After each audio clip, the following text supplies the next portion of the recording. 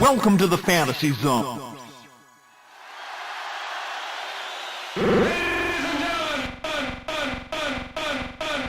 Got a hot one for you.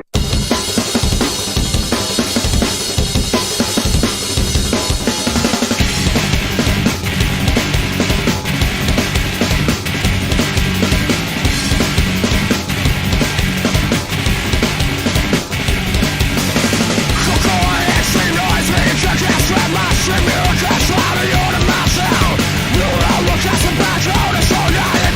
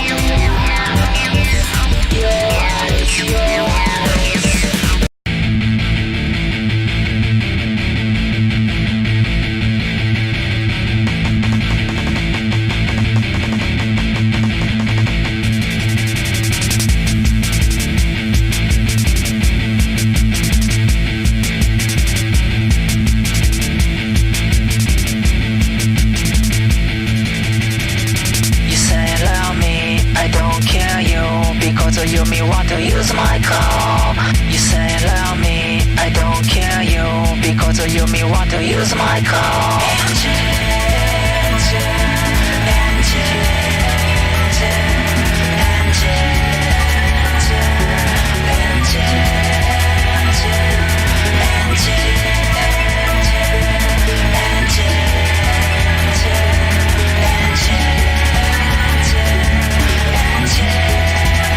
Don't be naughty.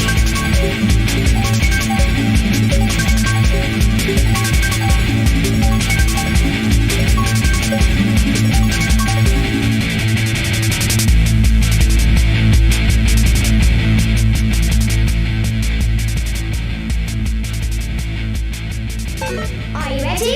Please wait.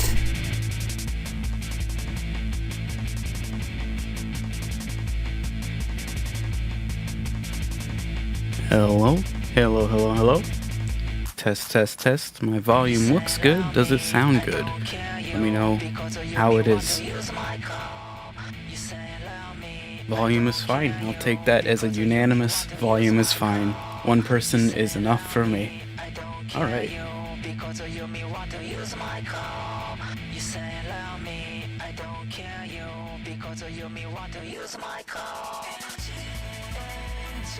I didn't invite any dick butt my stream. Get that out of here. No, bring all the dick butt you want. Alright. Hey, how's everybody doing? Having a good evening? Well, at least I don't know where most of you watch from. Like, I think it's so scattered that I can't say any time of day I could possibly say would be wrong.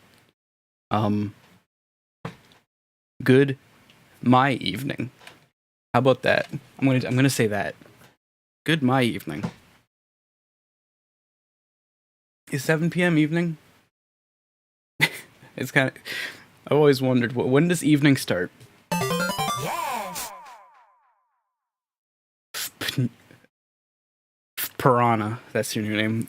Piranha. Piranha. What's up? 6 p.m.? Earliest evening can start is 5. Okay, we're getting some, like... I'm getting some conflicting information from chat here. I'm gonna Google... When does evening start?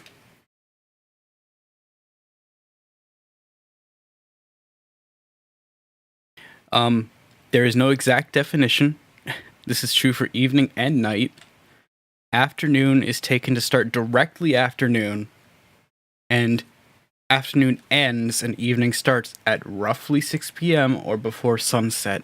Alright, well, sun is still 7 p.m. and the sun is still out.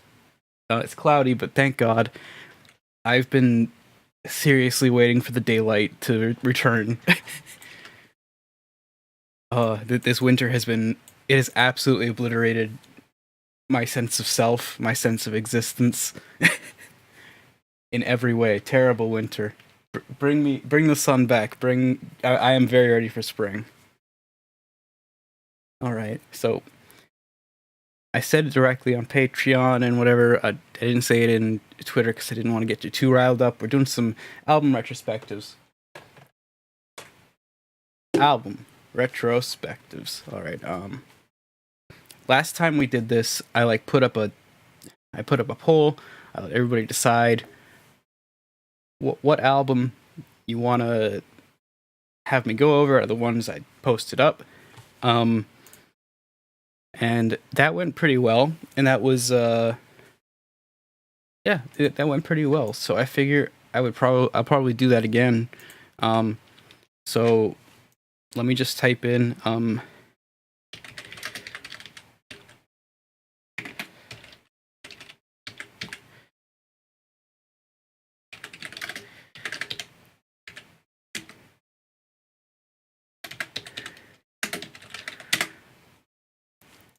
just hit 1 or 2 in chat. Well, on 160p, don't... I'm not gonna optimize my damn stream for 160p.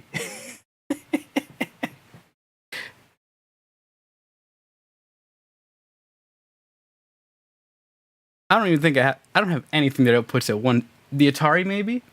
Does the Atari, output at 160? I mean, I know it outputs like 240, I think. But what's the internal resolution of the Atari 2600? I'm very curious now. 192, 160 by 192. I wasn't far off. That's the Atari 2600.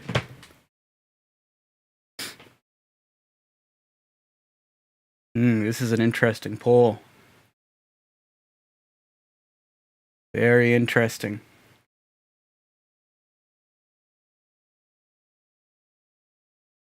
Very, very interesting.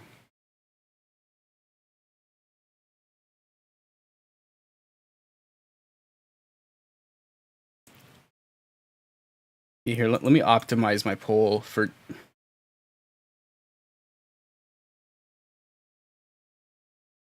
There we go. It's optimized.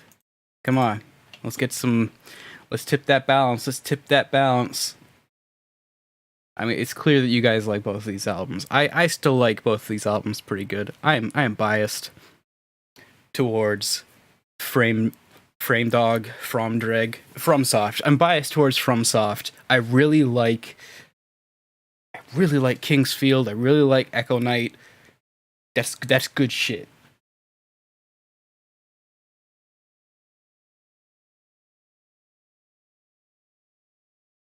Demon Souls, you know I love Demon Souls. It's like Demon Souls is great because it's this bizarre bastard child step between King's Field and Dark Souls, where it's like, oh shit, this is terribly difficult to play. I love it.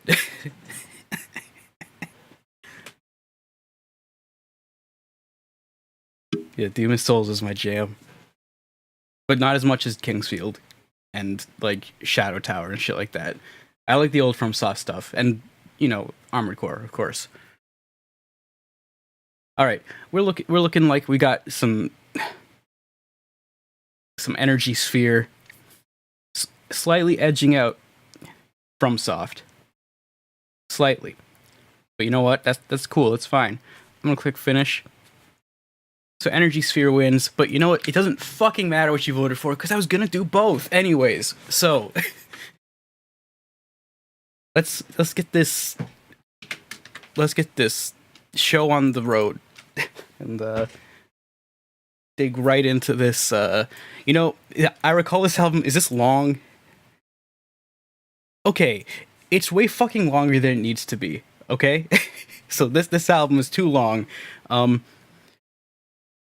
So I'm not going to talk about the Bipolar On remix because I don't want to, because it's boring to talk about. Okay? So it's off. So 48 minutes. This is still a long album. Let's get down to business.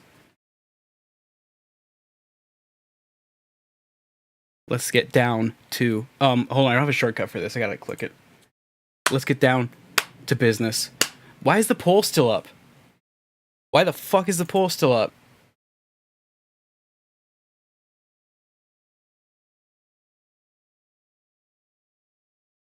Hold on, let me just like start a poll that doesn't say anything and then just like immediately end it and hide it. Okay, finish, hide, go away. Okay, we're good. Poll's gone. Sorry the cover art looks like that right now. I'm like running a visualizer on top of it. You'll see when it actually starts going. And I don't know if I'm feeling this like rotated text in the background. Should this be straightened out or rotated? Should this be... What should I do with this? It's really bothering me. Straighten it. What if I like... Hold on. What if I like...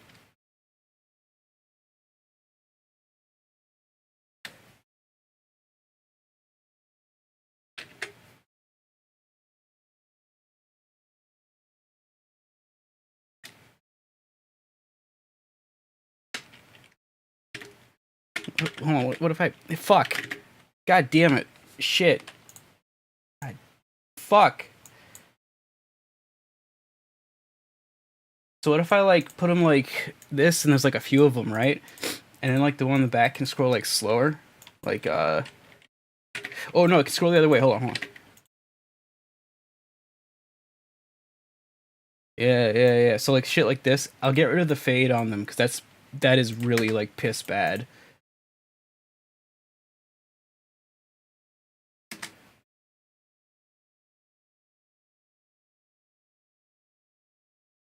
So like something like that, and I can like scatter them around, and I don't know. I don't fucking know. I don't plan for this shit.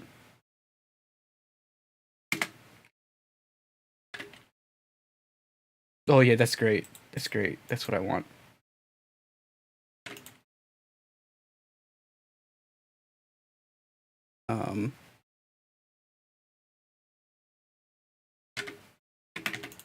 Sure. Okay. Album retrospective. There we go. We got the.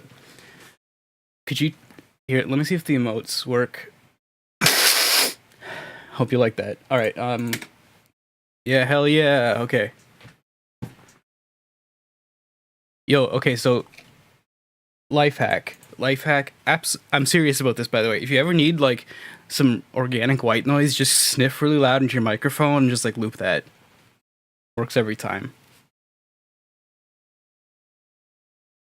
Seriously gets the job done.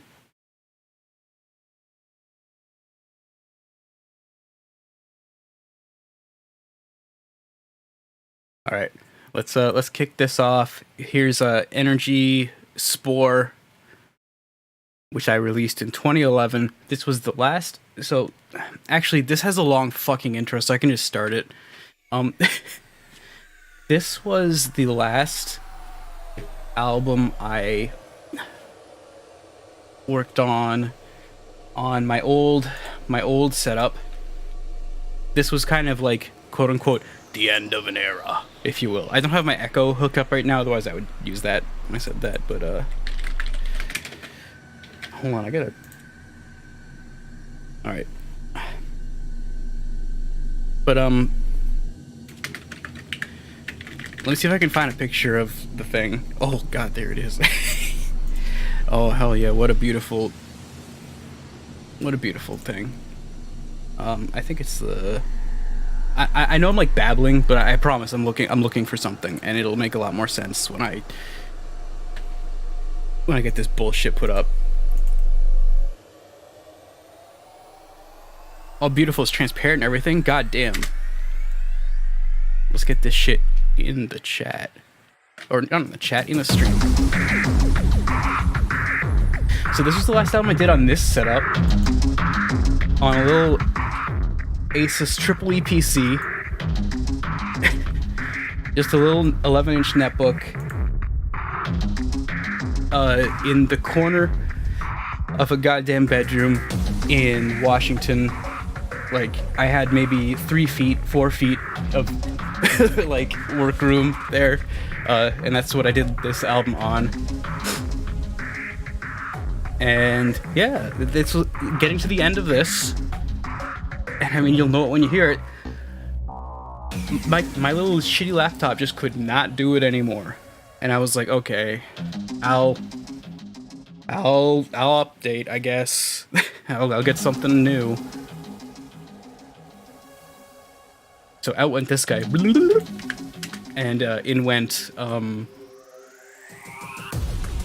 a Toshiba satellite that I still use when I'm out. I've had it since like 2011. Thing's a beast.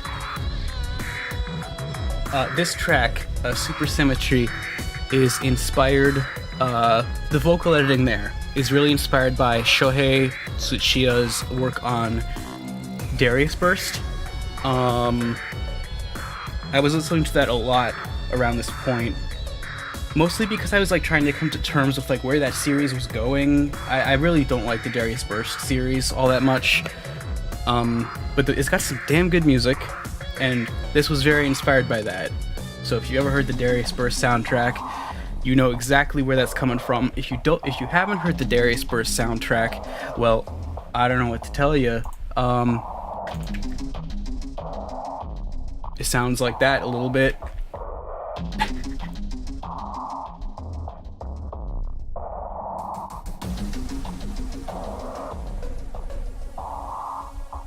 It's here. last time you guys mentioned that you would like to hear asides of like where things came from, what they're inspired by. Here's a clip of "Goodbye My Earth" by 𝓔𝓶𝓶𝓪 from Darius Burst. This is kind of, I heard the vocal editing and I'm like, I'm doing that. Why would I not do that?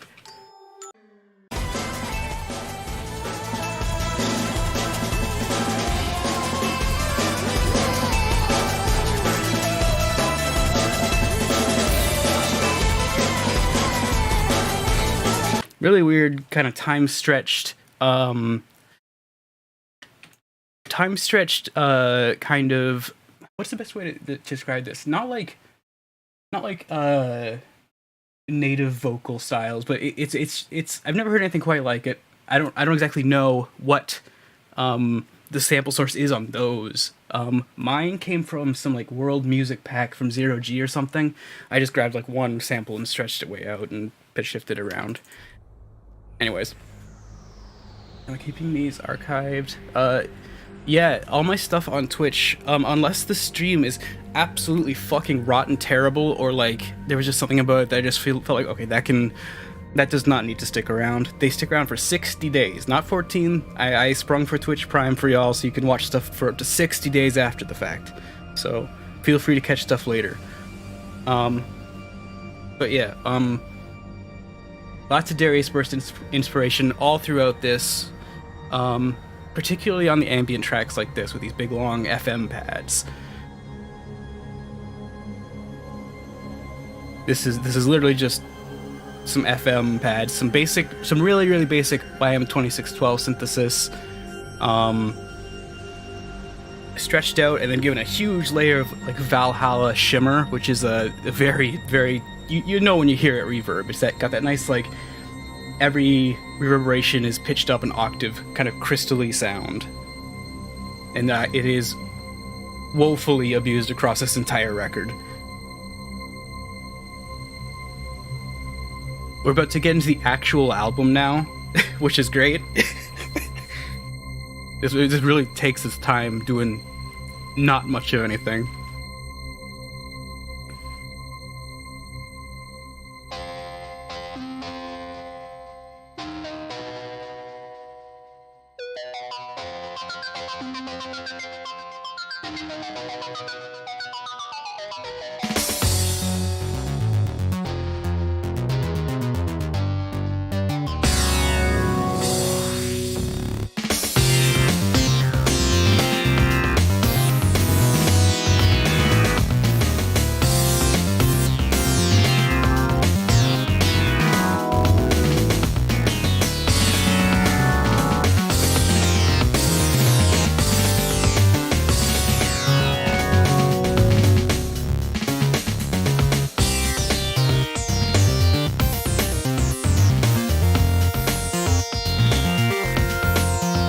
So this track, good chord here.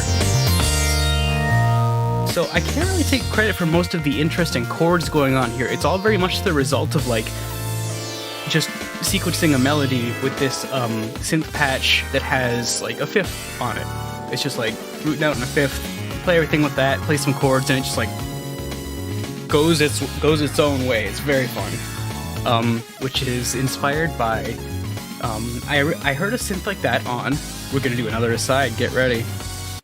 I heard a synth like that on Manabu Namiki's soundtrack for Donpachi Daiojo? Was it Daiojo? Hold on, I think it was. Yes. Yeah, this here from Donpachi Daiojo. So this track has this really, it's pretty much the same synth. I was like, I need that, but synth one.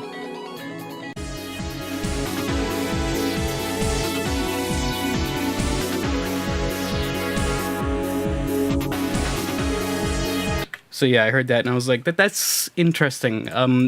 If anybody's familiar with the general MIDI standard, you know there's this awful fucking patch called fifths in like the synth lead category. Which is literally like saw fifths, and it's wonky as shit. And for years I could not figure out what to do with it, and now I know you just play melodies and just like see what happens. Now let's see if I can find it where we were in that track. Something like that. Where did I live before staying in Hamilton? Hamilton, and then back with my parents in not Hamilton. I have lived several places, but all in Ontario, so nothing shocking there, really. Can I explain the cover for this? He's puking. No. As you can, like, going through this, I've already had, like, several points where I can say, oh yeah, this is from this is from that, this is inspired by that. And that's exactly what this is. It's just this regurgitation of all of these ideas that I've heard and liked. I'm just gonna like use them all wholesale, like no bullshit. So I'm gonna just like eat them all, puke them back up into something else.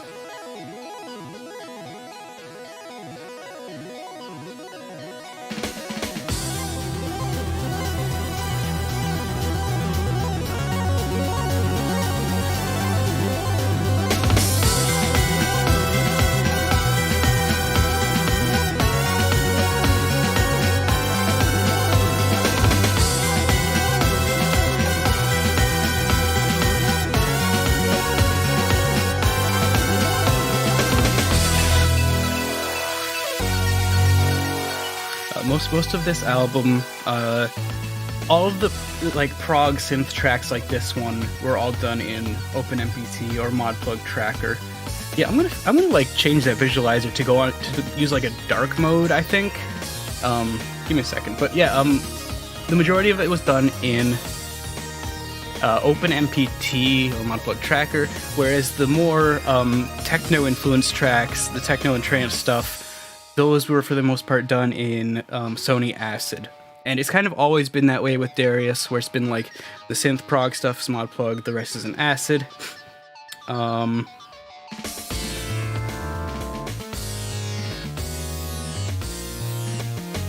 would say that over time, as time has gone on, more and more of the Darius stuff has moved to OpenMPT, like regardless of what style it's in.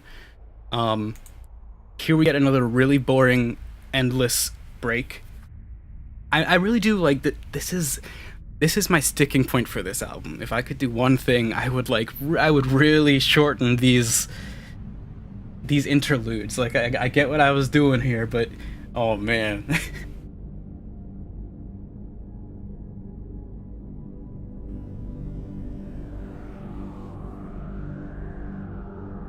These things just kind of like, they happen too frequently and they're too long. So I would maybe like shorten them or like pad them into the tracks a little bit, something, you know, or just like make it like a short drone, like, I don't know. And these last two chords here are here they come. Here they come.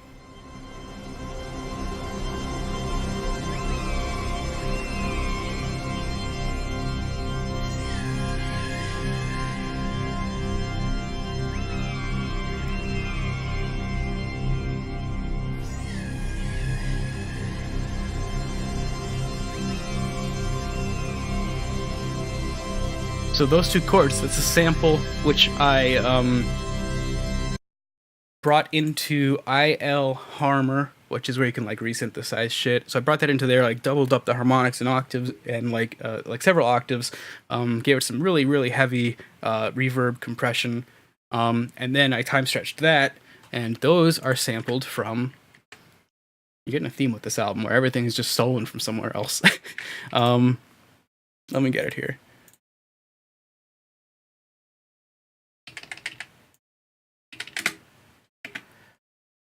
Oh. So I want to say, I got to make sure I pick the right track here. Okay, here we go. So that is sampled from this track from Vampire Killer on the Mega Drive, or also known as 𝓔𝓶𝓶𝓪 Bloodlines. No, it's not that one. It's the other. It's the fucking other one. Thanks me. I'm always on top of shit. Always on top of shit.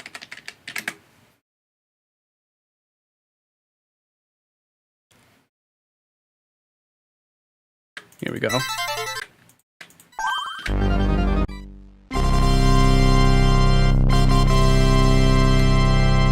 So yeah, it's that resampled to 𝓔𝓚 stretched way the fuck out, and now it sounds like this, and it's really pretty.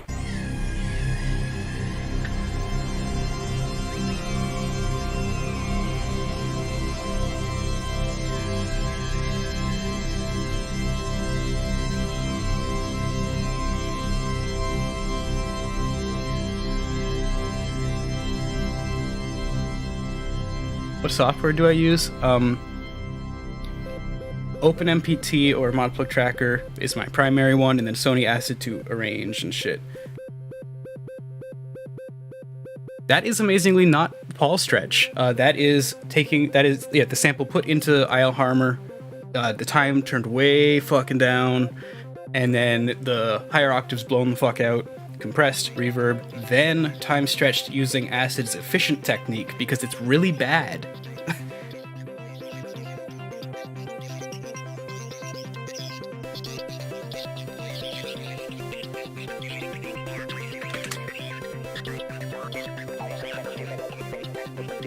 Anything sounds great with enough reverb.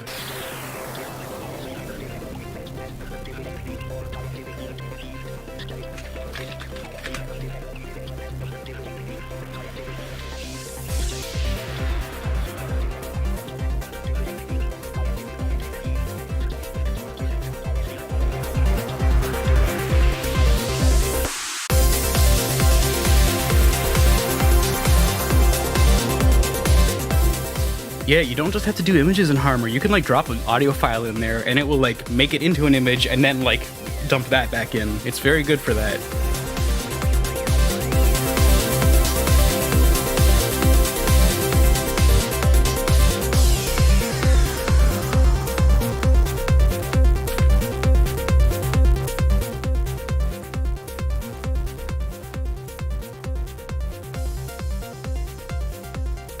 Oh yeah, somebody asked about the track titles being acronyms and whatnot. Yes, stuff like where it's all caps, absolutely yes. 𝓁 isn't actually logic gate in this case.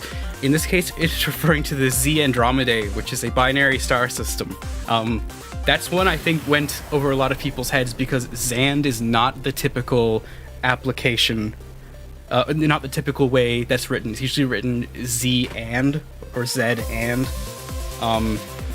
So I can see that being read the wrong way, and I probably should not have written it like that. It was mostly for stylization, because I kind of wanted it to fit with the rest. Because it's like, you know, all those ambient tracks kind of like fit the same mold in that respect.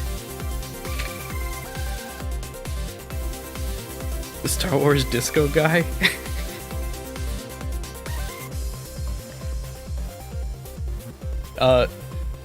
No, it's referring to it's referring to an MECO is a sorry, this is like really hard to say and remember. Magnetospheric eternally collapsing object. That's magnetospheric eternally collapsing object. It's like a model of black hole. It's like that, like a theoretical model of like black hole that isn't our typical model of black hole that we usually think of.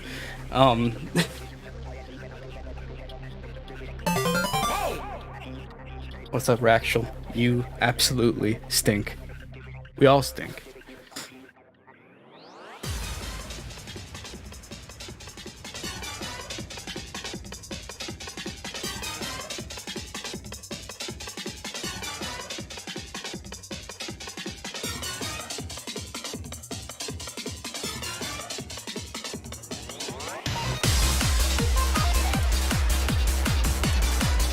So real talk, like these like funny like keyboard solos, those are stock.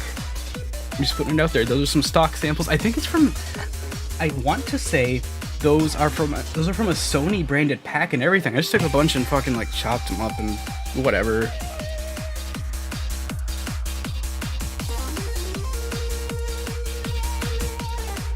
At this point I was like, what am I trying to say? I was like, well, if I like wrote a solo, it would just sound the fucking same. So I'm just gonna use these goddamn samples.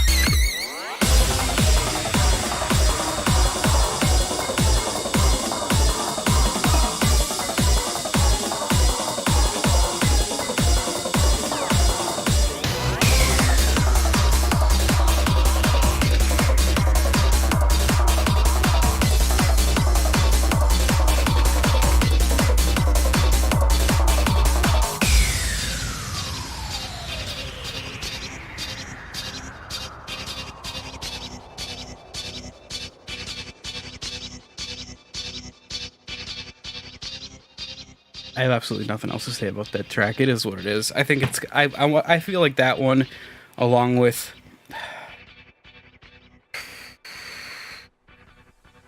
one of the other tracks later, I feel like is a real low point on the record.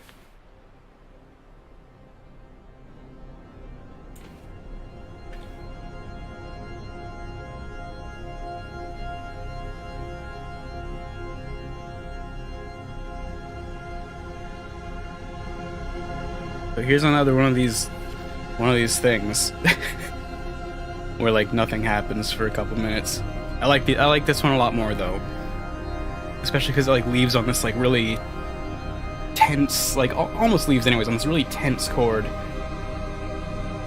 And I like the phaser modulation. It's very like Hammondy, like a rotating speaker.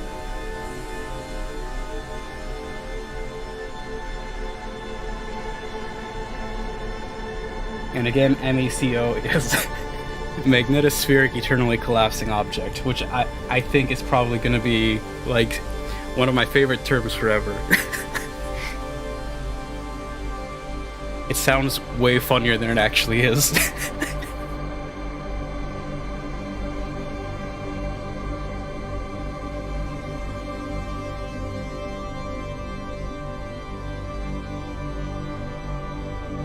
Oh, that Picardy third just comes sliding in to save the chord resolution. Just barely.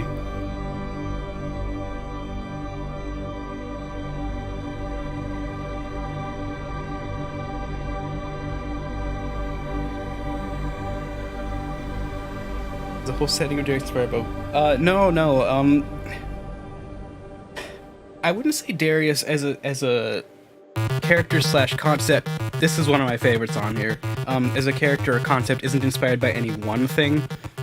I want to say a couple of the big driving forces behind Darius are, of course, Darius, the game series, and I just really love bullshit fictional science. Not like straight up sci-fi like stories, but I love like what how do I want to describe this?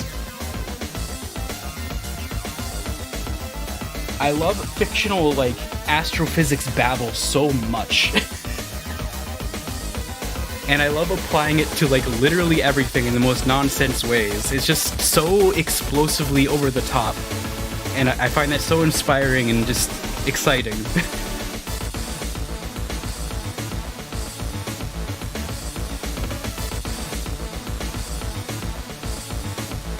But I do like theoretical science, theoretical physics. Like all that stuff is like, I don't know, man. I could, if I were a vacuum, my sack would be full of the vacuum bag would just be full of books about fucking theoretical physics.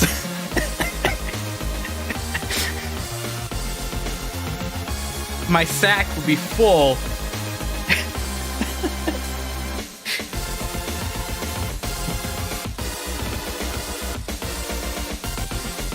So I feel like this one's easier to look up, but D1973 F2 refers to the Shoemaker Loving 9 comet that like broke and like smashed the fuck into Jupiter. Well, not actually, but well, kind of. It collided with parts of Jupiter.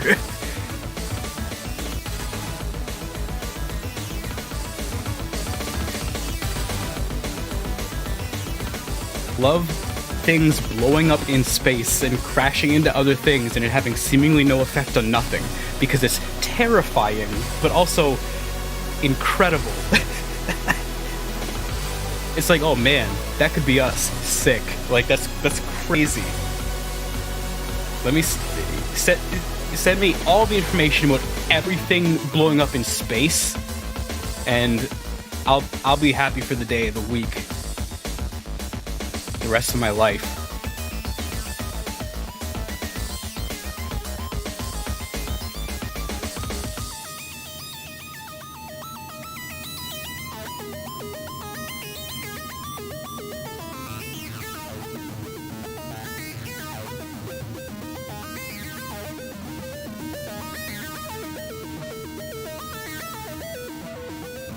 Where's that space blunt? Can a space blunt come back?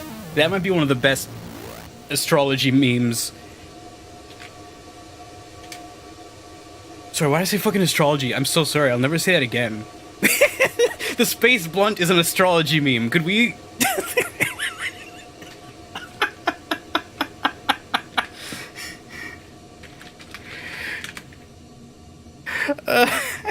Astronomy, sorry. Yeah, my birth sign is the space blunt.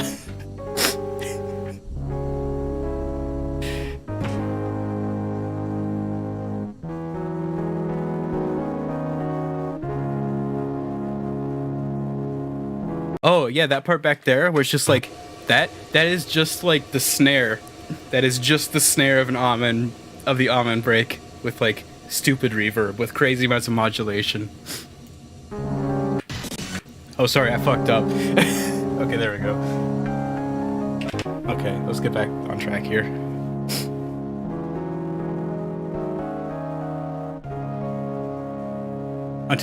I mean, the almond break has such a distinct sound signature because of the way it's recorded and everything.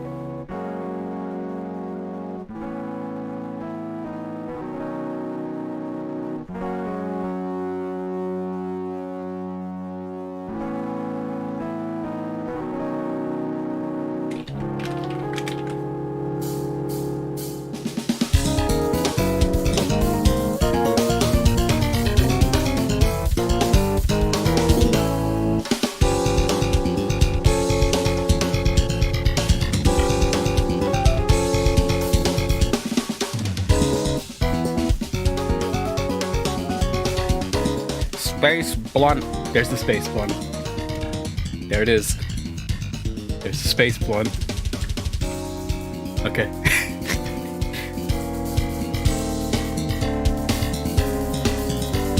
I'm not joking about the space blunt. The space blunt is a real fucking thing.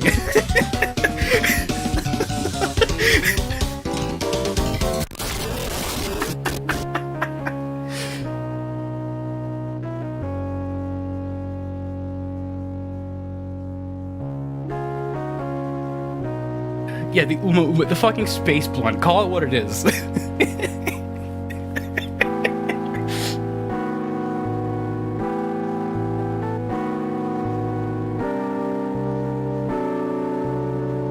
I mean, it does also kind of look like somebody picked up, like, you know, the dog did a doo-doo on somebody's yard and somebody just hurled it into space. You know, it could be that too. But... anyways. Thank you for the compliment on the drum tracks. The drum track on this one, Halley's Comet, was written before the rest of the track. I wrote the drum track and I was like, ooh, I like that. That's spicy. How do I write like anything else to that? And after that, it was the bass line. And then everything else just kind of like on top.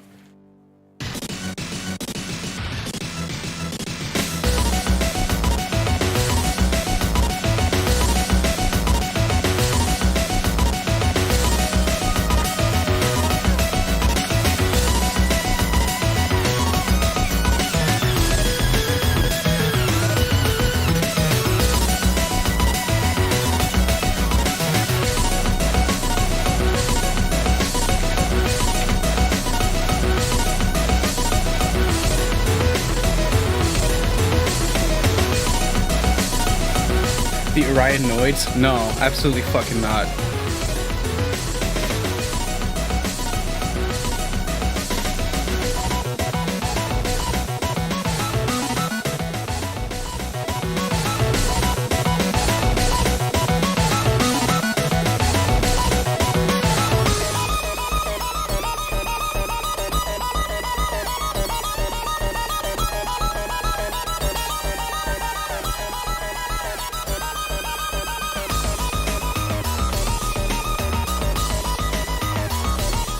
The Orionids.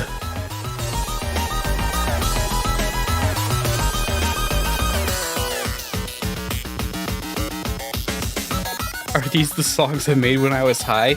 No, I was disgustingly sober.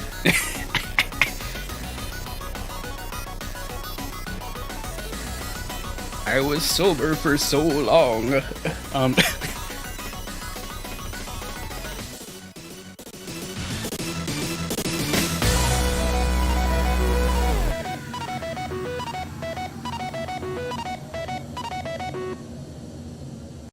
Okay, so before BHC comes on, hold on.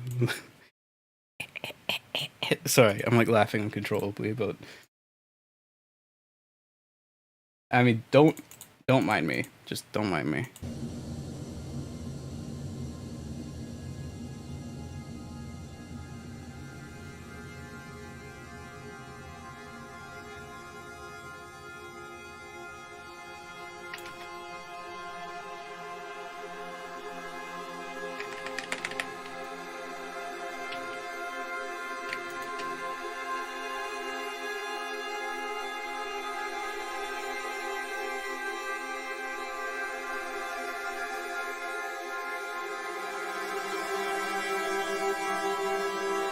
Space Blunt. Does this really not have audio? I'm so pissed that this copy of this video does not have audio. I'm pissed, actually. Close up shop. Close up shop. We're done. We're done. It's over. We're done. We're done. That's it. We're done. Close up shop. That's it, folks. Stream canceled. We're over. We're done. Because I can't find a fucking video of Space Cunt with the audio.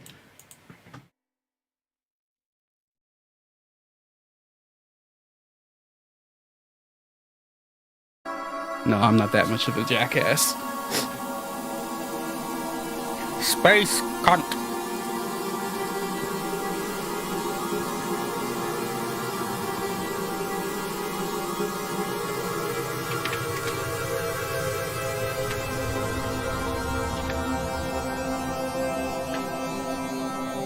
Look it up at some point. It's really funny.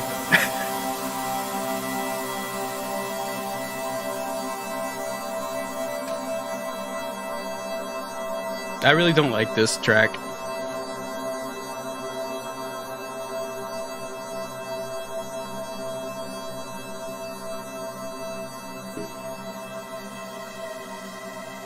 I like that part. I like that little dissonance. That's as far as it gets. Hey, here comes the second best track on the record.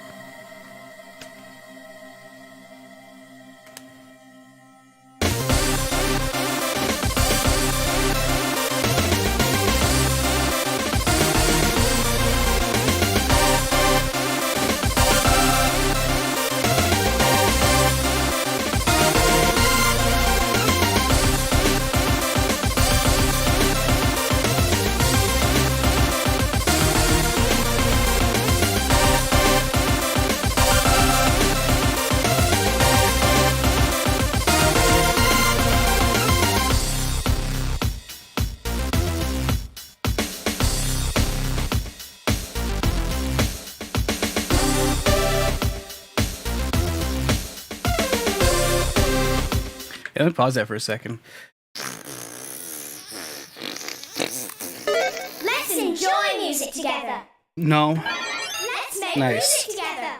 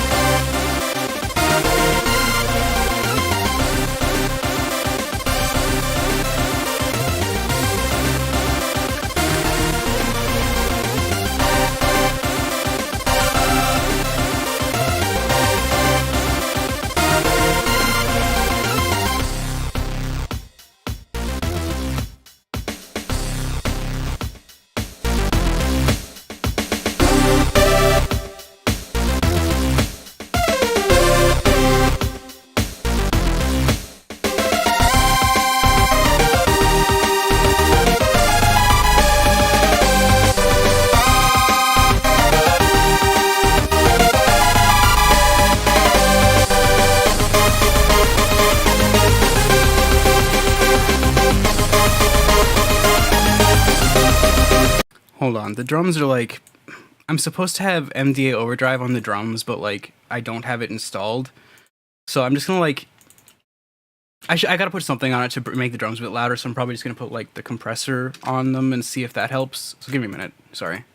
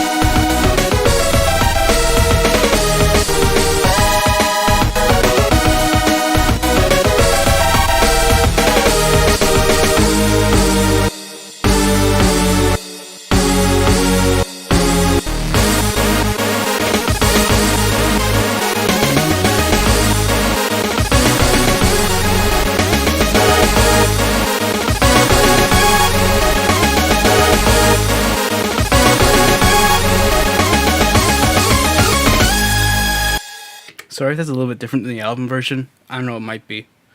You've been duped. It's not in the same key at the end. Haha. Haha, okay.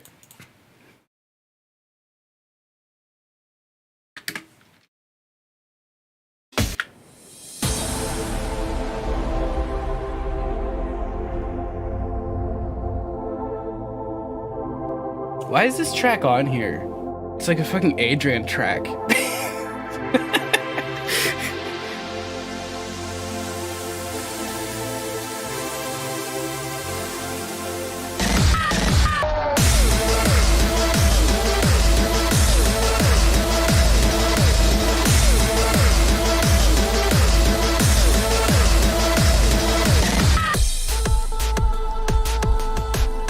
Never mind. I was thinking like, I mean, I don't like this one.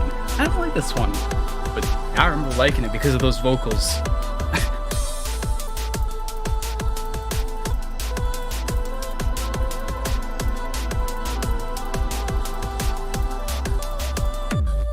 Inspired by the movie? Okay, so like, I love that movie. I love Event Horizon so much. And I hope someday, somehow, like, we'll get to see the original cut of it.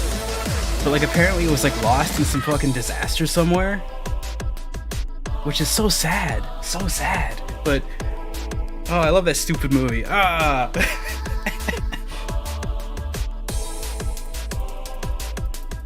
But this isn't, in particular, this isn't inspired by the movie Event Horizon. What was everyone the release for? Yo, it's crazy.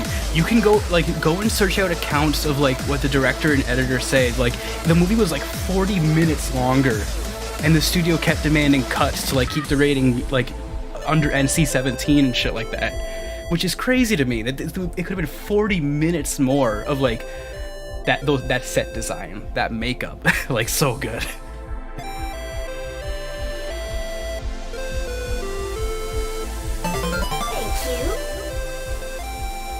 What's good, Cosmic 1990X?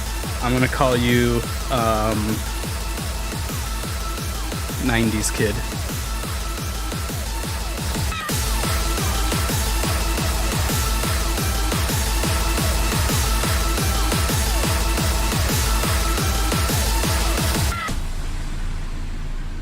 Yeah, like I get why they didn't want to, like, I understand why the studio didn't want to push it, because it's like a pretty vile movie, as far as like violence is concerned, and I can see it getting like really, really nasty, but the world building going on in that movie is so fucking cool. It's so cool. It is like, it's a better Doom movie than Doom is. Like, it's fantastic. It's really fantastic, and sorely underloved. If you got a stomach for gore, check out Event Horizon. Amazing, amazing stuff.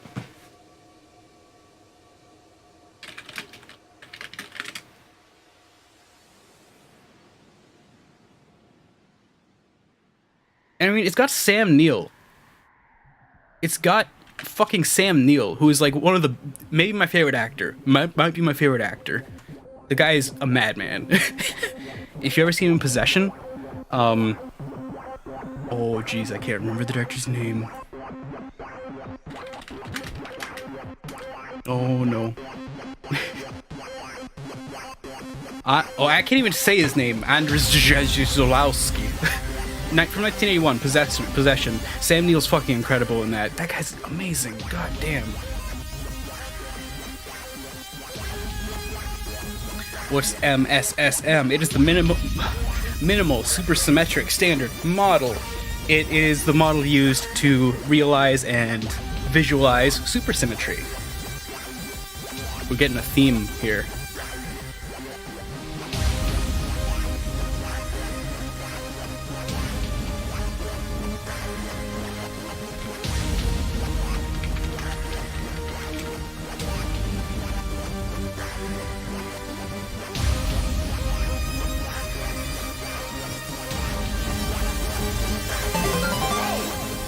What's good? T-Smokes. Sorry. Sorry, I'm like not laughing because T-Smokes is inherently funny. It's because you reminded me of something, and I'll show you in a minute. Are those vocals? Which part? Like, which part are we talking about here? if we're talking about the like side to side weird sound, no, that's like a bit crushed and low pass filtered like executable file. But oh, the gasping, yes, those are from 𝓔𝓶𝓶𝓪 from the arcade like ROM data. I'll get the 𝓔𝓶𝓶𝓪 thing in a second. Hold on. Okay, whatever. We're getting on to 𝓕𝓚𝓚𝓚𝓚.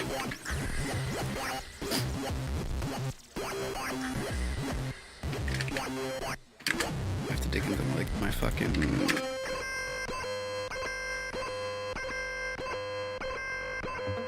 I have so many files.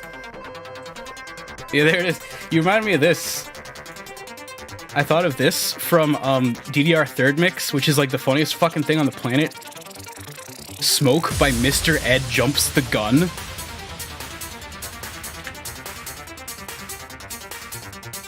Terrible, terrible cover of Smoke on the Water. It's so good.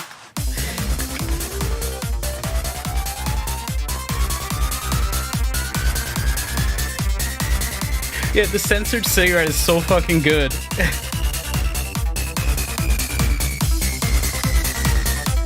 Yeah, I like this one. This one's good. I'm happy with this one. I don't remember anything about it. The cigarette is censored because it's a blunt, and you can't do that in Japan.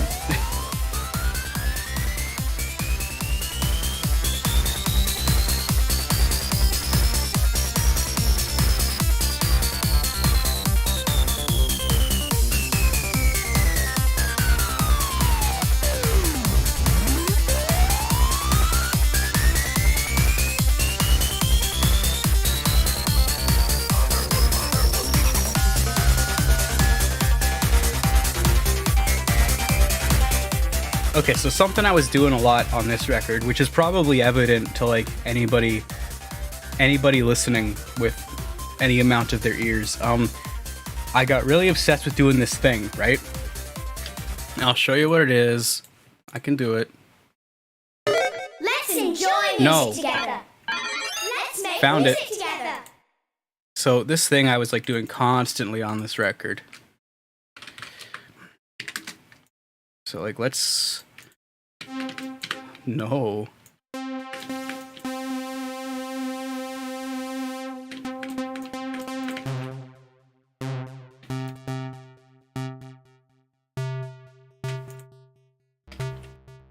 I want like the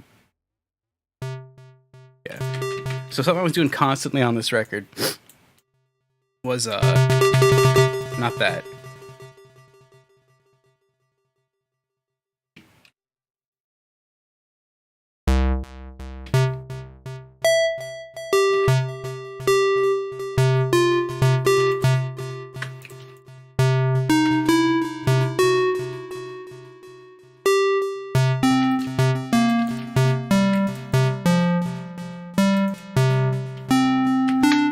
So like I just like make a sequence like this, right?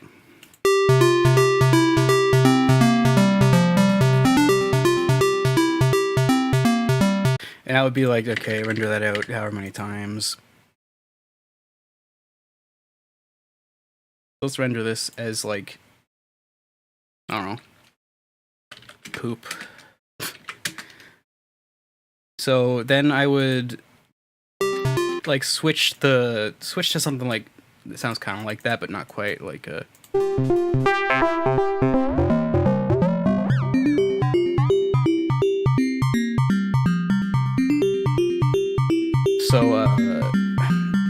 So I would get something that sounds like real similar, and then I would be like, okay, so this is 32 long. So then I would switch it to 28, and I would add a couple more.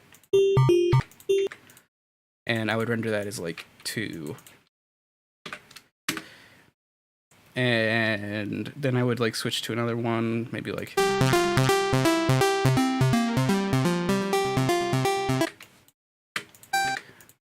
that one would be like 24. Add a couple more. I was like obsessed with this. It was so this is still a great technique, and everybody should do it.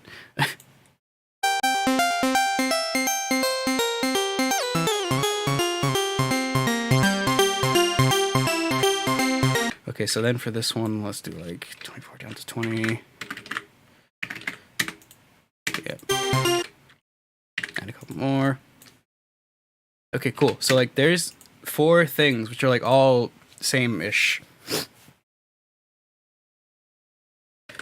Poop. And we're just gonna like 1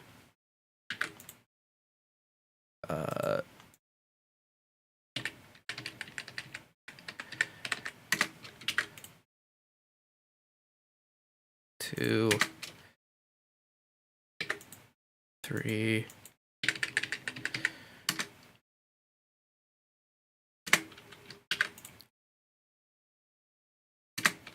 and 4. And this will sound like pretty boring at first, but like give it time. It's delicious. It's wonderful.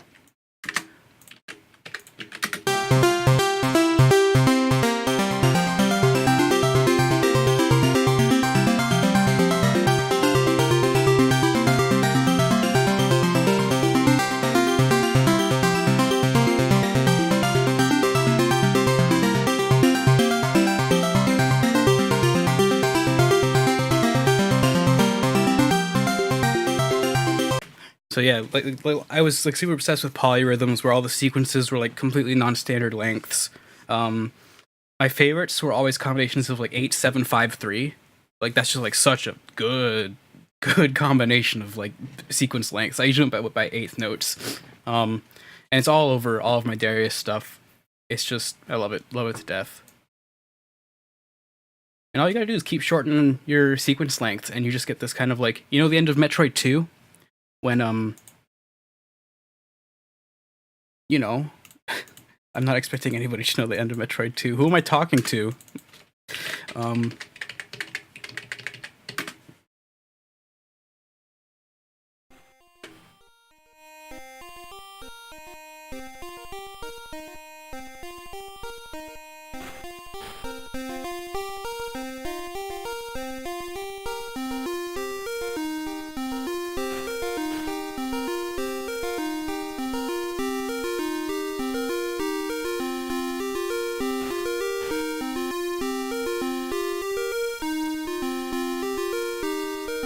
That's so cool. And those ones are all we're gonna get different like time signatures and tempos too, which is great.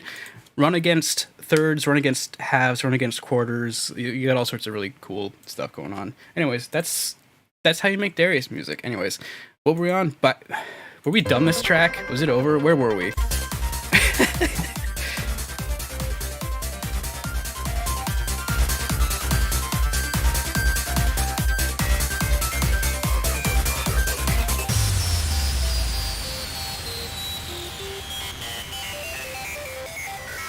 Yeah, poly tempos are the real shit. Oh, I love it so much. Especially if you find a way to like just like weave between them as effortlessly as possible. After this record, remind me and I'll put on a track that has like the most insane like tempo division bullshit I've ever heard in my life. Just remind me after this.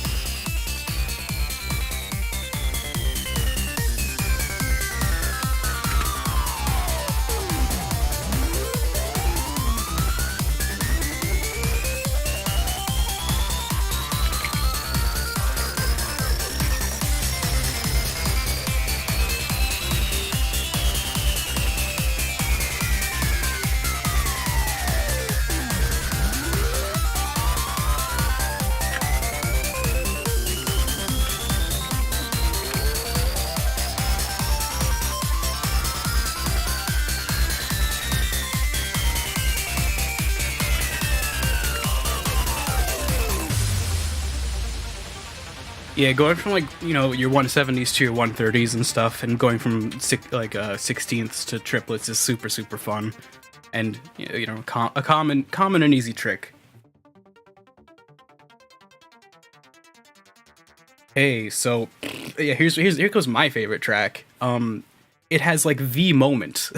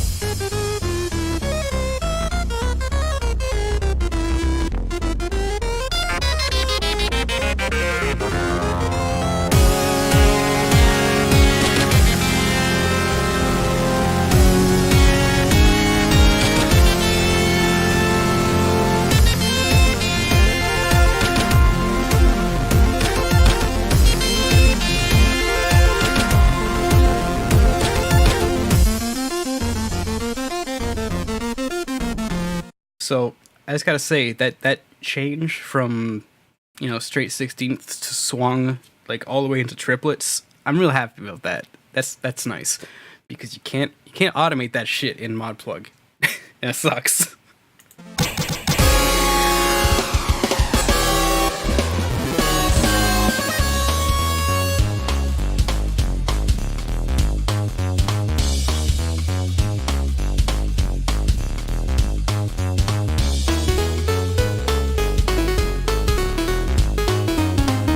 Alright, so coming up is what I referred to earlier as the moment. So this was a complete accident, where like I was putting in a tempo change and I did it wrong. Like completely and utterly fucking wrong. I was like, whatever, okay, 170. And I accidentally like put in a number that wrapped around to 32, which is like Acid's bottoming out point or whatever. Or 30, 60, whatever. Real fucking low. And I was like, oh my god. That's it. That's what's gonna happen. And I still think it's one of the coolest things that has ever happened to me working on a piece of music. It's just like when I heard the outcome of this like accidental tempo change, I was floored.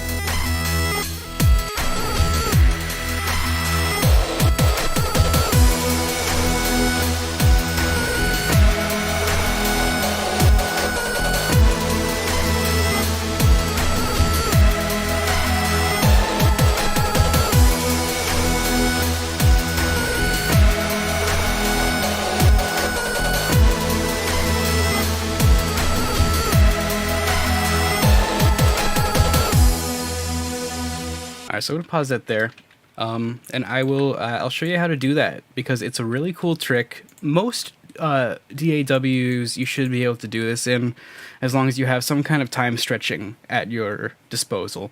I will grab like, I don't know, literally anything.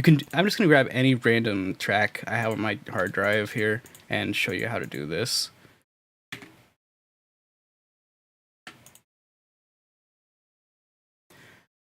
Probably just grab something from the retrospective today.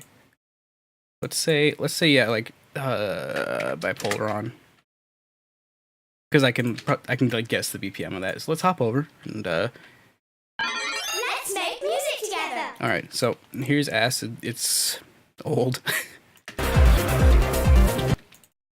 Okay, so let's do the thing where I like get over to the beat.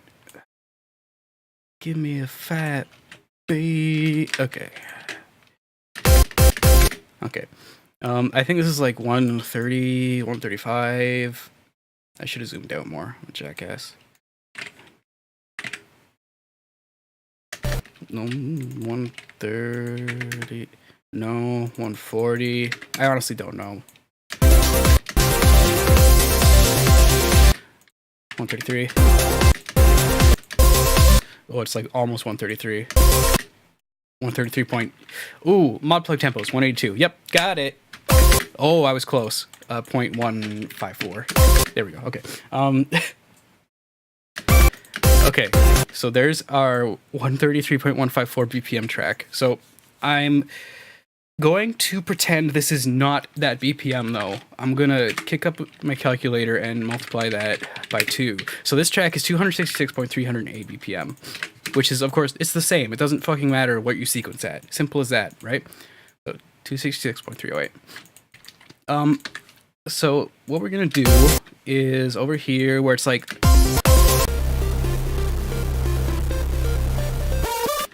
ooh, that would be interesting. We're gonna do it there, I think. No, over here. Right before here. So here's where our tempo change is gonna happen, and then we're gonna go right back up to like. So we're gonna go down, and then like immediately back up. right here. Okay. So this is how a time stretch would normally happen. We're gonna make this go down to like, what is the slowest it can go? 40, okay. I have fucked up. Hold on.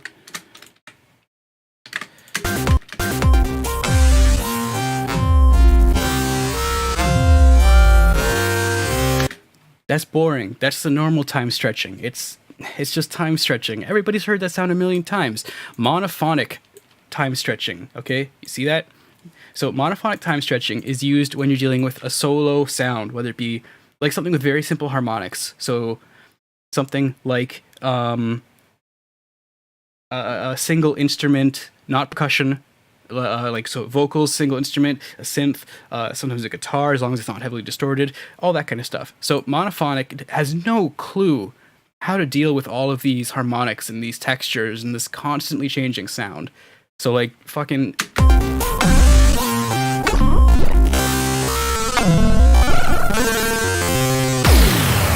So it's literally just like at this point grabbing every little grain it can and just being like, I'm just gonna like let that go as long as possible.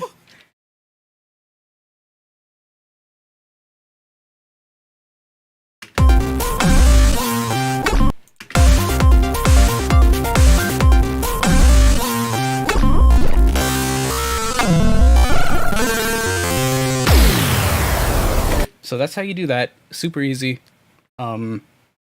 It's a delightful thing. Other algorithms don't really provide the same results. Like you heard pro. Efficient kind of just sounds like crap. Just kind of sounds like a wash, especially compared to pro that really kept like the hits. And speech is just weird. I don't know how to play with this at all.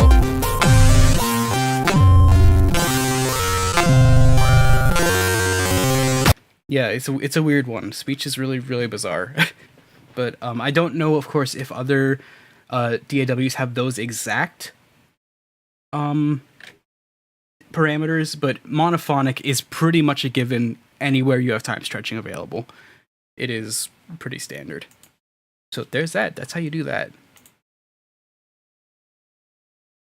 Alright, so after that, naturally, we have the part where I should have let the album end, but I didn't. Shoutouts to everybody that doesn't think this track should be on the album, because you're right.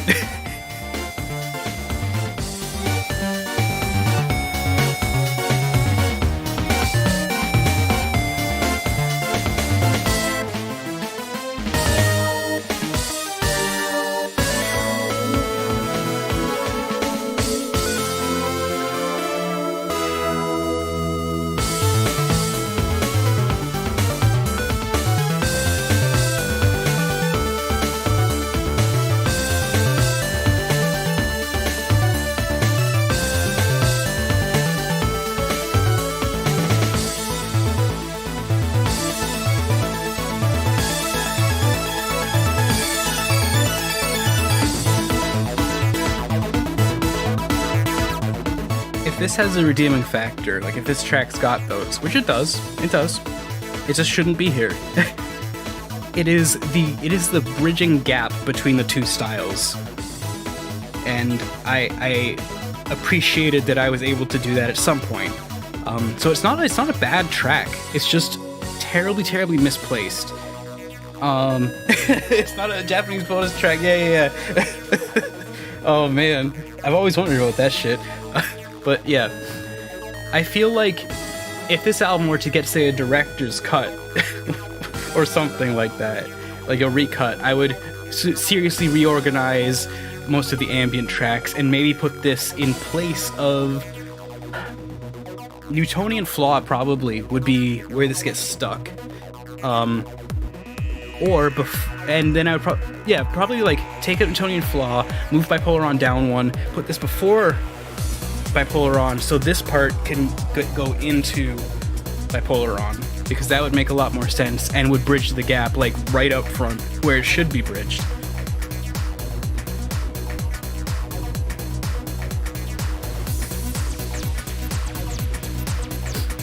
No, it's okay. Newtonian Flaw can go in like, I don't know, waste away on character difficile or something like that. It can go like where it can go to the graveyard where all the other Darius tracks go.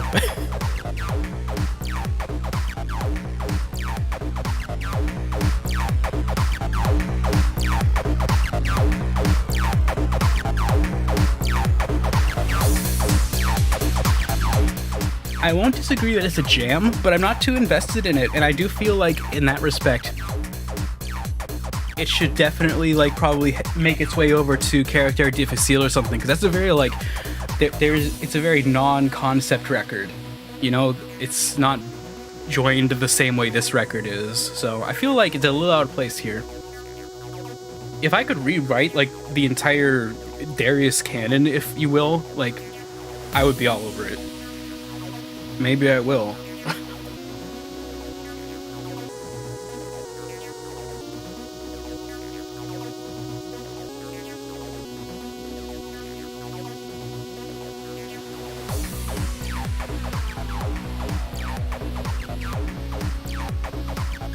Yeah, reboot time. Never forget the canon. Never forget. That's a really good that is a good emote. I like that a lot.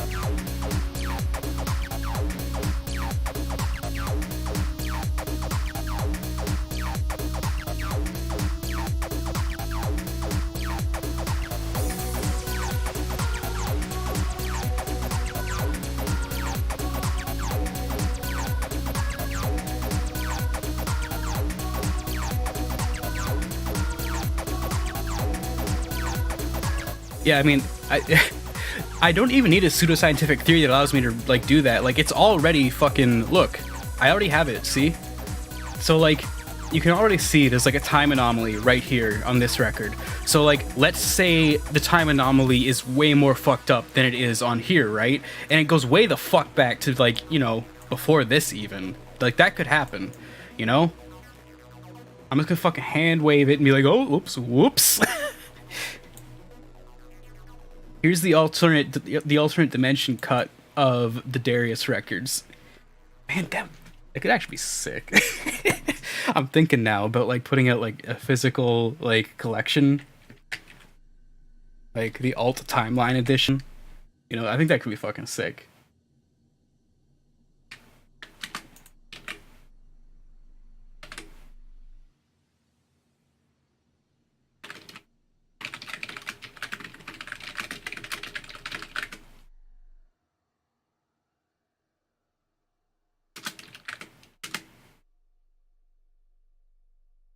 Oh, what's that? Oh, this poll just showed up. What is it? Oh, Jesus. I don't know what to do about that.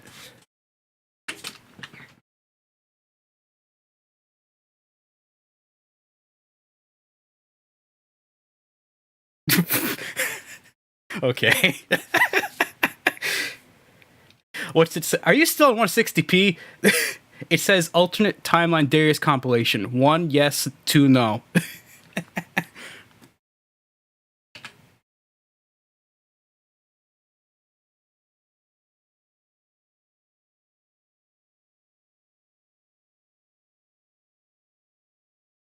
Data caps. That's the life.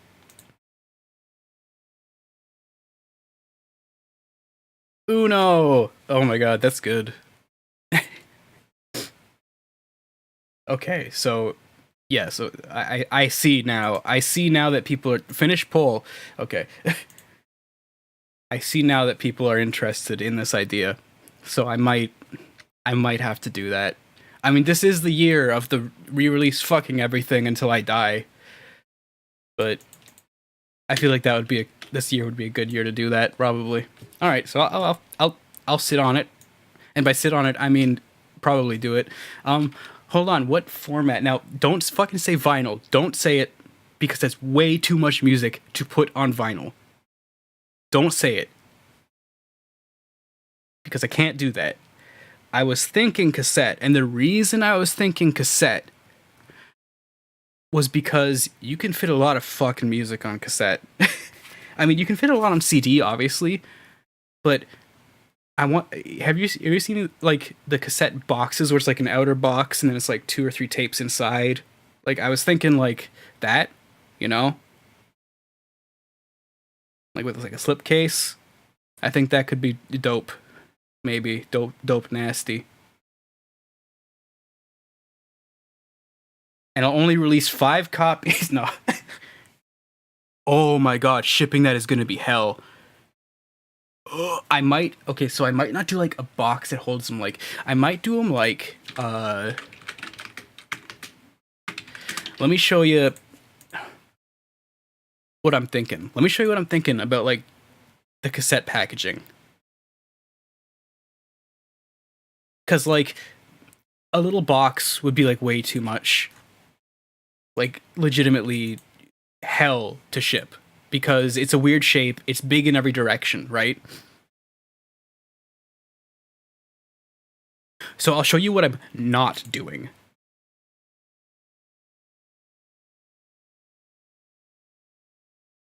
I'll just get like this demo from the manufacturer. So like I'm not doing a case like that where it's like you see the cardboard slipcase with the 2 cassettes inside. I'm not doing something like that. That's absolute fucking nightmare to ship. No way. But what I'm thinking, and what is a really cool look, if strange, is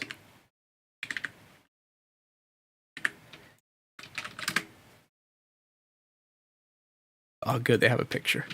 Okay, so what I'm thinking. All right, come on. What I'm thinking. I feel like I just crashed their site looking for these fucking pictures.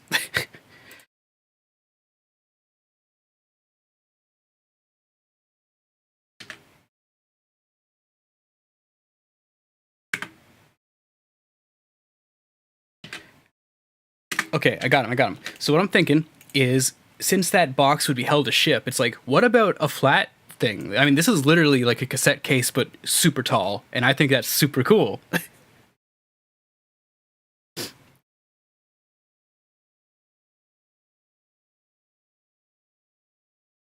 Alternatively, we do have like these like library style cases. These are really expensive. Like the case alone is like $5.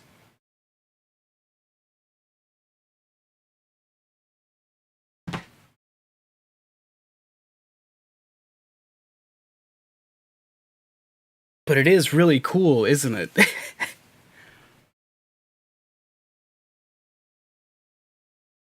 Fuck your cassette shelf.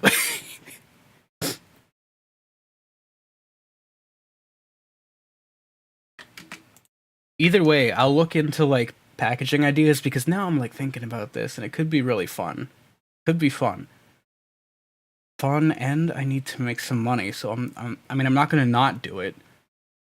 When it's a project I like, I'm gonna be all over that.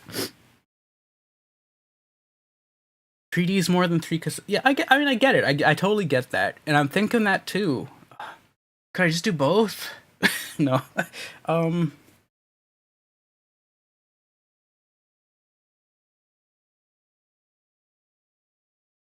Well, see, the thing is something really interesting, and I mean, we're about to get into the next record in a moment.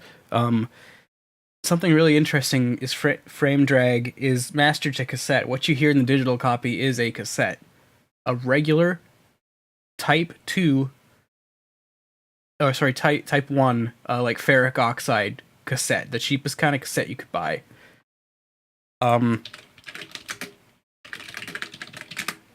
It was mastered to. I can show you the model and everything.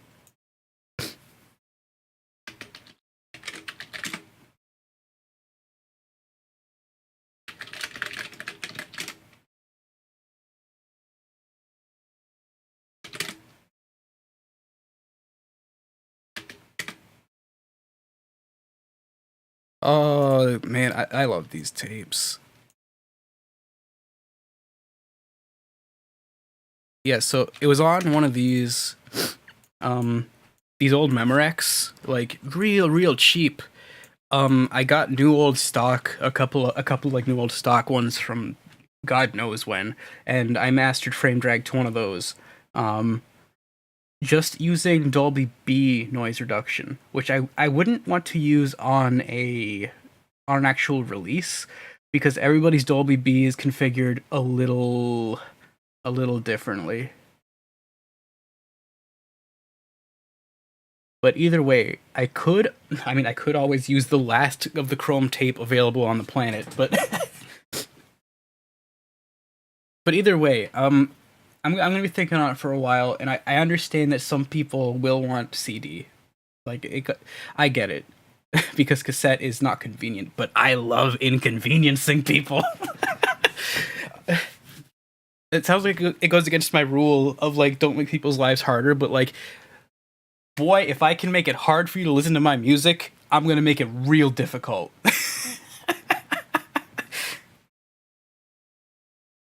If I could just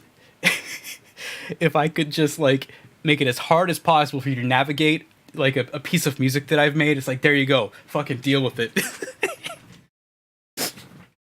I'm very not user friendly. I think it's FromSoft's fault. It's Kingsfield did this to me.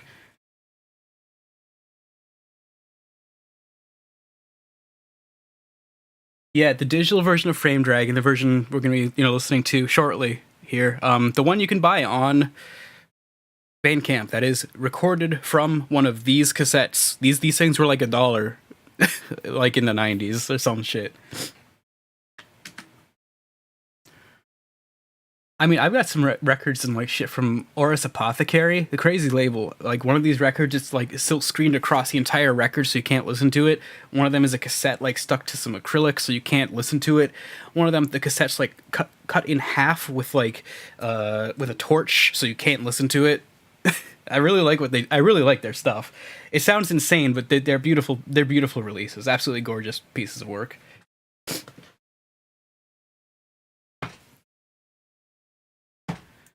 Don't put art in quotes. That's exactly what it is. It's creative and it's amazing. It's absolutely amazing.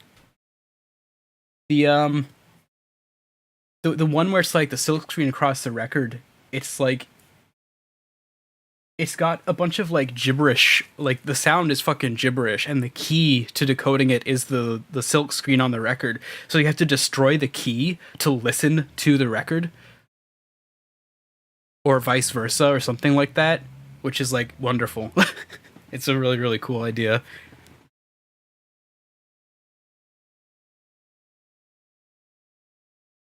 See, I don't think art is subjective. I think art is a silly word to begin with, and I think art refers to anything creative, period, full stop. So if you make something, it is art. That is absolutely, unquestionably true. It is art. And that is an objective truth. I don't care if it's like, I don't care if you took a dump and like put it on a, I don't know, signpost. I guess it's art. I can't say it's not art. And also, yeah, fuck art. I hate the word art, by the way. I like creative work. I like work. I like a piece, like a thing. Like I made a song. I made a thing. A song is loaded too, actually. Fuck that word. Fuck music. Fuck all these. Language sucks, man. Language sucks. What I'm trying to say is... I don't know what I'm trying to say. Fuck it.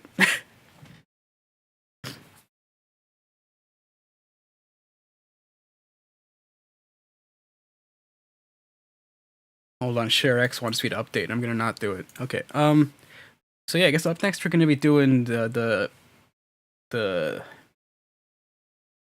frame drag. That's the one. That's the record.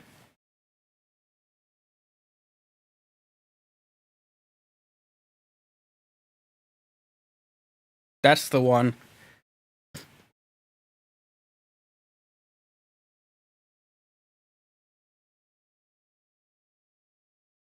I think for this one I'm gonna like change the thing back to be like additive, maybe, perhaps. I don't know. Maybe not. Oh my god, no. He's already dead. Okay, well,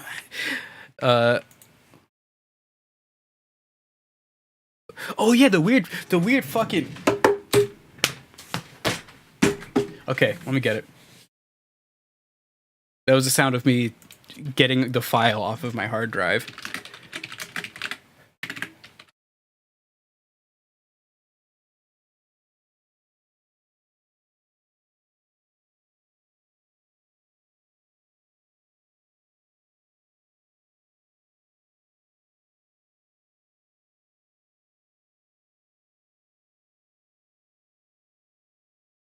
All right, let me fucking. Let's enjoy music together. That's wrong. I'm talking to OBS, not you guys.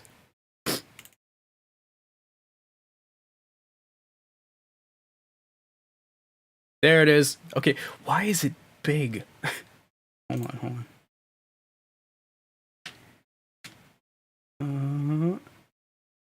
on. Okay, cool.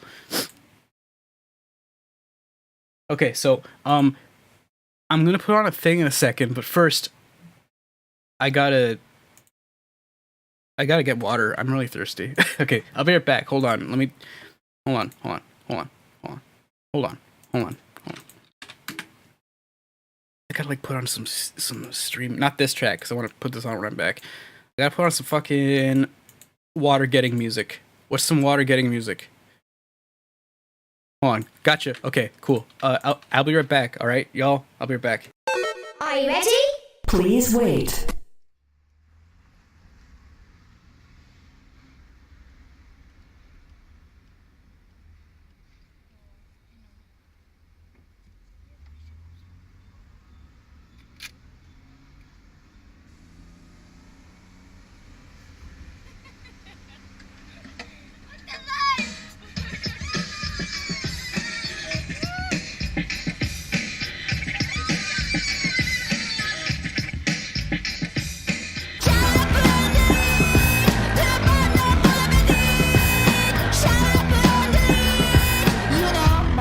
Sweet.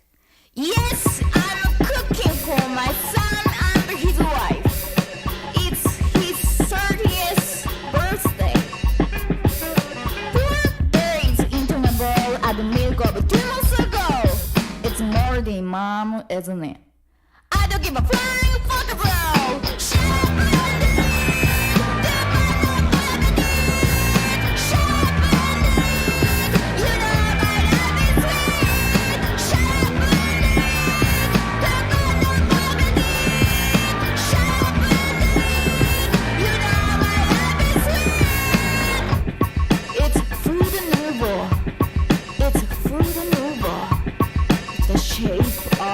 Love.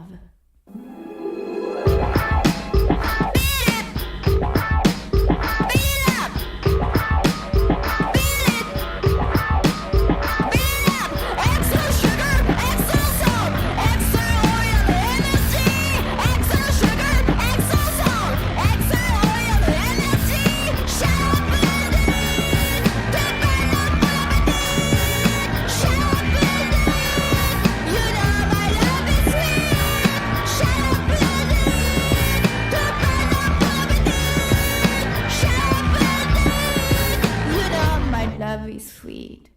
You were born in the 60s. We made the war with the Vietnamese. We love LC, we die easily. Can we just say, shut up? So what, for your own sake? Do you have a headache or a heartbreak? I'm broken by the birthday cake. You and me so on the uptake. I put a pot in the birthday cake. So what, say what, for my own sake? Watch out, yo, here come yo. I'm gonna change your rattle sake.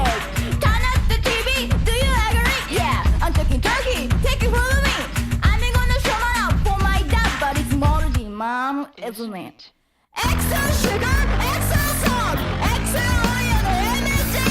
Extra sugar, extra salt, extra oil, energy.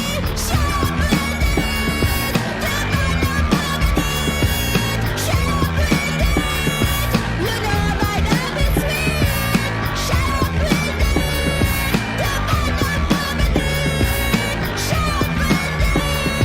You know my love is very sweet.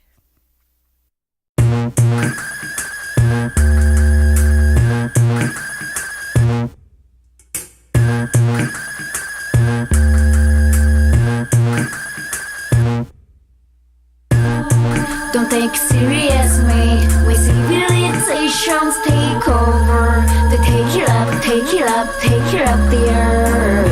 It's motherfucking nature.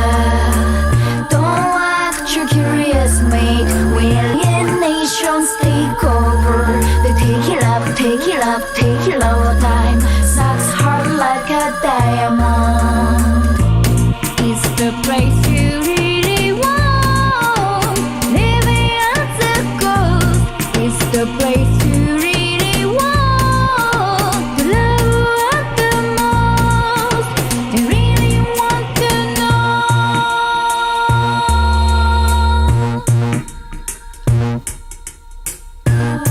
Don't act your religious mate. When realizations kick over, they shake it up, shake it up, shake it up our hearts. It's motherfucking nature. Don't act your curious mate. When alienations take over, they take it up, take it up, take it all the time. Sucks hard like a diamond. It's the place you really want. Living as a ghost. It's the place you really want. Love at the most. Do you really want to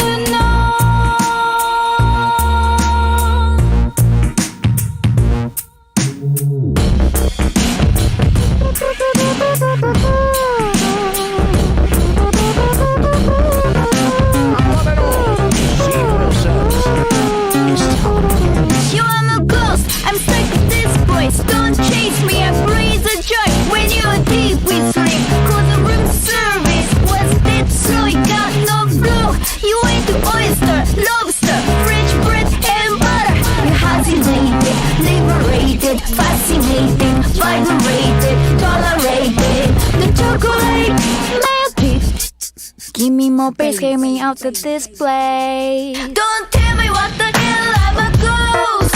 Don't throw the fucking oyster shell at me. Don't tell me what the hell I'm a ghost. Don't throw the fucking oyster shell at me. Don't tell me what the hell I'm a ghost. Don't throw the fucking oyster shell at me. Don't tell me what the hell I'm a ghost. Don't throw the fucking oyster shell at me. It's the place you really want. Living as a ghost. It's the place you really want. Love at the most. You really want to know. I didn't drown. I'm back. Hey.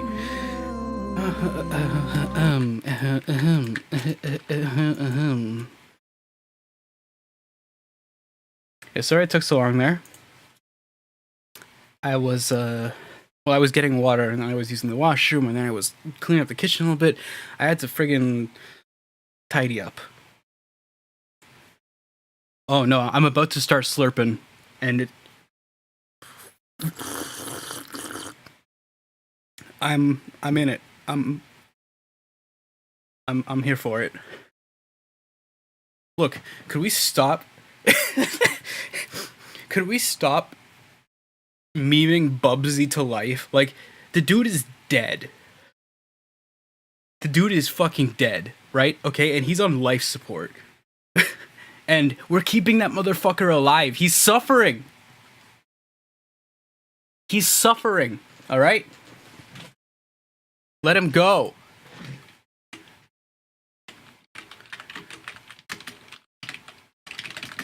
And you know what? You know what pisses me off?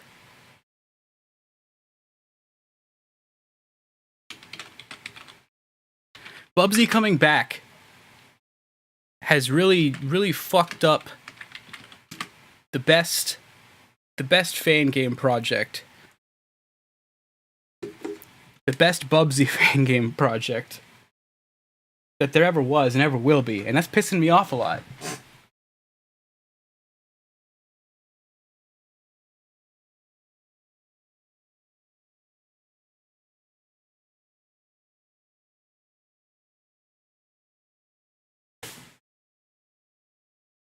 Yeah, you know it, Spanky. Thank you. God, That is the real shit.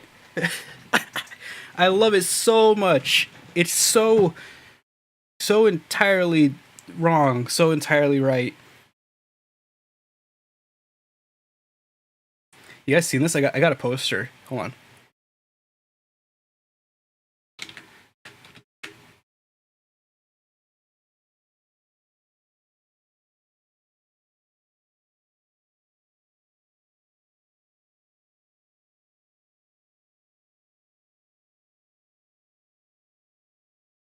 Fuck yeah! What a good poster.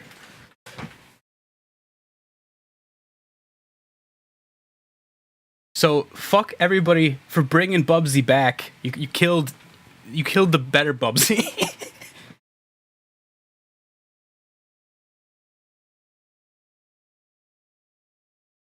I hate you all.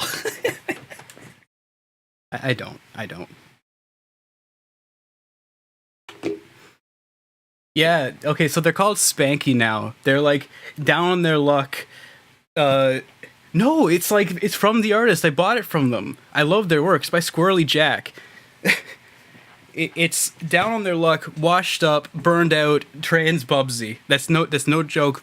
And now they're called Spanky because Bubsy's back.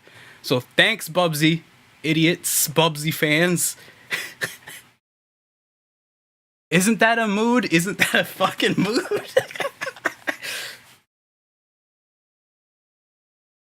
Oh man. Yo, okay. I'm down with Croc. Especially when you know that like Nintendo is like they fucked Croc over. They fucked Argonaut over.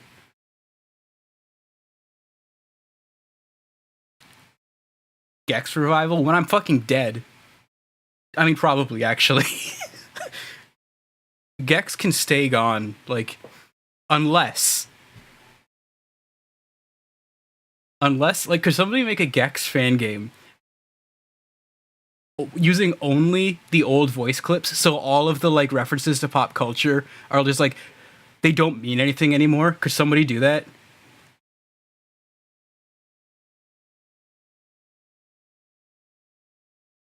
Because I would be down for that. It would be really funny. We need... Because Gex has like a million Dana Carvey jokes or whatever. Like... Or who the fuck... It was Gex... Gex was played by...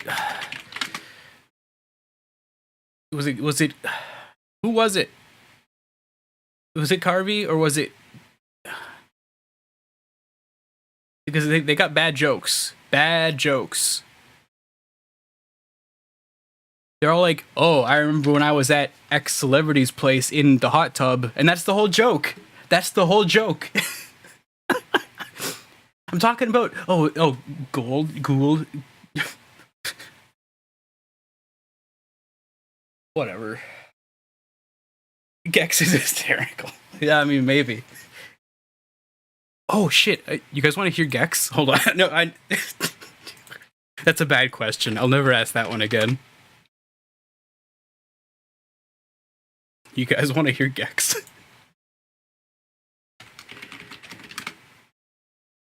Okay. So like I was just doing my thing playing Gex. Oh god, turn it off. I was just doing my thing playing Gex as one does, you know? As one fucking does. Let's enjoy music together. Yeah, music. I was just playing Gex as one does, and like I was playing on my shitty.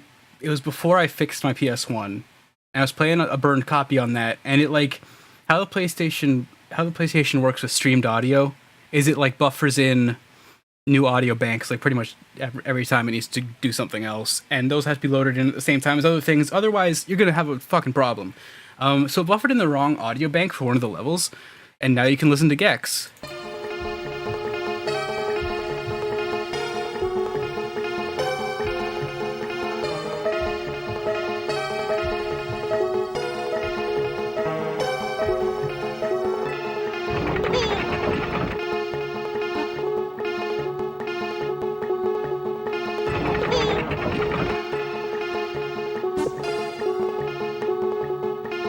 sounds like a fucking Residents album.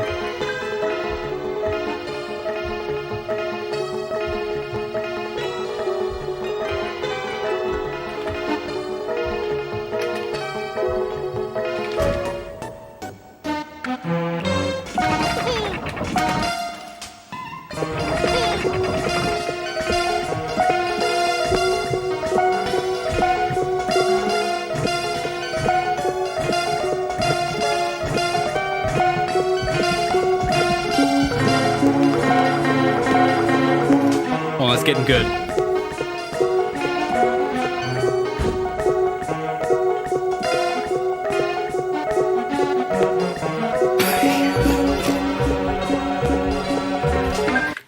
Could we get like some respect for like that part where it's like do it in the right channel?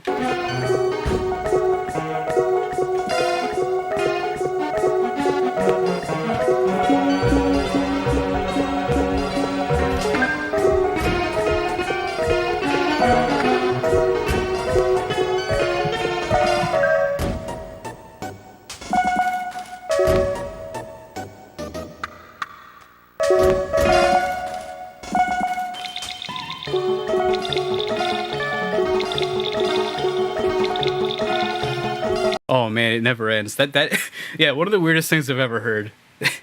Seriously, I believe I have sampled this multiple times. I could not point to where exactly, but there is so much cool stuff going on in there. So I had something similar happen to Mario World at one point. I mean, I don't know if you want me to find that too. I sampled the Mario one in a Darius track.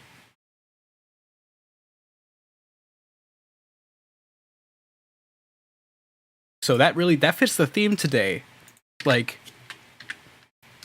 that fits.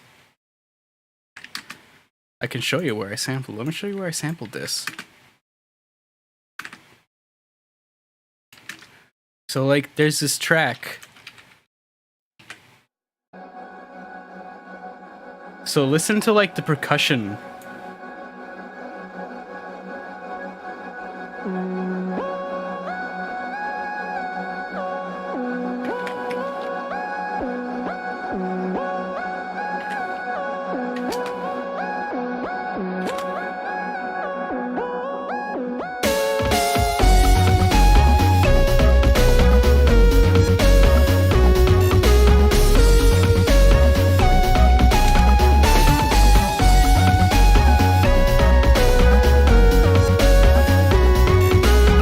So like there's some weird, you hear all that buzzy shit going on back there?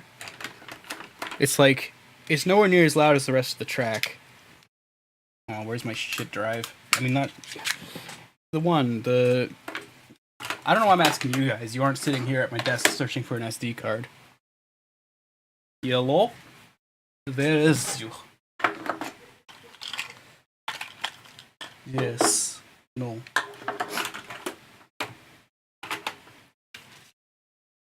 Keep track of your SD cards, all of them, all million of them.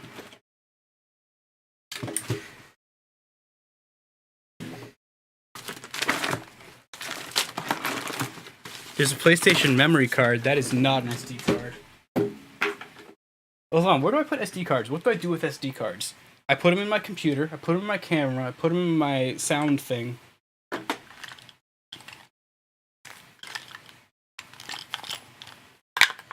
You have some USB sticks? Okay, those might be mine. Could you like...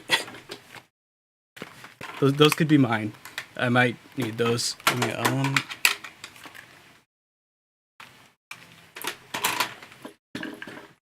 Wow, I sure hope it's not in this thing with all these fucking magnets. It's not.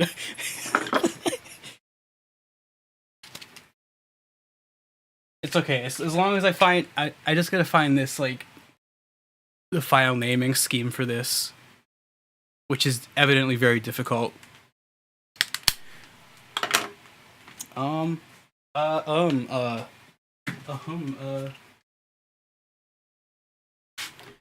did I do this? This is bullshit. Hold on, let me... Let me just go.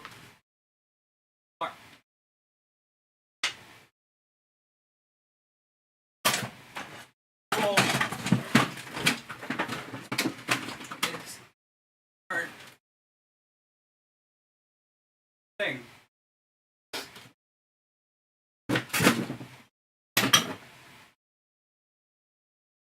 All right, room.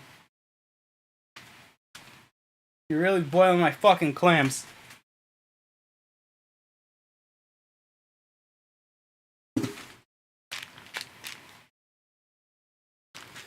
Is that under my keyboard? I swear to God. No. Where is sound record? Is anything? What the fuck have I done? I rearranged my room, and I don't know where anything is. So I just did it.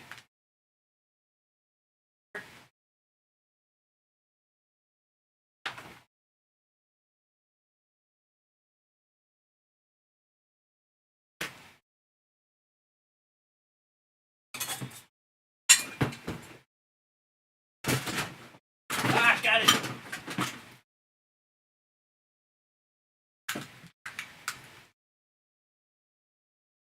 Guess what I got? Not the SD card, but I do have my sound recorder, so I can record a sound and see what the files are called. Because then, I can look it up on my goddamn Insta audio.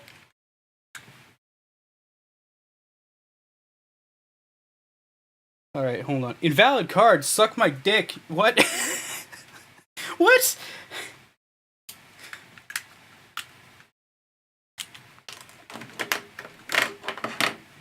Okay, let's try the 128 gig card instead. Christ, or maybe the 16 gig. I'll do that to be safe.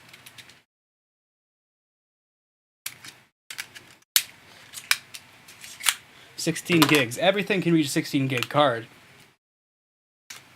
Even the Wii can do that. Yes.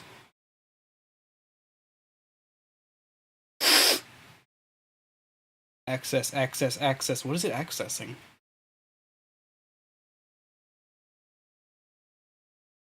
Okay, record. Those are shitty file names. Why would you do that?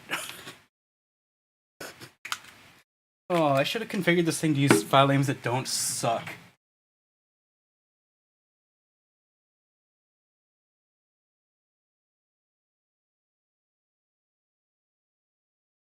What the fuck is that? Okay.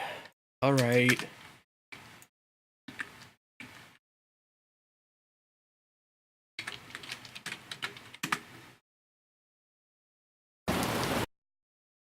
That's not it. I'm gonna not like audit these over the thing so you guys don't go deaf.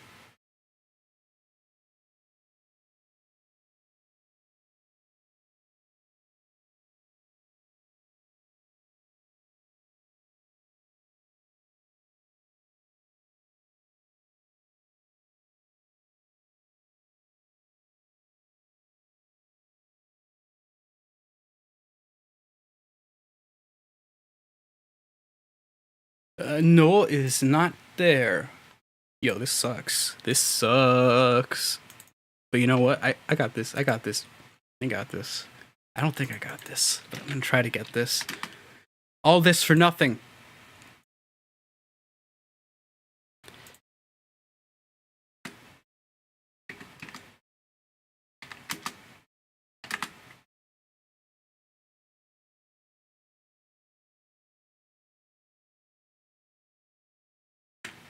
I'll never find this. Fuck, man. I have fucked up so much.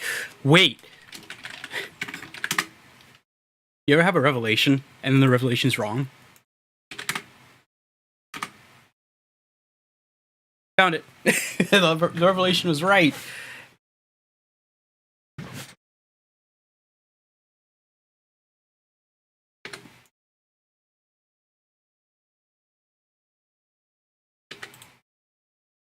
Oh god. Oh god. Okay.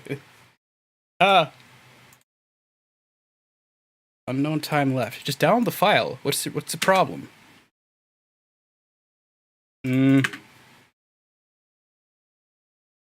Oops.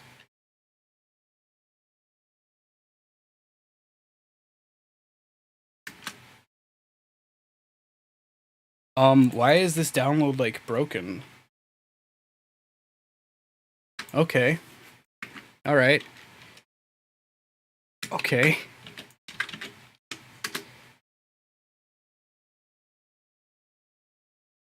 Select all images with traffic lights. You ever hear that one before?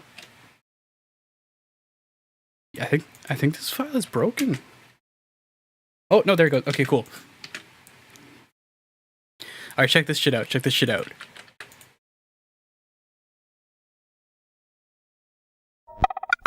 Oh yeah, so this is like a Mario World. I would think it was either All Stars or World. I want to say World. It like glitched reloading all of the sound banks in, like when I went through a pipe or something. So it had like the reverb and everything.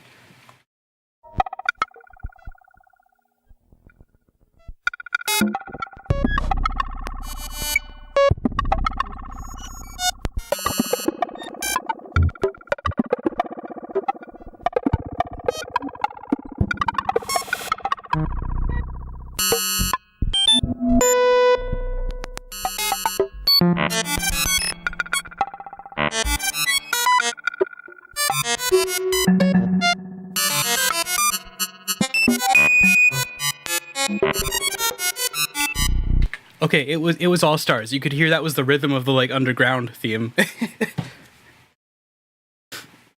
But yeah, isn't that so cool? It's like wonky as hell. We've gotten a little bit sidetracked. A little bit sidetracked today. All right. So okay, so here's the deal, right? The track I was gonna play, you know, the one about like the polyrhythms and poly bar tempo, the thing. I was gonna play a track for that, but I'm gonna wait till after frame drag, and here's why. I'll tell you why. Oh, hold on, I got it. I had a big nasty burp coming on. I'll do it after frame drag because I feel like if I do it right before frame drag, what'll happen is the VOD will get muted for that chunk, and then it'll cut into frame drag. So now that I've had like a little bit of space after the last tracks, I'm gonna like, you know, we're gonna go into frame drag, and then after that we'll check out this track, and maybe we will talk about 𝓔𝓶𝓶𝓪 a little bit.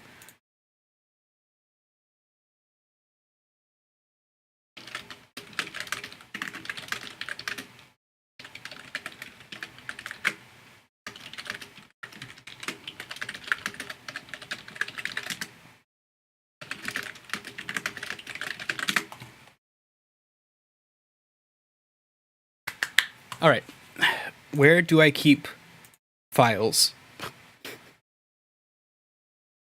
In the cloud? No, okay. Put it in the cloud. Just put it in the cloud. All right, so here's the deal with frame drag. All right, here's the deal with frame drag.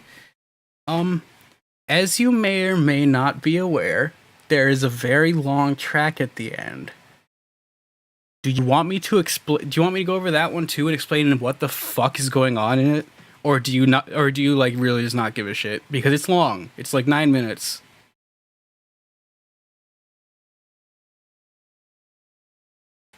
Okay, so you want me to do that thing? Okay, let me do the hour-long version. All right, let me do that. No. Let me do the hour-long version of the Underground Garden so everybody can suffer. No. Oh, Jesus, I'm so sorry. I just totally, like... Oh my god, are you okay? Is your face okay? I hope your face is okay. I just hit this microphone. Alright. Alright. Let's dig in, I guess. Again, like, if you have any questions about this, I don't know what I'm going to say about this one quite yet. So, feel free to ask some questions, and I'll do what I can to answer them.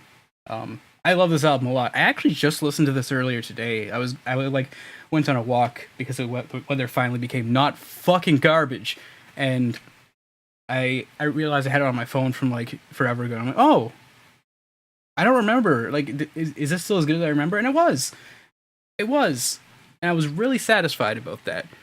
Listen to your own music. I swear to God. Anybody that tells you it's like weird to listen to your own music, they're a fuck. They're like, who? Why the hell else would you make music? You want to hear it, right? Okay.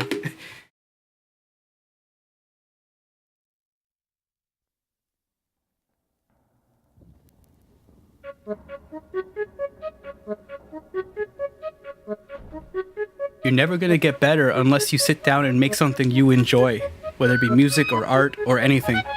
Make it for you to enjoy and be like, oh yeah, I'm happy with that.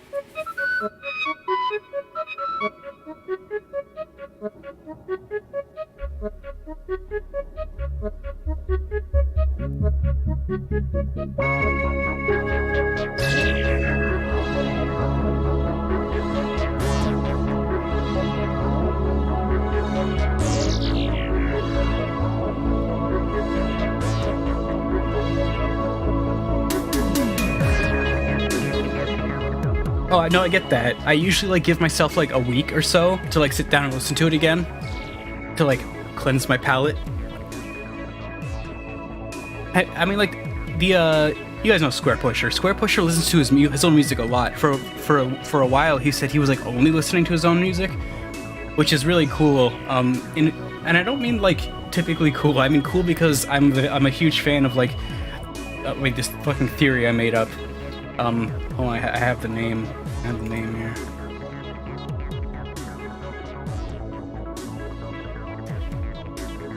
The creative recursive fractal theory, which is that like anything you create is technically a window into infinite more creations. You just have to be able to drop the seed for more creations at specific points within what you're creating. It's like, okay, stop there. This is the new beginning for like a bunch of other stuff. Stop here, new beginning for other stuff. It's like you're creating branches as you go, dropping seeds. And in being recursive, if you go too far with it, eventually, like it's a lot like in nature, if say like anything really breeds, like interbreeds or inbreeds too much, it starts to, die. So you need to introduce other genetics, or in the case of ideas, don't do the thing when I say this, but memes or memetics into your work. You have to introduce that to keep it alive. So it's like, while you are managing this like infinitely recursive creative process, you have to be sure to constantly add new memetics to your workflow, and if you don't, it dies. It will die and it will be crap. And Square Pusher kind of almost went so far as to it being like, dude, you are so like you have gone inward so far that nobody wants to hear anything anymore except you, which is interesting. But I should probably be quiet for this track, shouldn't I? Right? I should probably be quiet for this one. Please come in. Watch your step. Sorry about the mess. Welcome to 𝓔𝓼𝓼𝓮𝔁. I'm so glad you're finally here. We've been really busy putting things together for your visit. Our library of synesthetic wonders has really been overflowing with ideas that we're so excited to finally share with you. Please, have a look around. Actually, no. Let me show you what we've been working on. We really must hurry. I'm expecting another appointment in half an hour. Now, where to start? How about this one here? Let's get things moving. Okay, I'll stop it right there. So there's a lot of cool stuff going on in this track. Aside from Kevin Brighting, this guy was so good to work with. He was so fun. He was so fun to work with. I love him. He gave me like multiple takes and everything, and suggested a couple revisions to the script. Really, really cool guy. I'm really happy with that intro. Like okay. This has this thing that 𝓔𝓚 has, where it's like you have 3 intro tracks, but it's a lot more interesting here, I think. It really paints the picture, I think, of getting to Haley Labs. Like you're going somewhere, you're preparing, you're arriving, whereas 𝓔𝓚 is just kind of like a kind of flat mood set thing for a little bit. I feel like, this is much more there's a lot stronger vision here, which I'm very happy with. And no, it's not supposed to be the voice of Darius. Nobody knows what Darius sounds like. Don't worry. I mean, or do worry. Maybe that's something you should worry about. I don't know. Whoever this is just some caretaker, perhaps. It is. I have not decided, and I'm not going to decide because it's not important. What's important is that it's not Darius. It's just somebody. Sounds like Kermit? No. Because if he sounds like Kermit, that means he sounds like Jordan Peterson, and I don't want that.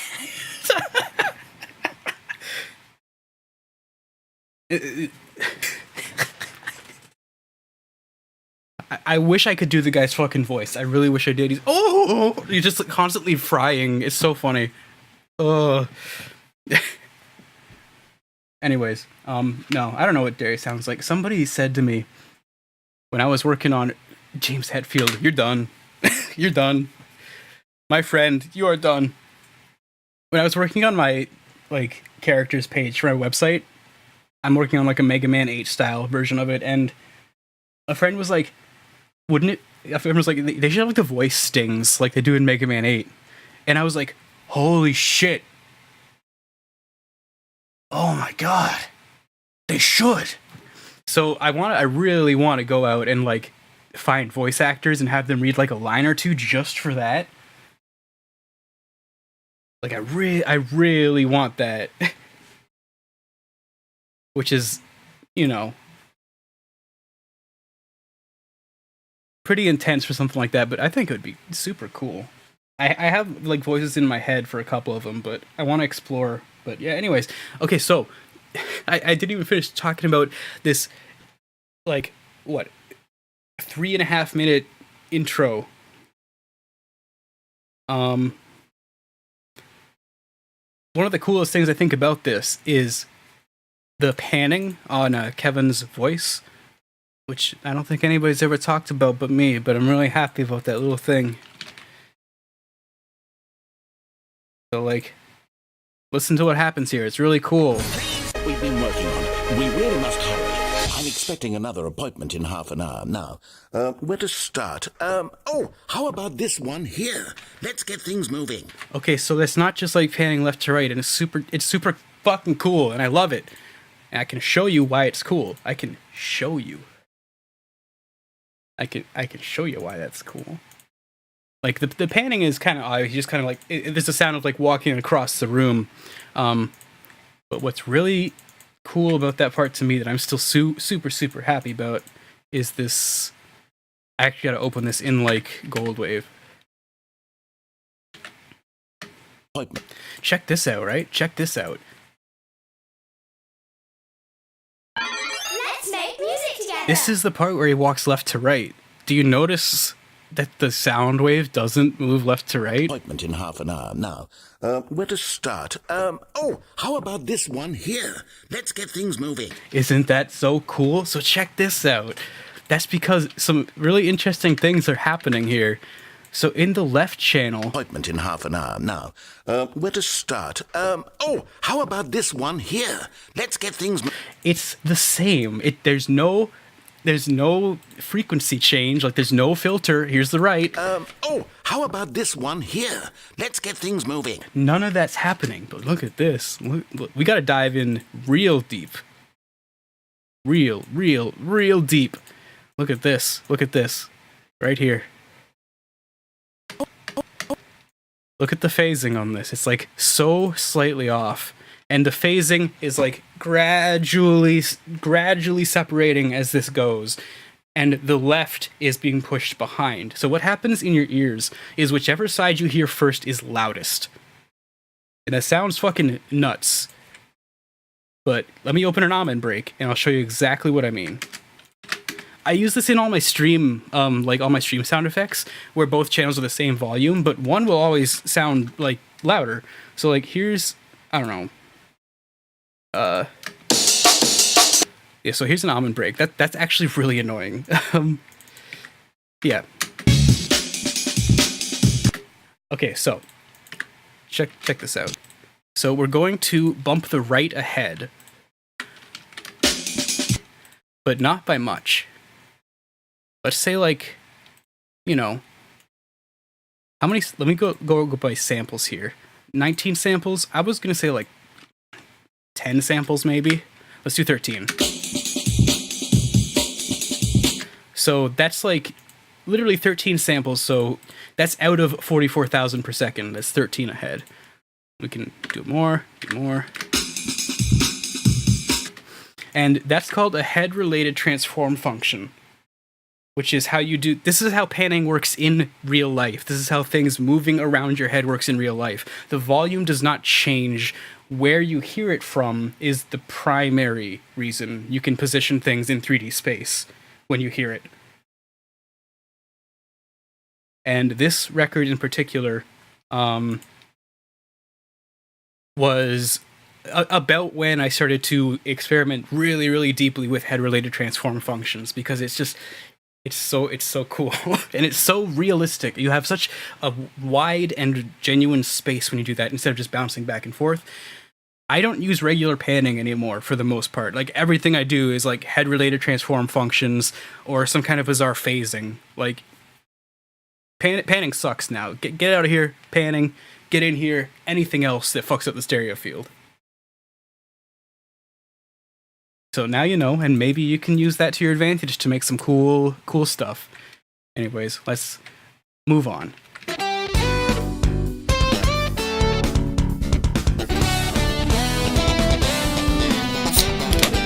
Sorry.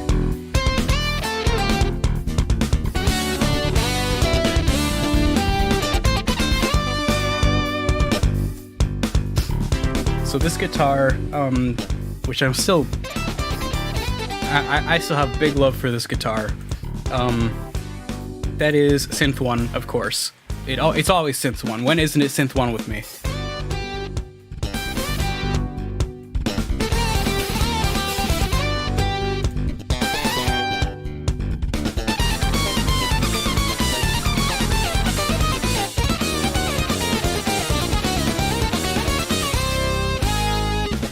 Fusion. I like a lot of Japanese fusion. Like I like T-Square, I like Cassiopeia. I love Pat Metheny. I've been listening to that guy for like years, like since I was a kid, because my dad listened to a lot of Pat Metheny. I'm trying to think of like some other give me like a little bit and like I'll try to remember some other names. I don't listen to too many different fusion artists. It all usually comes from like video game music and shit like that. It's just because that's the kind of like pocket of music that I find most interesting. So Luna, what's her name? She did Mega Man Zero and shit, and like Choro Q, Luna Umegaki. Oh my god, I'm gonna mess it up. Yeah, Jean-Luc Ponty's good. Oh fuck, there's this one library musician. Shit. Let me look it up.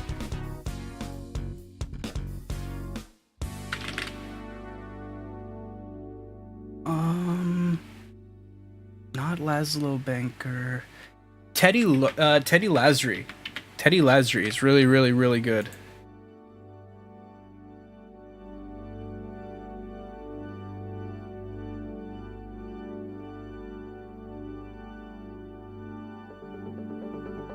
So this record, I consider this, yeah, all these track transitions, like, I still really love. Probably my favorites ever, still, that I've done. I really consider this the perfect version. Like, not the exact same concept, obviously, but as far as execution goes, it's like, if I did Ergosphere 100% right, 100% of the time, it would have been this. Again, not in content, but in, like, pacing, in transitions, in all of that. This nails it for me. I don't have anything I would really change, I don't think. Although I might think differently in, like, 40 minutes. We'll find out.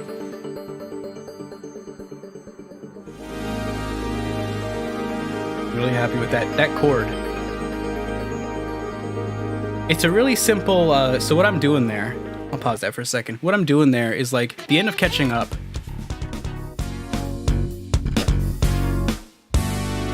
So all of the chords in this next track, oscillator tuning, are just that same, chord stretched out. it's two layers of it. One is just the chord played on its own, and the other is a time stretch version. And just that second chord that happens in there, when that one comes up, it's the same chord just pitched up like, you know, one semitone. But it's the most, it just sounds like the most bright thing. Like, what was previously maybe still a little bit dark and moody, just like opens right up. And I love that sound. That in particular was super inspired by a lot of 𝒁𝑶𝑵𝐿 stuff. 𝐸𝐸, whatever.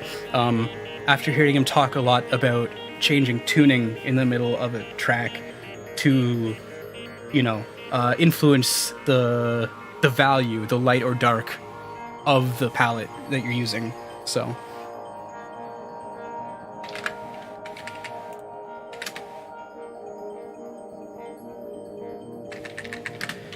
Oh yeah, here, I actually have the source files for catching up right here. Let me see what I got.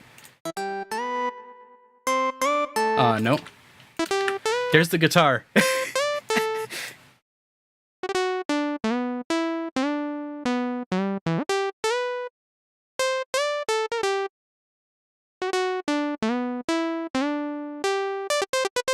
So that's the guitar. Let me see if this is the like affected one. What is this? Oh, that's just actual guitar chords.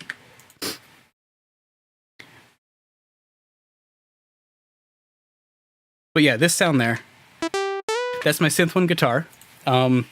If you want, I can show you how I made that into the kind of ultra realistic, like, thing going on in the left channel there. Octaver, oh no, this is, it is a big bunch of stuff. Here, I'll show you how this works. Let's make music together. So here is my rinky dink. It's just a saw, you know, with a little bit of low pass filter. It's important that there's a little bit of release on there too, but the release is fairly low passed. So this is one of the most basic sounds you can make in Synth 1. Period. Full stop. So now we crash my computer and acid and everything and just kick up Guitar Rig.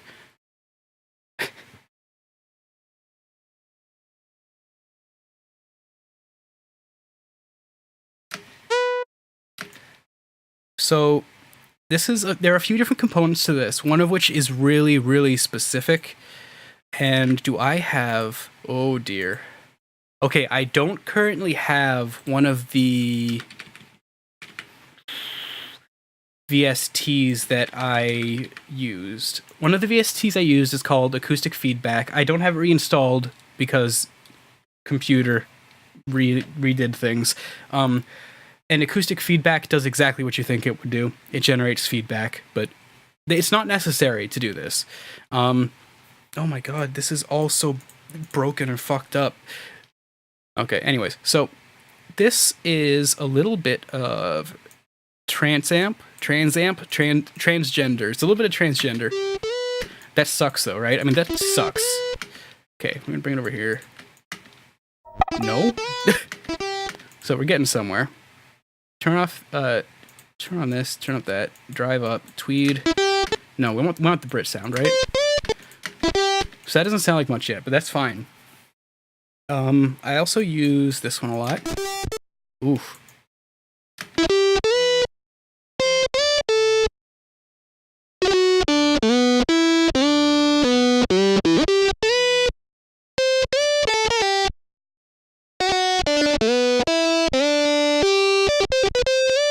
So you may notice it's still like not at all close. So what really makes a guitar, like a modeled guitar, sound like a guitar is the humanization. And that's not really something you can like do with Synth 1. So we have to introduce humanization somehow. And how we do that is we're going to beat map, you know, so we can time stretch, pitch shift, etc. And we're going to move it up an octave using You know the monophonic setting from earlier? That still sucks though. And there is more to be done. After that, we're going to throw on... Now, I use pitch wheel. I love pitch wheel. Any pitch shifter you have will get the job done here. So we've pitched it up. That's the first thing we did, right? So here's where we are with the raw sound. You may notice it's being really weird because the saw wave is really... The filtered saw wave, it's really difficult to follow that using the monophonic pitch shifting because there's a lot of change going on in the sound. So through a lot of that, it's like kind of like defaulting to almost like a sine wave. It's very strange. So we get our distortion on there, of course, and it sounds a little better. Almost guitar-like. And then we pitch wheel it back down.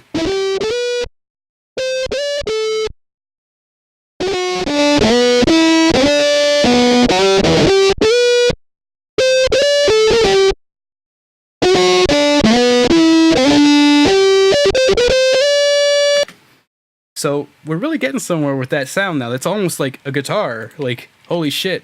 You ever hear one of those?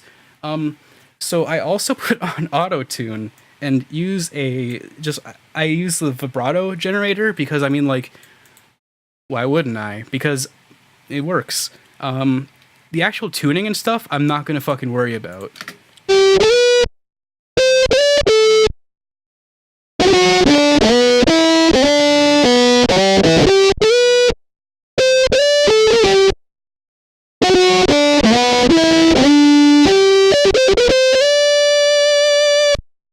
So there's our just completely automated vibrato. If we really want to fuck it up, we can like use the timbre as well.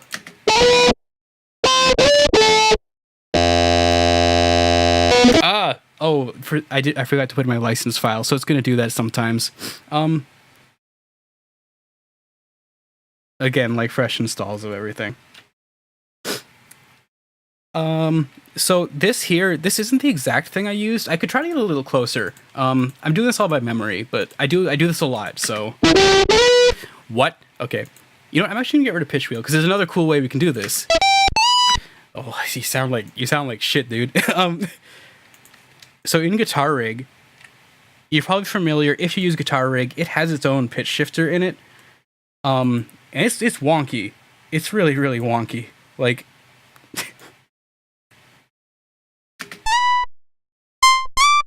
Okay, so let me set it so the max detune is... no, let me set that to 0. Max shift is -12. And we're gonna kick that up and...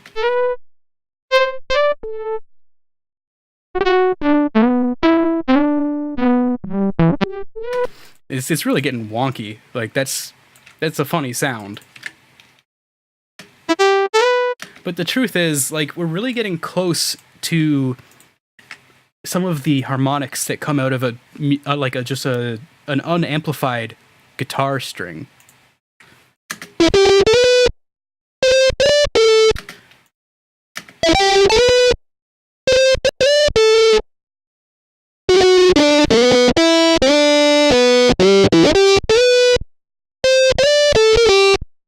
And last but not least, we absolutely need to model an amp. If you don't model an amp, your sound is automatically dead.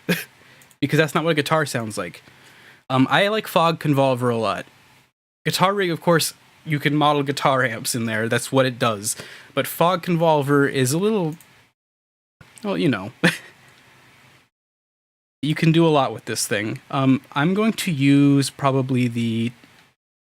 Where is the boombox in here? Not the smartphone. Big radio.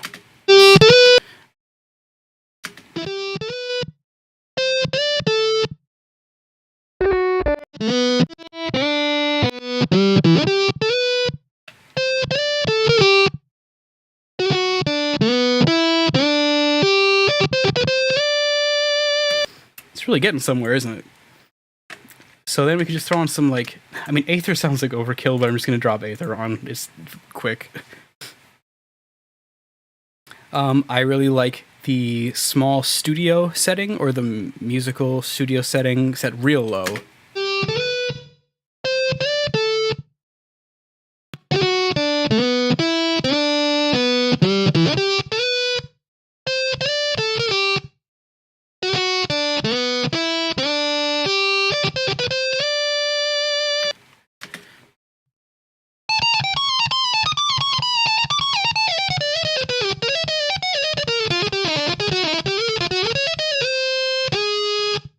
So you can hear, like, because of all these weird pitch shifting effects and the way it's distorted and all of this combined, it almost generates all these hammer-on and off sounds, which is like exactly what we want when we're trying to model a guitar. Because the hardest part of modeling a guitar is not the tone. The guitar tone itself is super, super simple. The guitar itself is about the performance. It's about the hammer on, the hammer off, the fret noises, all of the humanizations that come with, like, you know, timing. And doing all of these, if you want, okay, so if you want VST links, just go to some of the album pages have them. Like 2 Year has it. I don't know if Frame Drag does, but go look.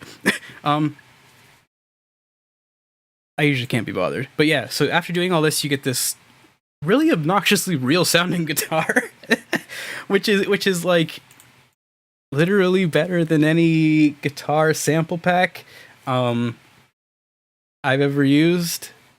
Is better than every Contact guitar I've ever used, and I've used some really fucking good ones. So yeah, Synth One, and you can do this for free. You do not even have to use Guitar Rig. You could use, what's it called, Amplitude or whatever. There's a free one that has like pretty much these exact same functions.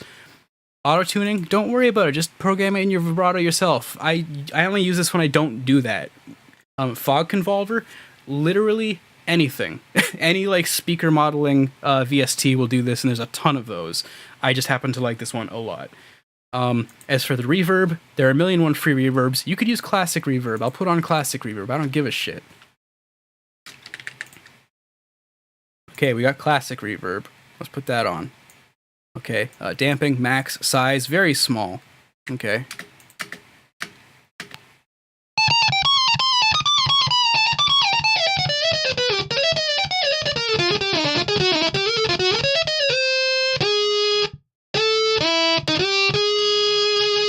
But yeah, so you could do this for free if you want. I just happen to like these tools a lot. And that's how you do the hyper-realistic, entirely fake Darius guitar. It's not actually hyper-realistic. It's just pretty damn fucking convincing for a synth guitar. And now you know.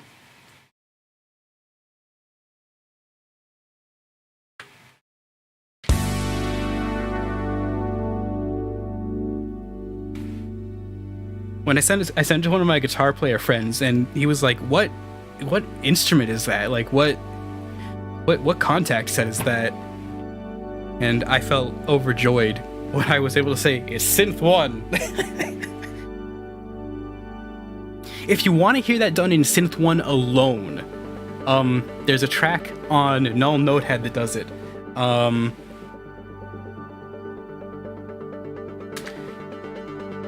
It does it without Guitar Rig. It has like a delay and reverb on, but almost the entire thing is done within Synth 1. It is a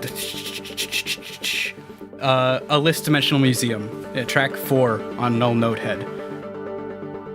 So if you want to hear that guitar done like that, it's on there.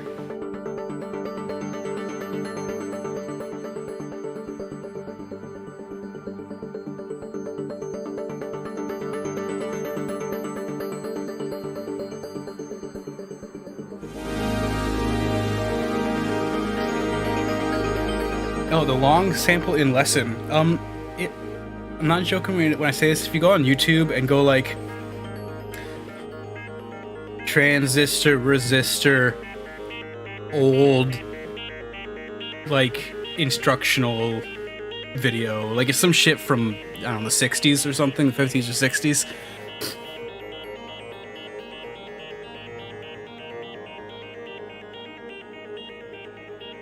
You will find it. It is. I think it has quite a high view count.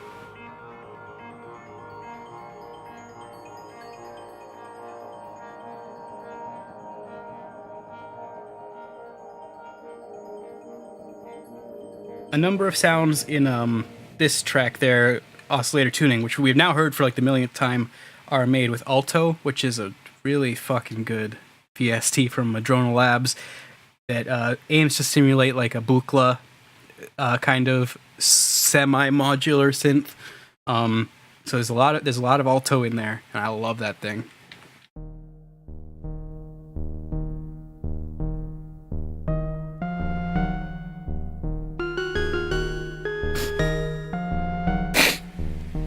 I'm sorry about my nose.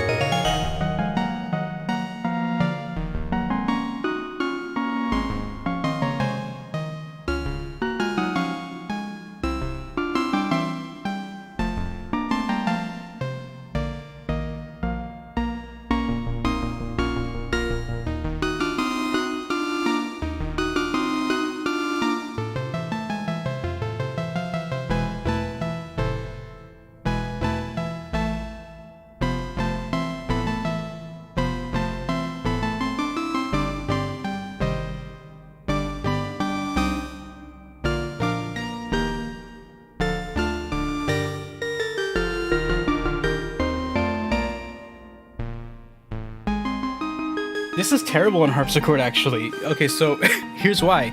Harpsichord, you can only play one note volume. It has like a mono velocity because it plucks. The harpsichord plucks rather than like, you know, actually hits things.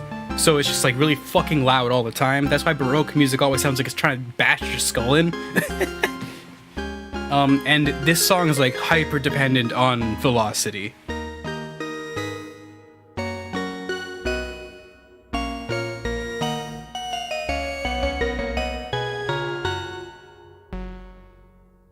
So in particular, that track is no surprise at all here.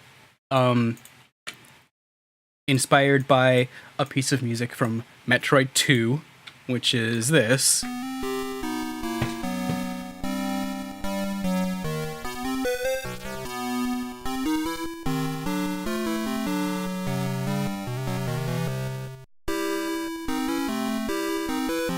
Now, before you say those don't sound anything like the same song, I know. I was just very interested in the empty space in that piece of music and the actual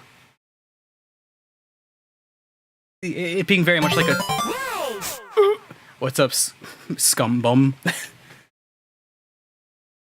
But yeah, just very like just solo piece for like a bunch of shit played in one octave.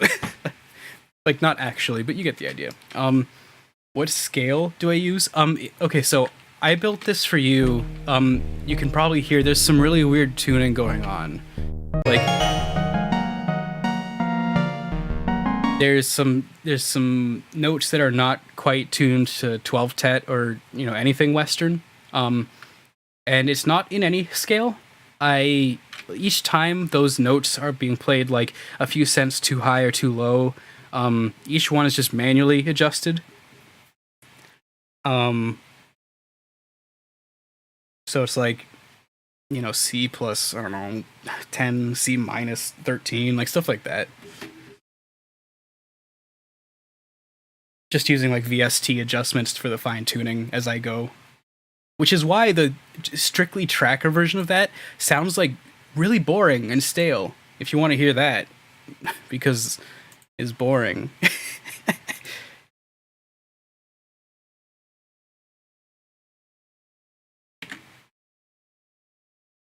Yeah, I mean, there's no Baroque scale. It's just like write a song. There's no. It's less about the scale and more about like the songwriting itself. Like, focus on themes, building off of themes, and having as many simultaneous melodies harmonizing as possible. That is like, go rococo as fuck on those melodies. Like, that's the shit right there. Yeah, let me get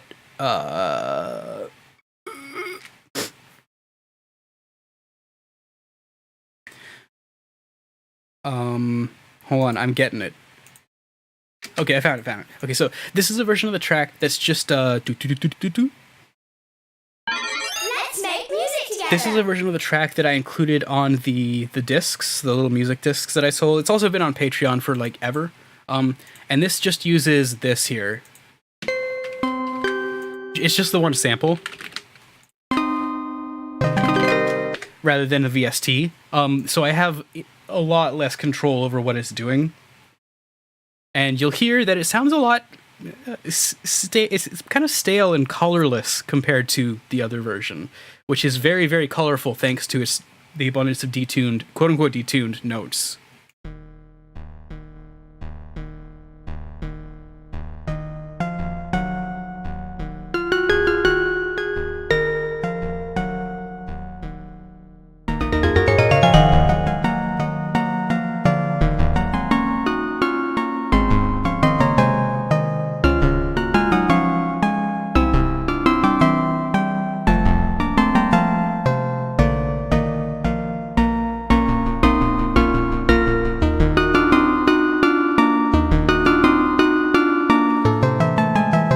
So in particular, that phrase there, if we listen to the album version,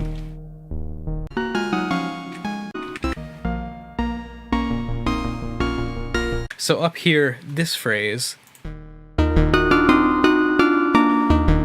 like that's fine and all. On the album version, I do this thing where it goes like da da da da da da, and right like that end note there, the final note is where it resolves back into a regular tuning. But before that, I'm kind of shuffling around the harmonies like up and down a few cents, so it's completely unresolved. You'll hear it.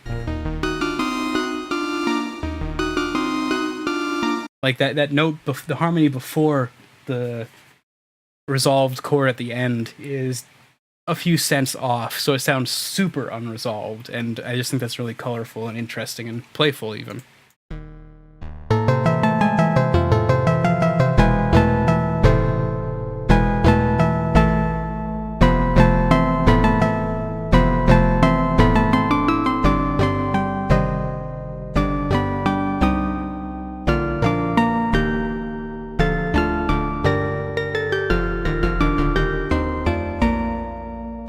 You get the idea. It's very...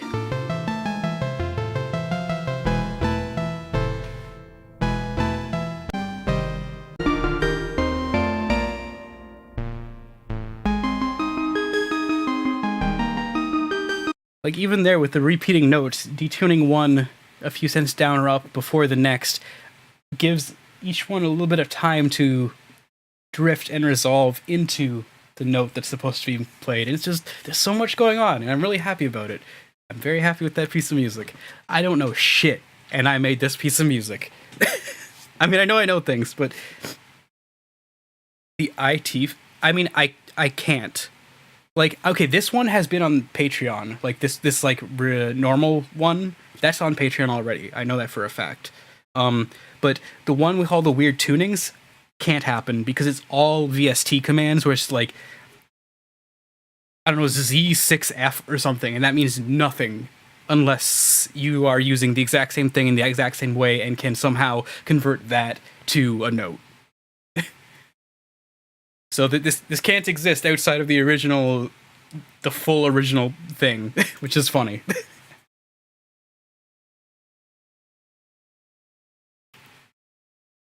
Yeah, this version, the DAW version, quote unquote, is already up on. If you go into the resources tag on Patreon, you should. Oh, on msx.horse? No. Nope.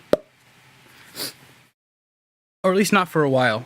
Hey, when those music discs arrive with people, I don't control what they do with them. Maybe they can leak them to the internet. I didn't say you should do that. Maybe you should. Maybe you shouldn't. It's up to you.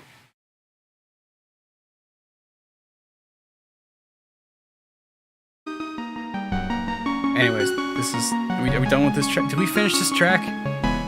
Whatever.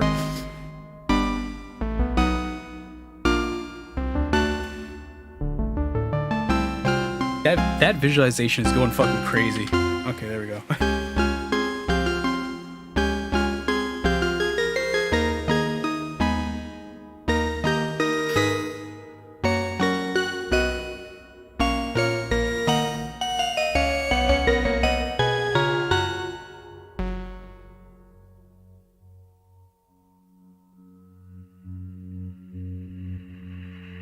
your last lesson, you learned a lot about the transformer. The transformer is an example of a specific use for two coils. You studied the coil. You learned that as current changes through the coil... What's up, Slipbo? Oh, I didn't catch your name. Sorry, I was across the room. Your lesson today deals with another electronic component, the capacitor, whose function is almost exactly opposite from the... Oh, yeah, I guess this is an interesting one to talk about. I guess it is. Okay. The capacitor, like the inductor, temporarily... Is it the everything on this track? Yeah, this track was made on my 4-track tape mixer. I have a Yamaha 4-track. And some infinite tapes. The vocal part was not.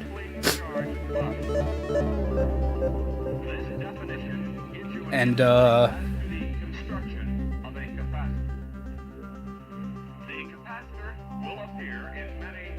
yeah, the vocals were not done on the 4-track, but the rest of it was done on the 4-track using an infinitely looping cassette. I have like a few 1-minute ones, and the micro brute and my effects pedal set up, and the entire track is made just by fading channels in and out, and adjusting the speed of the 4-track, because it can go up and down about 2 semitones, or the whole tone, I guess.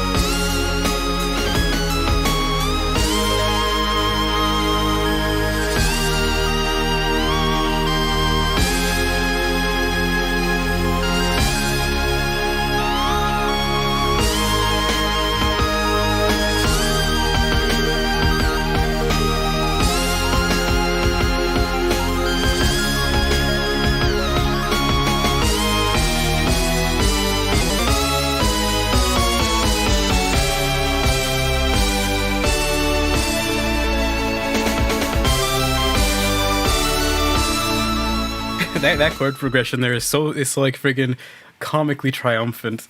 It's very, very prog rock, like stadium prog. Is the guitar more... Yeah, this guitar is done similarly, only with a square instead, which is why it sounds so much more synthetic. Because squares, no matter what you do, will always have a bit of that kind of like harshness seeping through them, especially once you like blow them out with all the distortion. So it's a lot more synthesized in this case. I really like this next part, which has all sorts of weird synth tunings and a million and one interesting synth sounds themselves. The weirdly tuned synths in this section were done by It's time to show you another trick. So here's a weird one, a really weird one. Let's make music together.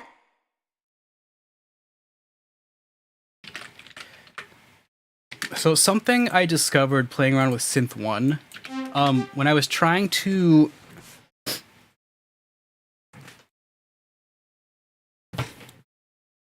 Wouldn't comically...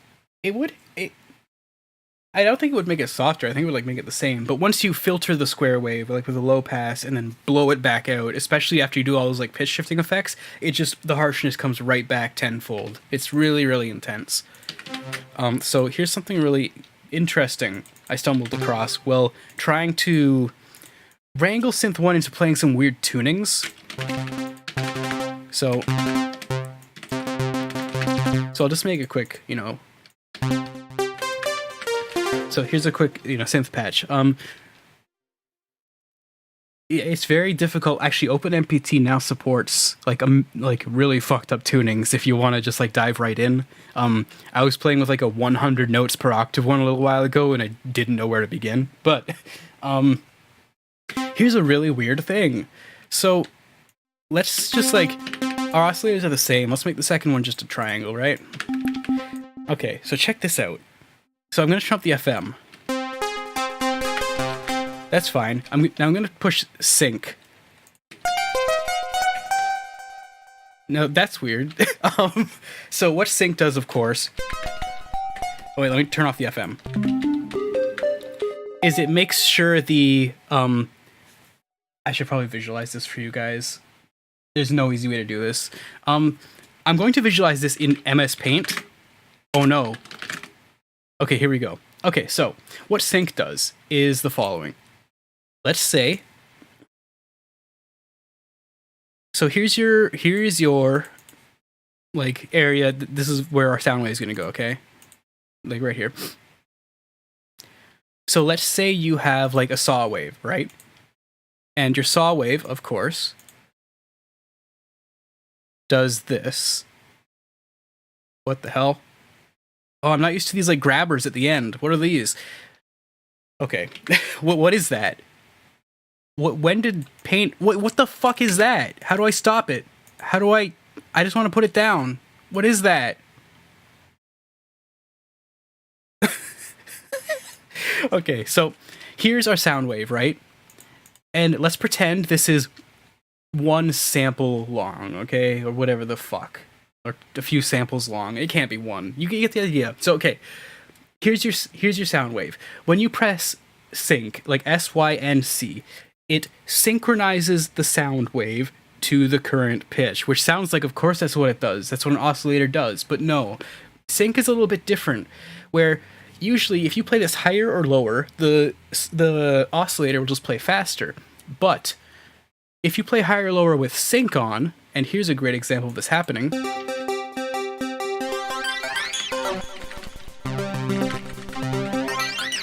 So the note is they're staying the same even though I'm changing the pitch, because what's actually happening is like this is getting shorter, but it's still playing for the same amount of time and the rest is silent. That's what sync is.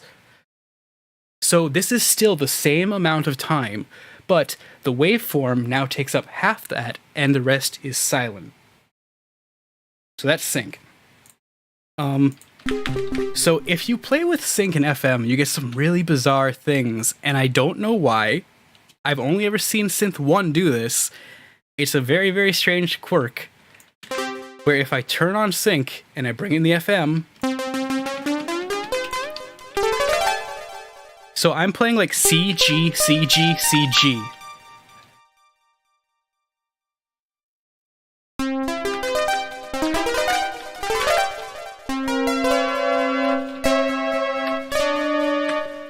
Very, very, very strange tunings, and you can just like...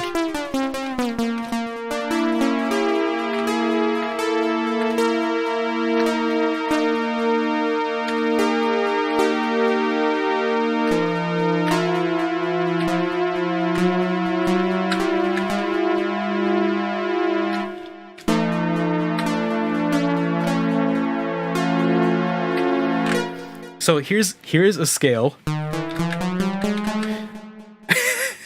And here's a full octave. So we didn't get anywhere near like a full octave there in that octave. Here's C and C. Here's C and C and C.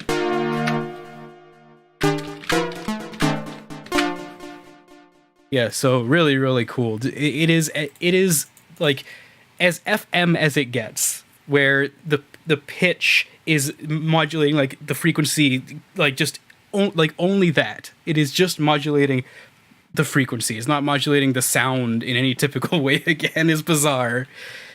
It's not the actually, yeah, you said it in there. The phase of the sound. It is not modulating the phase. It is not modulating the amplitude. It is modulating the frequency in the purest sense, where it's like, I guess you could best describe it as like almost feedback. It's weird. It's very, I don't know how to describe this shit, but it's bizarre. And when we turn off sync, it's fine.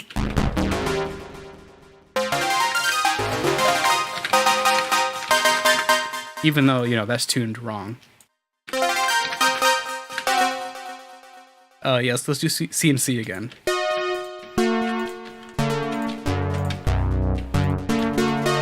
Those are all C's.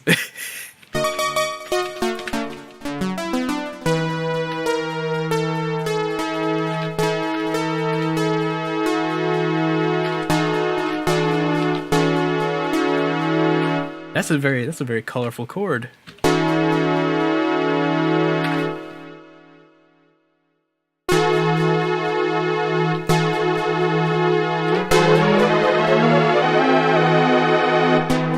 Oh yeah, it affects this too.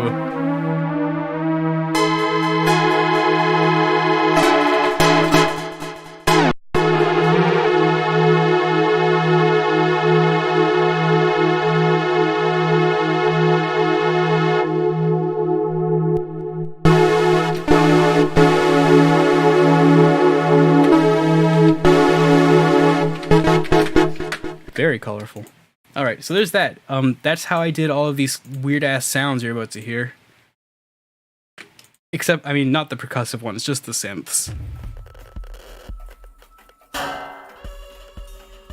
I'm realizing now that that was much louder than everything else, and I'm really sorry. I'm very sorry about that. I can't make 𝑭𝑨𝑵𝑚 any louder, though. I won't do it again. I'll make sure everything else stays quiet.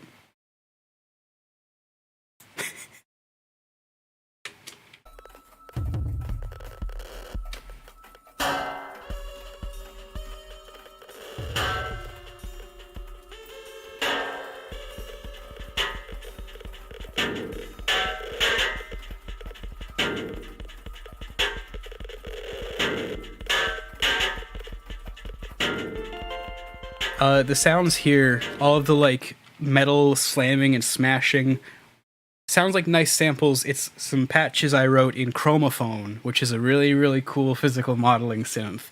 The like ticking you hear too, like the Geiger counter, is also something I synthesized in 𝓔𝓶𝓶𝓪. The clocks are the only real sounds here, and those are also heavily resynthesized. You'll hear some of them like warp and change like form and pitch and stuff.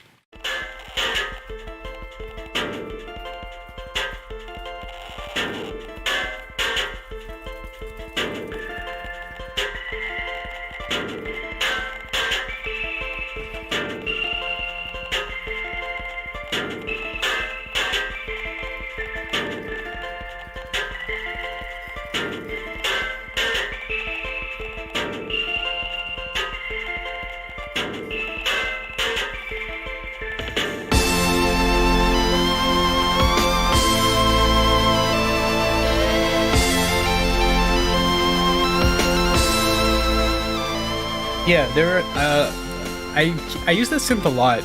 I don't have it installed right now because, again, VST stuff. But I do use it pretty frequently. 2-year is mostly... I use a lot of field recordings on 2-year compared to this. I went out and recorded so much stuff. Like, my mailbox is like half the fucking metal sounds of the album.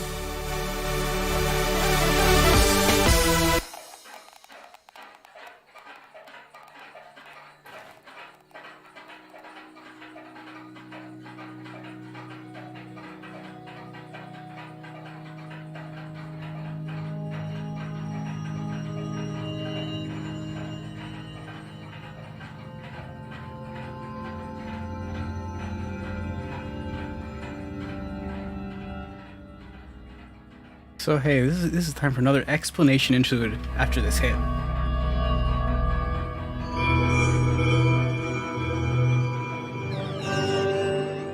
Real happy with those sounds. So what's going on there is literally just like a clock bell.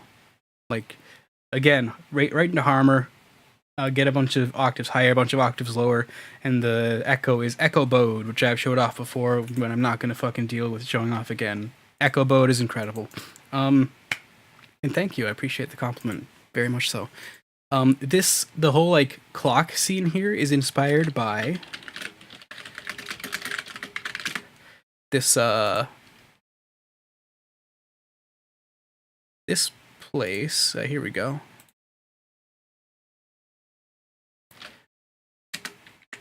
Let me see if I can get an animated version of this, because it really does, like, I think set the tone here.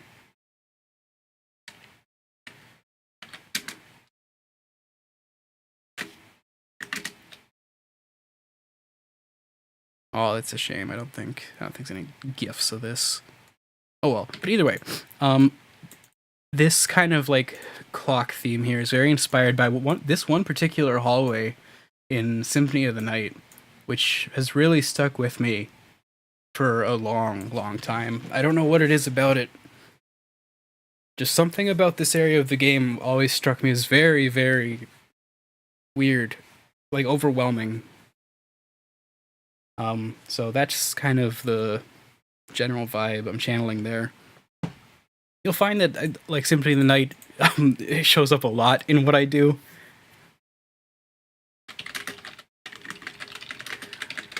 It's a game that I played fairly young and left a significant impact on me. So, you know.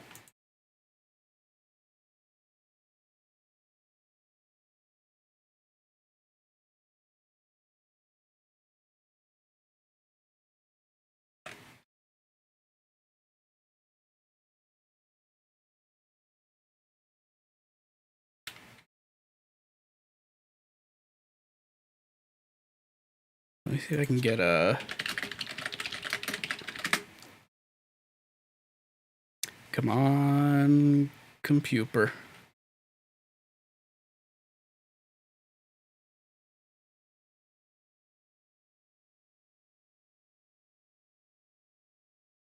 I'm just checking something quick here. Well, I'm not checking something, I'm getting an image, rather.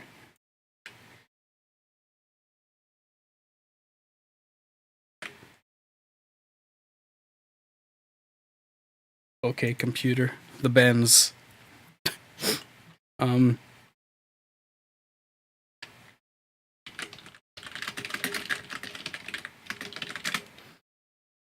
We really getting no footage of this? We really doing this?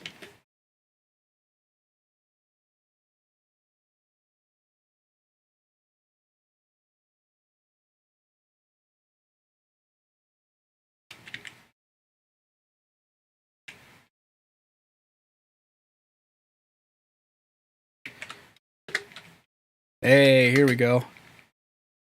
I gotcha. Sorry, you didn't hear it. It was the 𝓔𝓶𝓶 sounds being really loud. There we go. Hey!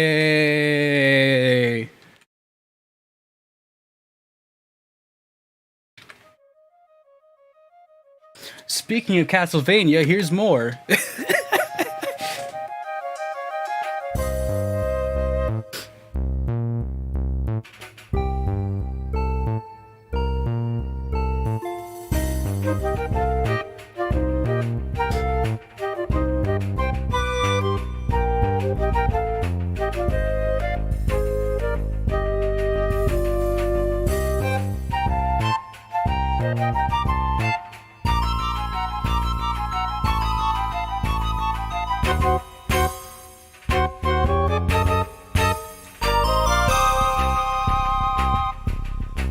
Yeah, I'm really happy with this piece.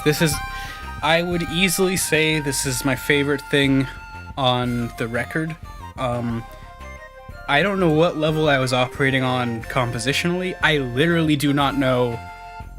I could not tell you the music theory behind half of this. It just kind of happened. I couldn't tell you the music theory for most of what I do, but this especially.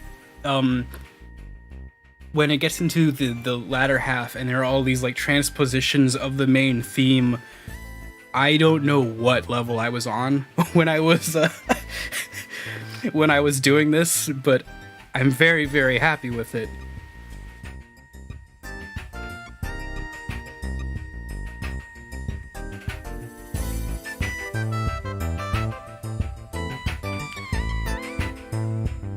And this is where we make another beeline to a reference piece. The main theme in this, like that part there, is based on a recurring motif in, Castlevania. And I can dig that out for you. The first place it was heard was in my second favorite Castlevania, I guess, Bloodlines or Vampire Killer. in the sinking old Sanctuary, which is this tune.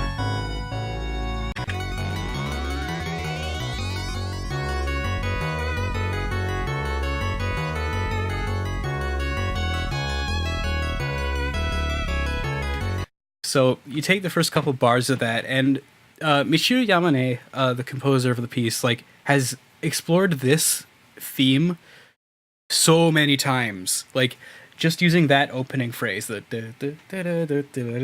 just like that, and branching off into wherever it goes from there. It's a very cool starting point. You can do so much because you're kind of outlining with those notes. You're kind of outlining. What do you want to say? Where you'll be resolving to like constantly. And I really, really like it. I really, really like it.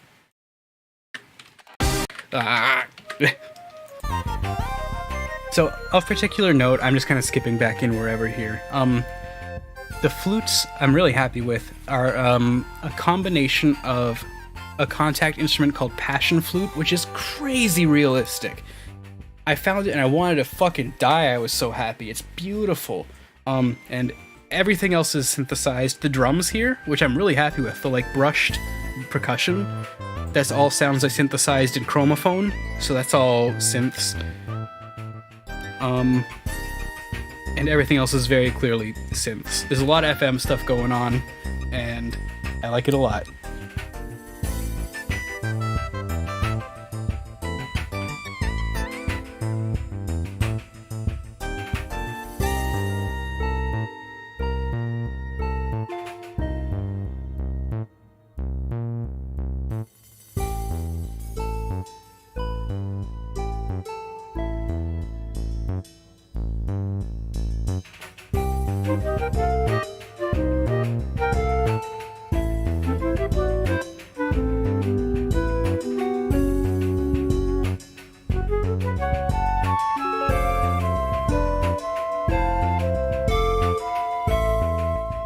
Like, I don't know what the fuck I was doing with these modulations, with that.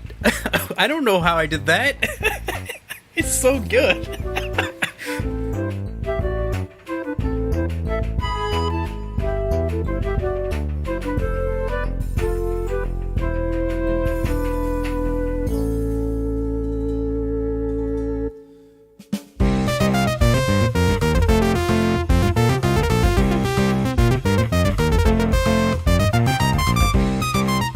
Oh, you guys get to hear an inspiration deep cut for this one.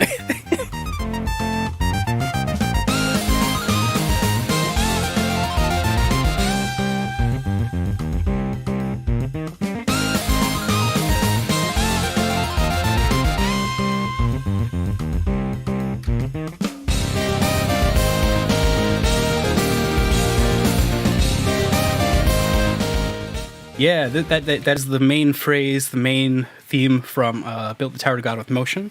I just wanted to kind of revisit that, kind of make that into a real place almost. I felt that like that was a really, you know, an interesting thing to do, especially following up with Windowsill, just like, you know, looking out and imagining that quote unquote tower being a real place. That was very exciting to me, like as a visual. So a couple of interesting things so far in this track. First is the thing you can't even fucking hear because my mixing sucks. Which is the vocals. And when I bring that up, people say, where? What vocals? And it's like, come on, clear as day. You know, way in the fucking back. And so you can't hear them. So let me get this. It's not like lyrics. It is vocal samples though that are just like so good, and I'm so happy with how this little like quote unquote patch turned out, and you can't fucking hear it. And that's how you know I'm an absolute genius. Where, oh my god, these files. I feel like if I open these, I'm gonna like destroy my computer. Let's find out. Hold on. The following plugins have not been found. That's nice. What is this? What am I looking at? What's this? No, that's not the one I want. Hold on. Look at this shit. Look at this shit. Don't do this. Don't fucking do this. Don't be like me. What's this? Oh my god. Skip missing. No. Oh, Jesus Christ.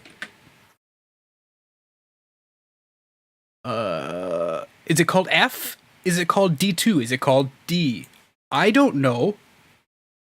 Sure, that's not installed. You bet. Yeah, I know. Yeah, don't do that. What's this? Hey, cool, there it is. So you can hear the vocals clear as fucking day now. Check this out.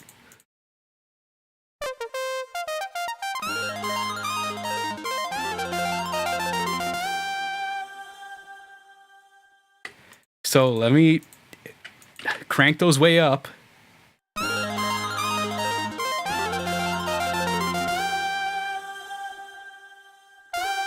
It's so good, but you can't fucking hear them.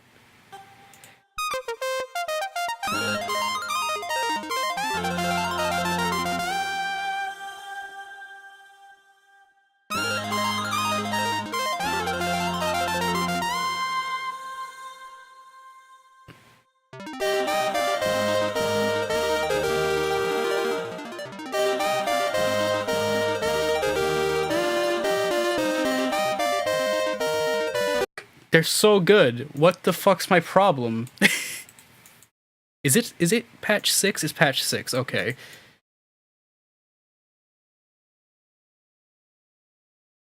Let me just turn these like way up.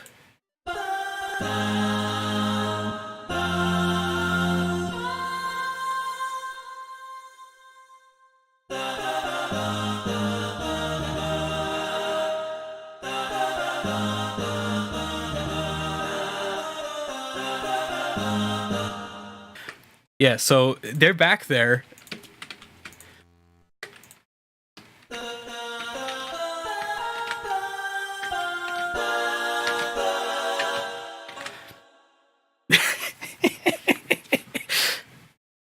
You'll hear them now that you know they're there, and I think you'll really appreciate them now that you hear them, because they're not supposed to be in your face. I was trying to get this, like, you know, sound from the tower thing going on, and this is just samples. This is just like, check this out. It's just multi-samples. Hey, guess where I got them from? I'll show you. And hey, maybe you'll have a chuckle.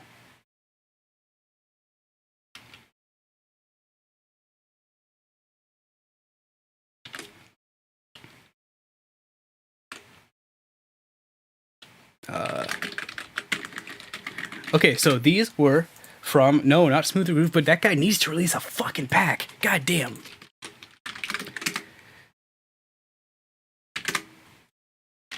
Okay, so they're taken from this. Let's make music together. 2, 3.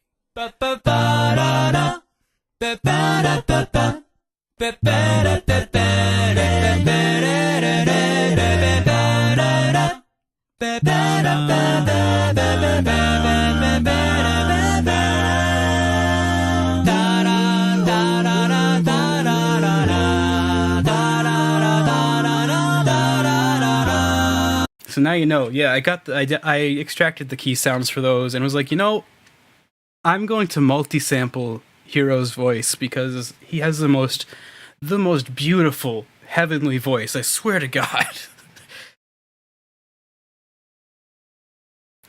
Now you know. And hey, like I said, maybe you'll hear them now that you know they're there. But you have to listen closely.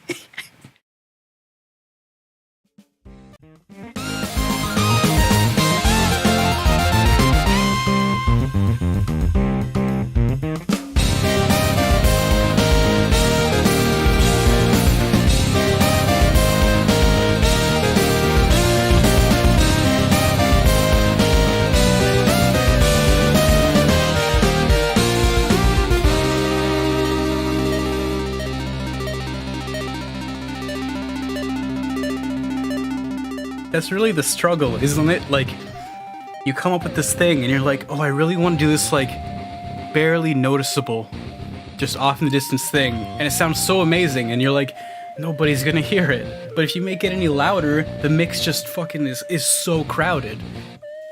Music sucks. I give it a light 6.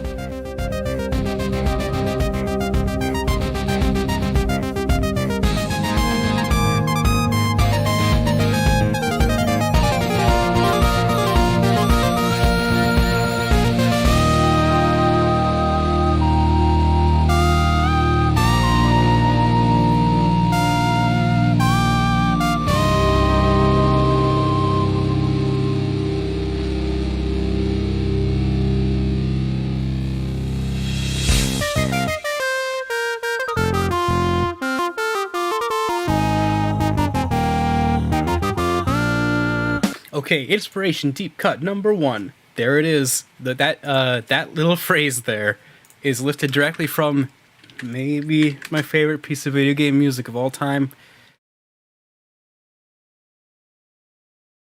which is the absolutely beautiful Darkman stage from Rockman 5, which is like, how does a piece of music just exist?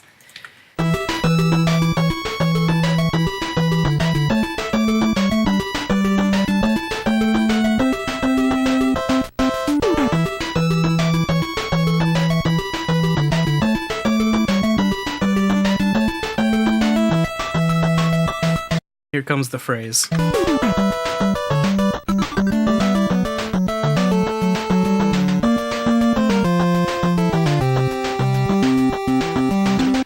How do you write that? I can't write that. I'm gonna steal it because I can't write it. Damn, that's good.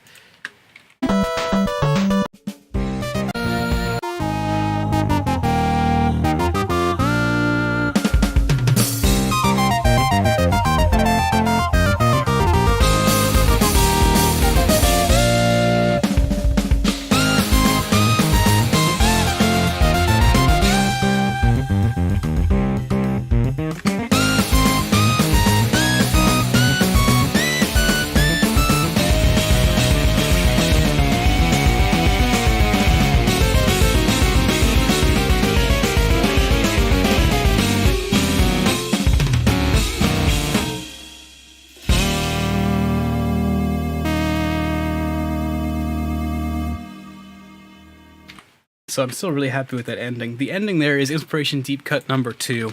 I still can't believe I got the drums to sound that like obscenely beefy. So the ending there is not lifted from, but heavily inspired by. I don't have this saved locally, so I gotta like YouTube this shit. Yeah, heavily inspired by. Let's make music.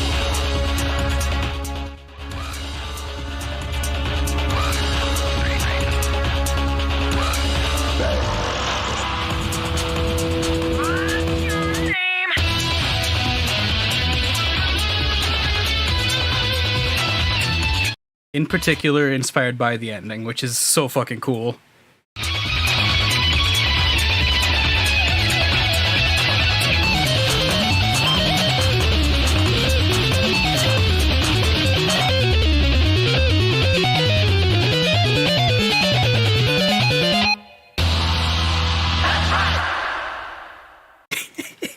What a piece of music.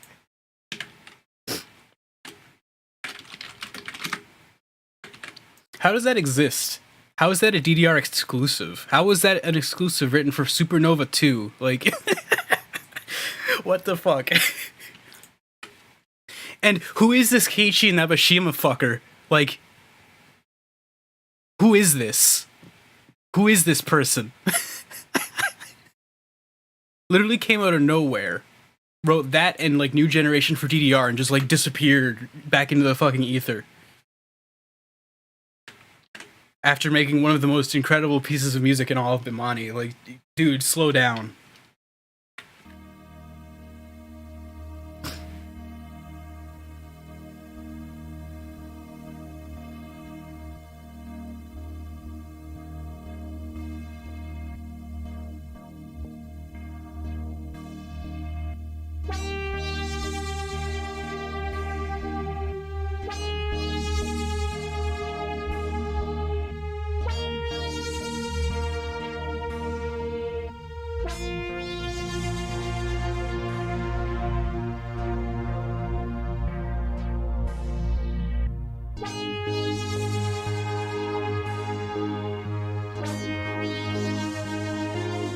This is one of the only points on this record where it's very apparent that this was mastered to cassette. You'll hear the bass kind of like really like rumble over everything else and make everything else kind of duck and get textured, and that's the cassette mastering doing that.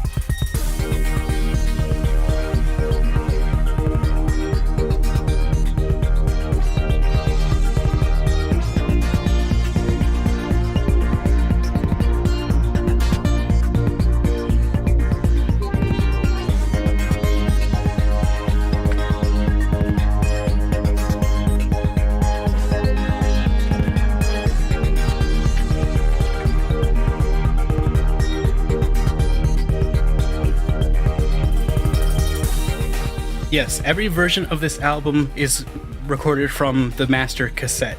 The version you buy on Bandcamp, the version on the CD, the version on the USB, it is all from a master cassette.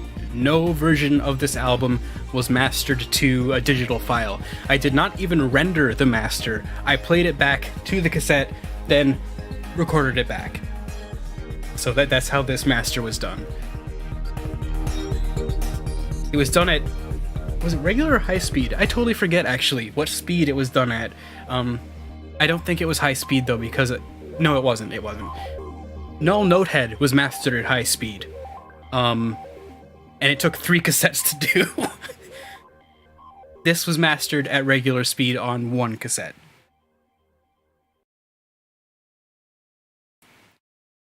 Yes, it means the cassette version is double cassetted. So that track is inspired heavily, but maybe not noticeably, at least tonally, by this wonderful, wonderful musician. Let's enjoy music together.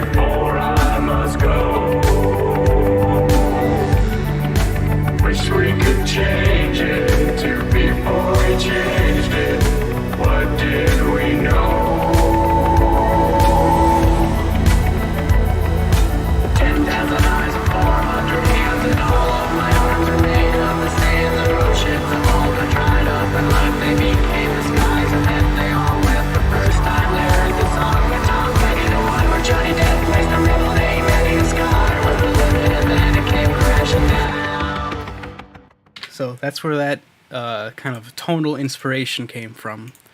And it's also why that track in particular, Windowsill, is Rompler based. It's tons and tons and tons of just different samples from different various Rompler, that's like, MIDI sound banks. Very few actual synths on that one. I just really like that fuzzy, ugly Rompler sound is nice. All right, let's continue with whatever's after that, right?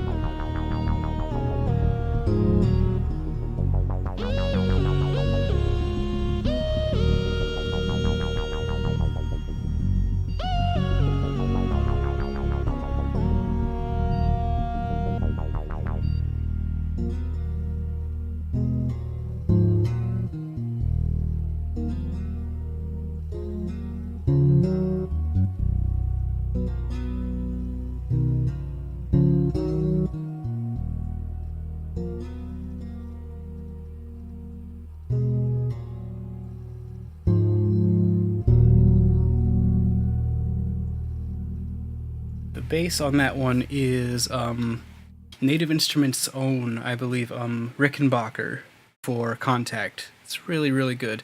It does require that you, like, you know, make some... you gotta learn to sequence with it. You can't just, like, drop something on it automatically sounds good. But it's a blast to sequence. I really, really enjoy working with that.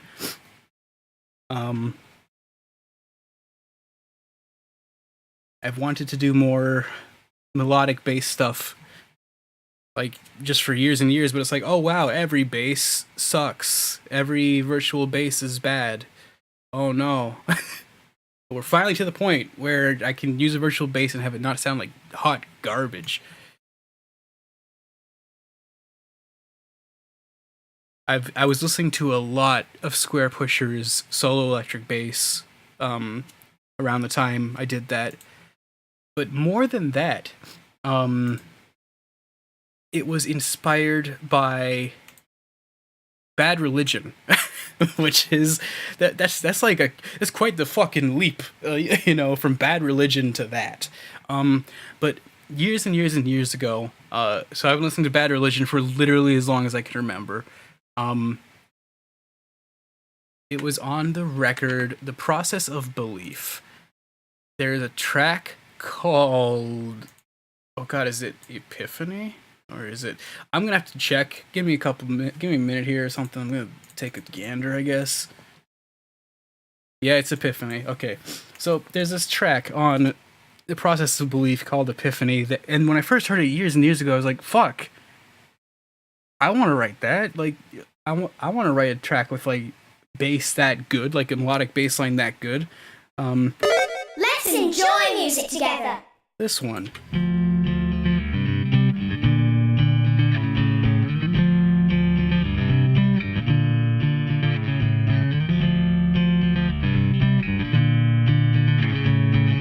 That's a good bass line. That's a good bass line. Damn, that's a good bass line. That's all. Very, very inspiring. Just blip of music on the radar for me.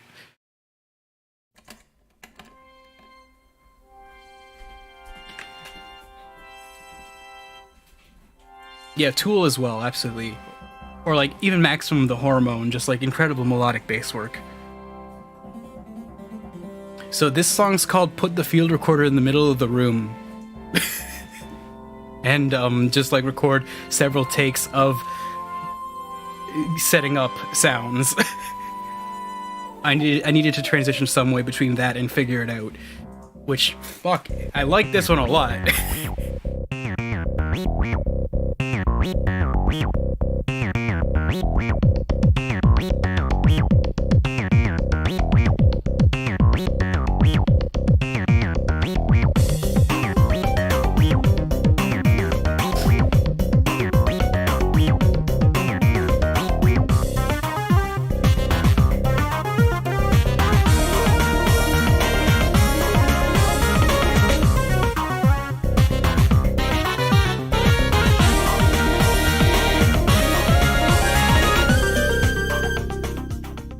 I wish, man, the version of this track before I added those horns, it was okay.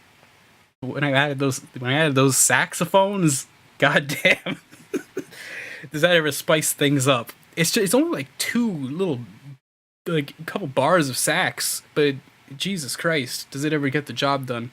It's not a virtual instrument or anything. It's just a bunch of pitch shifted sax samples, like just single notes and stuff. That's it. I like it so much. I gotta hear it again.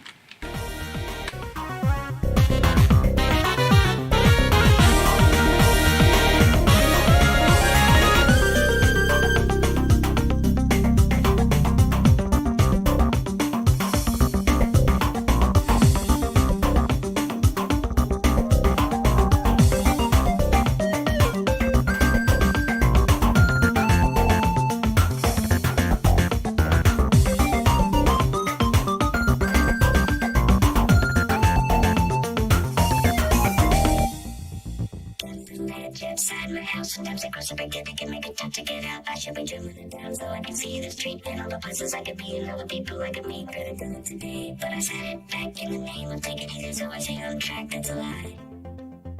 Now I'll actually try.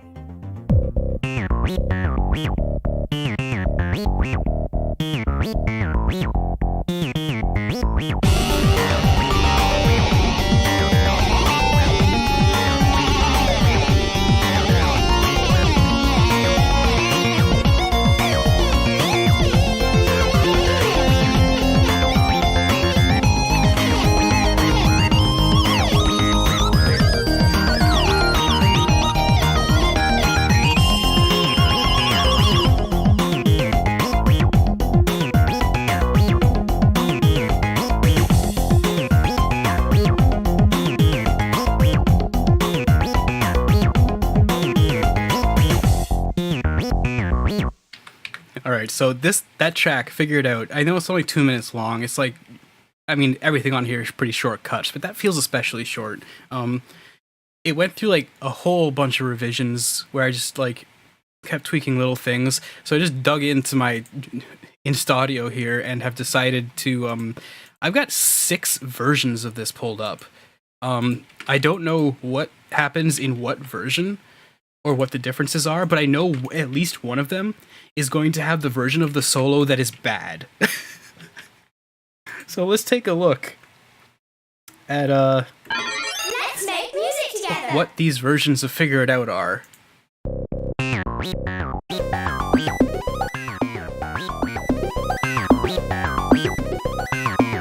So this was the first, like the very first demo, just so we can get that out of the way.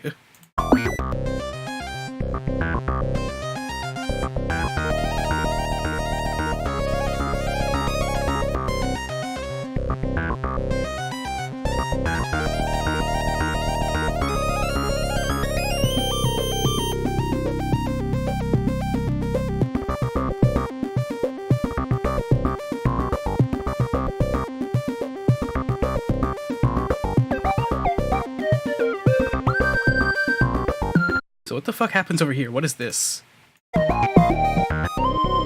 Oh yeah, the entire... Oh, the middle part doesn't even exist for the longest time. Okay, it's starting to sound more like music now. Or like, you know, the actual piece.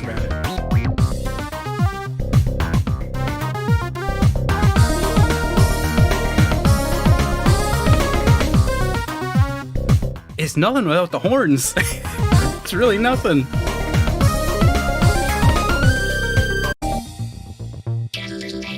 Okay, so at this point we got to there.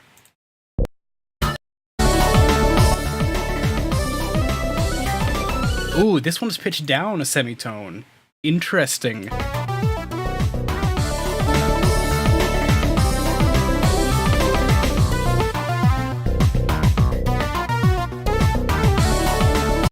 Actually, no, it's not. I just remembered. This is the speed or, you know, key the song was written in, and the entire thing was bumped up a semitone in post. I remember now. Okay, here's the most boring ass solo you ever heard.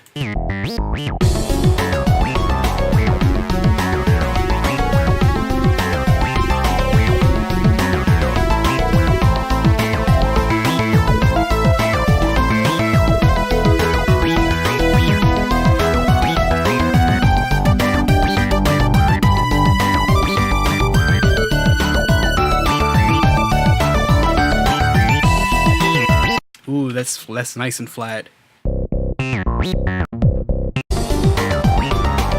I was still sitting on this shitty version of the solo for quite a while.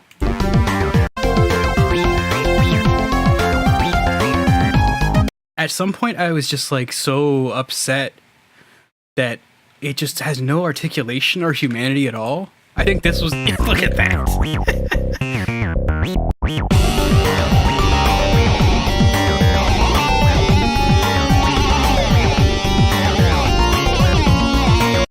You want to do a battle of the solos? We can do that.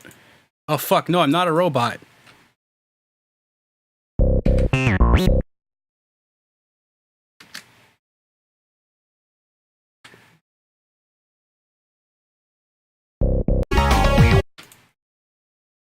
Let's make these solos fight.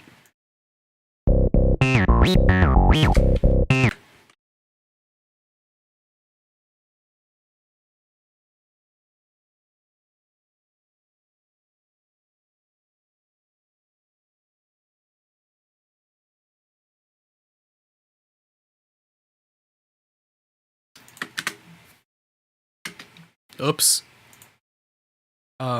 Sort by date, modify. Okay, good. I just wanted to make sure they're like the same everything. So I'm just gonna like, you know, cancel this shit out. You know how it works.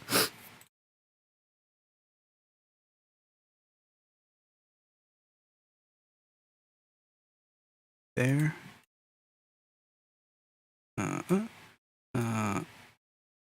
Okay, cool. There'll still be some artifacting, but this should work just fine. Whoa. That's interesting. I'm gonna let me load this up in Acid so I can align them more easily. So I can just like push left and right and have them go sample by sample. Shooby dooby.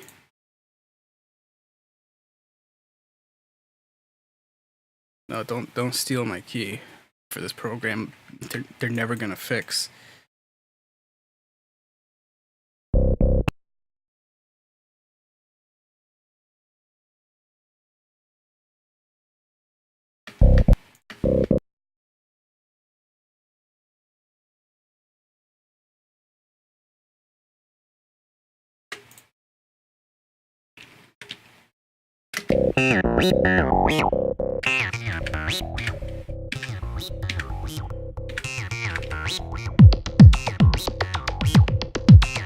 Why is that? Did these synths actually render out differently? That's cool and interesting. And also annoying, but cool and interesting too.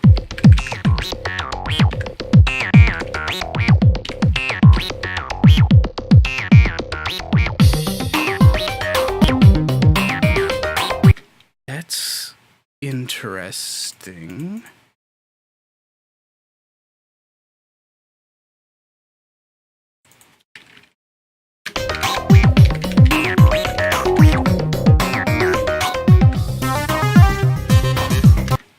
You can really hear how much is different from version to version. Like,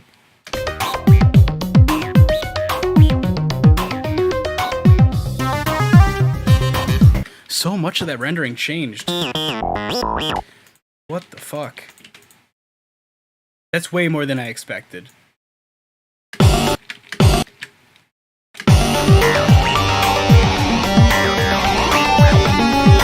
Okay, so we're never going to be able to hear these guys battle it out. Sorry to say. That's amazing. I'm so used to the same thing happening on every render. Oh well.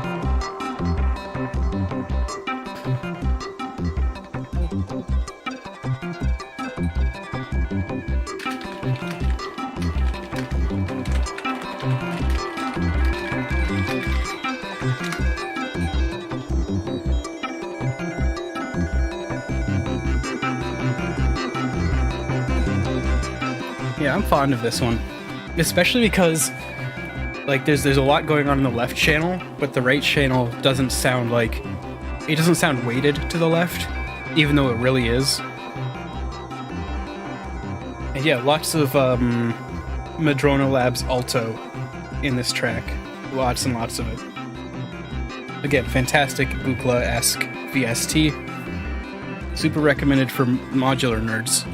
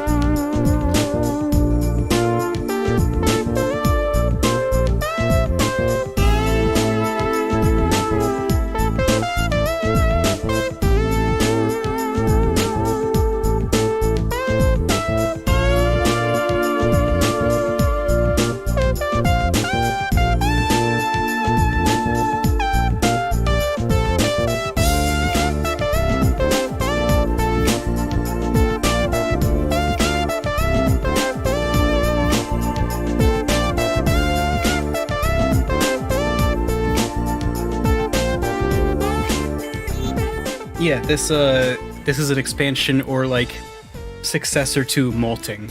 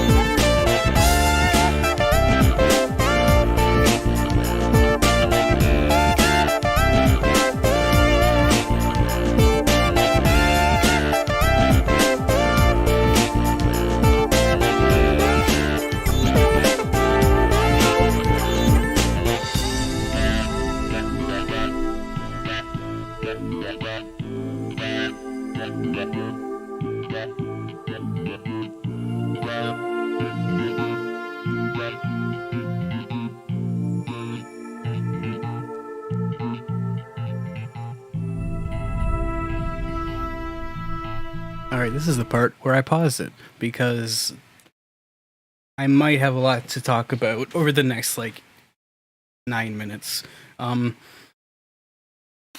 What to say? Okay, so, yeah, that track retreads Molting, kind of like you have been to the tower retreads. Build the tower god with motion. Maybe we're starting to see some recurring themes in, like, this entire, like, last 3 years. I think this is the album where it really became obvious that, like, there were certain themes and concepts that I was going to, like, explore time and time again over the next few things. Some concepts. Anyways, so we're getting to this part right here. Oh my god, it's so big I can't even, like, crop it now. Hold on. I lost the thingamajigs. So we're getting it. Oh no. We're getting to this part now, which is, like, really fucking confusing timeline wise. So I want to do some explaining first. I want to do some explaining about what the fuck is going on here. Look, I like to think this is really obvious, but I understand that it might not be. So just ignore this record at the bottom left. This body breaking brain dead. Ignore that. So what happens? What am I supposed to say about Whoa, what am I supposed to say about that? Here is a place where I have absolutely nothing, man. I could not tell you. But anyways, so the timeline that, depending on who you are, because some people, is there a thing I can just, like, draw on OBS? Is that a thing? I would really like it about now, because I'm doing a lot of pointing, but you can't see it. But okay, so on this record here, whoa, like, depending on who you are, one of these two albums will be the one that, like, you go to. I could put it into Paint.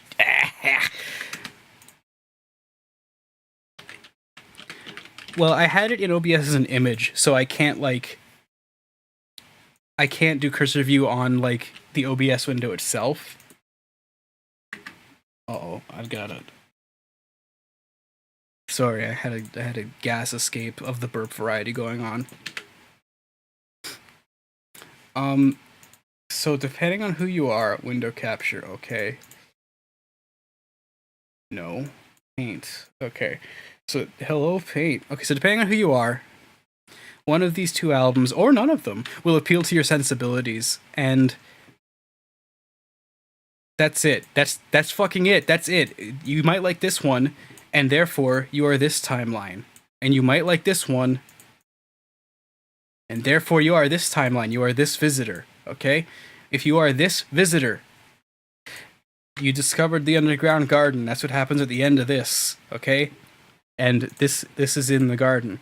And as for this, if you're this motherfucker, you don't discover the garden. And you will hear the other visitor that doesn't discover the garden at the end of the underground garden. This is really confusing, but hold on. Or you might just not fucking care about anything I've done after frame drag, and I've accounted for you. Don't worry, I've accounted for you. So don't worry if you didn't like this and you're like, damn, all this shit sucks, I don't like it. Guess what? Back you go. Okay, so this is you now, because you're this motherfucker who's only interested in creating timeline anomalies and going back to when things were better. And you're this motherfucker now, okay? So, over here, okay, this is if you do not discover the garden. This is if you leave. This is if... Shh. This is if you do discover the garden and you stay, okay? So that's that timeline. And this is if you are a motherfucker. I'm just calling you that because it's the easiest thing to say, okay? Does that make sense? Yes? No? That's fine. Don't worry. Wibbly wobbly timey wimey. You got it right. I don't know shit about Doctor Who, by the way, so don't fucking try to ask me questions about it. Okay, so let me undo all of this. Okay, so a lot happens in this, so let's get through this piece by piece, and I'll try to explain it, and we'll see if maybe it makes more sense then. This is like really abstract and hard to describe, and the garden is a place. It's a real fucking place underneath Haley Labs. I'm telling you, it's a real place, and that's why you can hear Haley Labs above it when you're in it. Did you realize that? Did you realize that you can hear it? Check it out. So this is the end, where you get seen out, and there's a back door, and you just get pushed out. Okay, that's it. Thank you for your time today. It's been wonderful. Sorry to rush you out, but we need to clean up this mess we've made before the next appointment. Come back anytime. We'd love to share it with you again. Take care. Okay, you are officially let out the back door. There are two ways you can go. You can leave through the actual back exit, or you can take the stairs down. If you take the stairs down, that's where this track goes. If you leave the back door, it's just, you are done here. And that is accounted for at the end of this track. This is where it gets complicated. So, we have another visitor in half an hour. You may have fucking noticed that this album is literally like half an hour long from the point of Welcome Home to Underground Garden. That's because that's this, okay?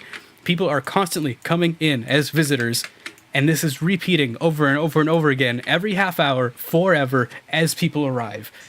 So, let's take a close listen, and you'll hear, like, quote unquote, above, upstairs, you will hear the next visitor arriving and being introduced to, like, Haley Labs. You will hear it. I mean, after he heads back upstairs, he's gotta head back upstairs and, you know.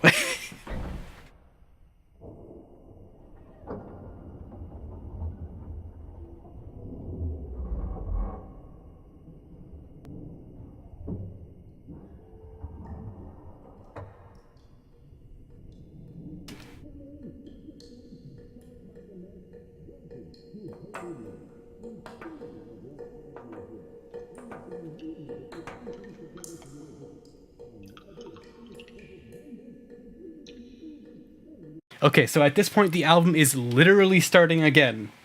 You are heading downstairs, and this guy's run back upstairs to welcome the next visitor. And you're hearing that. You will hear the beginning of the first track as well.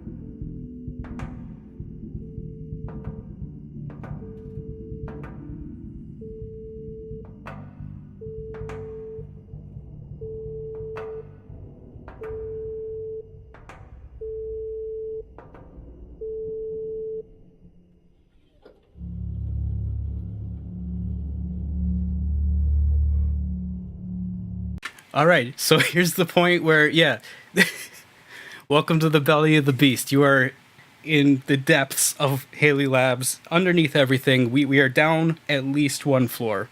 At least. I say at least because I don't know how many floors this goes.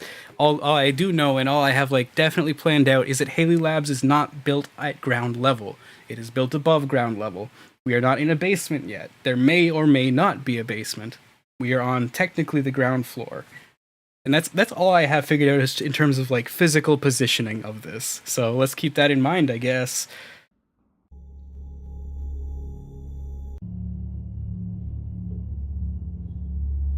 Quote unquote, well, we aren't in the underground garden yet. Yet.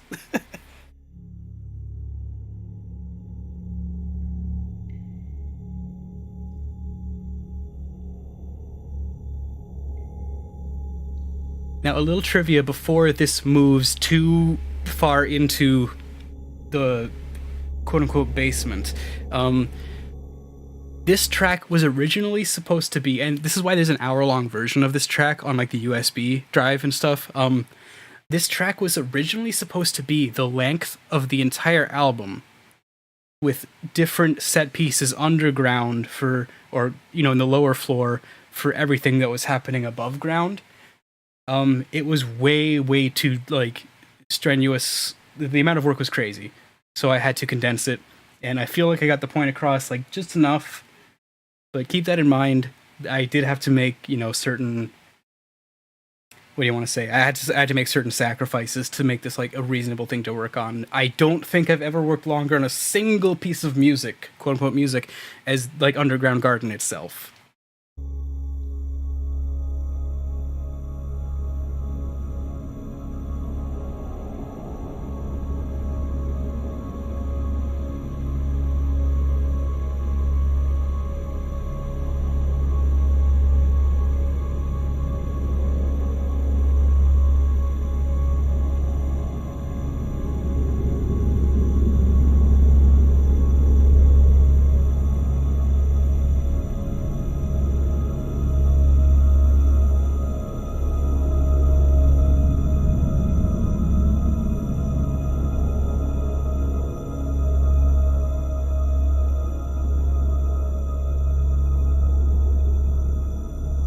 So I guess like, yeah, there are many rooms down here wherever here is. I had a lot of fun kind of like building the area. You'll notice that again I'm not using any normal panning for this. Everything is head related transform functions.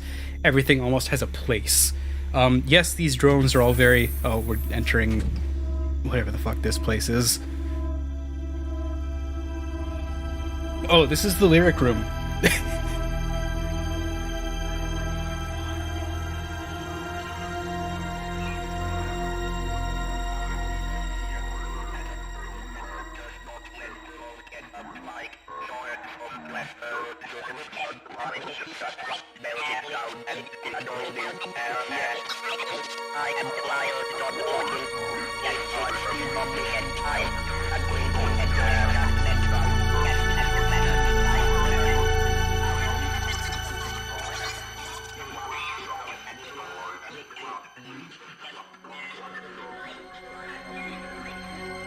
I feel bad almost like talking about all this so explicitly because this is the mystery. This is this is this track is where the lore, the concepts all crash head first and just like scatter out across like everything else.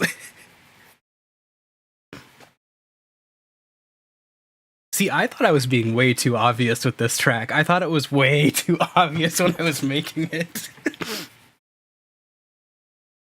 I was like, oh man, this is just, it's just so in your face, so clear if I do it this way. But I guess I wasn't, and it's interesting that you know that is not the case. So yeah, the lyric room. Well, I mean, you can hear it's all using the ST Speak / Commodore Speak. You know, it's an old text to speech algorithm. It's so many things used, so many things. And it's also the thing I use for the quick brown fox voice. Wink, wink, nudge, nudge. Wink, wink, nudge, nudge. And so we have a lyric room full of these, whether it be computers, whether it be AI, decoding something, generating text, trying to make sense of something. I'm not sure what, but that's the idea here. Wink, wink, nudge, nudge. The quick brown fox has this voice.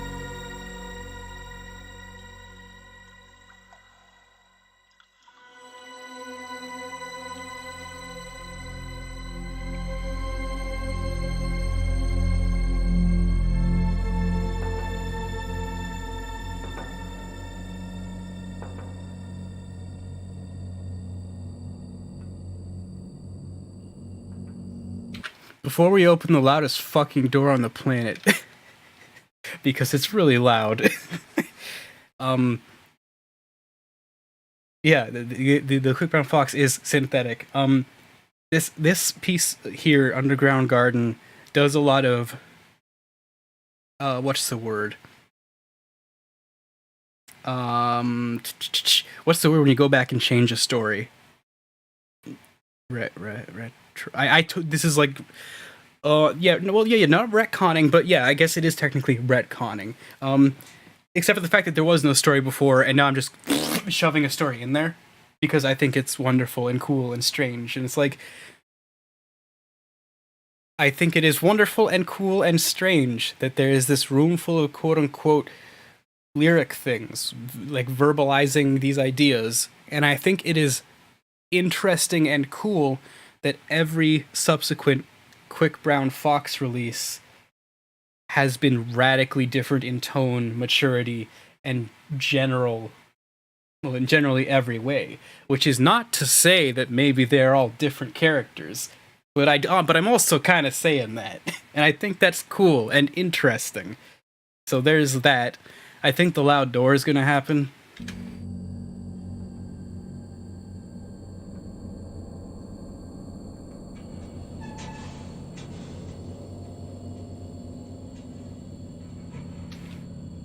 Which, by the way, is also maybe my favorite piece of sound design I ever done.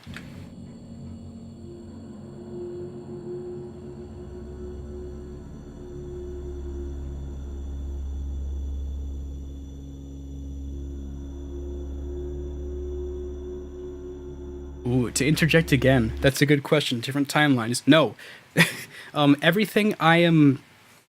Everything I release at this point. Now keep in mind, this is so important for you to keep in mind. I do not strictly adhere to like this lore. It is a cool side effect of everything I've done that I enjoy exploring, but is not some exact set in stone thing. It's abstract thought to play around with. It's a huge sandbox, okay? So keep that in mind. Nothing ever set in stone, and everything I make doesn't necessarily have to relate back to it. With that disclaimer out of the way, what I am making is technically one timeline. Everything I have made by this logic that I came up with exists on one timeline. And you, the listener, listening through it, see, my creation is one timeline, and the way you listen to it is the timeline that you experience. Does that make sense? So if you skip albums, if you jump around, if you go back to other ones, that's your timeline, right? But everything I'm doing is in one timeline. I am not interested in creating alternate timelines. The only exception to that has happened has been at the end of this, where I broke off the two timelines, which is you do or do not enter the underground garden.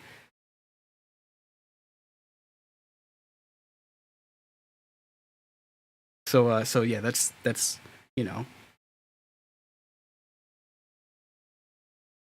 No, I'm not making it. It's just, like I said, this is a very happy and very fun side effect of everything I've ever done. Like, that's just how it is. I got to this point and I'm like, This is fun. This is cute. This is interesting. Like, why not? Why would I not play around with this? Yeah, Zelda timeline bullshit. Why would I not?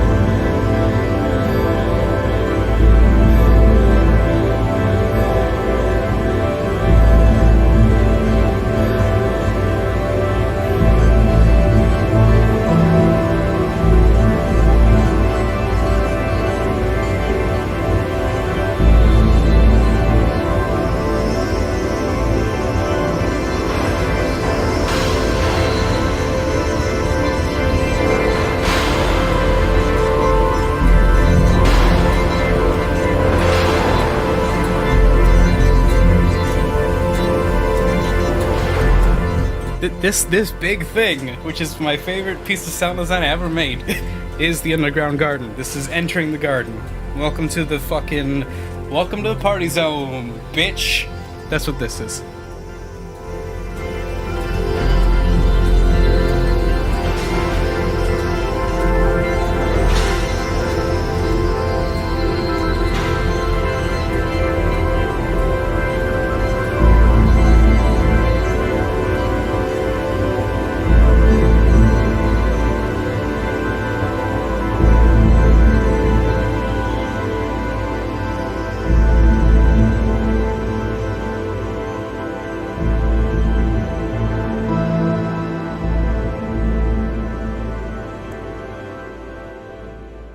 So this ends with the listener, presumably, if you've come this far. See, this is also why, like, this track is only in the downloadable version. This is why, like, you gotta download it, because it's like, that's me kind of breaking off the timeline, you know what I mean? Not everybody will just get to hear this track. I believe it's still set that way, that you have to buy this album to actually, like, get this track, I think. Not 100%, I might have changed it at some point out of, like, pity or something, because I wanted people to hear it. But, yeah. So, presuming the listener has gotten this far, they are in the underground garden. And, like I said, this track was supposed to be the length of the entire record, which at this point, Upstairs was another tour was supposed to be ending. So, kind of pretend this is 30 minutes later, you get me?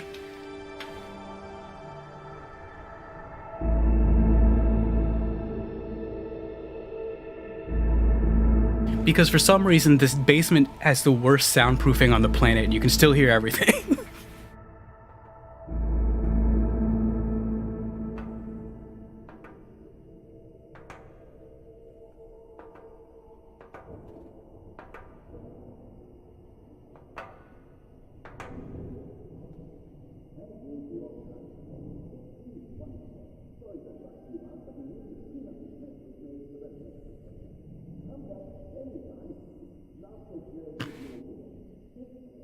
So yeah, you can hear the other one ending, and here is when the next listener leaves.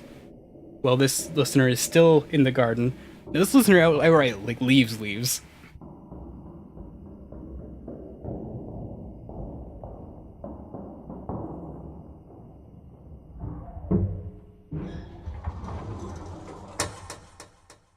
Alright, so yeah, that's this here. Alright? That's this here. That's what you just heard at the end. The visitor who just leaves. And this, if you stuck around, that's you. And you can also be a motherfucker, I guess. Because the album technically loops perfectly, you get the idea. And that's also why the intro is so long. It gives time for, like, that to end, so to speak. Do you know what I mean? Like, you could probably start the album while the album is ending and have it loop logically. these aren't necessarily happening at the same time. They're just experienced by different people, you know? Like some people will go and experience this, others will go experience this. This timeline isn't like this isn't like these are at the same time, these are at the same time, these are at the same time, these are at the same time. Nothing like that.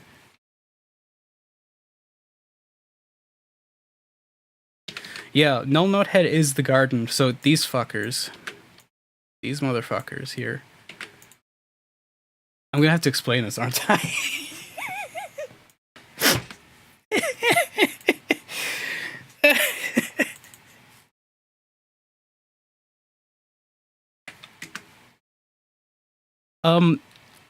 I don't know what happened to them. It is unknown. They may or may not they may or may not physically exist anymore. But remember, they're also being made of pure data, and Haley Labs has a lot of ways to store data. So keep that in mind. Also keep in mind, remember how Azrael 2 is a robot now, and like not the same thing at all? Do you remember that? Just keep it all in mind.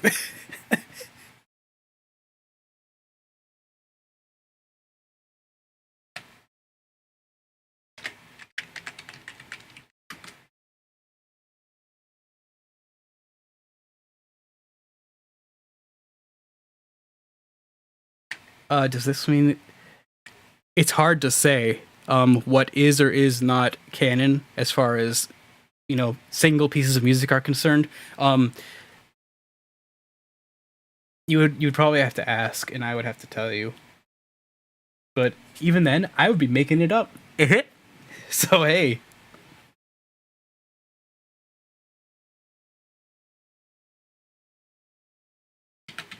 What happened to Cleep? That's a great question. You know, that's a great question, and I'm glad you asked that question. Oh man, I'm getting all sorts of good questions. I love that. I'm just gonna show you something and not say anything, and you're gonna have to deal with that.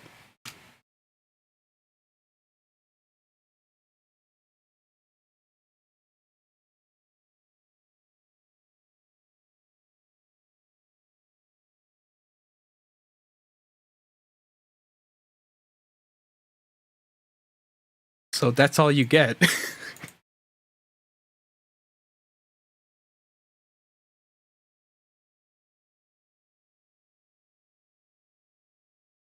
That's all you get. I'm not saying anything else about that.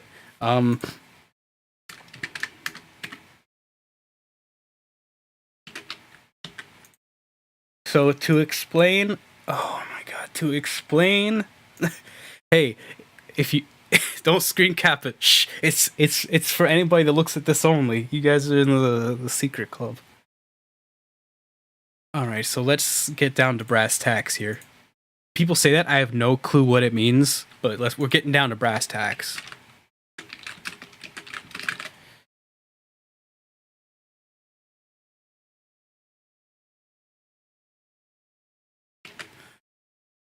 Okay, so first let me get rid of like this graphic over here, because I think it's gonna, because we don't need that there anymore, right?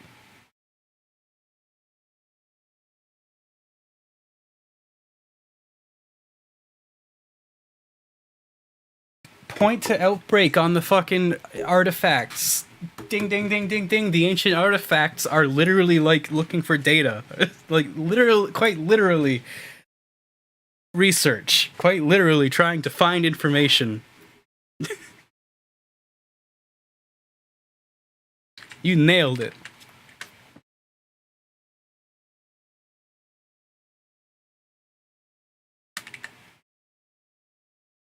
The ancient artifacts are things. They are actual things. Now, keep it... Oh, of course Ratine's involved. Ratine and Darius are, like, head honchos, so to speak. But, I mean, in my headcanon, which is funny because... why do I have a headcanon? Why do I have a headcanon?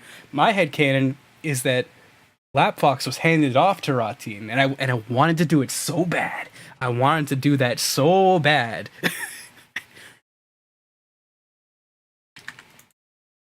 I still might.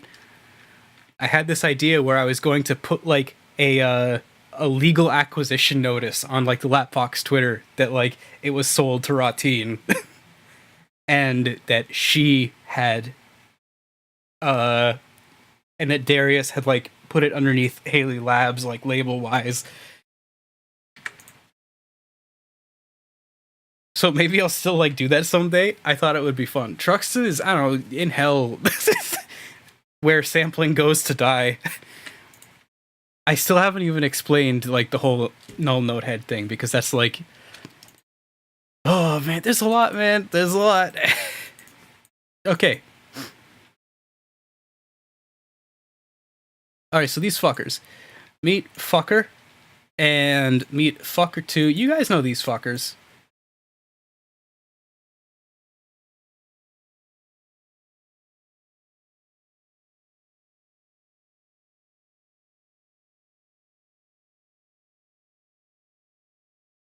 Alright, so these fuckers, we have 𝓔𝓵𝑚, that's over here. We have 𝓔𝓶𝓵, that's here. 𝓔𝓵𝓿𝓚, that's here. We have Heartwood, that's over here, okay? They are... so they are and always have been Haley Hard Sound Unit. Okay? Now I'm getting like actual definitions here for you just so I don't flub these because it's important that I read these properly. So, okay. I'm just clapping my hands together so we can, okay, focus. So these guys, they have always been Haley Hard Sound Unit, and that has never not been the case. Absolutely never not been the case. They aren't only the trees that grow in the garden. Okay, so here we go. The underground garden... Yes, yo, Snipey, bad Snipey. Yes, you are in it. 𝓔𝓵𝑚 is cellular plant tissue. 𝓔𝓚 is vascular tissue in plants, and heartwood is the dense inner part of a tree trunk. Okay, so, let's go. Let's go. The underground garden has always been there. It was there before Haley Labs. It was there before everything. Before absolutely everything. Haley Labs is a fairly new establishment. We all know that. It was like, what, 2014, 2015? Right? All right. So, Haley Labs was built around the garden. The garden has always been there. All right? We digging that? There was an agreement between these three and Haley Labs that Haley Labs could be built at this location, provided the garden is given ample resources and space and looked after in giving like a controlled climate so it can prosper and so it can continue to grow. Because that ain't fucking happening because the world's fucked. Look at 𝐸𝑐𝑎LIBUR out there, right? The world's fucked, okay? So that's why this is happening. That's why the underground garden is now inside Haley Labs. It wasn't before. They just happened to be where the building was gonna go. Okay, these guys are strobing a lot. Let's get out of here. Alright, so...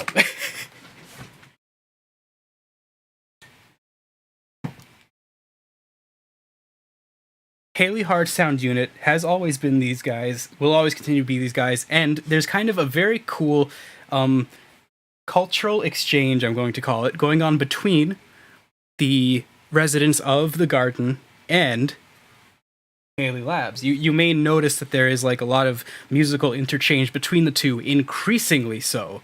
Like, all of these aliases are really starting to get blurred together ever since Haley Labs became like a single place where they all reside somehow. And that's because of the cultural exchange that's taking place. You dig that?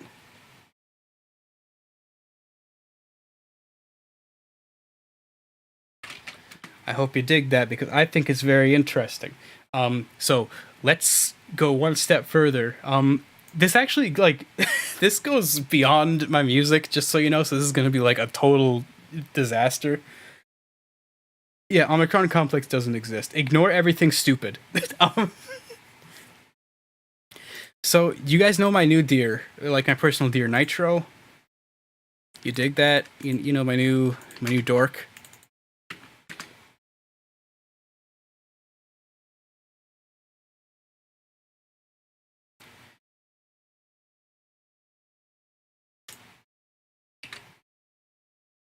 Okay, I want you to look. I want you to look real carefully at this tag on this fucker's ear.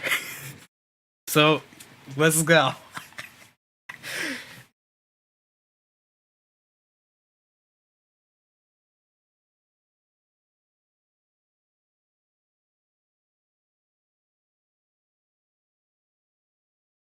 Now, you already met 1 through 3. That was, 𝓔𝑵𝐵𝑚, 𝓔𝓼𝓼, and Heartwood. Those were CERV 001, 002, and 003. This is 004. So Nitro's from the garden. So the garden is kind of just like my place where I'm just fucking doing everything now, I guess. And over time, I'm going to assume now I'm not making any plans. This entire thing is like fucking unplanned, and I'm just like rolling with the punches, letting these things happen as they happen, because I don't give a shit about making something cohesive that makes sense. I give a shit about making something that is distinctly like a representation of me. And what I think is probably going to happen over time is that the garden is going to grow so out of control that it just overtakes all of Haley Labs. That's probably going to happen. And I don't know what's going to happen after that, but I feel like that's probably what's going to happen.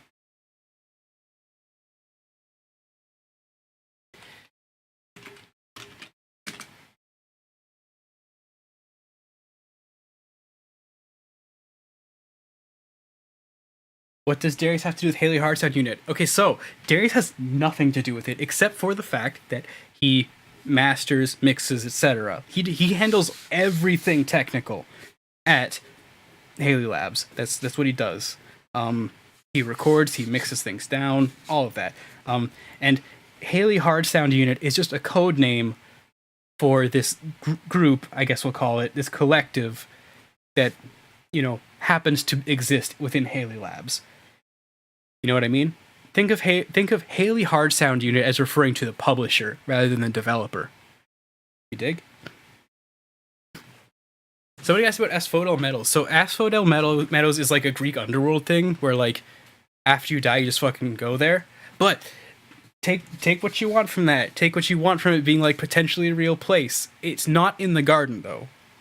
It is not in the garden, but it's really cool if you like to think about it as an outside place that may or may not have crossover with, 𝐇𝐞𝐥𝐵's world out beyond Haley Labs.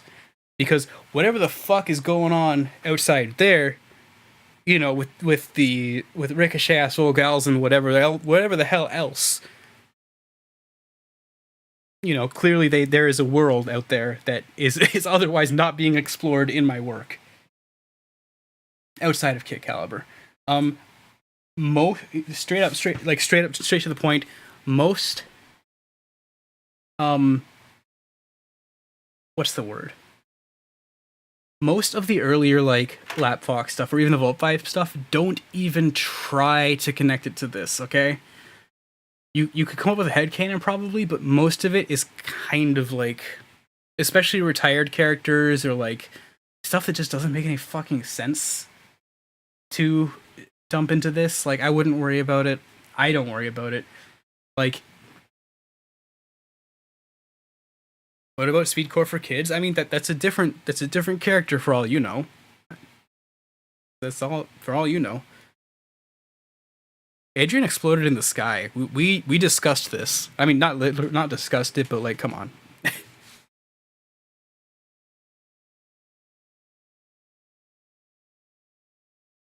he dead.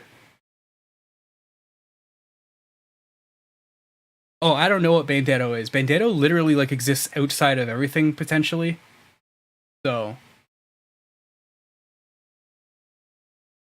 I have not yet found a direct link between Bandito and Haley Labs that I am interested in. Oh, here's the big questions. What about Download? What about Mayhem? So like Download's a really weird one because it's like, first off, partially it's just like partially a personal character, but also that's a character that has really, really close links to the 𝓔𝓶𝓶 thing, like 𝓔𝓶 Eugene and all that. And I don't know how that links to. Nah, never mind. Okay, I'll keep my mouth sealed. But I have some ideas. just they're just happening as I go.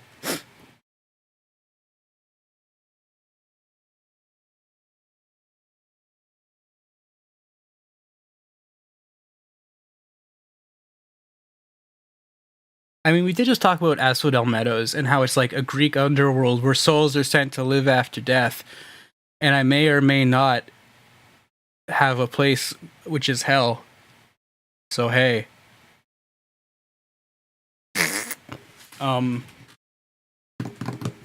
Let's see. Bandito is my boyfriend. I agree. What about Mayhem? This is like the big question. This is the big question, isn't it? What about Mayhem? What about Mayhem? What about Mayhem? What about Mayhem? What about Mayhem? What about Mayhem? What about... I don't fucking know. I don't fucking know. She might be like... Okay, so seriously, like, she might be the thing that fits the absolute least into, like... this mess. It's crazy. It's so funny to say, but it's like, what am I doing with this? What? So I'm not gonna worry about it. Less so than Negaran. Okay, so like, I don't know. Like, I did mention like earlier, Lapfox stuff. It's gonna be really tough to work a lot of this stuff in, and I'm not planning to work a lot of it in, and. Again, like, this, like, quote-unquote canon, right? Again, I'm gonna put, like, a big fucking sticker on it, okay? A huge, enormous, like, if a sticker could, like, glow and shine and blink in your face like a fucking obnoxious piece of shit, this one would be doing that, okay? And it says, this canon is not a real thing. It is an abstraction of everything I do. Please be careful, because none of it makes any sense or is going to make any sense. And I gotta put that fucking sticker on there real big and real loud so everybody sees it. It's like, the canon is above everything, okay? It is a sandbox. It is a playground for ideas, for concepts, and not an actual story. You dig? Because these ideas and concepts are very... Let's oh man, let's step back, and I'm gonna give you a bigger picture thing, okay? Here's a bigger picture of it, okay? And I think this will make a lot more sense. So, like, you guys know I have a lot of, like, characters and have a lot of aliases, right?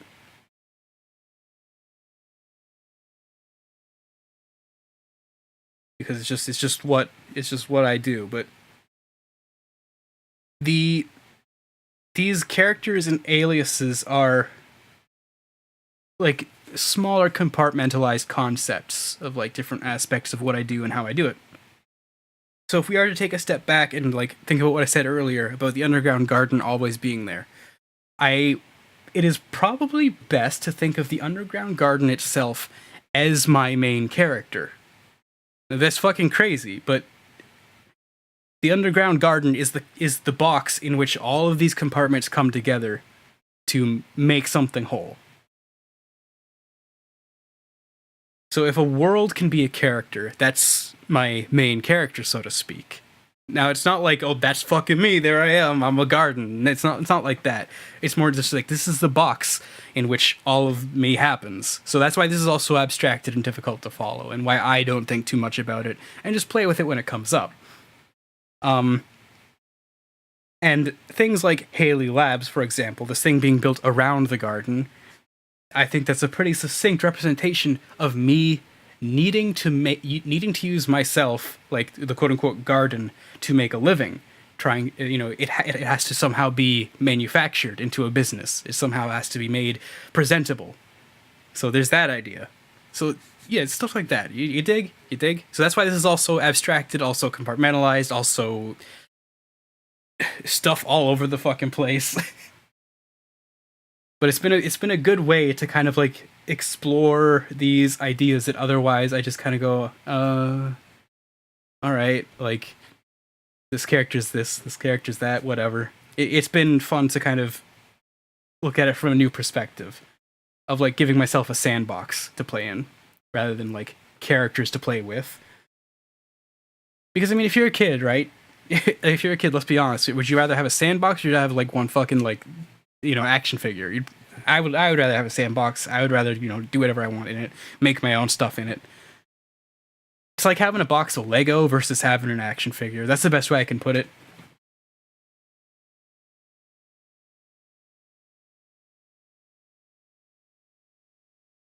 And that's what a mess. So again, this canon is not canon. There is no canon. The canon is whatever the fuck you make of it, however you listen to it. It is 100% your experience with the work. Whether you like it, whether you hate it, whether you want me to go back to the old stuff and you do that and fucking time loop forever to some shit from 2009. I don't care. Because that's the canon to you. The canon is your experience with my work. Period. Full stop.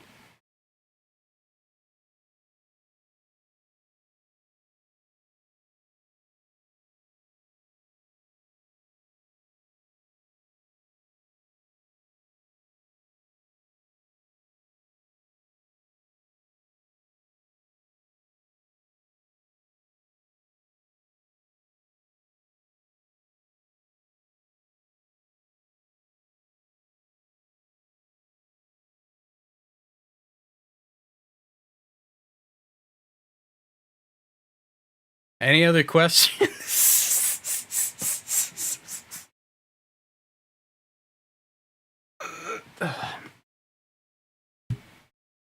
Here's the thing, all right? Here's the thing. When I shut up. No, here's the thing, all right? Whataboutisms like this, all right? If I haven't told you, I probably don't have an answer because it's probably not relevant to me. I'm not going to find a way to integrate things if they don't mean anything to me right now. Does that make sense? Like, why the fuck would I bother personally reintegrating an idea that I may have like considered years and years ago that has absolutely no relevance to me right now? It's there, but it's not a part of what this is, whatever that may be. What was Lapfox Tracks? A record label that I ran. It is what it is.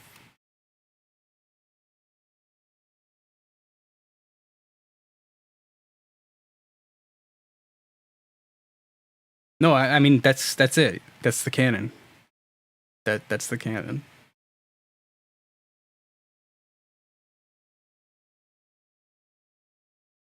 Well, I mean, what answer do you want? That's the thing. Yes, of course. Of course I'm a character in my canon. Yeah, absolutely. And when I say character, I mean like I am it. It am I.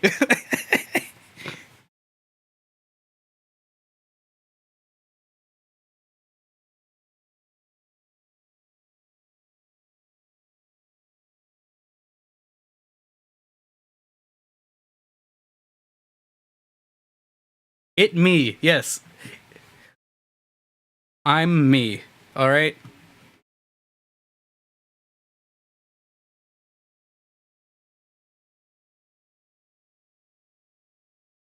I'm not fielding any more meme questions.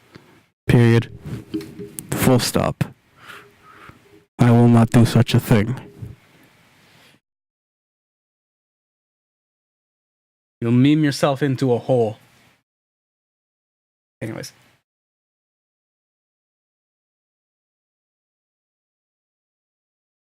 Yeah, I mean, see, the thing is, you could ask me questions all day, and I could honestly just go, I don't know. Just, I don't know.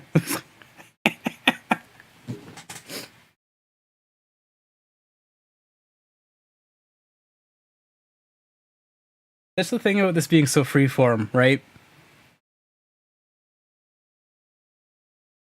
It's just a whole lot of, I don't know. It's just stuff that happens to, like I said, it just happens to come together in a really interesting way. And I'm just having fun with it. It's like I said, it's like a sandbox. It's like a toy box for me, just to further explore myself and, you know, what I do. And I think it's fun. So I'm going to keep trying to have fun with it. And I'm also going to keep, I don't know, not worrying about it, you know? Will you see more, Renard? I don't know. Haven't you people learned what that question? Haven't you learned? Haven't you learned what that question begets?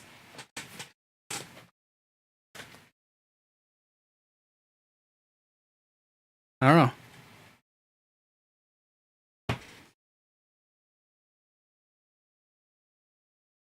That's it. I don't know. I don't know what happens next. I don't know shit. Like, you think I have plans? You think I have ideas? You think I have I don't know. I don't have any plans. I don't think about whatever's coming next, like in the long term, even remotely. I have literally made all of this up as I went along over the years. I have planned absolutely nothing, and I will continue to plan absolutely nothing. Because it seems to work best when I plan absolutely nothing. Everything I've told you has been a consequence of shit, you know, working out the way it has. Are the things I just made up during the stream? Yep, absolutely. Absolutely. Some of it just came together in the stream because it sounded right to my brain, so I made it up. Welcome to... That's how I work. That's it. Something clicks and I go, yeah, sure, absolutely. I will absolutely integrate that. I could have made it up yesterday. I could have made it up 3 years ago. It is a complete crapshoot. An absolute crapshoot. But what it has been over the past, like, this whole transformation from Lapfox Tracks into Haley Labs into potentially the Underground Garden, I don't know. How cool a label name would that be? Fuck, like, the Underground Garden? Fuck, that's a cool label name. I'm gonna start putting that on physical releases. Just start sneaking it out there. Be like, you like this name? I like this name.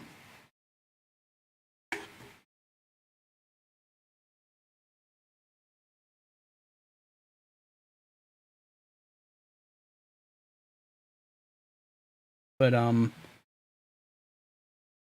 yeah, above all, whatever you decide to take from the quote unquote lore or these ideas, it's like if that you know, increases your enjoyment or the way you think about these records and tracks, like, that's awesome. And if not, that's also awesome. Because overall, it's just been tools to explore me and the things that happen to me and the world around me.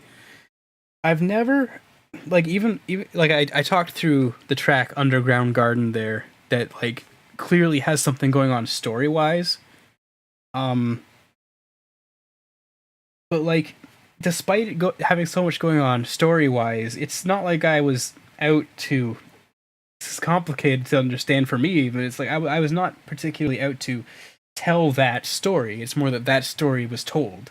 Does that make sense?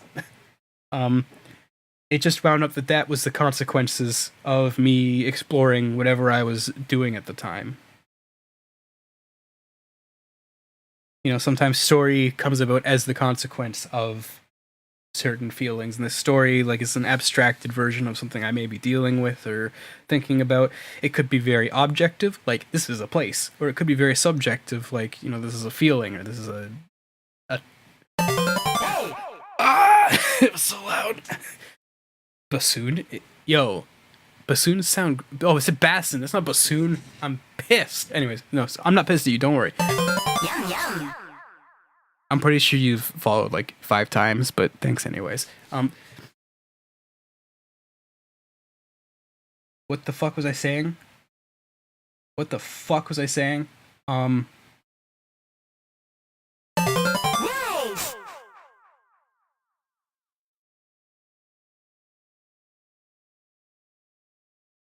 Yeah, things are. I mean, that's really just what it comes down to. I'm not gonna worry too much about it. I don't have some grand scheme. That's the point. I don't have some grand storytelling scheme. Oh my god. Oh, I gotta fix that animation. That one's fucked up. Oops. Oh well. But Christ, hell, like, yeah, I have no scheme. I have no plans. I'm not here to tell a story. A story, I guess, is just here to happen, and I guess it's happening through what I do. I don't know. I don't want to be responsible for this fucking story. It's just.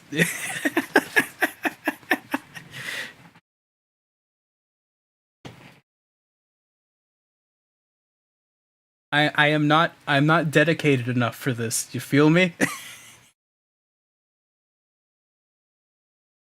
and that's why that's why this is all just like, fuck this. It's not a story. It's just parts of me doing a thing.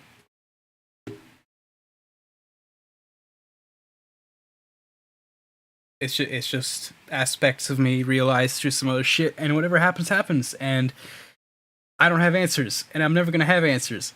And even though I have answers, I don't have answers.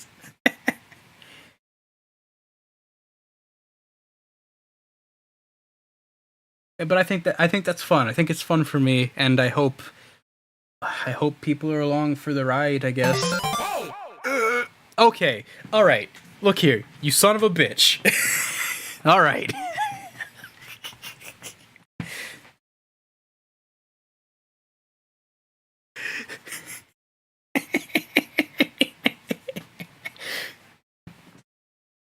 All right, who's the bastard? Who's the bastard? But okay, but yeah, that's that's it, you know.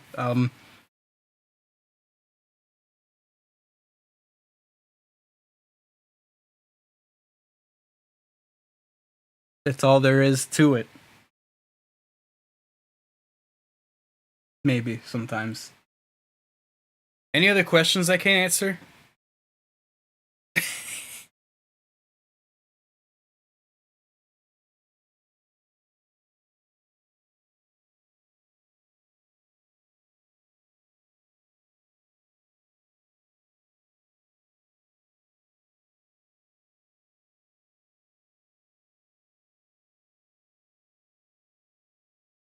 Ooh, these are big questions.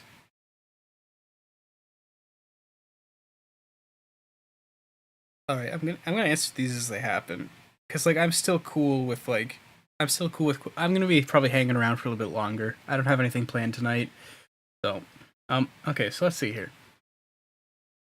I'm gonna start with this one. Is everyone having a nice time in the canon? Absolutely fucking not. Life is hell and everything sucks. Nobody. No, I mean there are characters having a nice time in the canon. I'm having a nice time some days. Other days I'm not. So therefore, no, everyone is not having a nice time.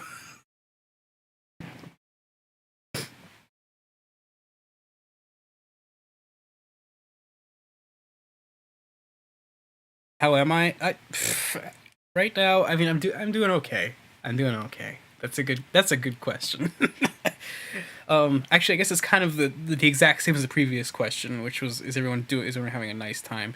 I'm okay. I'm alright. It was last week was absolutely a nightmare, absolute fucking nightmare. So it's a step in the right direction, that's for sure.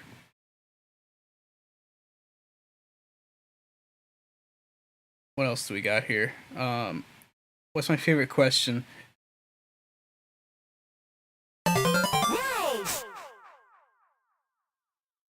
What's up, Conhead? Conhead? Sorry, okay, look.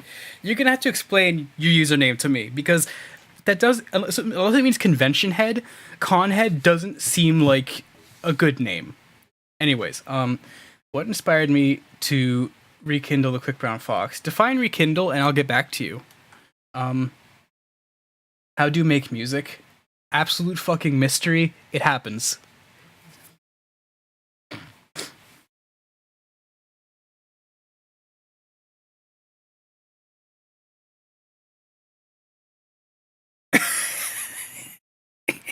Oh, we're gonna get the con head cannon. Now we're talking. Now we're talking. All right. What else we got here?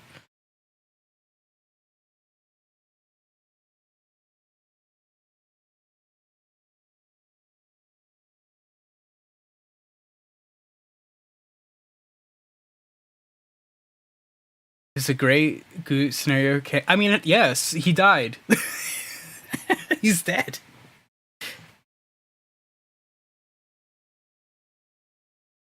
He's fucking dead. He didn't die before it. Oh, wait, sorry. No, you're right. Oh, shit. Oh, fuck. Sorry, I messed it up. It's been so long. Sorry. Fuck. Grey Goose Scenario is a bunch of... It's a posthumous release. There. Okay, I did it. Okay.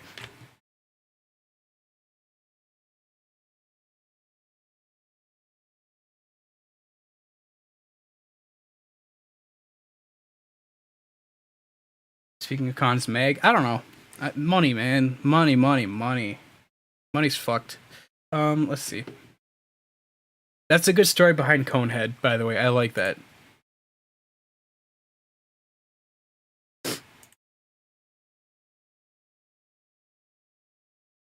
Is Demon's Nightmare part of the canon? Nah. It's just a game. This is just a fucking game. Nothing outside... Wait, I can't even say... I was about to say nothing outside the label is, like, related to the canon, but, like, fuck me. I really shot myself in the foot with Nitro, didn't I? You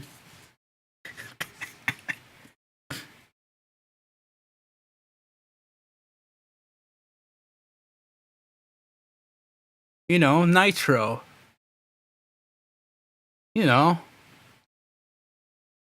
Oh, do I have to show people Nitro again? Okay.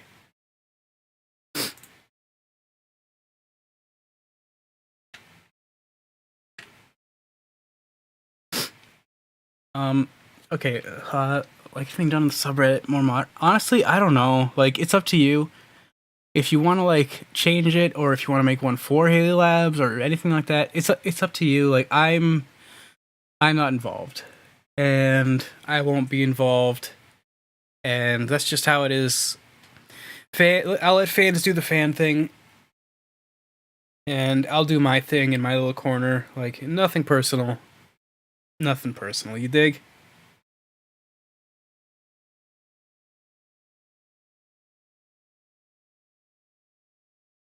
Over time, I've, especially like talking about this tonight and seeing how you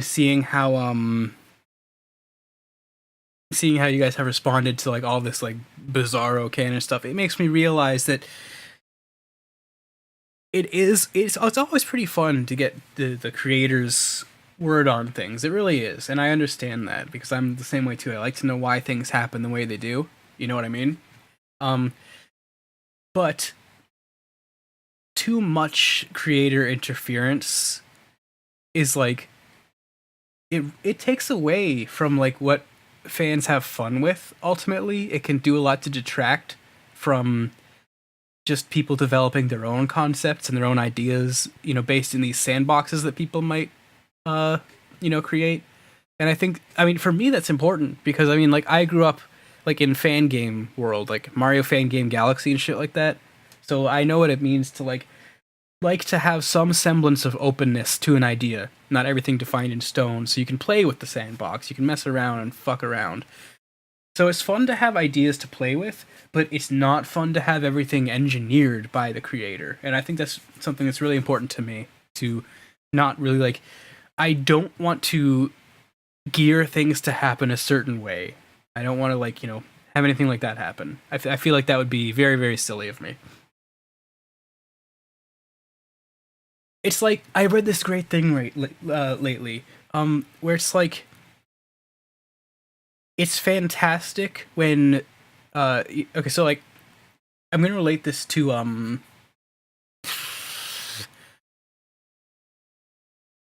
gonna relate this to, like,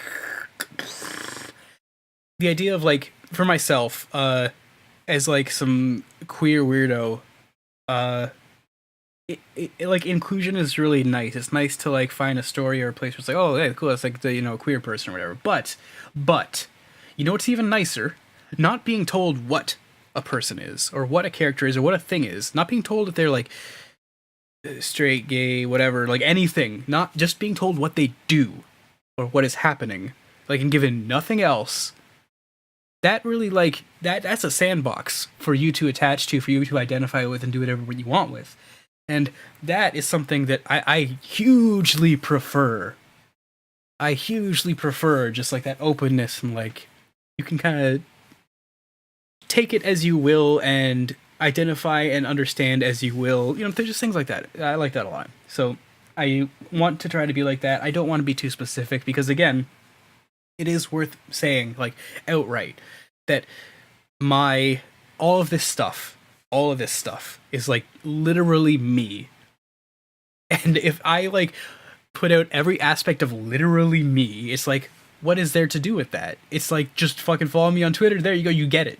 That's the whole deal. So, I want to leave things very open and, like, fun to play around with. It's like with the whole like 𝓔𝓶𝓶𝓪 thing and the whole Hell World thing. I'm like, I don't care. It's a sandbox. Have fun. I don't give a shit.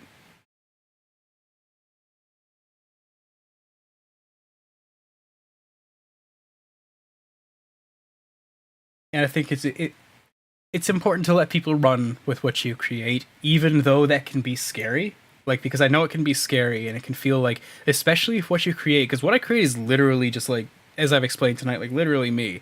And having somebody run with something that is so close to you that it's like you identify as it somehow. Because I think everybody does with their creative work a little bit. It's like, that's me, like, be careful. It can be scary to have somebody run with that and fuck around with it. Because it can really mess with your idea of self. But it doesn't, it's fine because it doesn't actually have to mess with your idea of self because your idea of self still exists. What they're doing is taking a copy of that idea of yourself and identifying with it and tweaking it to like better understand themselves. And I think that's really fantastic. Like, I look at Sonic OCs and I'm like, oh my god, like it's just like it's a bunch of kids like being like, yo, that's like I like that thing. That thing's like I identify with that. So they take it, they like rearrange it, and they're like, there. That's I understand myself better now. So if I can somehow be that, like I would be. That's like life goals, really, realistically. To be somehow like a way that people can learn about themselves, because like I'm learning about myself through this too, and if other people can do that, that would be like the most humbling and like amazing thing. And I've heard stories of people that have, and it's I don't even know what to say when I get told that. I don't even know what to say because it's just I cannot imagine it. It is beyond my imagining, and I am eternally grateful, and that's all I want. So that's why I don't want to be too specific with this and want people to have fun. I want people to have fun, because that's the point. If I turned you into a gay furry, you got fucking owned, and I'm glad.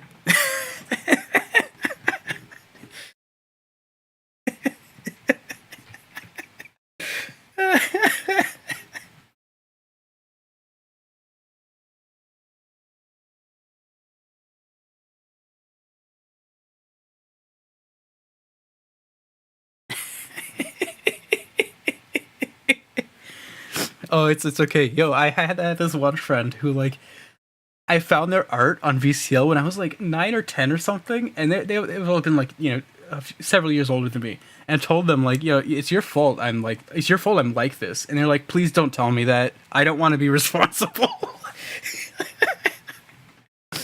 But you know what? I am totally happy, like, being responsible for that, because I think I think that's really magical and interesting, and yeah.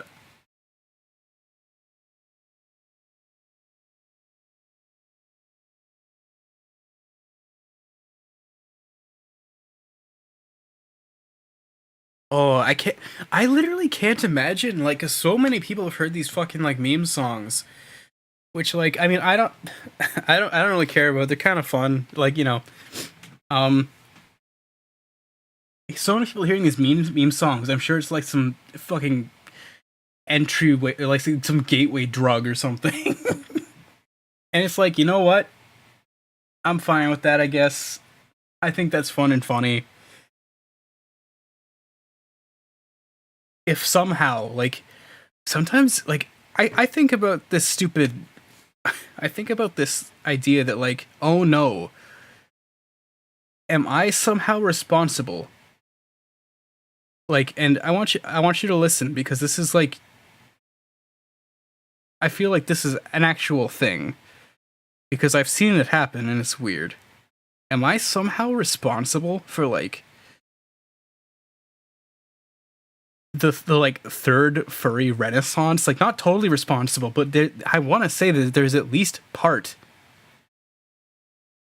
of like all this shit being memeified that was somehow responsible for this like third wave explosion. And it's a fucking nightmare, but it's also amazing. And I know I'm responsible for the shark boom. I know I'm responsible for it. Like, for a fact.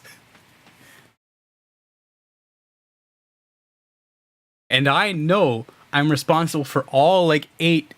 No, not all. Maybe, like, 6 of the 8 piñatas out there. Alright? I know.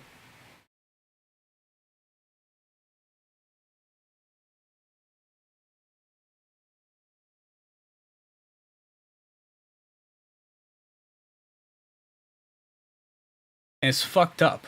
It's real fucked up. And I know I also broke speedcore, and I'm glad I did. Ugh.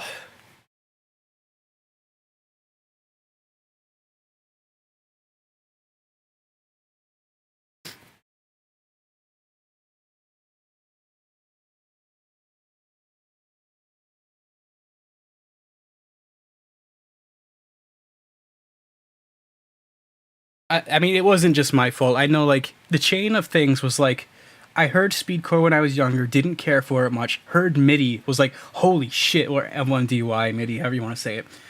Heard that shit, was like, oh my god, I'm gonna do that. And then I did that, and I was like, this is boring now. So I'm going to do literally anything else. And then, next thing I know, I'm, like, finding out 𝓔𝑵𝑬, like, that, because they're like a fucking god. They're like the Japanese speedcore god at this point. They're influenced by what I did, and I was like, what?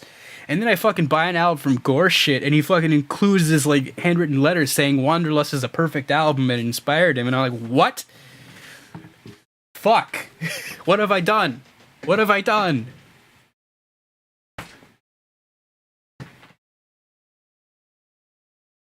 I just made speedcore pretty. I made it gay.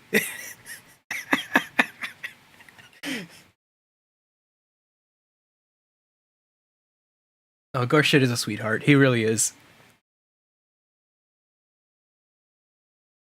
Well, speedcore was originally this tough guy macho bullshit. Like, I like it. Don't get me wrong. It's fun, but it was so fucking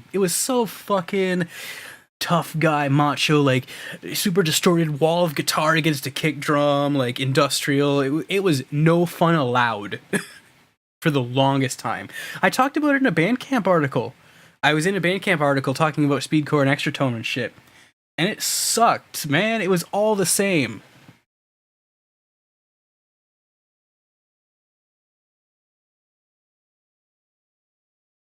If you search like Bandcamp speedcore blog or something, I'm sure you'll find it. But yeah, it was real stale for a long time, and I was so bored of it. I just think speedcore is such a... When I was getting more into, like, you can hear it right at, in particular, at the end of, like, Brutal Rhythm Rider.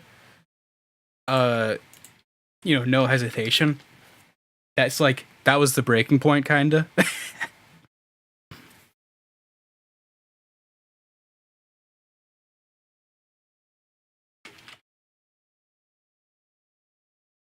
where I realized, wow, speedcore is like a really fragile genre. It's like really, I don't know, like emotionally fragile genre. If you like put in anything that isn't just like jokes and insanely distorted audio and, you know, intense sounds, it's a really weird genre that sounds like it's about to break at any moment. It reminded me a lot of just like panic attacks and like mental breakdowns, and I just ran with it from there because that's like there is not another genre that gets as close to that feeling as speedcore. That like the feeling that you are about to break into a manic episode so hard that you just like shatter and become depressed. It's like it is that to a point. So I don't know. The fact that it wasn't being done like that was really upsetting to me. It's a really cool genre.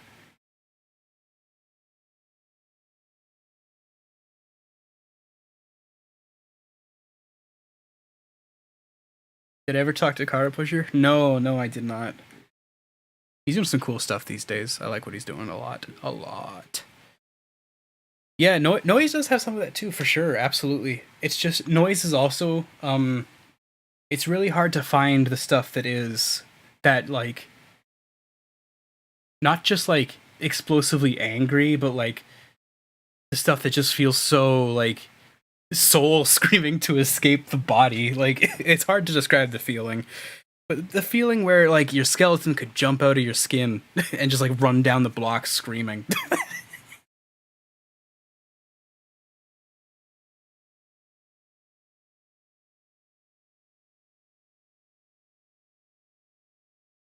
Will I explain the sounded geometry thing? Yeah, sure.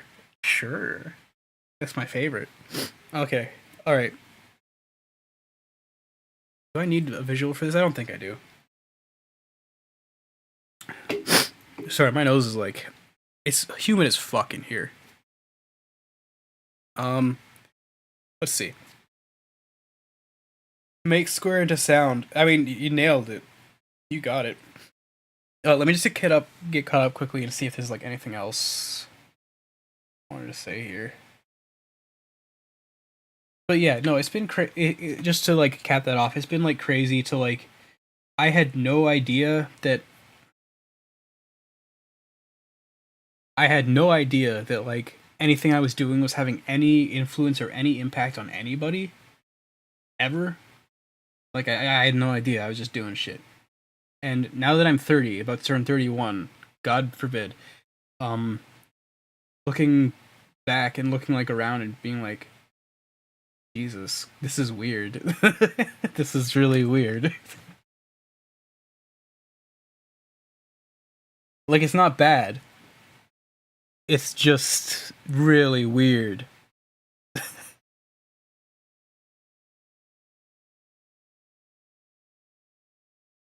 I had no idea. I had absolutely no idea. It is awesome. I'm like really, I'm really, really happy about it. It's just, what the hell? It's just bizarre. It's so bizarre. I don't think I can come to like terms with it. It just doesn't. Do you know what I mean? Like something that's just like so hard to understand. Because I think about all the music I've listened to that has inspired me, and I'm like, how can I be that? That's crazy. That's crazy. I want to understand more. I really want to understand more how and like why this happened. Because I want to, I mean, ultimately I want to empathize with people. That's like my life goal. I know I said I don't make goals, but like my only goal is to empathize with people and understand people. And if I can better understand this, whether it be through like, you know, through doing these streams or like through talking to people or meeting new people or going places, like, I mean, on my own terms, of course, because I'm the most anxious piece of shit. But if I can understand this, like, that would be really, really cool. But as it stands, I can't. It's beyond my understanding and capacity right now. And I mean, I understand why, but Christ Almighty, it's a lot. It's a lot.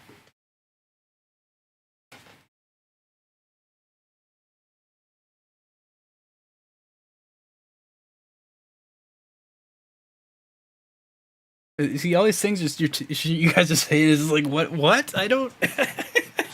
I cannot imagine being a cornerstone like that, or like something that changes somebody's life. It's just absurd to me. I mean, I know everything changes everybody's life. I know that. But oh my god.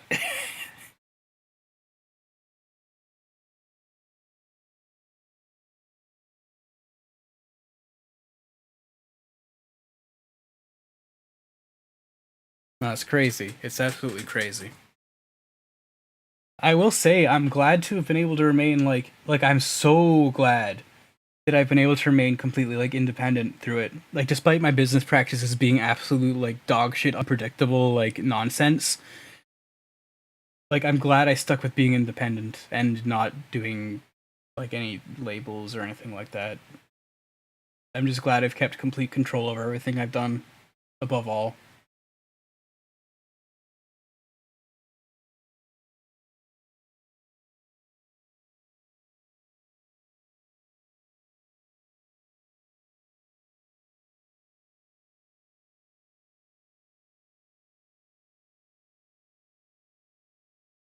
Dude, oh my god.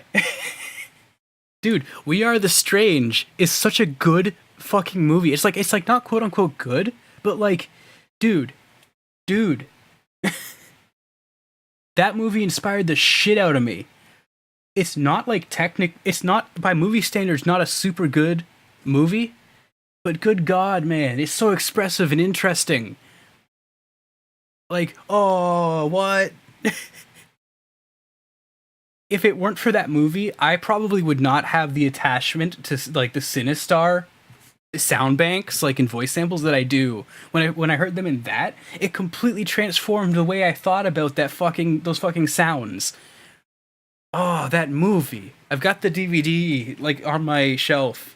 Oh, it has like fucking 8 different soundtracks on it. It's crazy. It's amazing. One of them is by like 𝑭𝑨𝑵𝑚. I love it.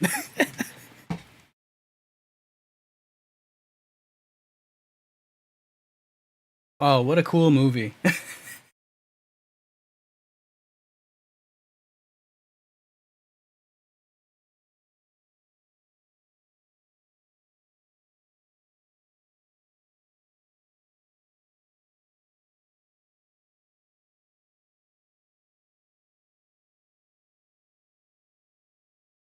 Man, I'm really happy to hear that like, I don't know, just like, it's crazy.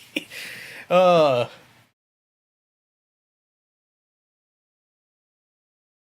that's nuts. That's bonkers. That's bonkers.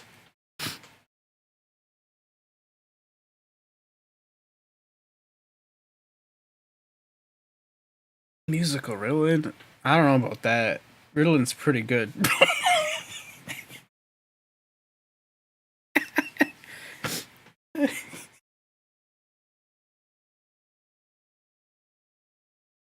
What's my favorite Bonkers album? That's a good fucking question, dude. Hmm.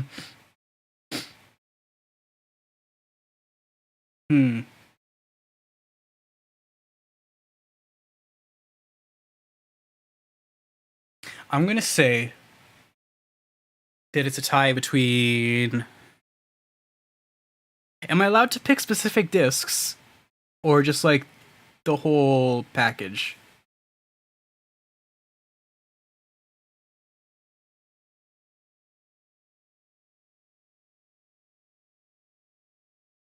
Discs is cool. Okay, so Bonkers 13, all of it, like the whole fucking thing, incredible. Best of Bonkers, all of it. And And then I gotta like double check this one. I don't remember if it's disc 2 or 3.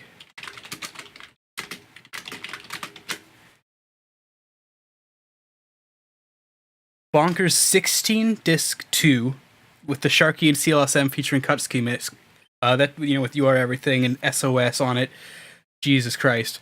And then Bonkers 15 disc 3, the Scott Brown and Neophyte disc. Literally the best, like, mid-2000s gabber mix I've ever heard. So good. The old school stuff is really good too, but a lot of it just kind of like, you could listen to any of them and have a good time.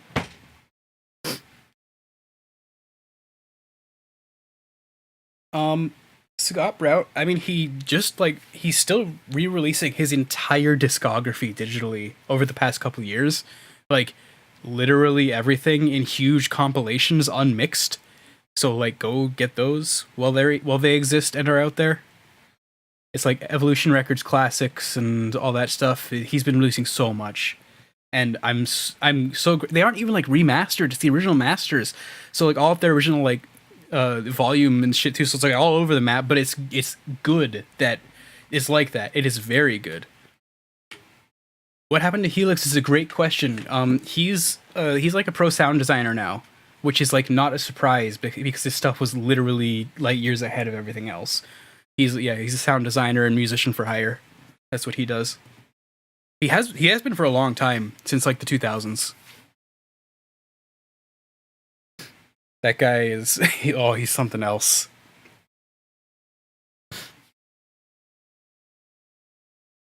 Favorite old school happy hardcore track? Don't make me decide. Don't make me decide. Oh my god. That's like saying... This is like... You're making me decide on a favorite part of like... A huge part of my culture, and it's like impossible. Eye Opener 99. Alright, I'm gonna stick with that for now. Eye Opener 99.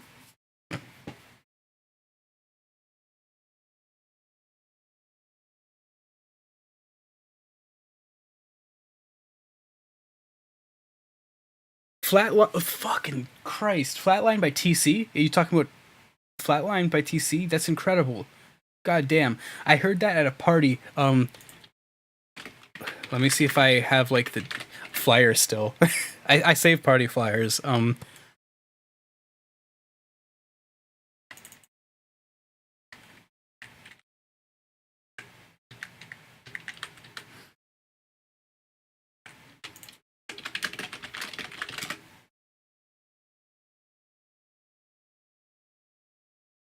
Yeah, okay, so I heard it at...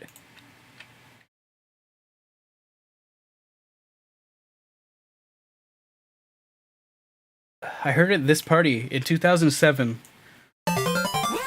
Yo, what's up?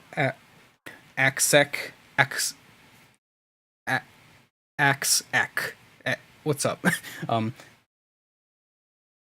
Anyways, yeah, I heard it at this party in like 2007, and I was like, Jesus fucking Christ! This is huge! Like, I could not believe how huge a track it was. Flatline by TC. You know, I can even put it on. Let's get this VOD muted. Let's enjoy music together.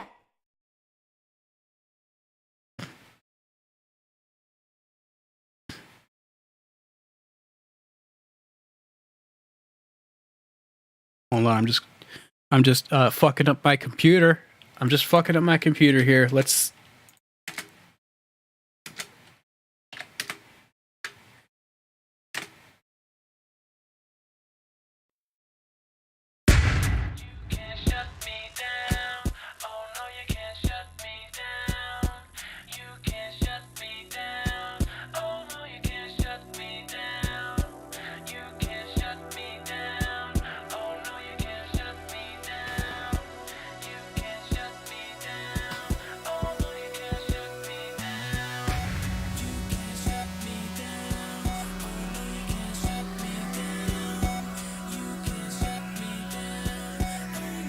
Yeah, I heard this at a party in 2007, like, Outbreak mentioned, like, we might be the only people that think it's a fucking bop.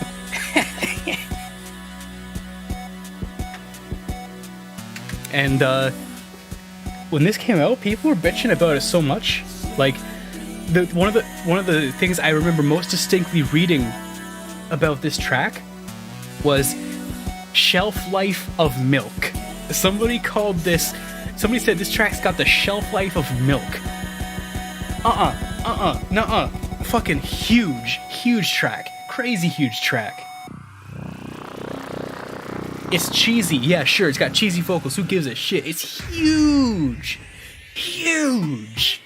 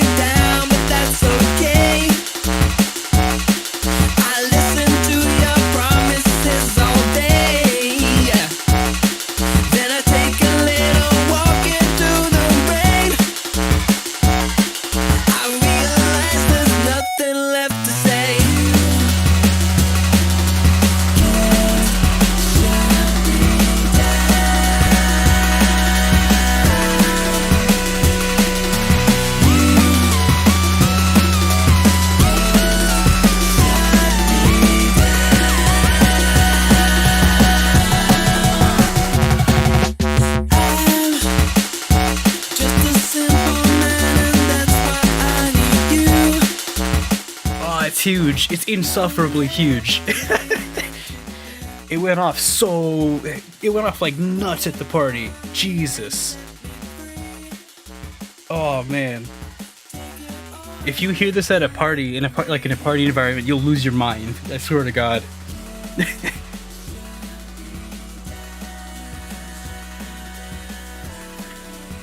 You know what the best part about this track is?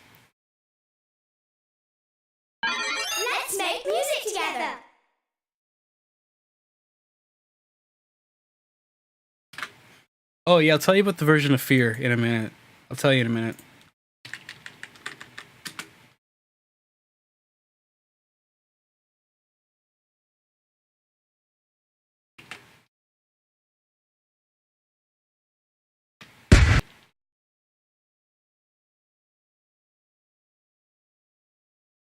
Yes, the initial place you hear something, like, absolutely. They're like dumbass rave tracks that I would not give a shit about if I didn't hear it at a party first.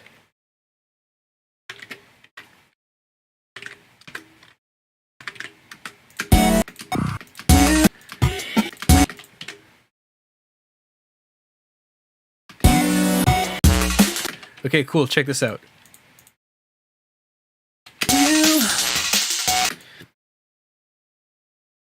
Thanks, TC.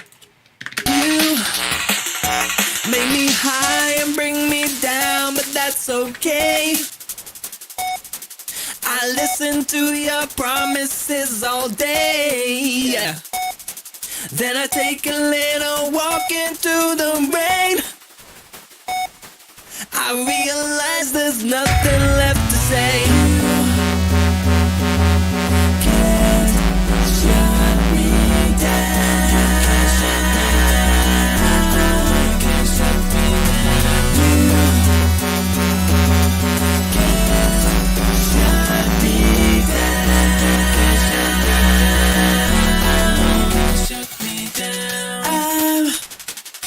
Just a simple man, and that's why I need you. Loving it. So shout out to him for, like, you know, just leaving the second part of the track completely in phase so you can just invert it. Most people avoid that. I feel like he knew. Let's enjoy music together.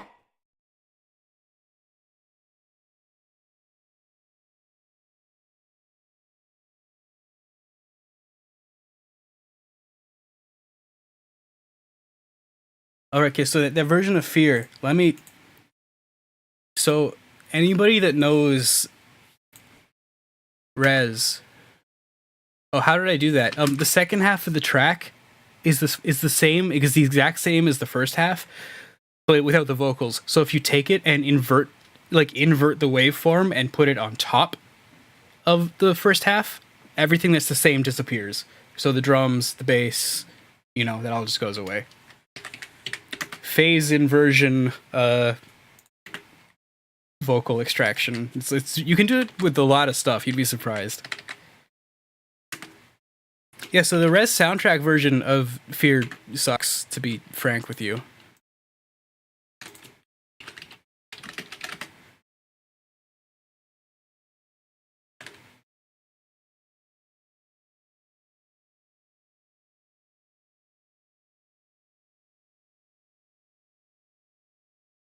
Yeah, the version of Fear I used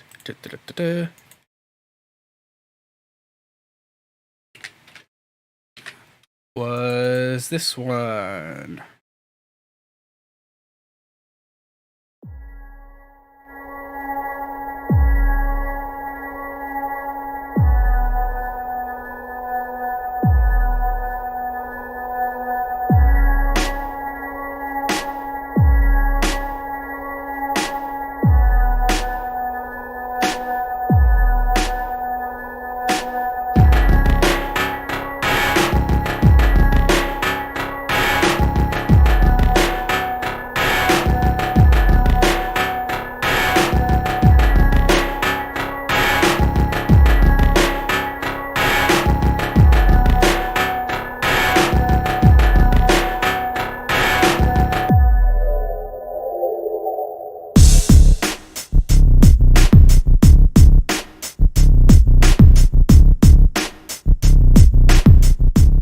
I made this version of the track when, like, I realized the version on the soundtrack didn't have all the uncleared samples from, like, California Soul and shit.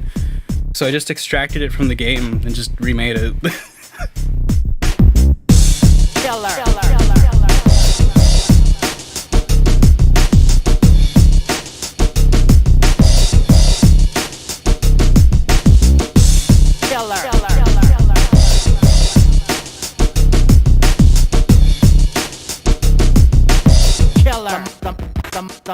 The mind.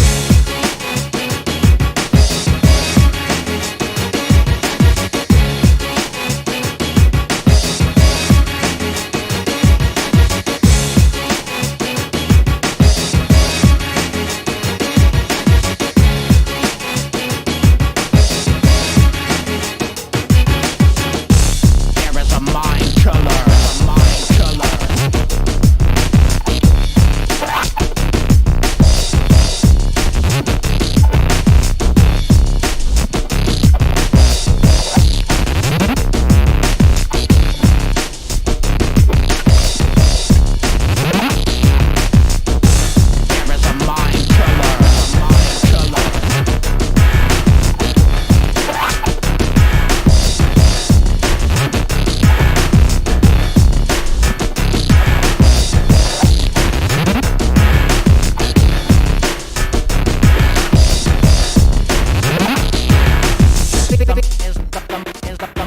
Killer.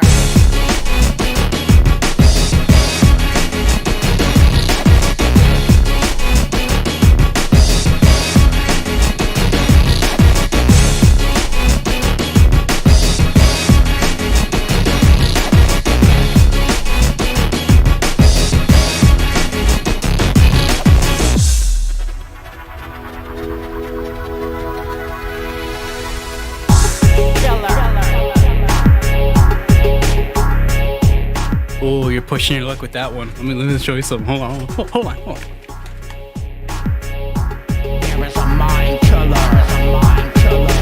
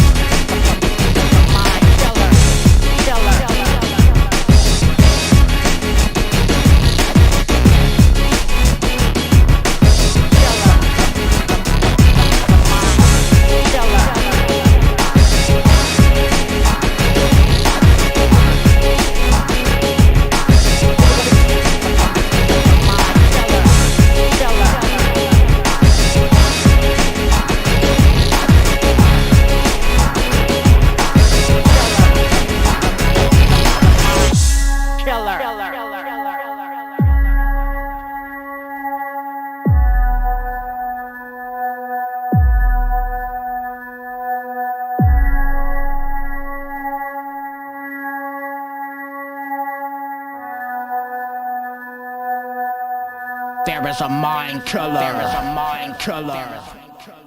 Yeah, you're gonna have to watch the fucking VOD. It's been a nightmare.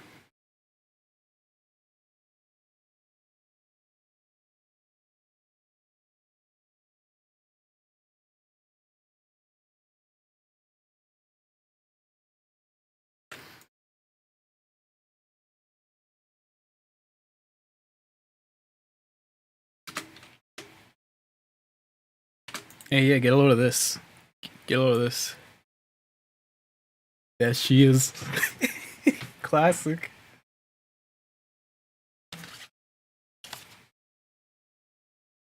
Just had to dig that out.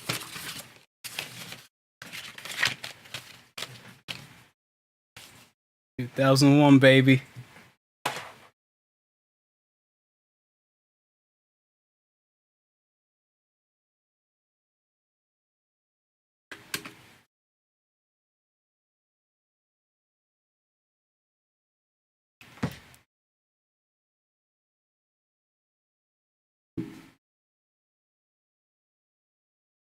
Okay, so that thing I just posted or just put up, this track by Kid Whatever, also known as Pete Ellison. This guy's classic. He's got a track in the groove called "I Think I Like That Sound." He made this track called "Baby Seal." I remixed it for him in like 2004. Good lord, it's not good. But yeah, he hooked me up with a bunch of like white labels recently. Not recently, like a couple years ago, but. This is like the old days.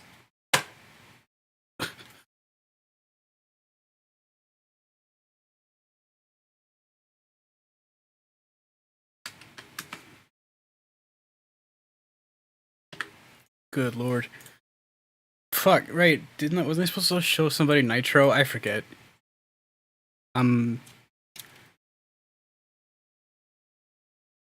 Oh yeah, thanks for the post. No, yeah. That's so old, yo.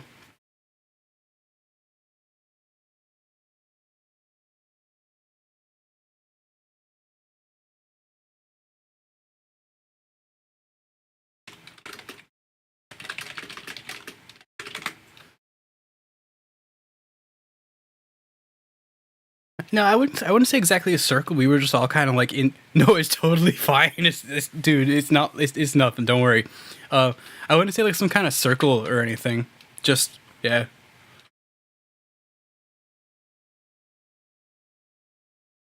Just kind of like all in the same area. I forget when that originally dropped. That Baby Seal remix. I want to say.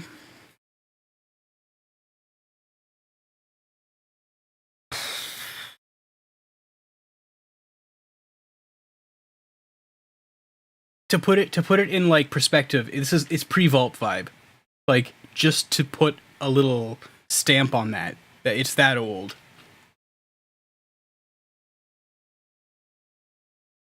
which is crazy.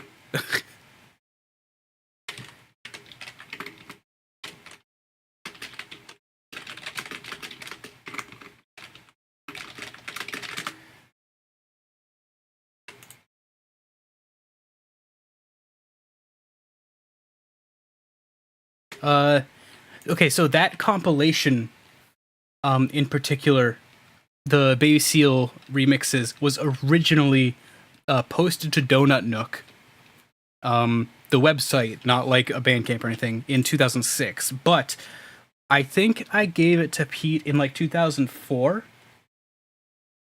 give or take. And it's kind of a retooling. It's like a retooling of another thing I did for myself, like just some weird, bad new style crap. But yeah, it wound up being worked into that remix for Pete, which I just did for fun. Didn't get like paid or anything, of course. What's Vault Vibe mean? It's like everything else, just two words stuck together. Vulpine, that's a Fox thing. Vibrations, like vibes. You feel me, bro? Like you feeling the vibes, bro? So there's that, and then that turned into Lap Fox, and then I was like, both of these names are stupid and gay.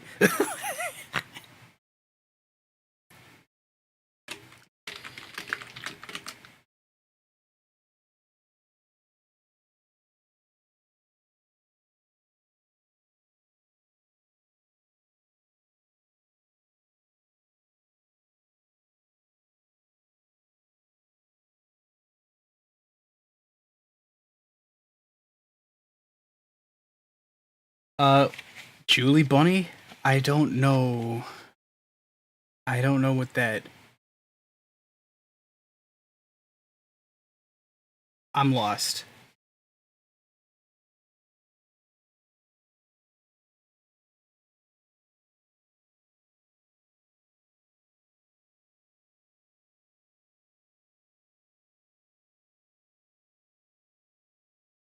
What?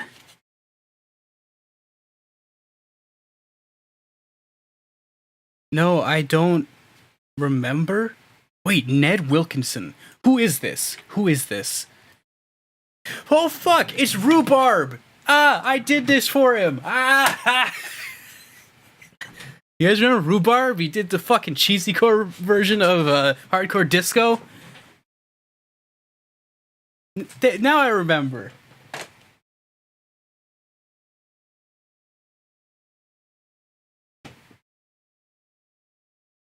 I was like, that name. I know that name.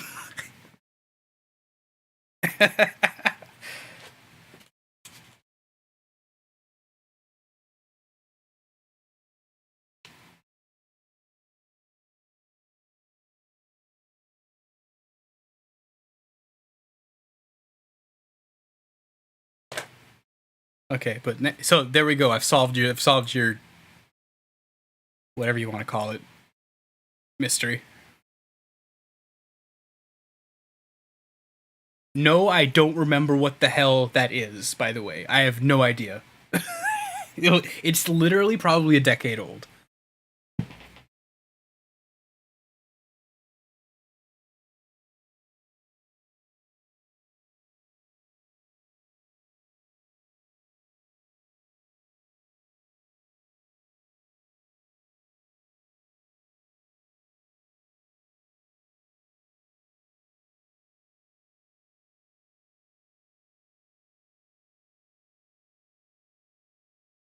Oh right, here's Nitro. Let me grab the bab.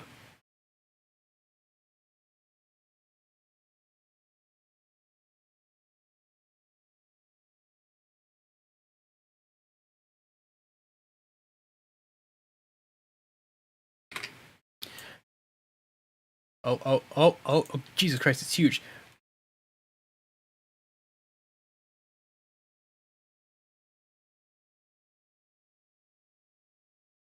There's the bab. There's the bab.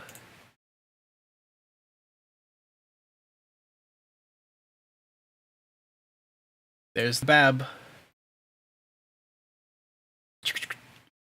Oh god, it's huge.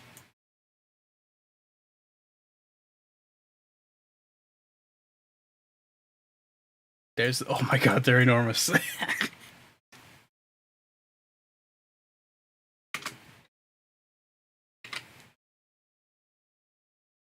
There's the bab. There's hold on. Here's the bab.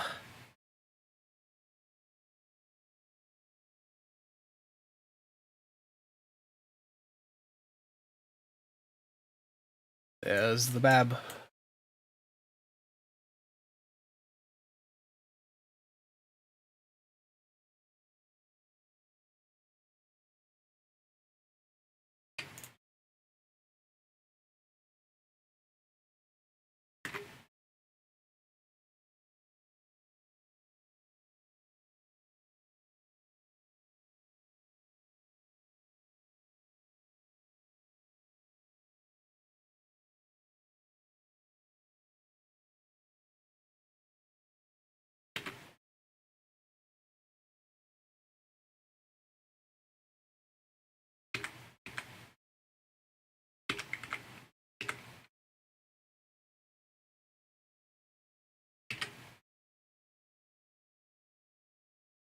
I hope that helps explain.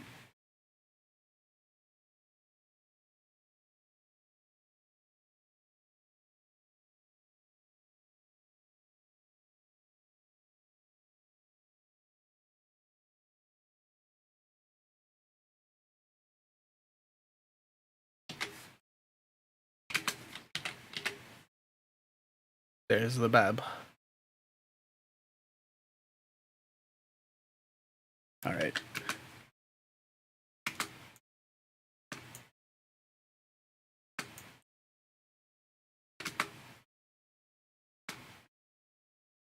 Do I get people to help design characters? Oh, you bet I do. Yeah. Nitro was originally yeah, this hold on. I'm like clicking around like a fucking ding dong.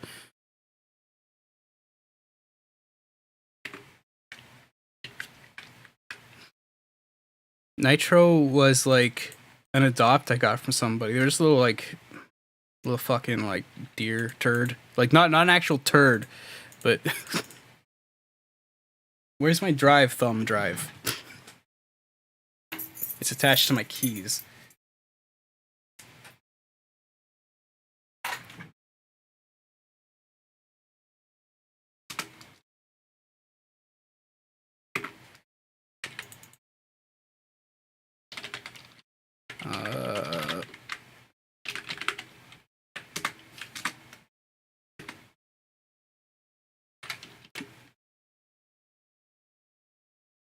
I don't know where I put this, but yeah, they're an adopt, and I don't know where I put the base, so like, fuck it, I guess.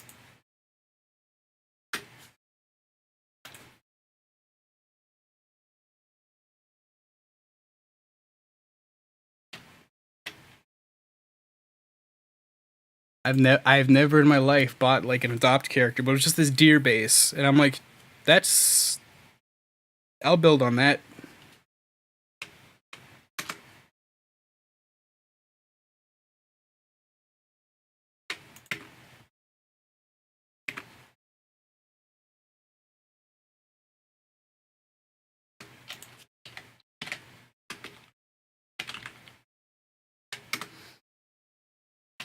Disregard, I found it.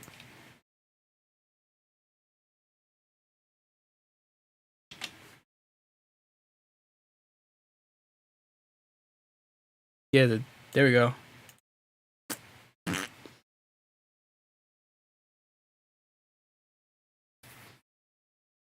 So I got that, and then I got a friend of mine by the name of 𝓔𝓶𝓶𝓪 to work some magic. We sat down for a couple days and worked some stuff out.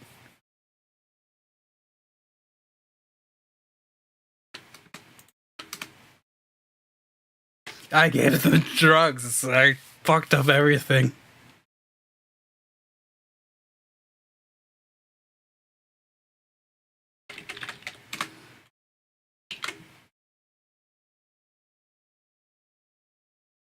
If you want, you can go to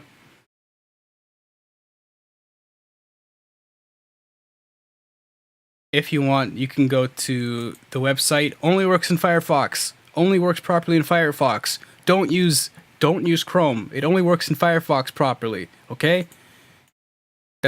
I'm serious. You can go to the site, and that still doesn't work properly. Because I have to put in the reverse graphic. It's not done, but you can still go to it. Okay? But you can still go to it, and some stuff happens if you want. But it's broken, so be careful. Let's enjoy music together.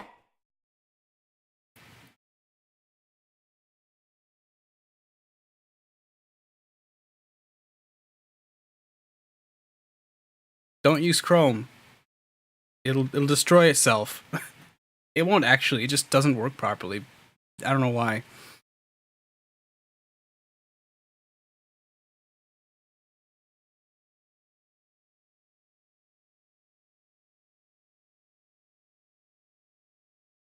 About Firefox? Didn't I say? I'm pretty sure I said Firefox is what you should use. I'm pretty sure I said Firefox is the thing you should use. I want to say I said it. I want to say that was the thing I said. But if I didn't say it, I know I said it. So I'm not going to say I didn't say it.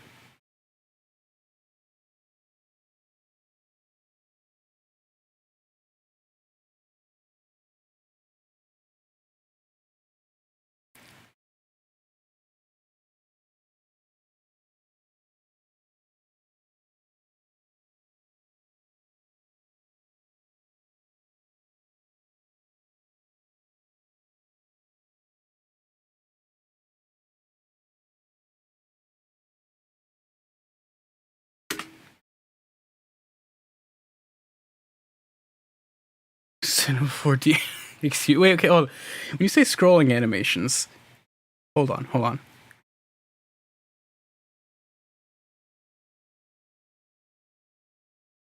I can't tell what's memes or not anymore. I'm at a loss.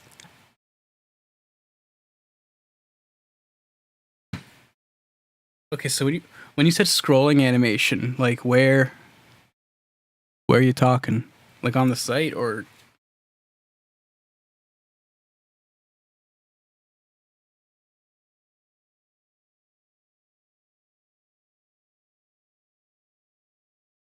Yeah, C4D is 3D modeling software for big 3D.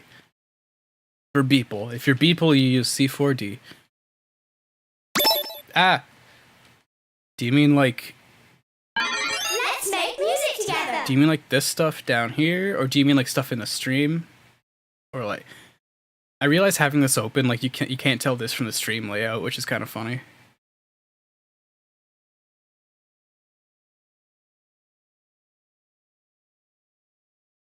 Oh, it also doesn't fill up the entire window. Interesting.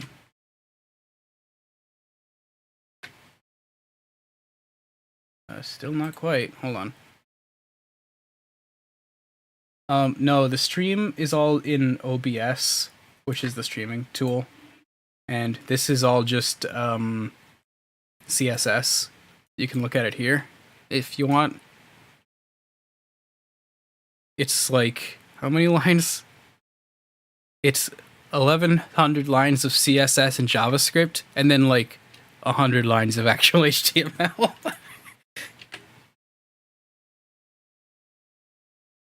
This will cripple slow computers and mobile devices. I have like crashed my phone trying to load this page. Like this stuff over here, that's not a GIF. That's, look at this, watch this. That's a CSS animation. Fight me. Bring your best.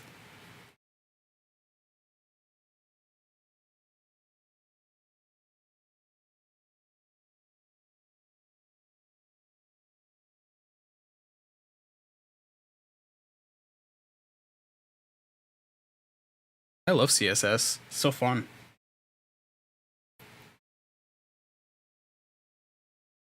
Yeah, I mean, I don't know what to say about null node head. That they should have accounted. Everybody should have accounted for that. It's just Unicode. So you know, keep your Unicode up to date.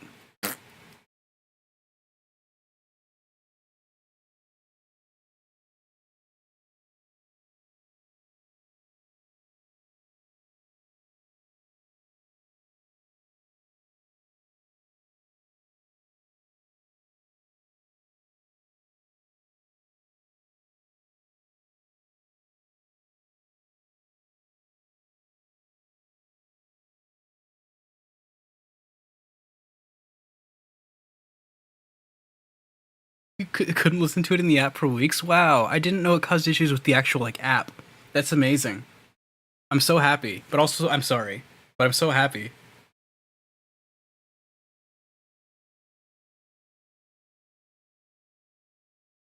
Hold on, let me, Let's enjoy music together.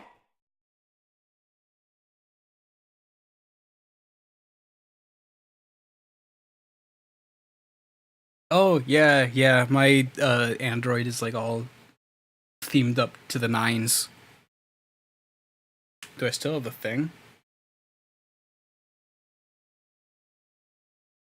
Yeah. Let me see if I have my, like, screen recorder.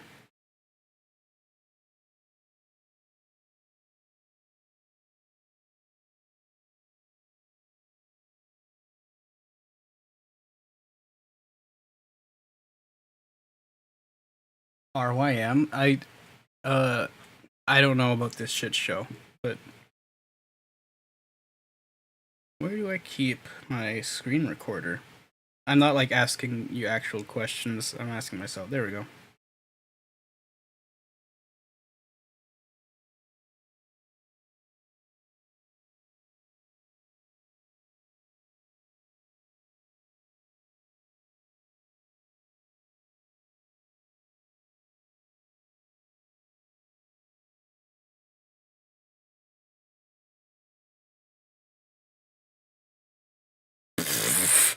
Jesus Christ, what is that?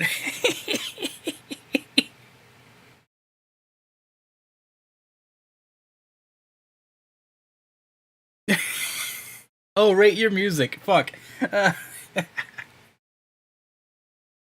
Windows 10 has been doing very, very good with Unicode, and I'm very glad about it. It helps that it's updated frequently. I know people like to bitch about Windows updates, but goddamn, it's almost like it's worth staying up to date.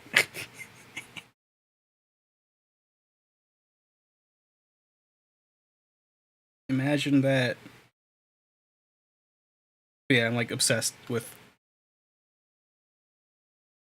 If I can push things to break them, as far as like software is concerned, I will gladly always do that.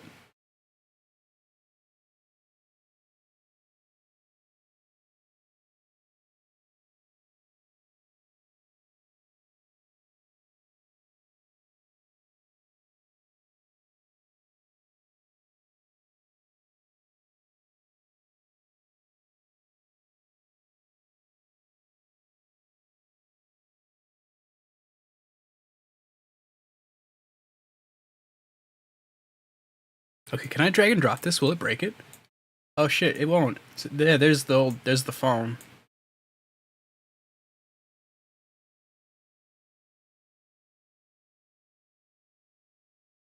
Okay, it's just gonna close when it's done. That's nice. That worked. That's nice, actually. Yeah, that's cool. Thanks, OBS.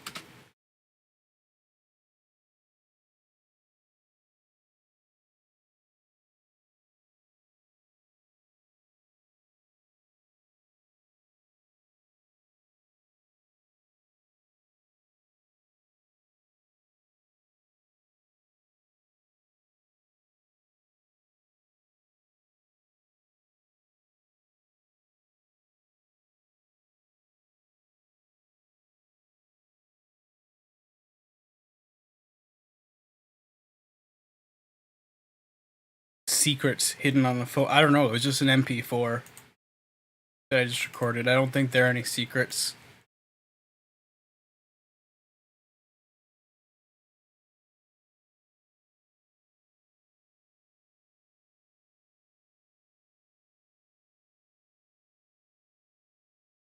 The secret is I haven't updated the OS in a while.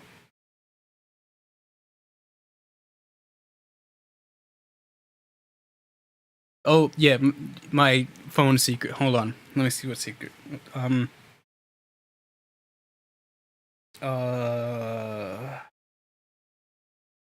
can't even make something up.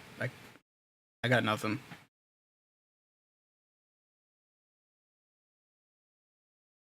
You see my Twitter? I'm like an open fucking book.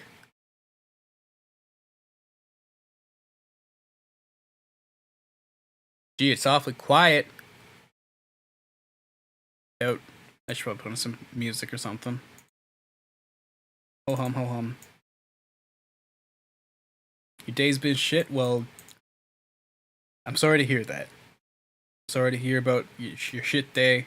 Hopefully it becomes unshit, or like you'll have a better unshitter day tomorrow, or define experimental. I hate this term. Hold on, I need a picture of Anthony Fantano making a dumb face.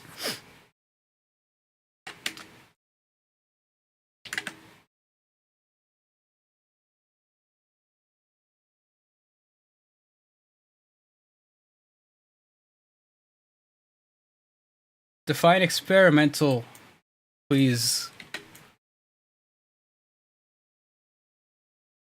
I need to know what experimental means.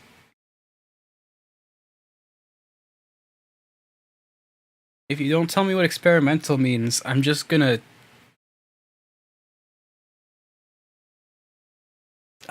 say, like, I don't know, my butt farting. I'm not actually gonna say that. Dissonant and noisy. This is so difficult. When you say dissonant and noisy, I'm like, oh yeah. And then I start thinking, like, oh wait, what do those mean? Because to me, dissonant is like, I don't know. Oh, things that clear the room. Okay, gotcha.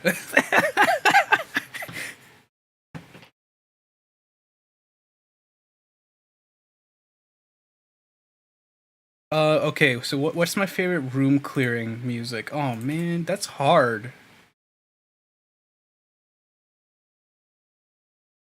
Holy shit, that is a good description of experimental.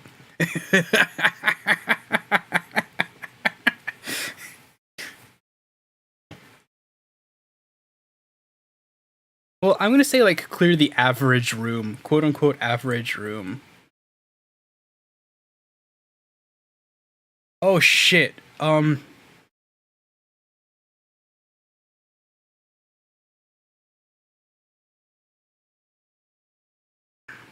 know Yip Yip? They aren't like they're kind of like no wavy, and they aren't even that weird. But like, God, do they clear a room?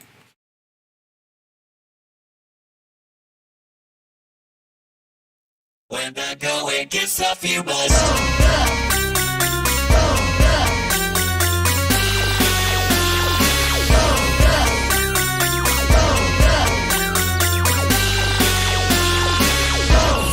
Yes, I tried, without a doubt. I could not figure it out. I lost my way. Then I heard somebody say, try not. There's no try. Try not. Pass you by.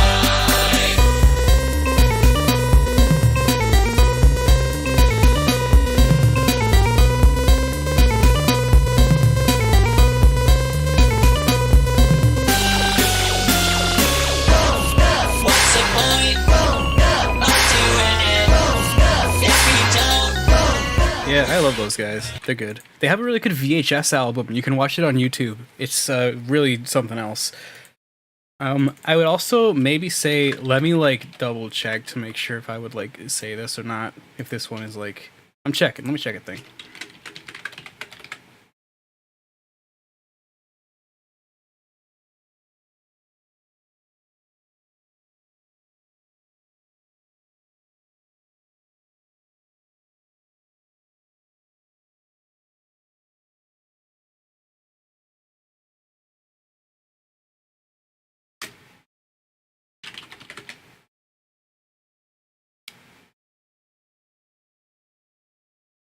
Yeah, okay, I would probably say, yeah, okay.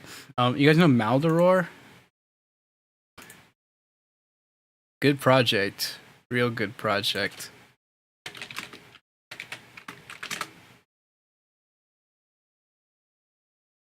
It's a project, it's a collaboration between Mike Patton and 𝓔𝑵𝑚.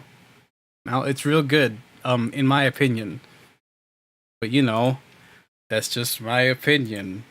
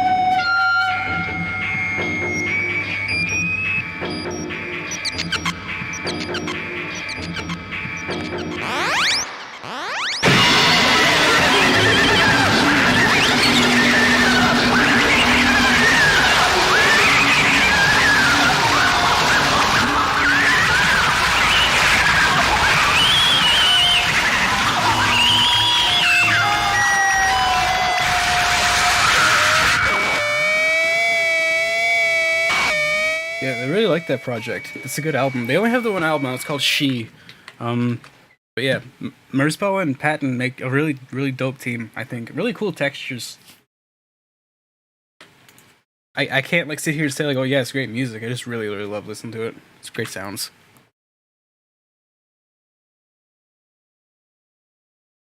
I don't really care about what's good music or not. I just want to hear good sounds.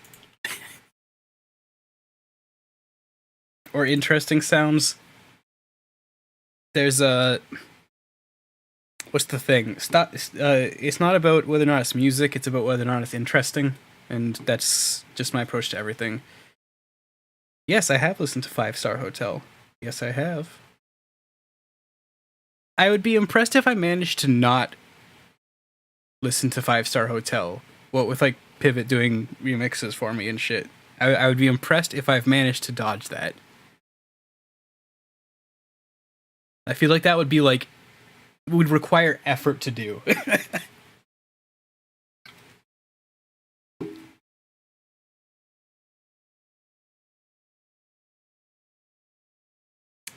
Shit. I've got too much music. There's a lot of music in the world.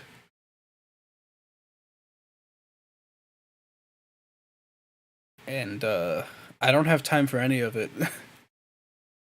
So I just listen to everything like once or twice, and unless it's really, really, really, really, really good, I usually don't listen to it again for a long time.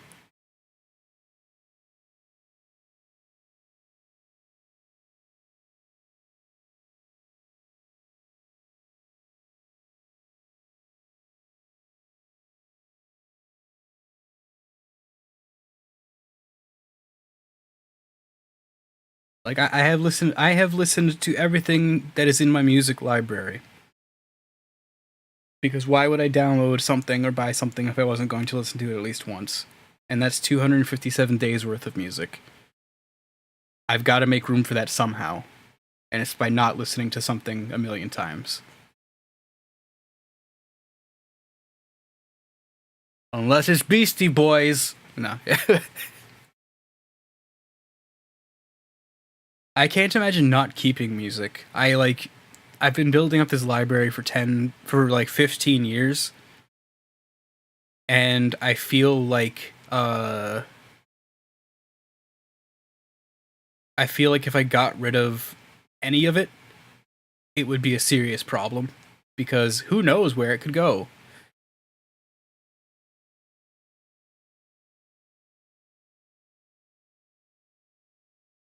No, I mean, yeah, I'm an archivist and, I do archiving and restoration. It's just I have to. Videos, normal videos. Porn.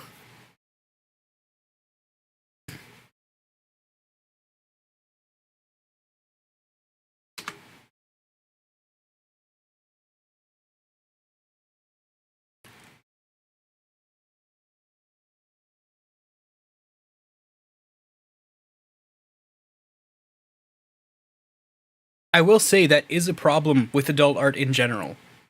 Like, in general, it disappears a lot more frequently than anything else.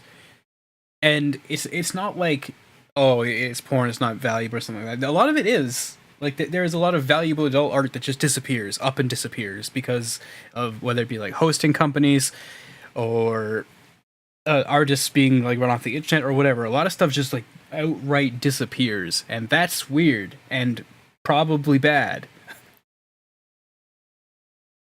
Just follow the rule. If you like something, save it. That's just my rule. You can become an archivist just by saving the things that you like, regardless of what they are. One day, somebody would be like, does anybody have this thing that, like, one person had forever ago, and, like, I can't find? And you'll be the one person with it. Like, it'll happen. I remember... Oh, man. I remember I was trying to find this one shitty Shockwave game where you're like a turret in the middle of the screen and you aim around and you like shoot these little bug aliens. A Shockwave game, not a Flash game, a Shockwave game. And of all people, Cyan Capsule, like adult furry artist, like, they were like, it's this one. And I was blown away.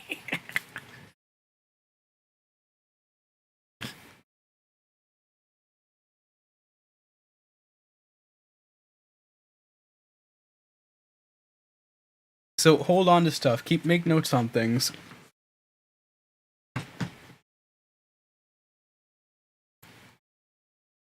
Yeah, and storage is cheaper and cheaper and cheaper. You can have terabytes for like not a whole lot of money.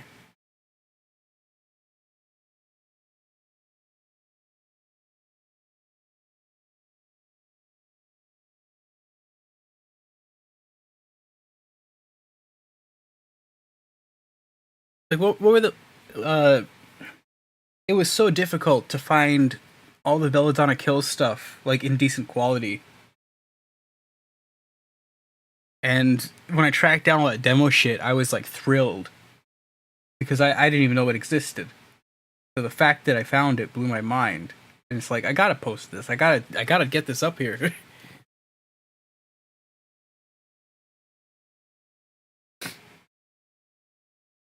Careful with those Google Drive accounts. I don't trust it.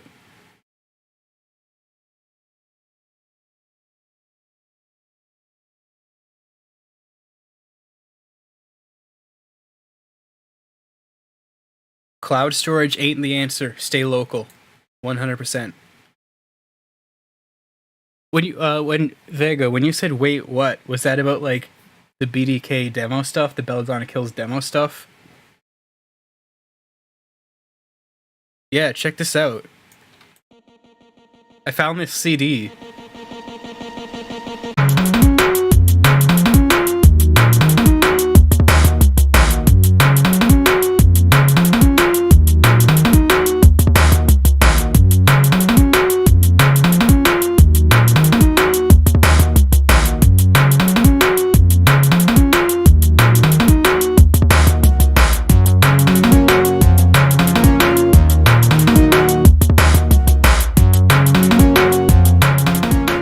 So it's got like the instrumental of Beautiful, which I was able to use to get the vocals from the final version. And it's got like early versions of other tracks with like different vocal takes. You are more than meets the eye. You just don't need to try.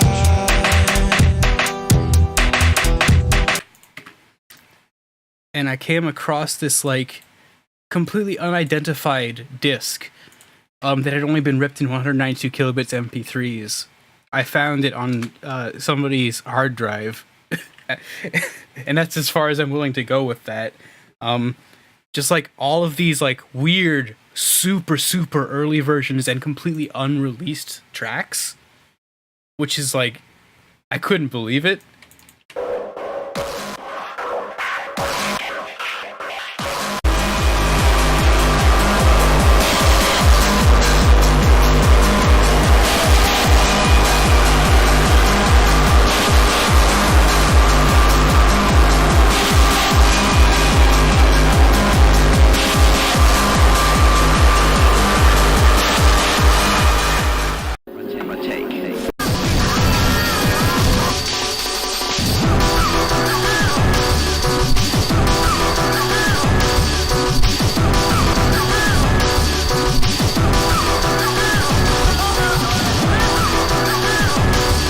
If you want any of this stuff, it's all up on my like archive library YouTube.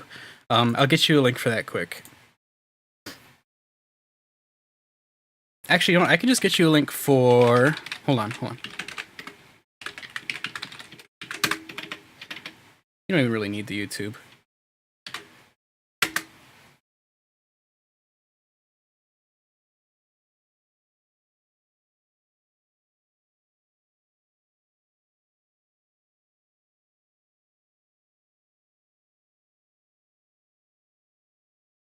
I need to update this page, but most of the important stuff is on there.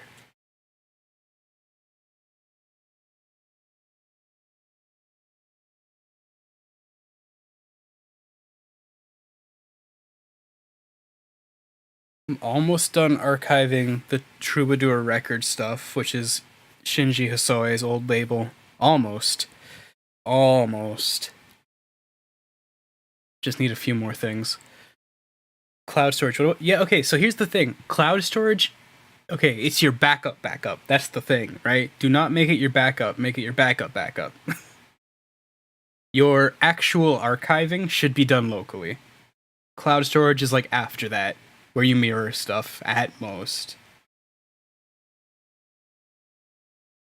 And more so than cloud storage, consider renting a server. Consider renting a... Look, I rent my own server through DigitalOcean, where it's like you get to be the server admin. I would say maybe that's a better solution than just cloud storage even. Just because of the amount of control you have at that level.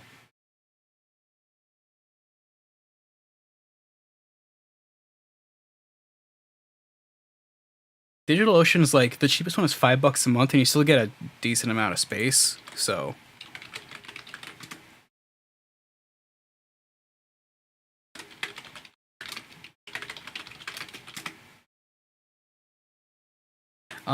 I haven't had any issues with a DDoS. If you do feel like that's going to be a problem, just hook up Cloudflare, I guess.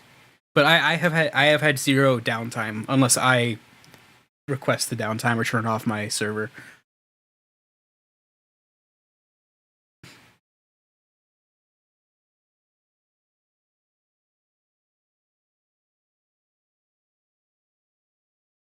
That sounds like a cool, like that chiptune record. I think you should probably put that somewhere on the internet.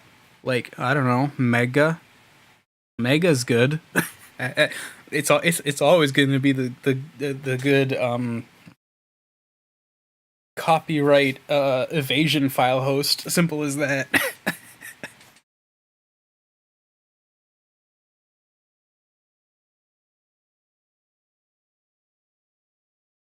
Yo, rip that shit. I'm serious. Like, Mega has shitty size limit, I guess. I like, aside from my server, I have like a paid Mediafire account too. It's just, I don't know. The more the merrier, I guess. I do still really like Mediafire a lot. It's surprising how reliable it is. And fast.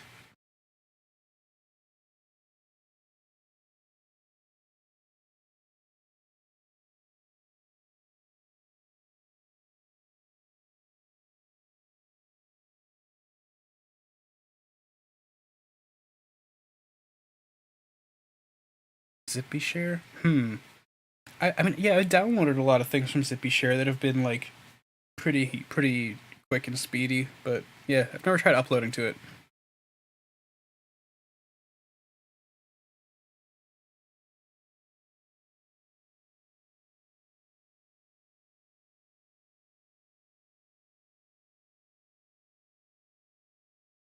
I think I've got those too, because I, like, backed it, or whatever.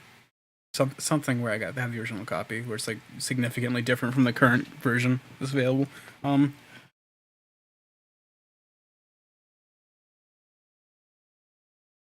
Okay, that sounds like the most insane CD.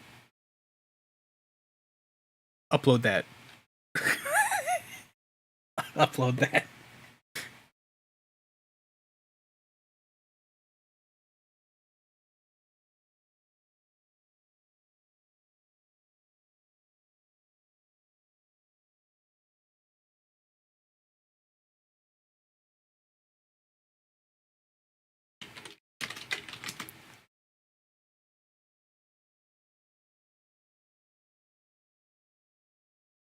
Yeah, okay, so dead drops are a thing, but be careful.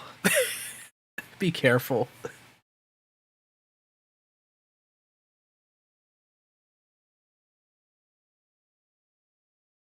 Dead drops attract a lot of bad actors. Like, a lot. I wouldn't trust them unless I had a disposable machine. Like, completely disposable.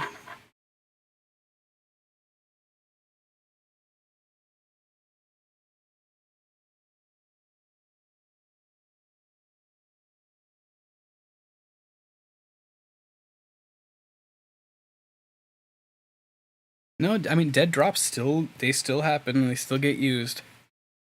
But I personally do not I could not trust them myself.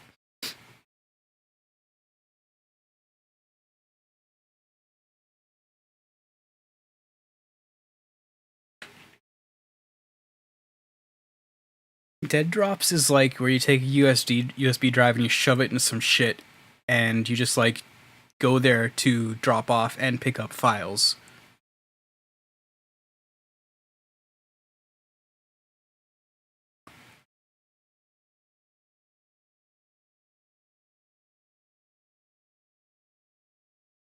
Why? Because offline piracy. Simple as that.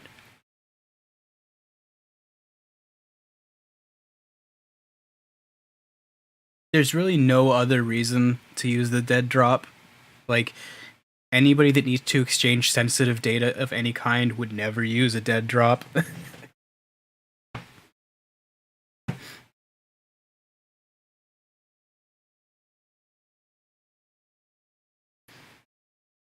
Realistically, it's like, what's it called?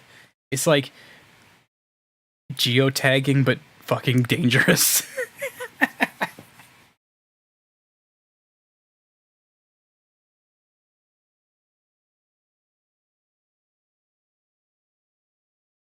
Many blessings.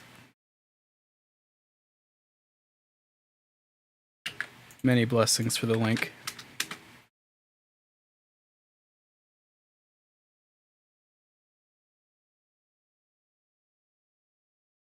This is the strangest file I've ever downloaded. I'm like 99. Okay, wait, hold on. I'm gonna say something. I'm gonna be like completely honest here. Like, don't sample this if you don't know what it says. Please. Don't do that. That's a really bad idea.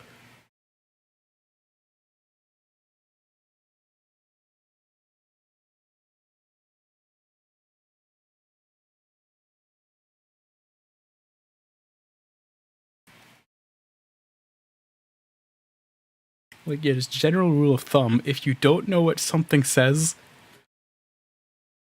don't sample it.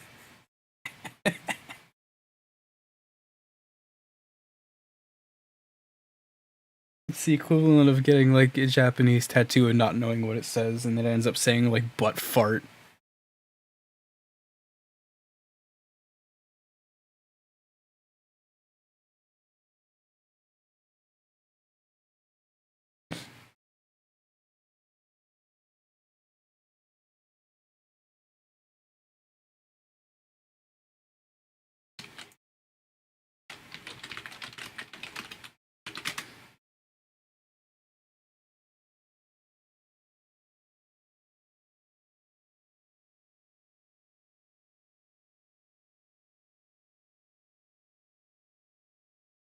You never know. You never know what you're sampling.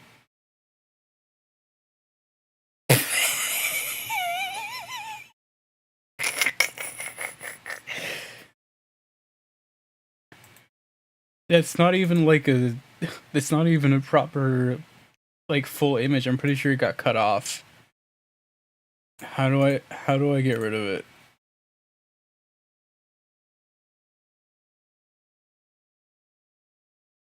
Whatever.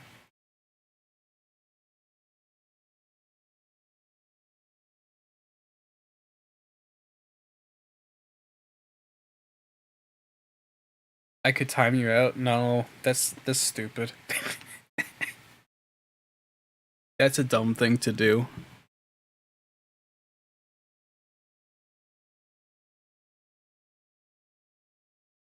It's not like it's gonna hurt anything.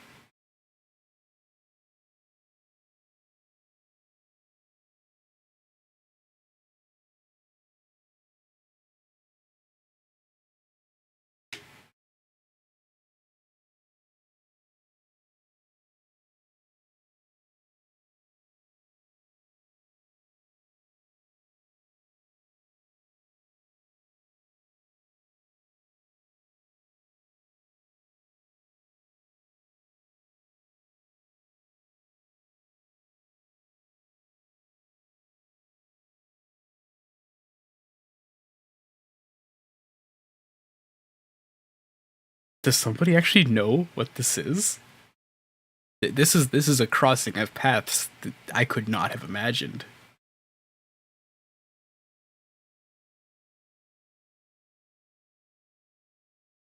This, if so, this is unreal.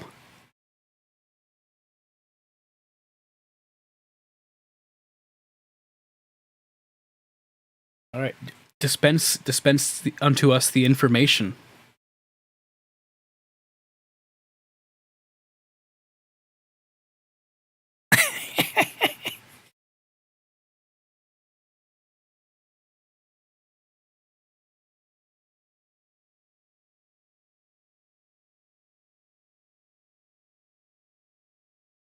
They play it to crops. Interesting. I mean, no, I entirely believe that. Like, that sounds like a reasonable, I mean, like, quote unquote reasonable thing. That sounds normal. Like, huh. If you have, like, any, I guess any information, like, that's really interesting. I would love to learn more about that. That's, huh. That's pretty cool.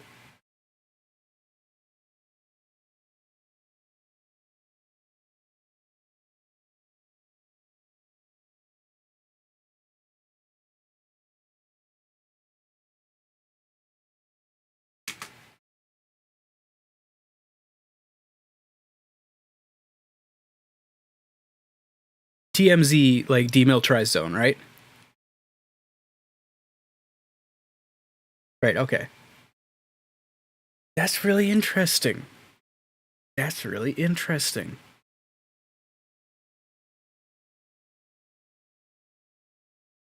That's cool. That is a very interesting, I don't know, just not only a piece of information, but piece of, like, culture there. I very much appreciate that, like, knowing about it and being given the download. Thank you both for that. That's really cool. I could not have expected to have learned that.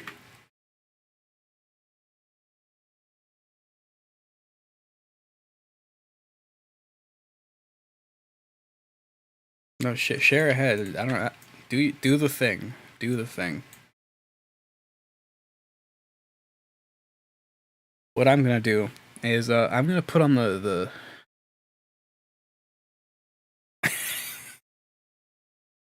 so yeah, I'm gonna do the be right back thing.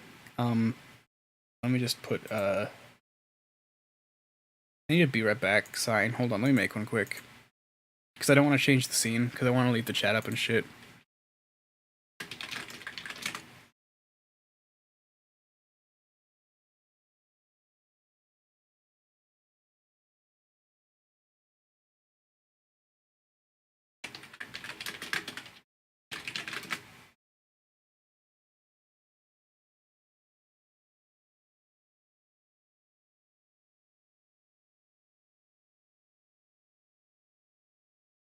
Wait, why am I a PP deer? Okay, now I'm confused.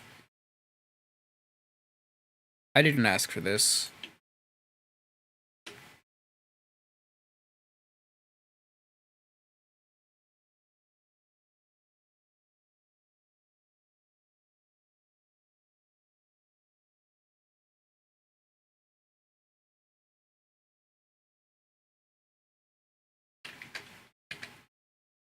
I mean, I guess, sure.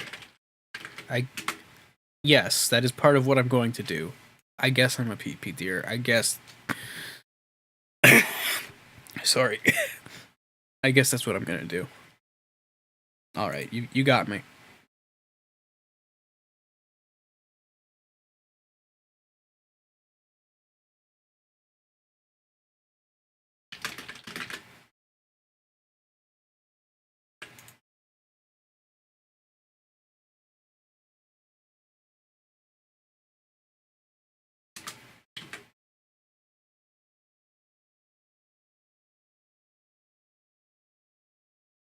Got me.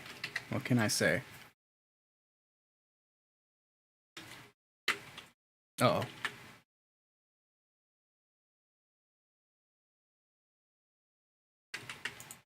Okay. I'll be right back. I'll put on some tunes while I'm gone.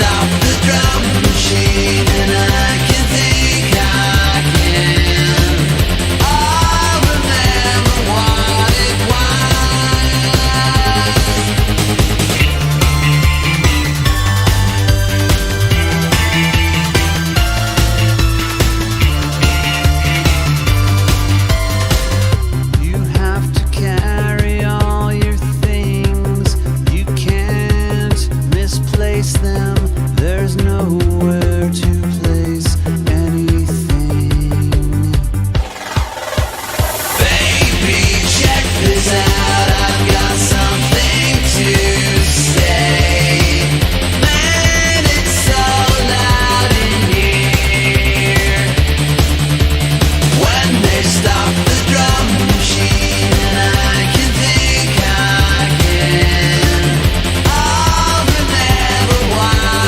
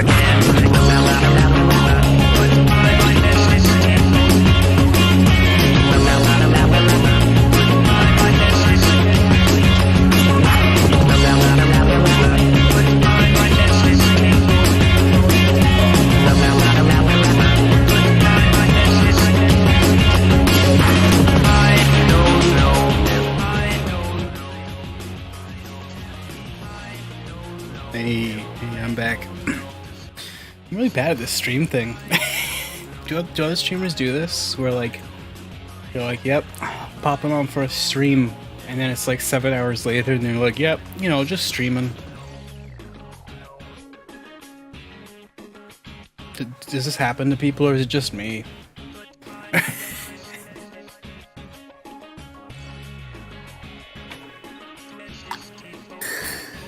Only the pros. Cause like, you know, I'm used to like, you know, like the Vine Sauce guys and shit like that, how they usually just hop on for a couple hours or whatever.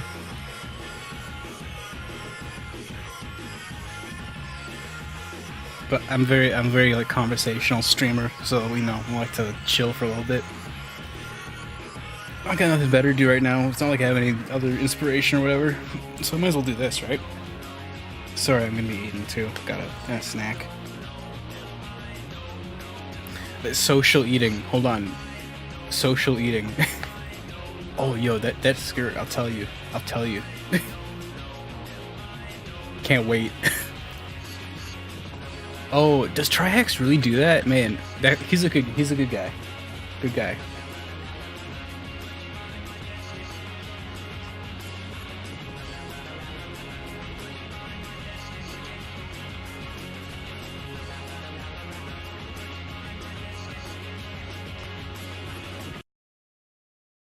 Yeah, it's maybe like the most painfully good skirt I've ever seen. Okay, so for y'all that don't know what I'm gonna pull this up.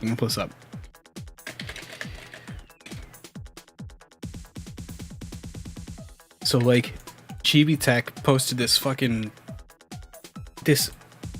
skirt that went up for pre-order, and I lost my fucking mind, y'all.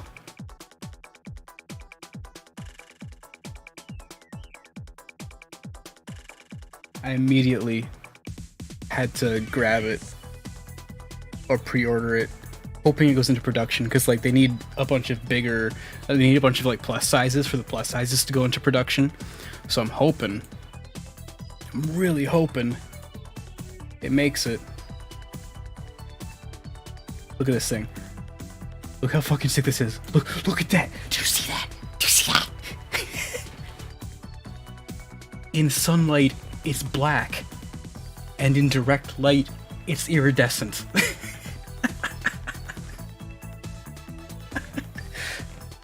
That's the sickest thing I've ever seen in my life.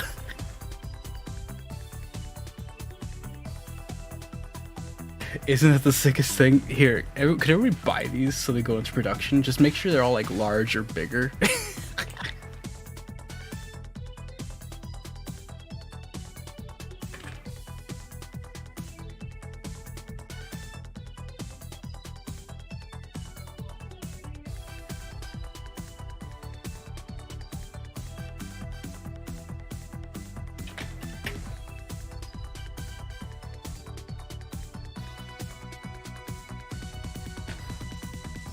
It's so cool. That's like the coolest. I don't even care if it's the most uncomfortable thing on the planet. The skirt, it's like $45 US after you use the code, and the shipping is free, which is honestly, for that, I'm willing to bite. I am willing to bite. So get it. They go that big. They go up to 35. They go like 35 inches. They go big.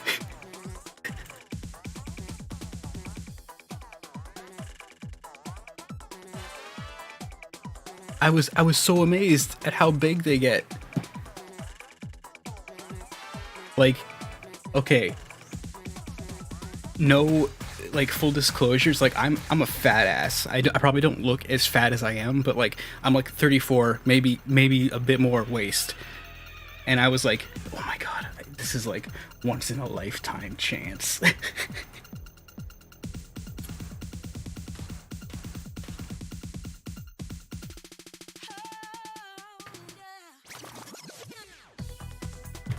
Well, when I say, just look on the site, they have like measurement things. When I say like 34, it's like that's inches around.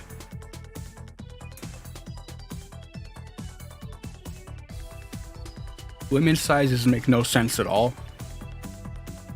Because clothing hates women. Like, this is a fact. And it pisses me off a lot.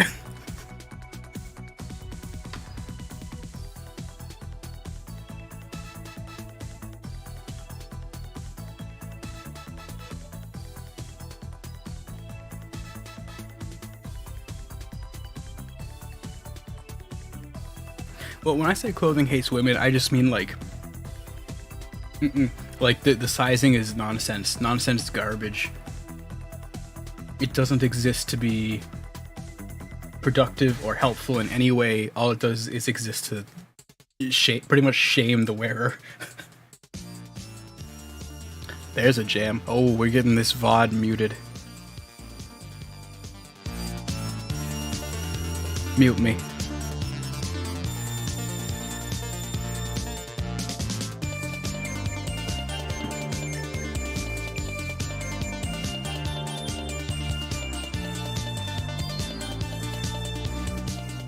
See, the only reason I play quote-unquote better music than other streamers is because I don't give a shit if I get muted. I don't care. I really don't. People are really like... Sorry. People are really like, oh, don't want to get muted. And it's like, I don't know. Why?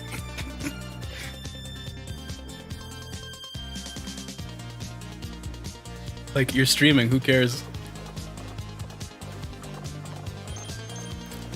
No homo, full homo. I'm gonna have to process that one, but that's cool, thank you.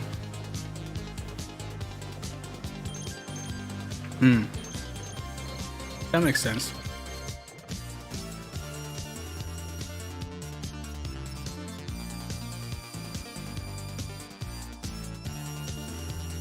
Hold on. At me.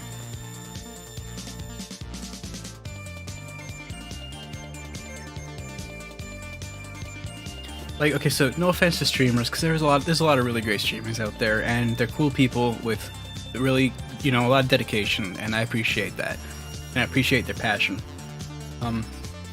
But there are a lot of streamers that, like, one, don't care about what their stream looks like or sounds like, or like, two, don't care about how they interact with their audience, and three, like, their taste is just very, like, you know, gamer taste? So, like, I really don't like to generalize. I hate it. I hate it so much. It hurts me to do that, like, a lot. But it's just very kind of like, yeah, gamer taste. But I fully realize that, like, I can't expect, you know, I can't expect most people to be like, yeah, I can't expect people to be into either left field stuff or obscure import stuff or, you know, anything beyond what is easily accessible, because that's just how it is, and I don't think that's a problem at all.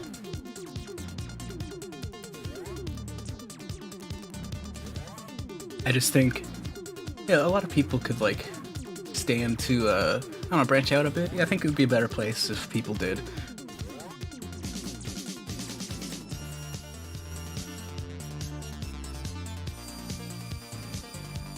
And yeah, I really wish a lot more would play with their layouts and have fun. Like, I get it. If you're a professional streamer or full-time streamer doing, like, game streams, you want your game front and center, you know? But, like, have a little fun, put a little bit of you into it. You know, I kind of treat my, like, you guys probably notice I don't have a webcam on, like, ever, even though I have my DSLR, like, hooked up to be my webcam. And the reason I don't have it turned on ever is because I always look like shit and don't care about getting done up. But I kind of just treat my stream like, there's me, that's my, you know, like, that's my webcam stand-in.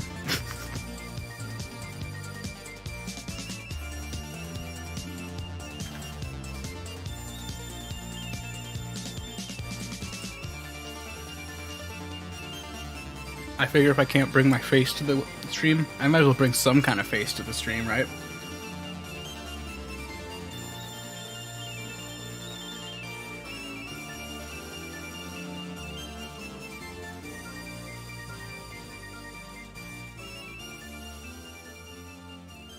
I gotta put this one YMO track in here. Or I guess not YMO. Remember when YMO wasn't allowed to call themselves YMO because of a record label deal? And like, so their name was YMO but crossed out? I love that.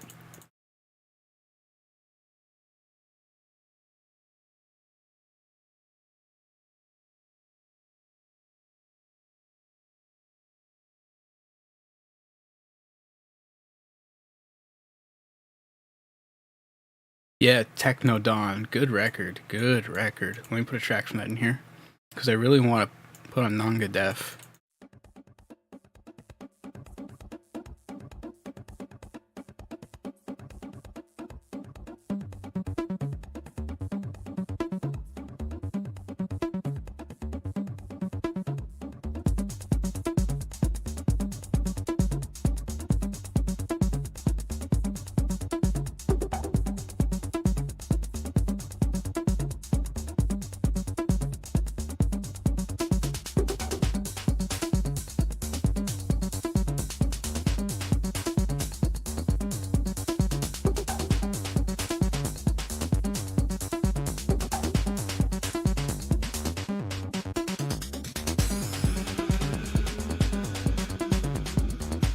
What a cool record. A lot of people hated this when it came out. Just because it was not like the YMO people expected. But I mean, what did they expect? They were literally called not YMO. Really cool, like, acid techno, weird, minimal record.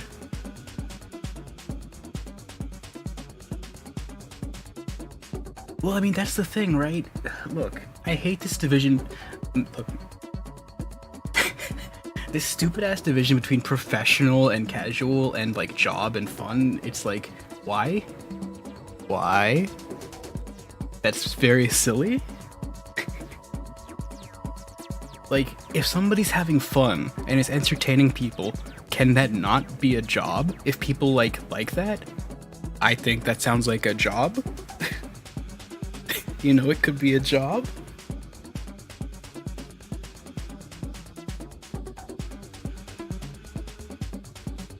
Over the past like few weeks, I've really come to realize that, like, you know, because right now I'm like really burned out musically. I've talked about this on Twitter a bit, just how like it finally caught up to me, just like all the years of doing so much stuff, and I just have to like take it easy for a little bit and like work when it happens. And I kind of realized like all these other things I do that people like really seem to genuinely benefit from, like whether it be my archiving stuff, whether it be my streaming, my like, you know, uploading like sample packs and resources and information, just like all that kind of stuff. People seem to get a lot from that, which I'm really like happy about. And it's feeling like, can I turn my entire existence into my job? Can I do that? Because I think that's something you can do, right? I mean, it's the internet. You can do anything you want for money. Anything. So why can't everything you do that, like, benefits the people around you be your job? That's what I'm thinking, right? Does that make sense?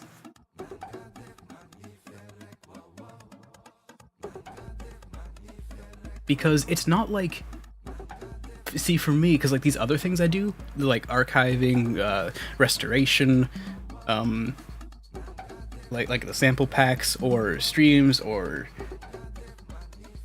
you know, anything like that, for me, that's often even more work than my regular quote-unquote job.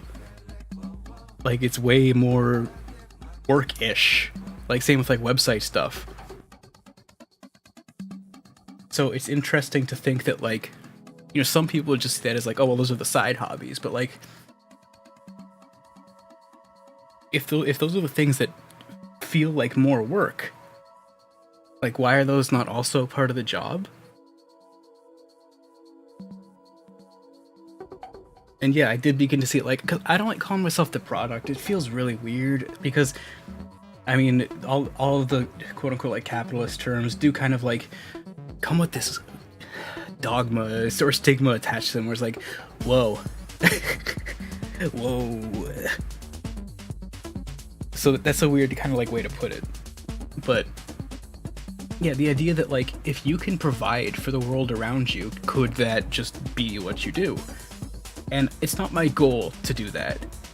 You know, it's not my goal to be like, I am my job. And part of that is because I don't set goals.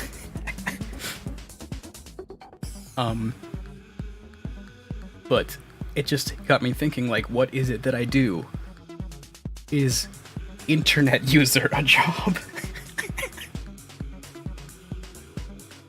Because yeah, I would say that I put the same amount of passion / work into everything that I put into like my creative, like musical work that is seen as my job.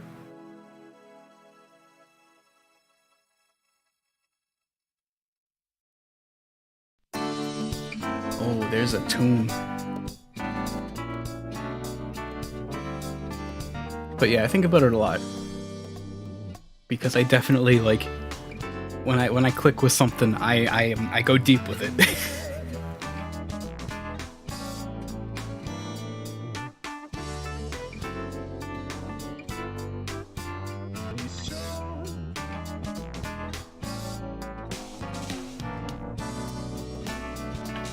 Sorry if you hear like fork sounds. I'm just eating. I mentioned this already, but I gotta keep apologizing about my terrible mouth sounds.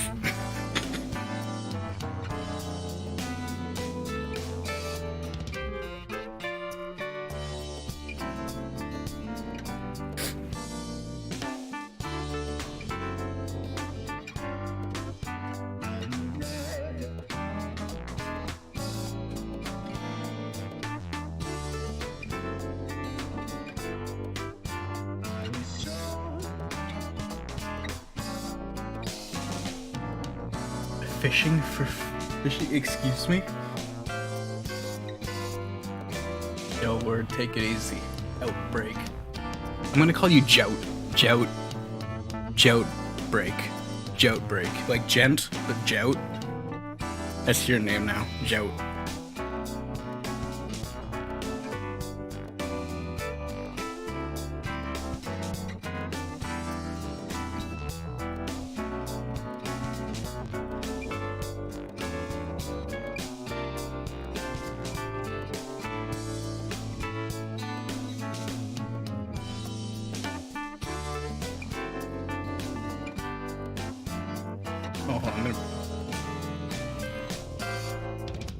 Sorry, okay, anyways. Yeah, I don't get the whole, like, you have to, your job has to feel like work, and if you enjoy it, it's like, do it for free. Like, okay. Fuck off. I mean...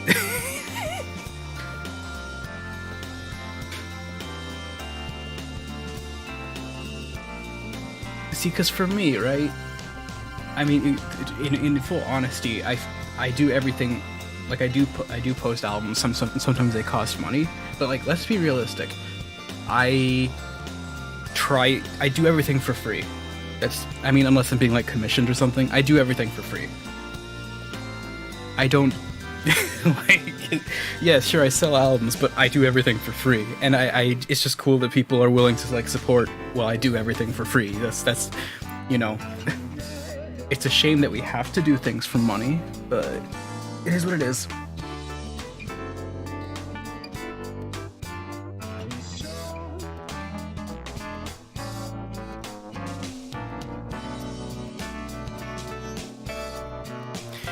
I don't remember the Radio Shack story, but I hope it was the one about how, like, me and the entire store quit at once.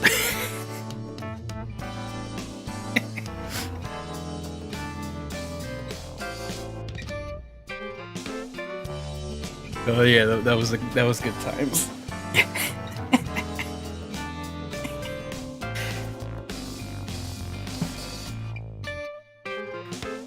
You haven't lived until you convinced an entire store, including its manager, to quit at the same time.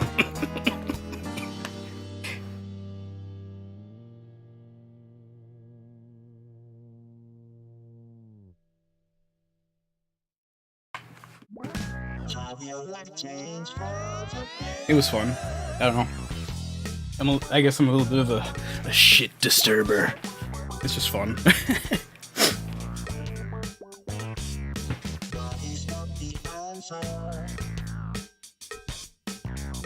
Grandfather set fire to GameStop he worked at by accident? Okay, so first off, GameStop grandpa, automatically funny. Second off, wow.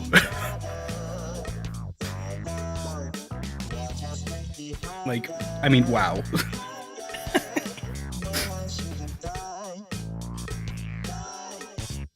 Game paw.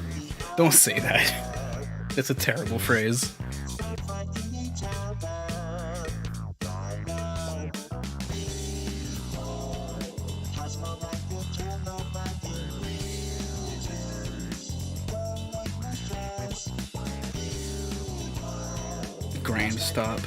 Grand stop 7. No, sorry, I promise I won't ever do that again.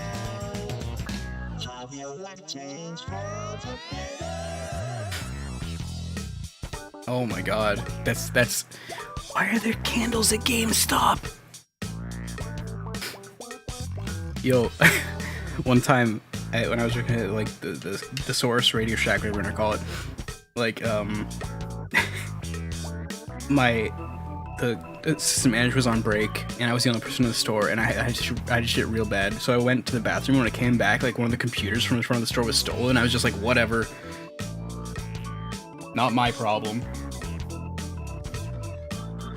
Turns out it was in fact not my problem. I was gonna shit my fucking pants. What do they want me to do?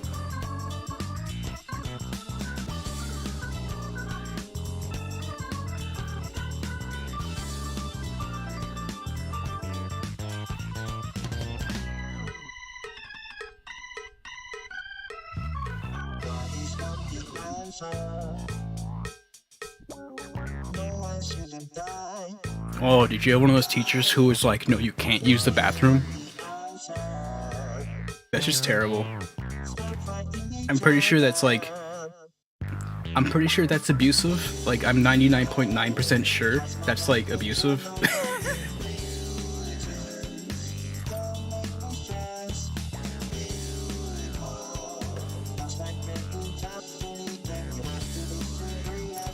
Like, you aren't allowed to go to the bathroom? That's something you tell somebody in, like, a master-slave relationship or something, not in a classroom.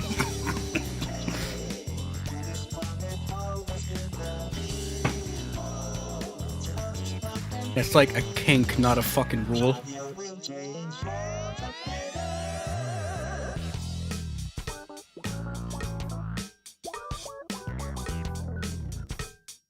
Yo, I feel you on call your bluff.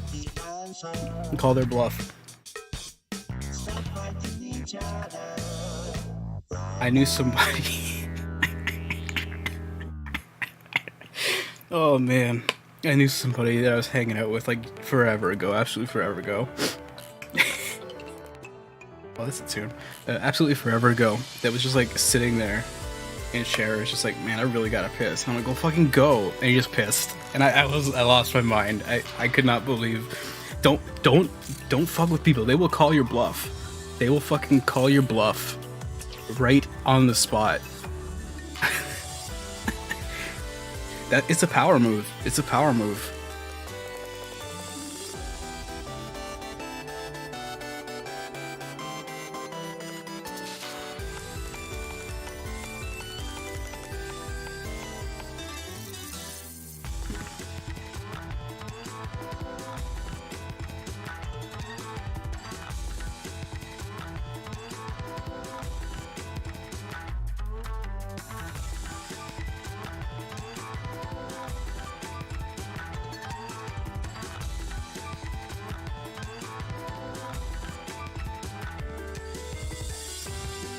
Real close on bladder there, but I'm gonna stick with Baldur. Baldur's Basics.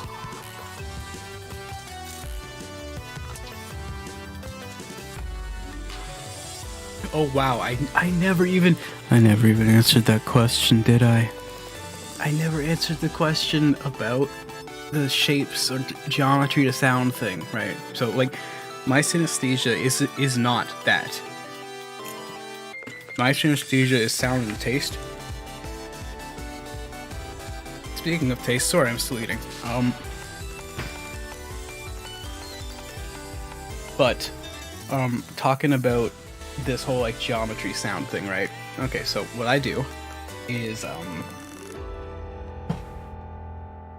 have this thing where like sounds, tones, like timbres kind of like have taste to them, like whether it be like a lot of them are pretty coppery because a lot of them are like, it's usually high frequency stuff. It's like coppery, steel, aluminum. So I'm gonna kick up the old MS Paint capture. Oh, fucking tune. Jesus Christ.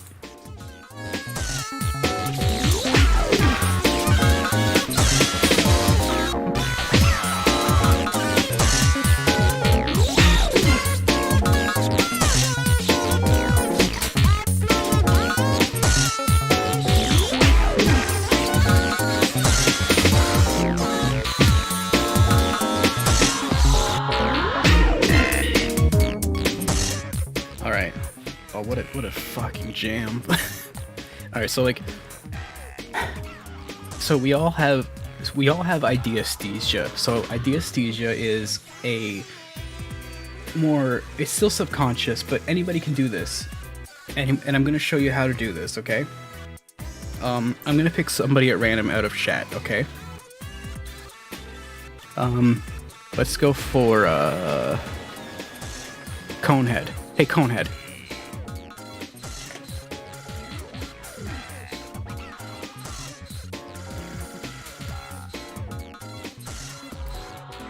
Conhead, if you will. So I'm gonna ask you a question. Alright, so check this out. I'm gonna draw a couple of shapes, okay?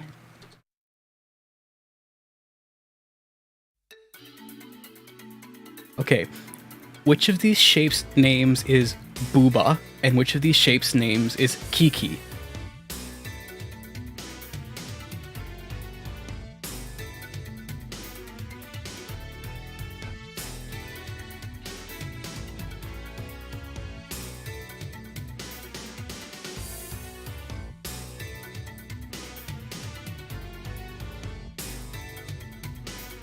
Yeah, I mean, it's a classic, but it's, you know, it's the go-to, just as a demonstration. Yeah, okay, so everybody agrees, right? Left is Booba, right is Kiki. It's, like, universally agreed on that that's just what it is. So, you're starting to get the idea, right?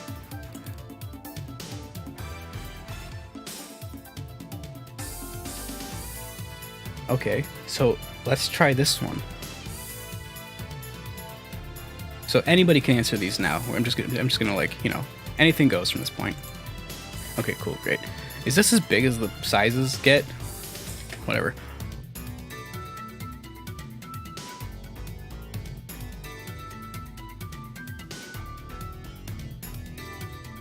So this is a harder one. And we'll see how much the answers vary. Which of these is f and which of these is s? So which is f and which is s?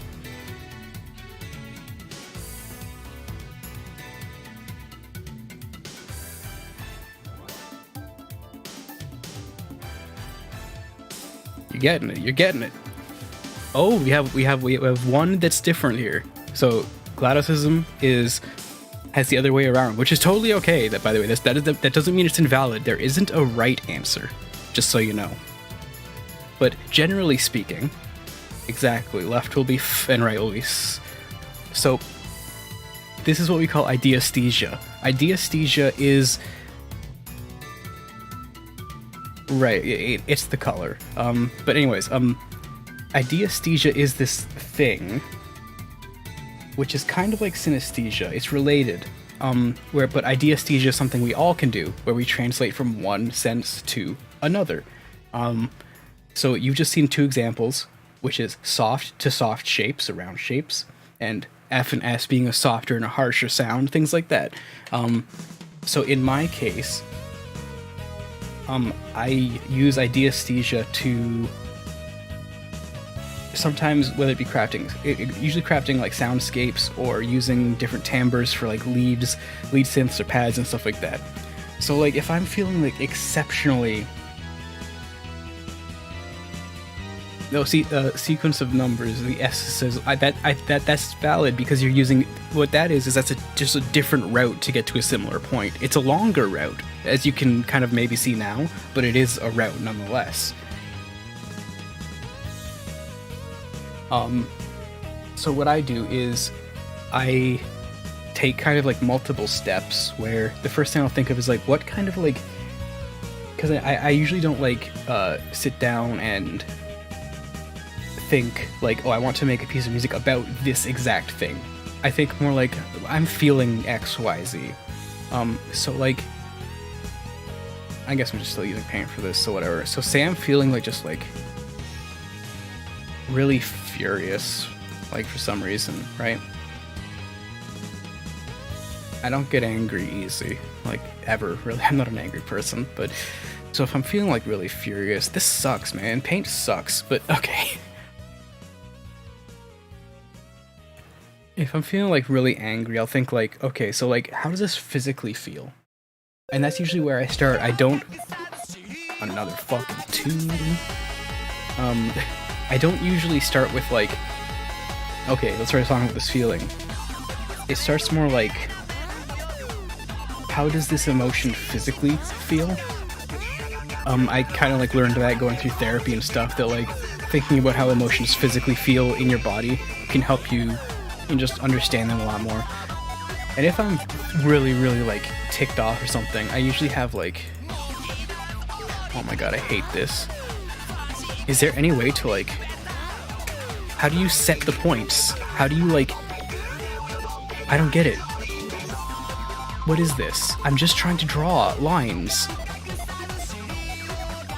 That's fucking stupid.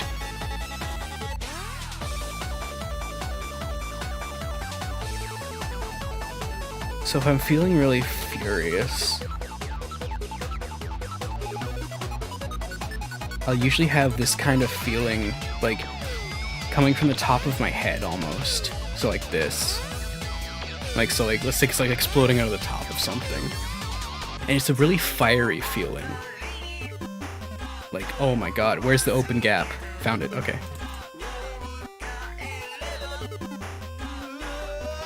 So I'll have this like really fiery feeling out of the top of my head, but I also have this like, is there a lightning bolt? Oh, thank goodness.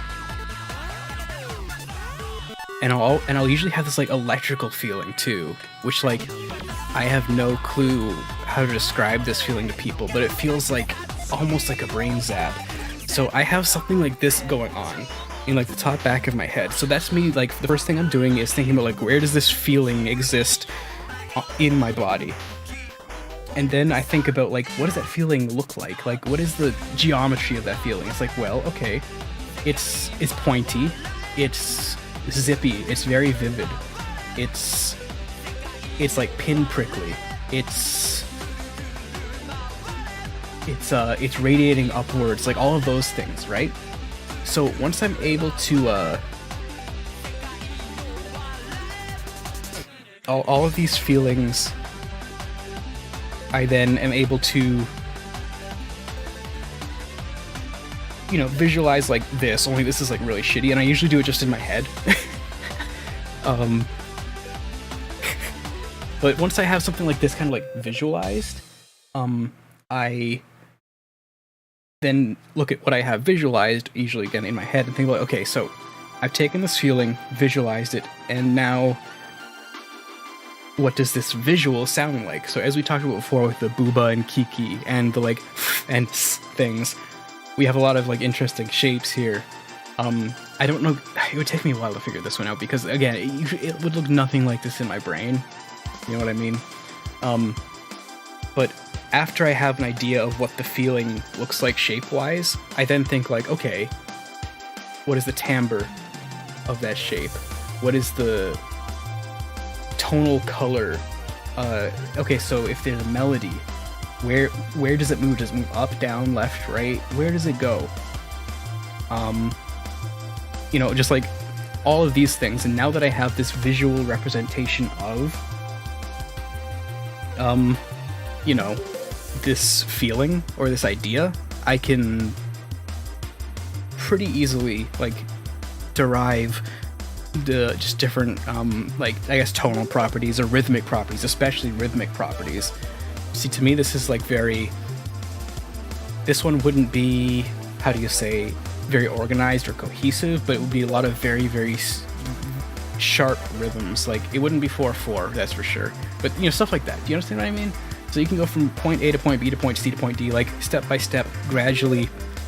You aren't translating the feelings. It's worth saying that you are not translating your feelings. You are almost like localizing your feelings. Do you know what I mean? It's like a process of like getting the closest possible representation in a completely different language. So that's like the process I do. I do it mostly automatically now, but around like 2014, 2015, it was like a very like slow kind of conscious process. But once you learn the kind of like mental language that you use to do it, you can just kind of, I don't know, you can do it a lot more quickly. You come up with like shorthand for these things.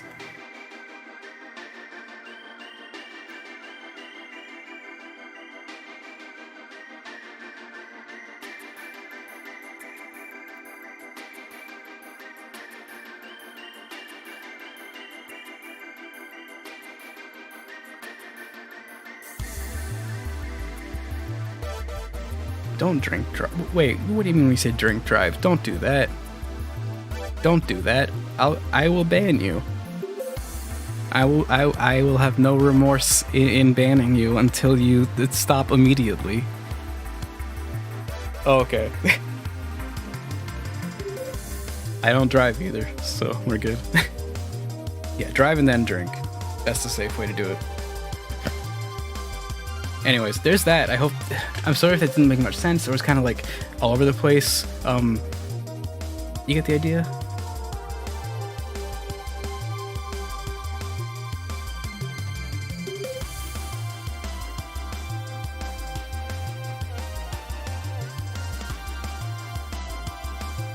It's totally okay if you don't get the idea. It's like, it's hard. Just remember Booba and Kiki. That's all there is to it.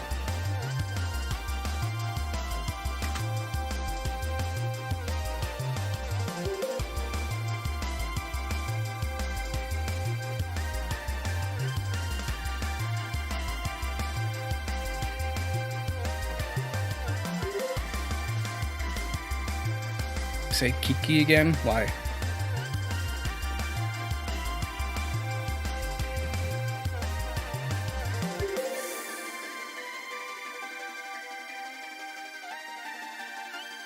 Oh yeah, this 𝓔𝑵𝐴𝑚 skin. It's hold on, I gotta remember what it's called.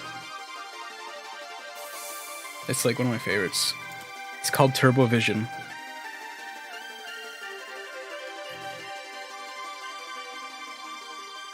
I really like it. It reminds me of like, what do you want to call it? I mean, aside from MS-DOS,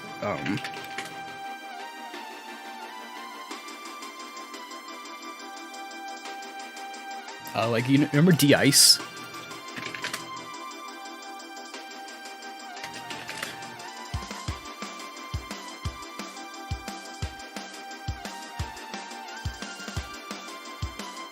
Like this,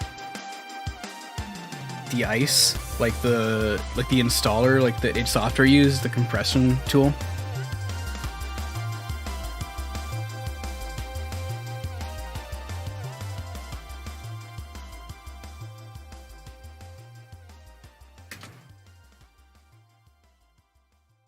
Very, very nostalgic visual style. I used it all over Deadly Operating System. Wow, there's a classic.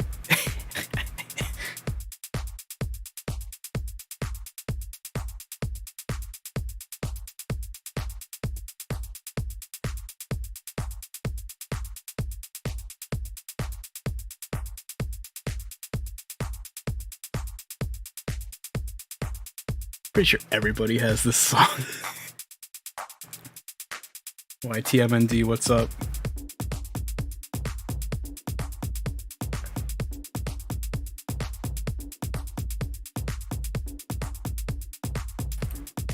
Simpler days, man. Fucking simpler days.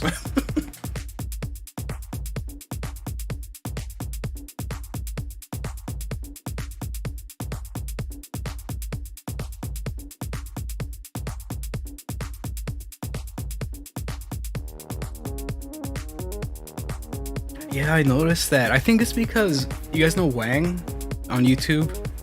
He did a really good YTMND video. Really, really good. Bless his soul.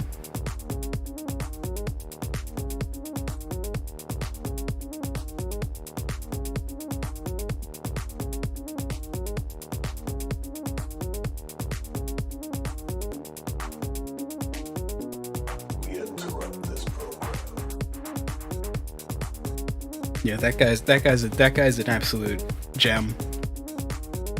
I love his dedication to internet history. It's really important to me. It's really, really important to me.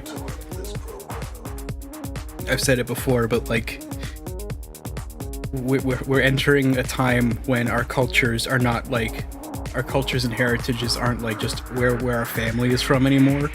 Like,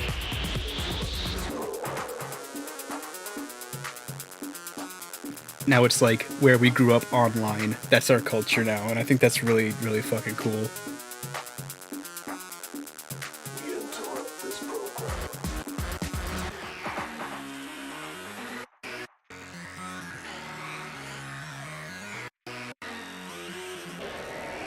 Yeah, it's super good. It's like, and I talked about this on stream before, but that's why I keep saying people like, yo, make a website, share your culture. I keep saying it. It's just, please. Please. It's important. It's so important, especially going forward. We don't know what's going to happen to the internet, and you might as well do something.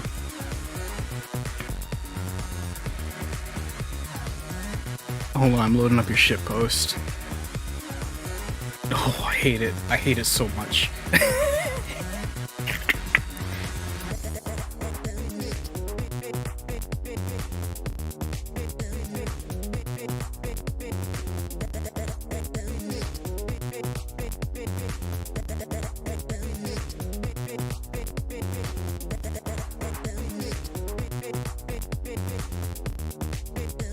But for real, like, make a website. I'm gonna keep saying it until you guys make websites. I'm gonna keep doing it. Simple as that.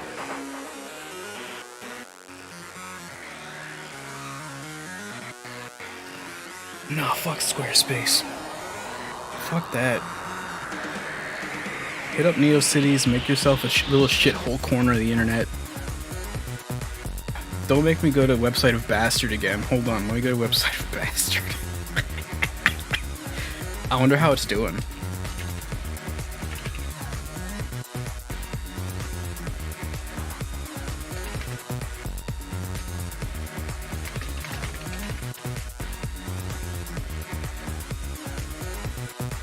Oh, I hope it's not loud. Okay, here we go. Updated 1 week ago. I'm pretty sure that was like after I checked, right?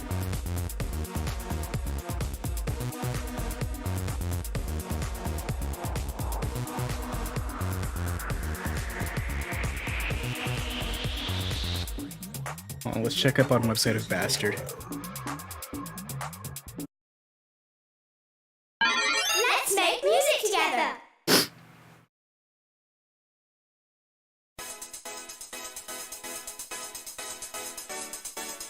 Updated 1 week ago. I don't know what's new though.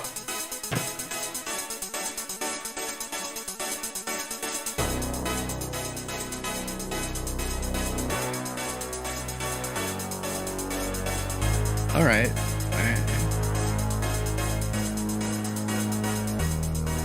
Oh yeah. Gay robot zone? That's what I'm talking about. You know, I think I like this person. I don't know anything about them except for like this shit. But they're gay for robots, Mega Mans, and you know, oh, I don't know about the Vocaloid shit.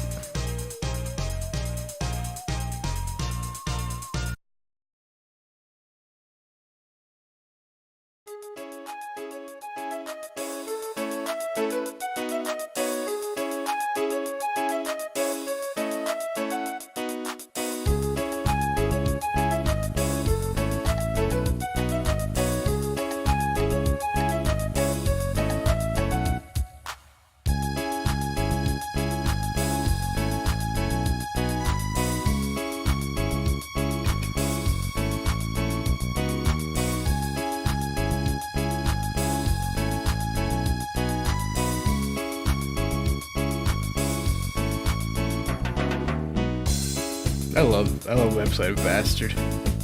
Let's enjoy music together. Oh, what a wonderful website.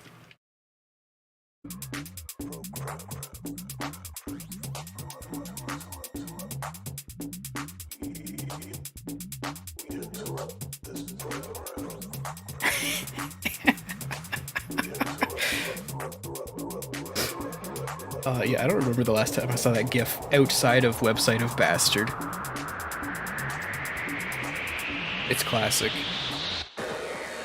Isn't it? It's really funny for me to think that, like, little stupid shitty GIFs like that, even those have, like, some cultural impact or meaning for me. Here, you know what? Yeah. I'll tell you what means a lot to me. Hold on, wait. Dancing Baby. I mean, it's classic, I guess. Oh, hold on. I'm shitting. My computer's shitting the bed. Okay, here we go. Okay.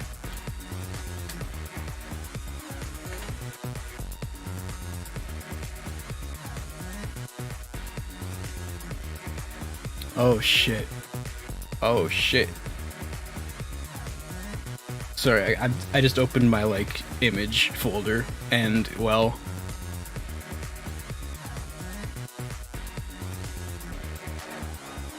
That's a classic, if I ever seen one.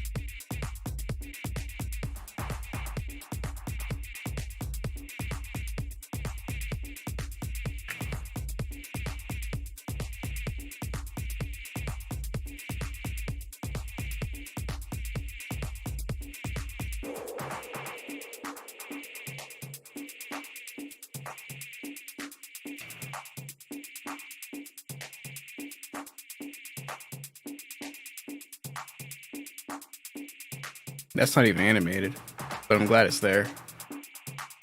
Oh yeah, I've got that one too.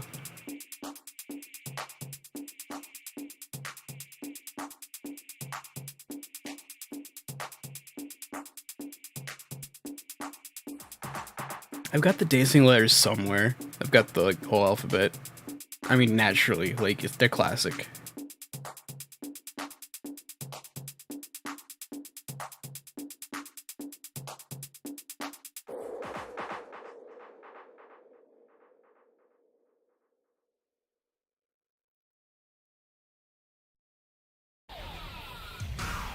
I don't want to hear this right now. Oh, that's the way to get your VOD muted.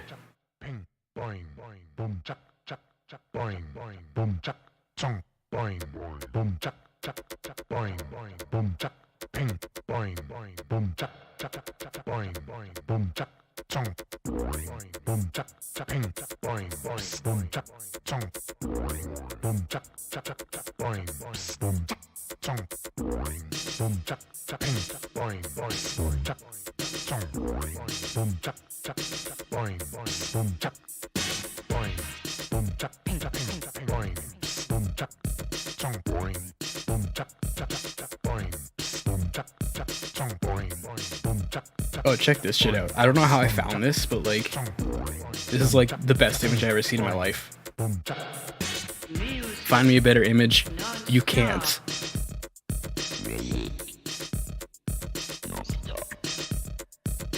Music non-stop.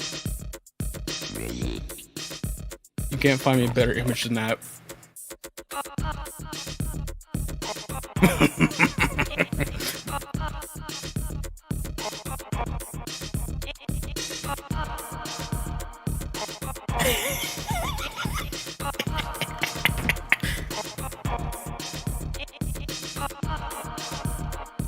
It's a powerful image, isn't it? Fucking strong image. Oh man.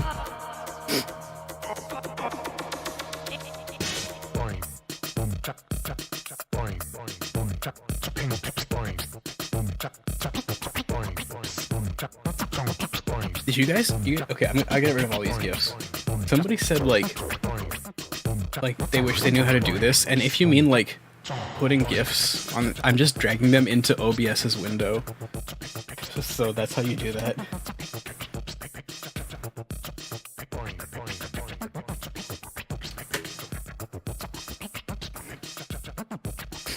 Have you guys ever seen Bloomberg Business's 404 GIF? Like, this thing is amazing.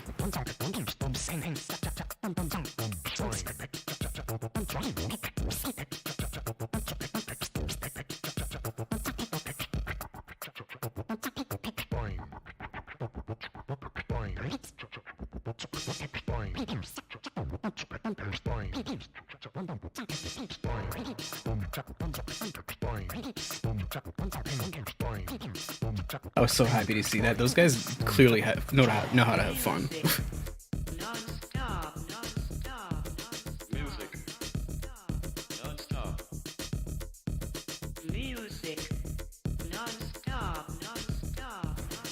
It's very, yeah, it is, isn't it?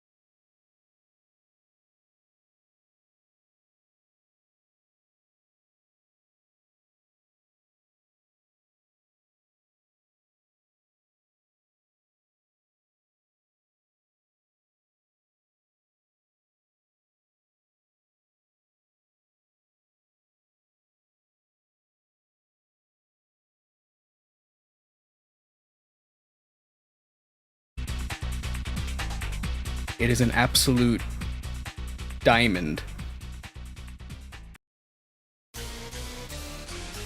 Oh yeah. Rad Racer. Okay, Rad Racer is pretty good.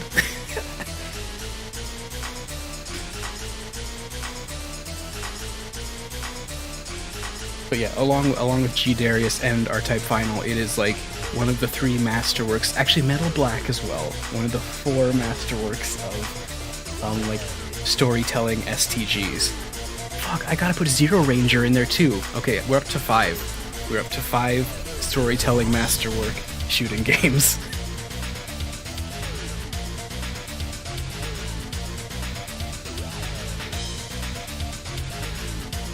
Yeah, STGs are like an incredible genre for storytelling that people don't, absolutely do not give a shit about, which is a shame, a real shame. Shudder is the best track? I don't know. And here's why I don't know, right?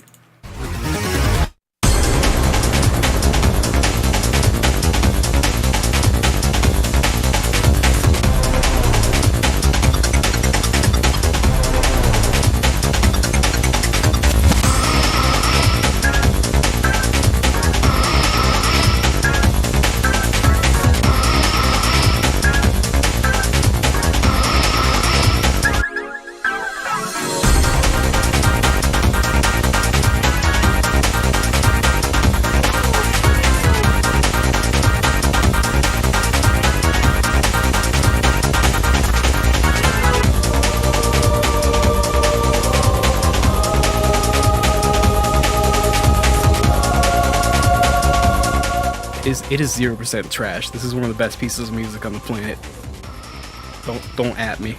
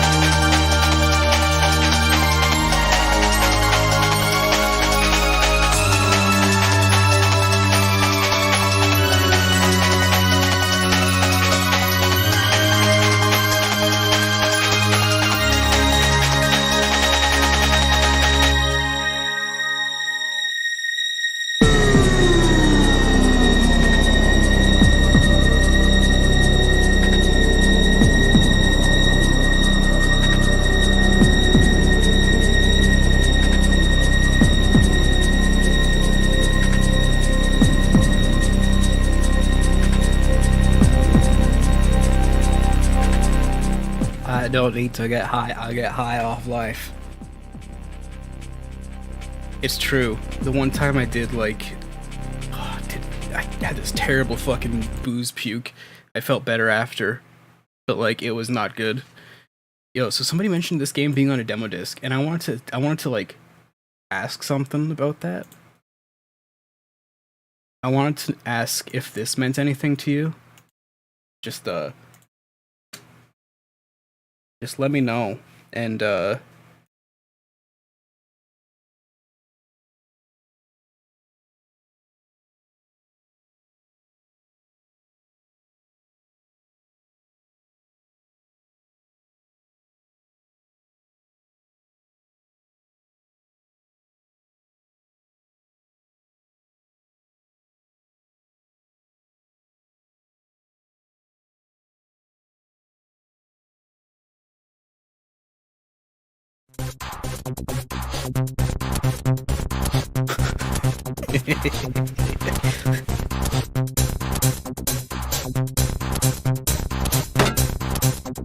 that's the one, right?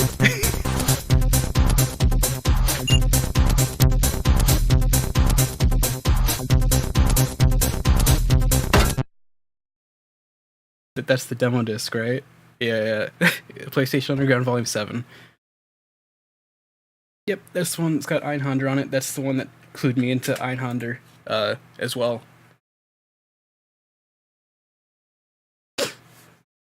Great demo disc.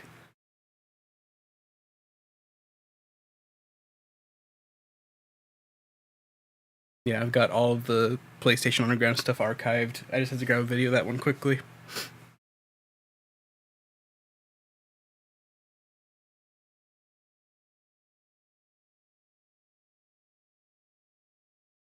You can smell the DualShock. I mean, I guess you're right. They do have a smell.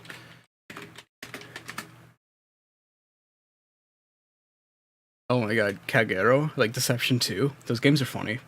I got Deception 4. It sucks. Yeah, that is the actual cover for the 𝓔𝓚 soundtrack. It's also the cover for the game. You want to see the demo disc? I had to buy it just because the demo disc was so funny.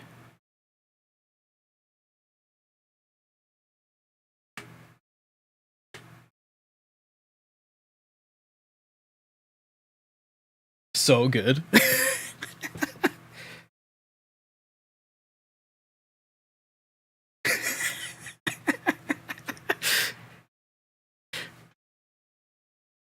Oh man, I love 𝓔𝓚.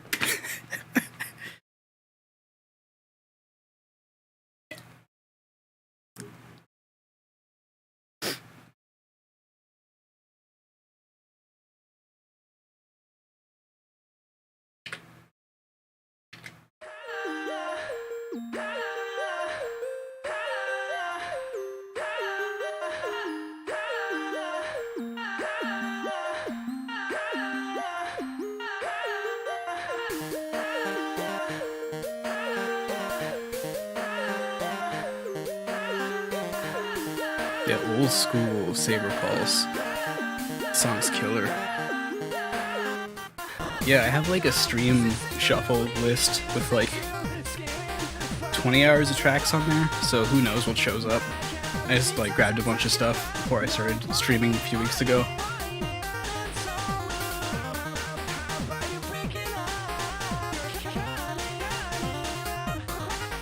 I'll just release the stream soundtrack.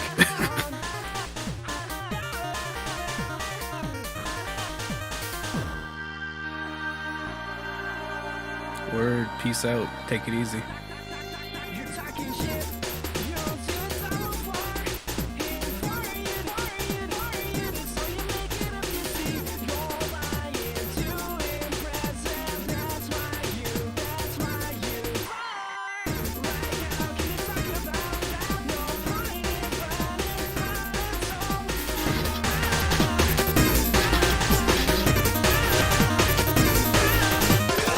If you don't wanna see me, why do you call?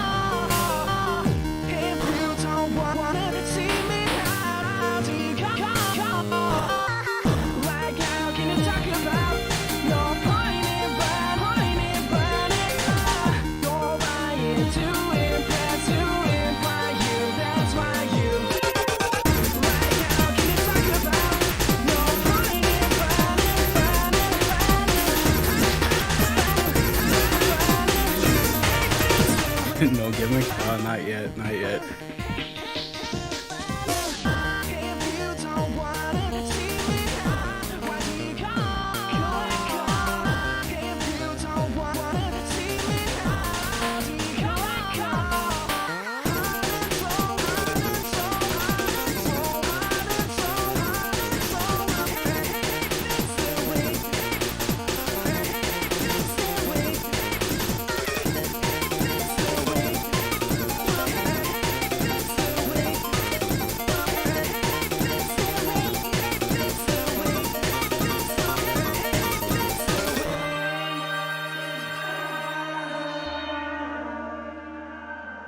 Don't mind me, it's just fucking up my layout a little bit.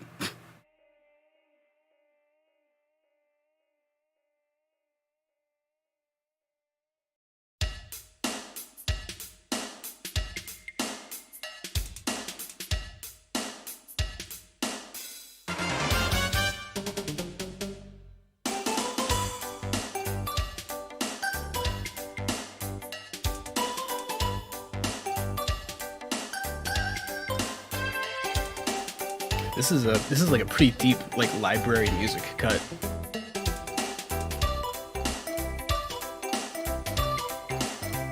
Just found it a couple weeks ago. Was really into it. It's goofy as hell.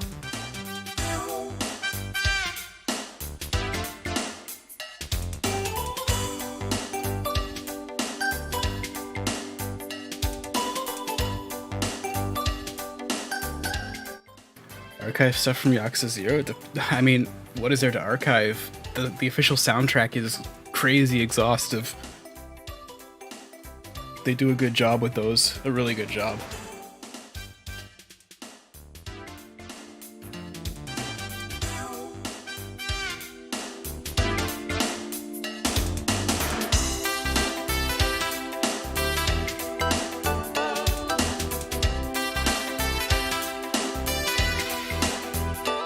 Oh, the karaoke stuff, it has its own CD.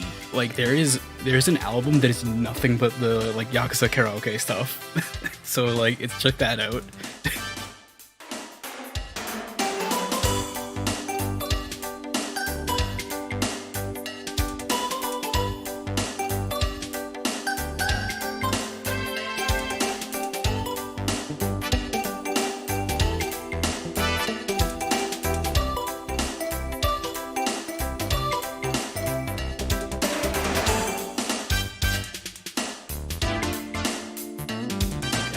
I don't like these things angled.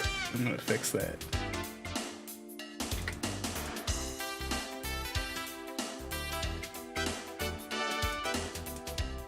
You know, I think everyone needs more Majima everything, but like, also, we also need less Majima. Now hear me out. Hear me out. Alright? Hear me out. Alright, you ready to hear me out? The reason we need less is because, like, I don't know about you guys, but like, okay, so who here has been playing Yakuza since like the beginning? If anybody. Even if you've been playing since like 3 or 4 or like 5 and then gone back, like anything like that, you'll know that like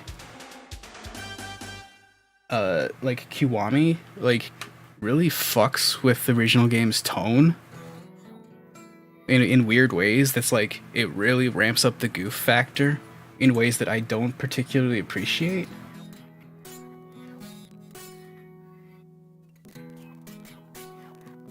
Like I think Majima Everywhere or Majima Anywhere or whatever is like really funny, but it's not at all conductive to the first Yakuza.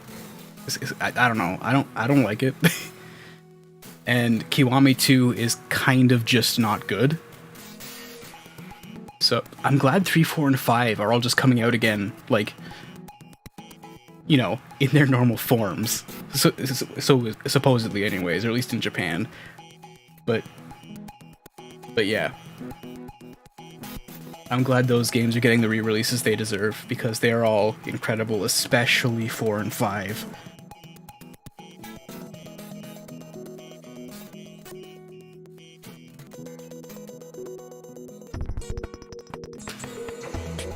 I just can't. regarding Night in the Woods, I just can't get into it at all. Like, I don't know. Hold on, let me just reset the position of all of these here.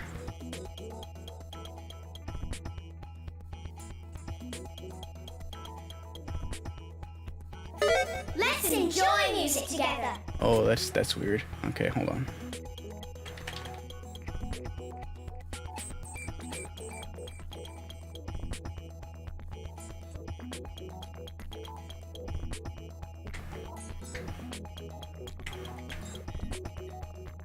Shitty Rust Belt experience. Yeah, I mean, I get that.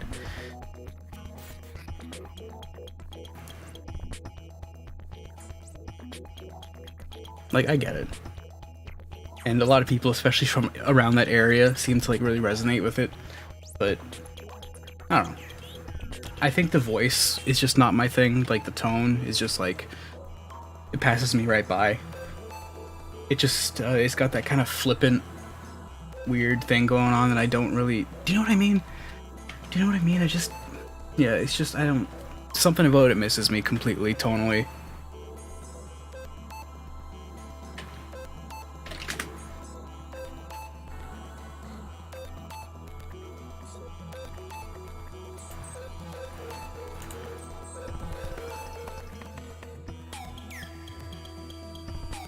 Yeah, it was. Well, I don't know if I was into Life is Strange. Which is a funny thing to say, I guess, but whatever.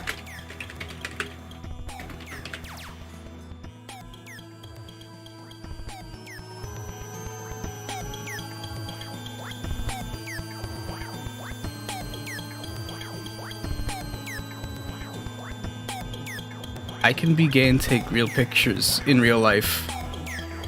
That's fine. but no, like, I mean, I agree, regarding Undertale, like, yeah, I agree. Undertale really, like, hit home for me. I think, it's probably some age. Actually, let me check something quick. I'm mad curious about something now.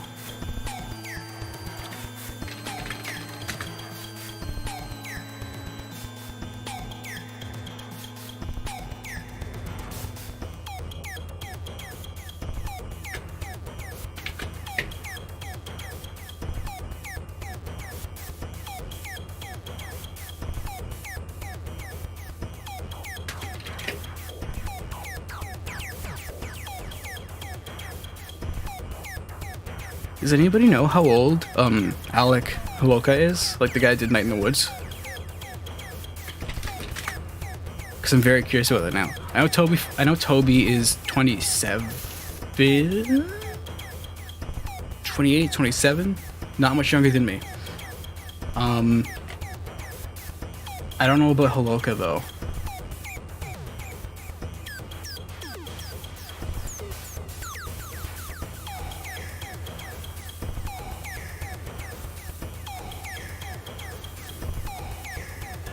See, 𝓔𝓶𝓏, like, part of me feels like he would be younger, almost, but he's probably not.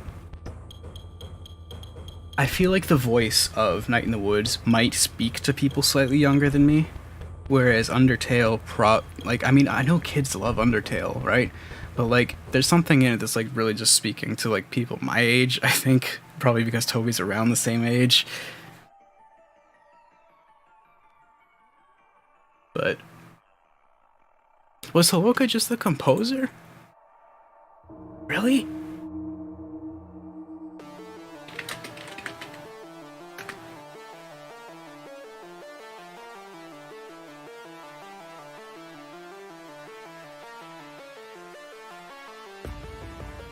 Here, it has him marked as the designer on Wikipedia.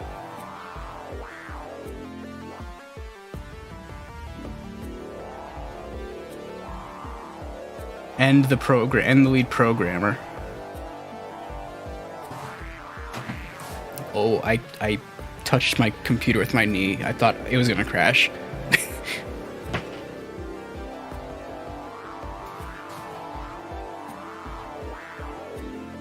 Either way. Yeah, like, well, just to like kind of give the whole like indie RPG adventure thing like a big, you know, overarching like look at them all. Undertale really did it for me. Nothing else has really done it for me. Just oh wait, yeah, that you got it. I think you might have got it. The people that like Night in the Woods, everyone I know went to college. Everyone.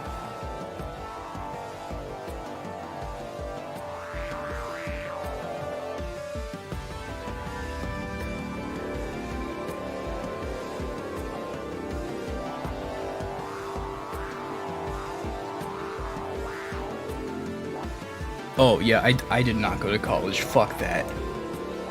No, thank you.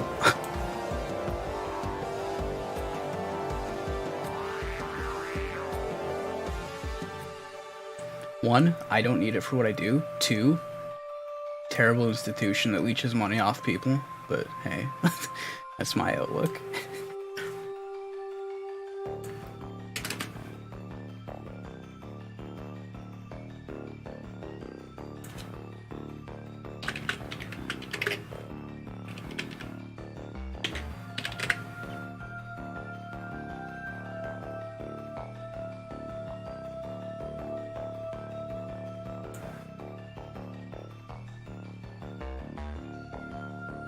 Ego, yeah, I mean, I get it.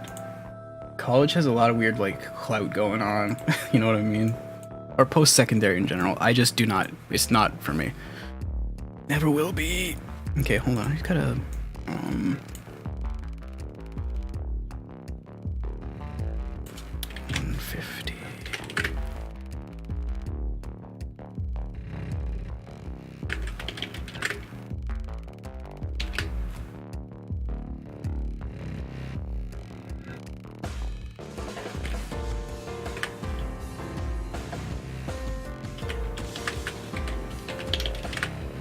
Okay.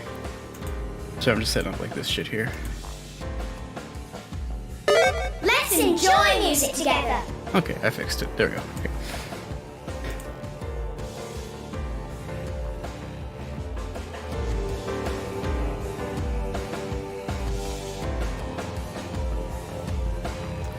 Hold on, let me turn this off for a second. See like what is my frame rate doing?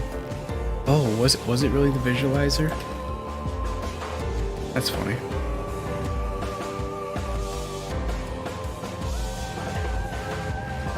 Oh, I see what it is.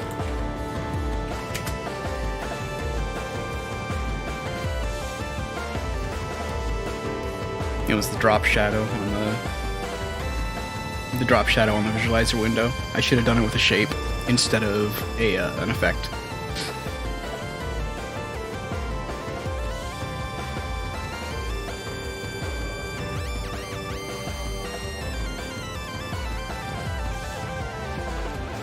Working of streaming on the same rig, I don't know, it's normal.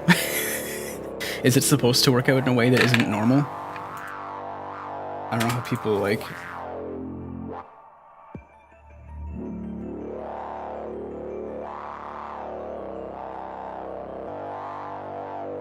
What the fuck?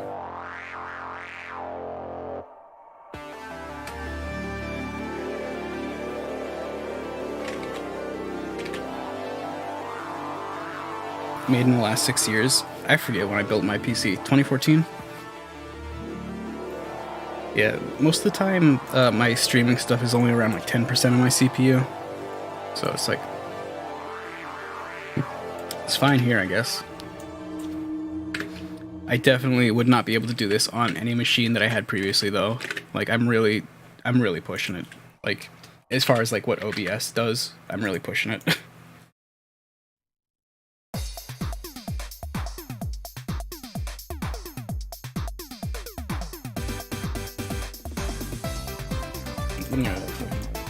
Okay. Let me check this again. Here, hold on. Let's enjoy music together. Hey, much nicer. 60 FPS.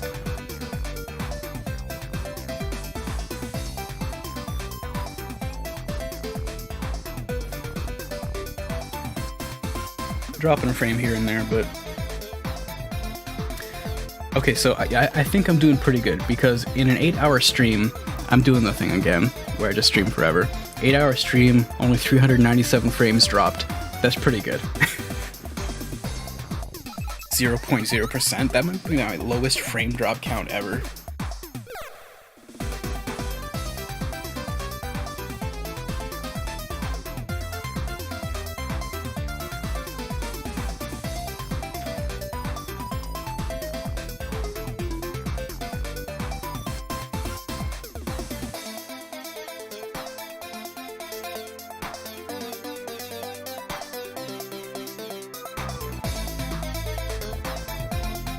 Oh yeah, this is an arrangement of a song from 𝓷𝑐𝑒 I think that's it, on this Famicom Disk System.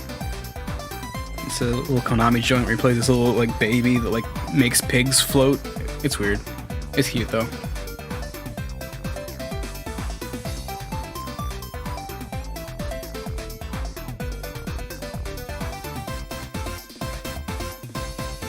You know, that album art positioning is really cheesing me off now, actually.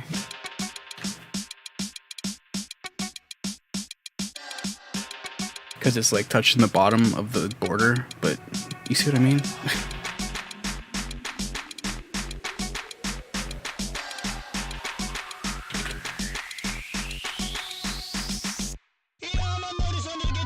Oh, it's pissing me off.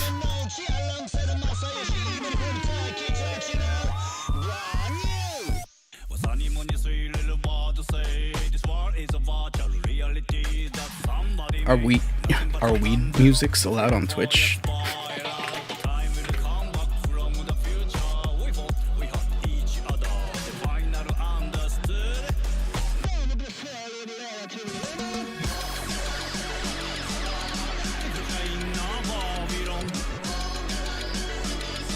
That's better. Okay.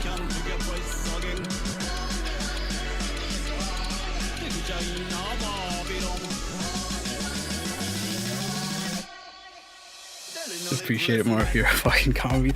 I mean, I'm like socialist-ish. I don't know, man. I just pick and choose ideas. For real.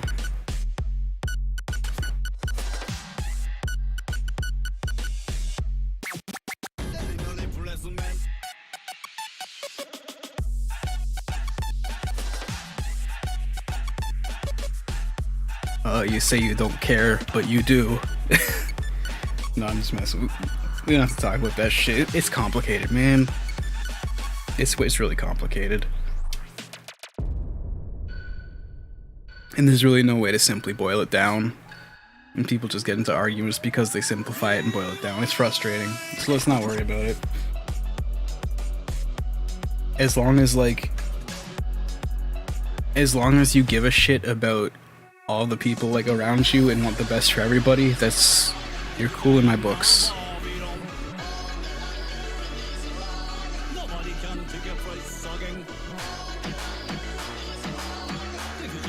Comes down to like my like one rule, you know? I mean, aside from plur, which is like, do not intentionally make other people's lives difficult.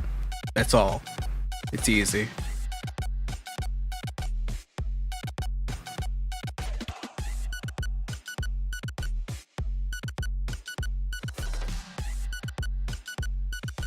Oh no, don't worry. I picked up on your hyperbole.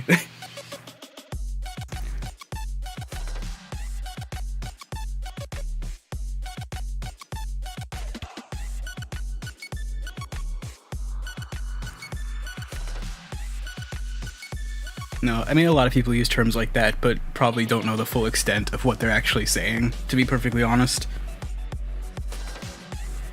Which, you know, people say what they think they're gonna say, I guess.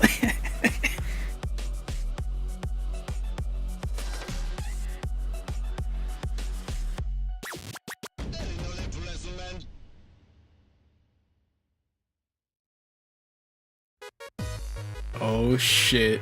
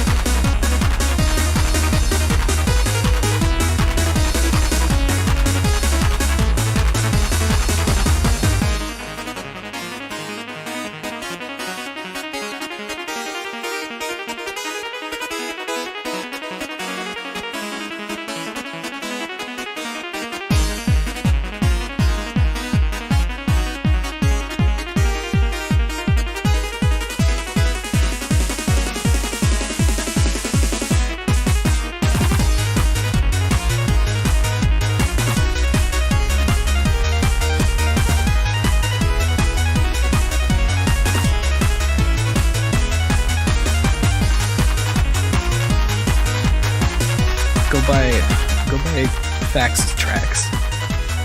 This guy's a dude.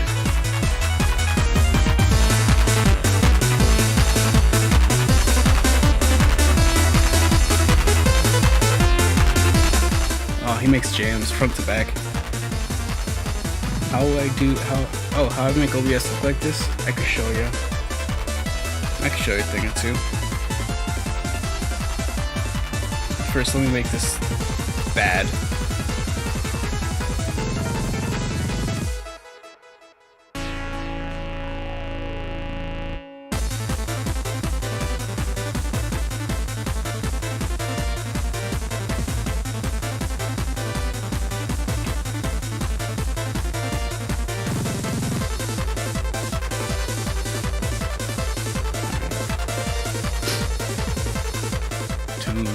Tune. Alright. Yeah, so like, I don't know, it's OBS. Here, let me, what do you want to know? Tell me what you want to know. We'll break it down. Oh my god, it's so fucking weird. Save me, fan, please. Oh, don't blow out the mic, though.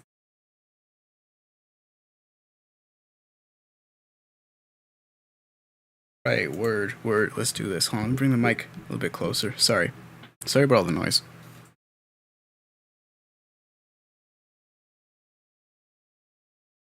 Actually, yeah, I want some tunes. Oh yeah, that's a way to get your fucking. This is not only a way to get your VOD muted. This is a way to get banned from everywhere. Just play some P model or anything owned by a big Japanese rights agency. All right. Actually, I think he owns all his stuff now, which is really good. Alright. So, what I'm gonna do now is largely considered a mistake. So, like, don't do this.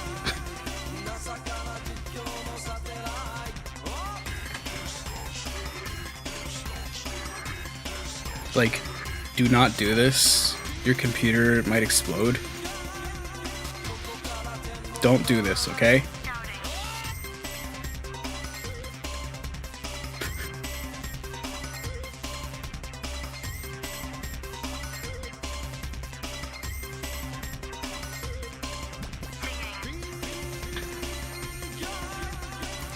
Launching 2 copies of OBS is generally considered to be a really bad idea. I've done it before, I'll do it again.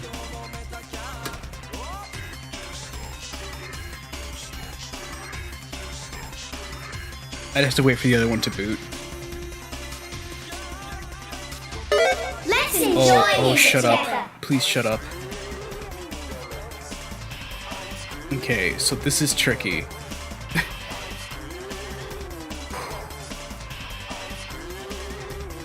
Oh, this is gonna be so weird and difficult. Alright, but I'll try to show you how this works.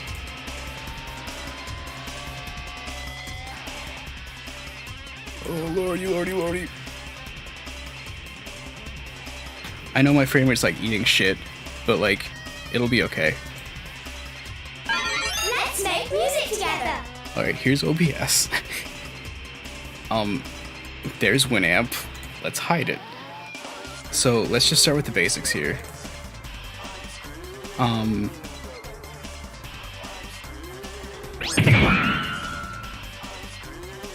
Oh boy. How am I gonna do this? Okay, I'll try. I'll see what happened. I'll see what happens. Welcome to the fantasy zone. Okay. So here's my no, it's not Streamlabs, it's just OBS. Fuck Streamlabs, I hate that shit. No, this is just OBS. This is just a theme for it. Don't worry. I'm not an asshole. Alright, so here's like the first part of my stream. As you can see, there's no videos here, there's just all of this. So here are my sounds. And like, here's like all this shit. Oh, you can't even see those right now, but those are these. I would do like this, and then this.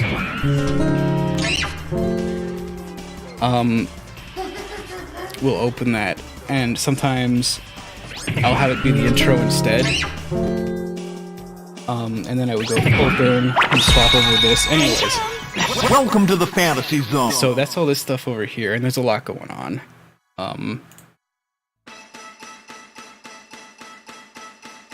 So we've got our logo, and it's like, it's got all this shit going on with it. There's a lot of stuff going on here. I don't know what you want me to explain exactly. It's like, it's just like dozens of layers of fucking images and shit. Like all these windows and stuff, it's just like it's just pieces on pieces on pieces on pieces. Like it's just, everything is pieces.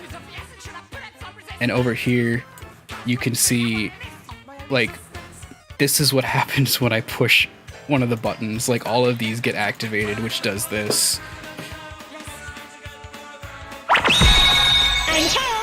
Welcome to the fantasy zone. So these are like hotkey animations using motion filter, which is a great add-on that everybody should get. Are you ready? Please wait. There's a lot going on here. Over here, what's this one? Oh right, that's like the disc, which actually looks like this. It's a GIF, and then like behind it is that thing. Encoding overload. Consider turning down your videos.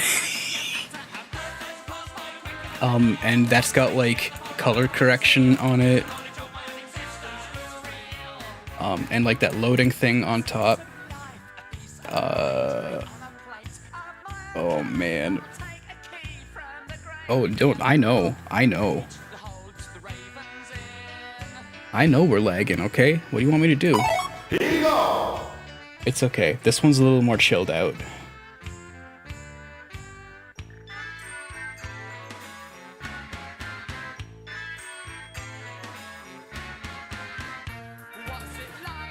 So the backgrounds themselves are depends which, oh, like the tiling ones here. Yeah, let me go to that.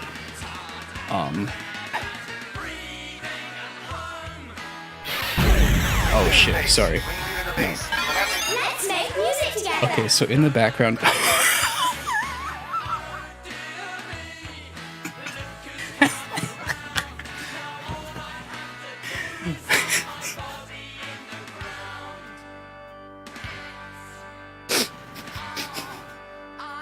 in the background here, we've got this one for one, which is a scrolling pattern.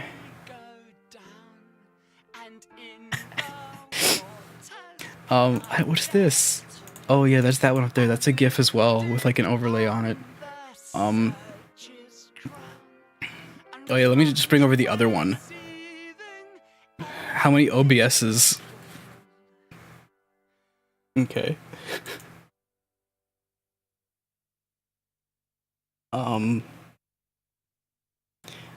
I mean, there's a lot. And like the emotes and stuff are handled via 𝓔𝓶𝓵, which is a web app. Watch another. No, absolutely not.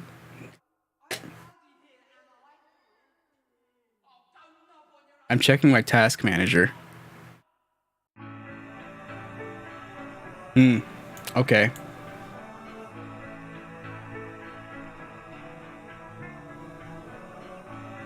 That could be worse, actually.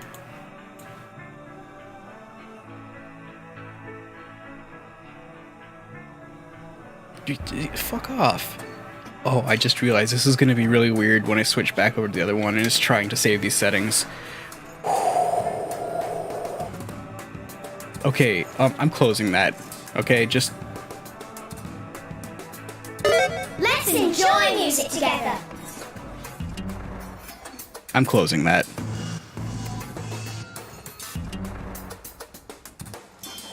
I'm closing that.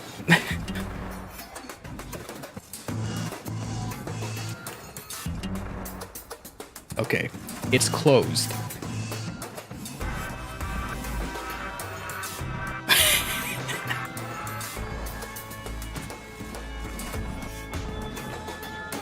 Okay, so well, hopefully now maybe you have an idea of how that works, which is like a lot. It's a lot.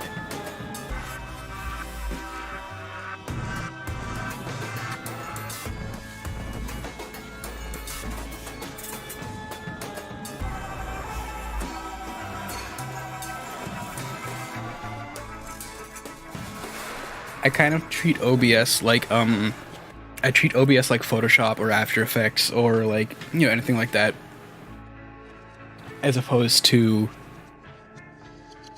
a stream the video program. I mean, like, it has the option to be used like that. Why wouldn't you? Like, that seems logical to me.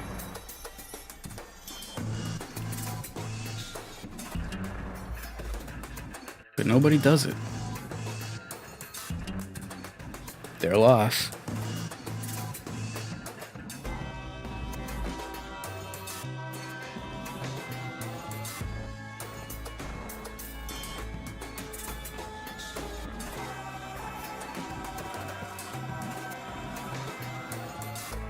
Oh, I found out Discord was eating a ton of resources just now. That was funny. Thanks, Discord. Piece of garbage. But, yeah, I mean, other people's loss, I guess, if they don't want to put in the time and get this sweet shit going on. Here you go. Not that. This. Oh, wow, that, like, broke it this time. Come on, let's buffer it in. There we go. Here you go. I could do that all day.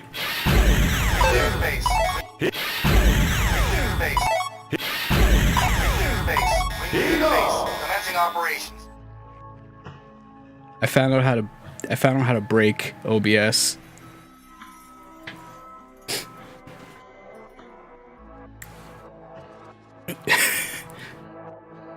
So it turns out cycling between two scenes rapidly is like a bad idea.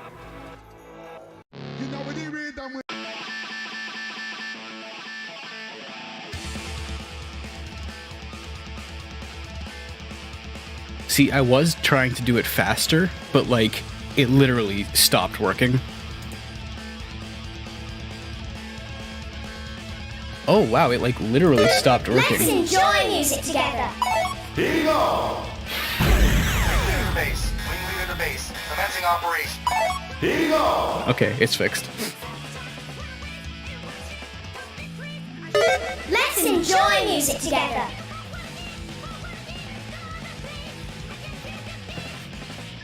We're okay. All right.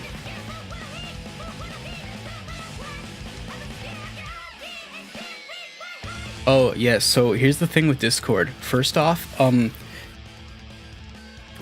boy.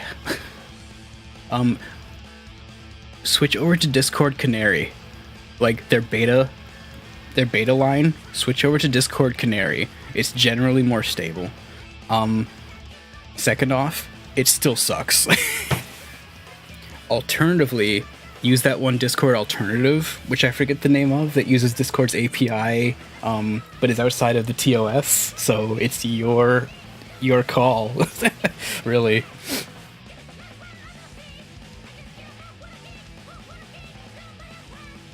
Yeah, Ripcord, that's it. Ripcord is hella fast.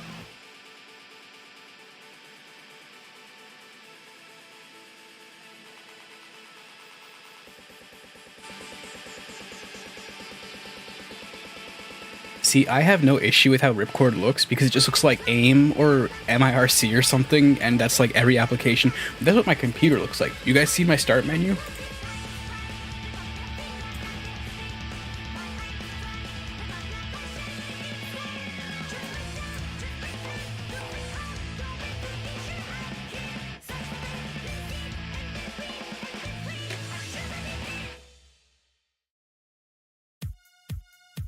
Oh my god. No, I don't want to hear this actually. You know, NEDM was fine, but this isn't fine.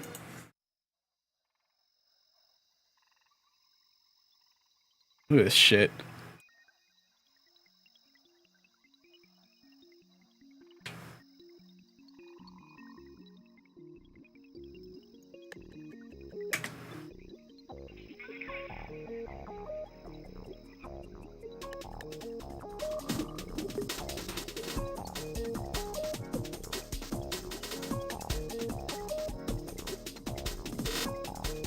Yeah, Classic Shell is great.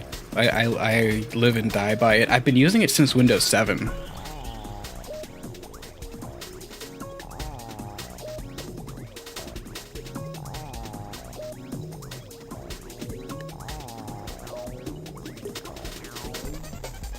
Yeah, Start 10 is also an option. I also use, what's it called? Taskbar Tweaker. 7 Plus Taskbar Tweaker. To do all the, like, you know, taskbar stuff.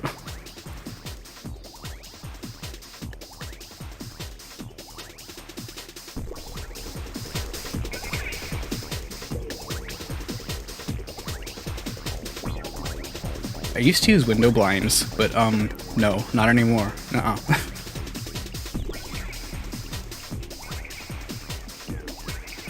Those were days.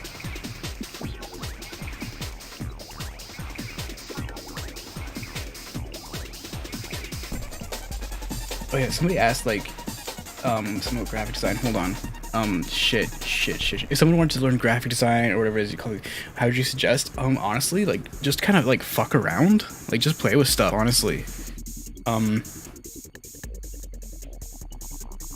I don't have any actual advice.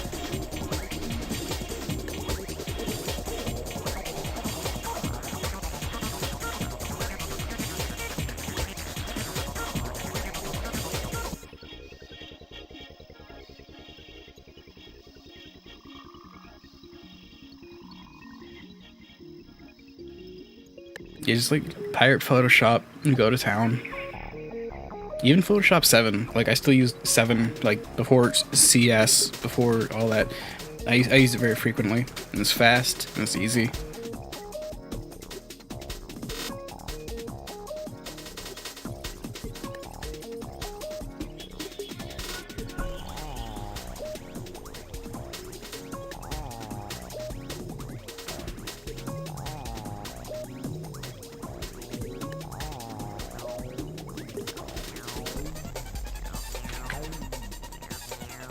Yeah, like if you make something in one Photoshop, you can bring it to another.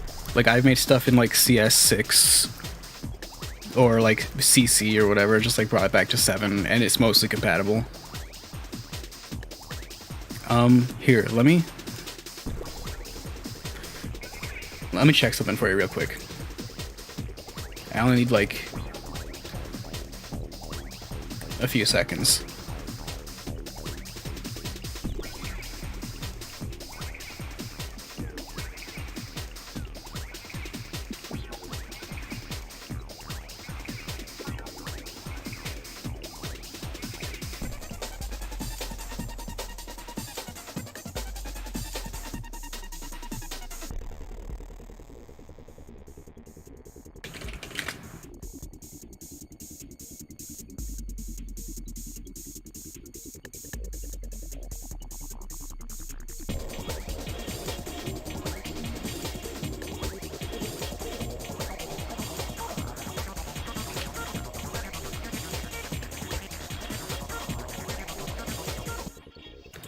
Where on earth do I keep...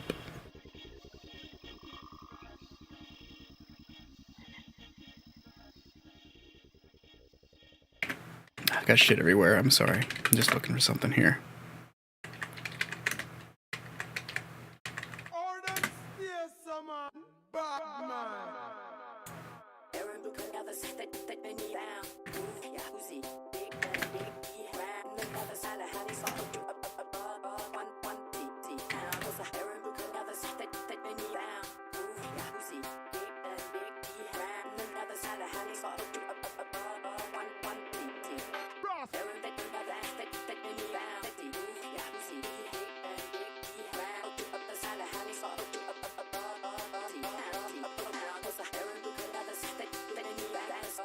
Alright, so like, here's the deal.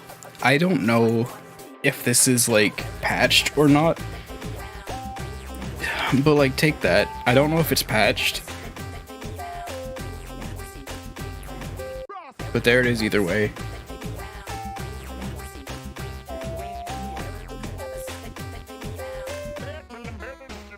I just have a bunch of installers saved in my storage, so when I go from computer to computer, I,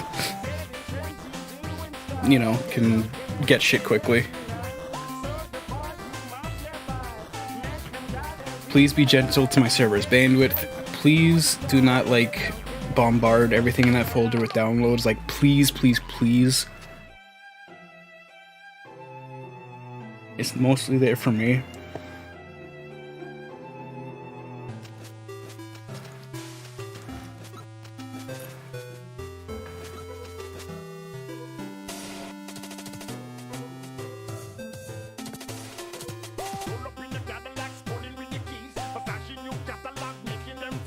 I don't need like hundreds of people downloading my copy of Photoshop CS6 off my server.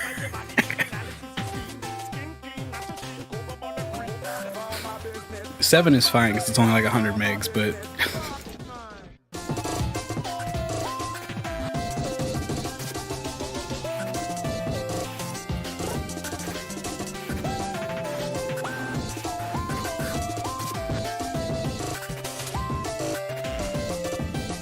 I figure if Adobe's not going to sell 7 anymore, then like, you know, whatever.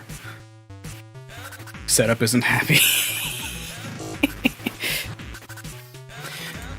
Is it asking for a thing? Here, hold on, I've got one.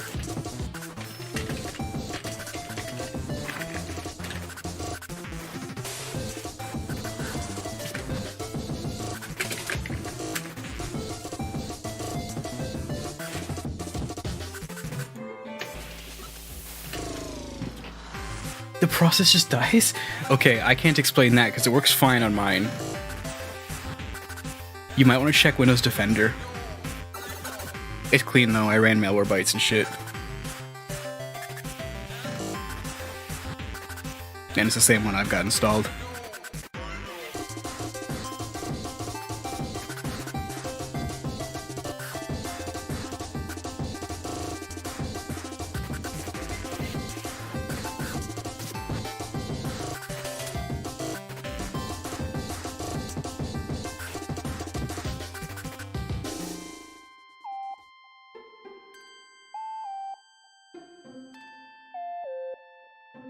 Whenever I stream and I see like, oh yeah, that too. If you have any other Photoshop open, it will just die. So like if I have CS6 open, I can't boot 7 and vice versa.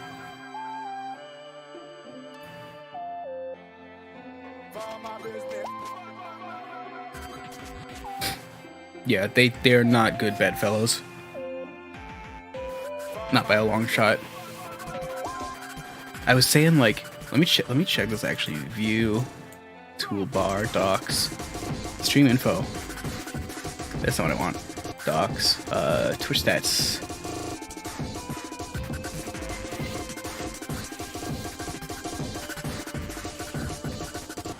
$29 viewers. What does everybody do? Like, yeah, I'm calling everybody out. That's just sitting around. It's just, does everybody just like sit and not say anything? It's okay. I'm not shaming you. I'm just curious. I'm just always curious. Curious about lurkers.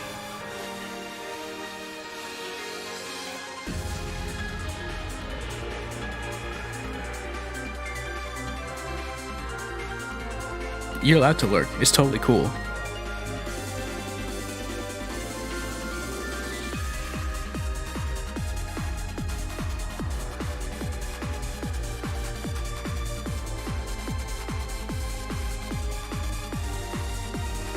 Oh, this tune's amazing.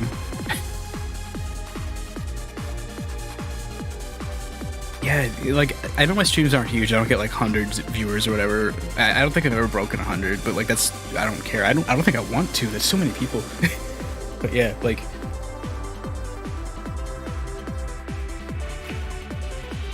I like the cozier, smaller streams anyways, especially when it's conversational. I'm just curious about what everybody's up to, what everybody does when they just like sit and lurk.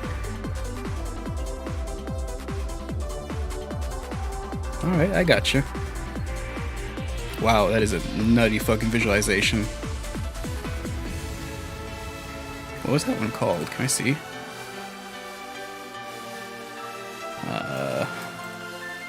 No, I can't. God damn it. I want to know what preset this is. I'll figure it out later.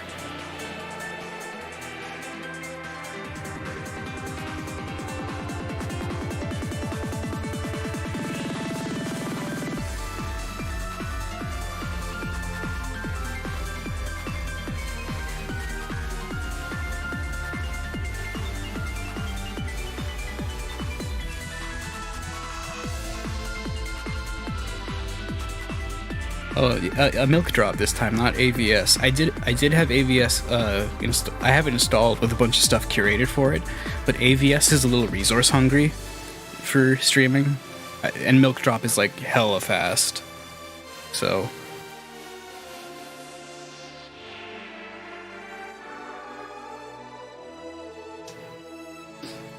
I do have a bunch of AVS stuff audited though.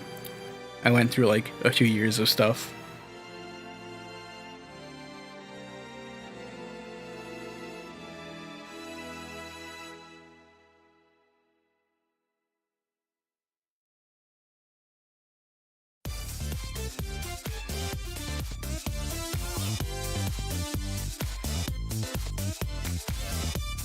Yeah, maybe a couple reported over. I don't know, like, if that's even possible. Maybe, who knows?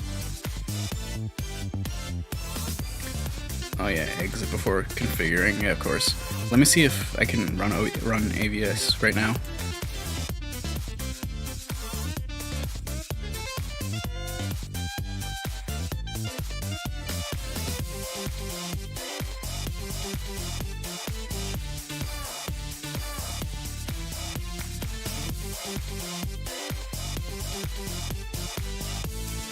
There we go, AVS.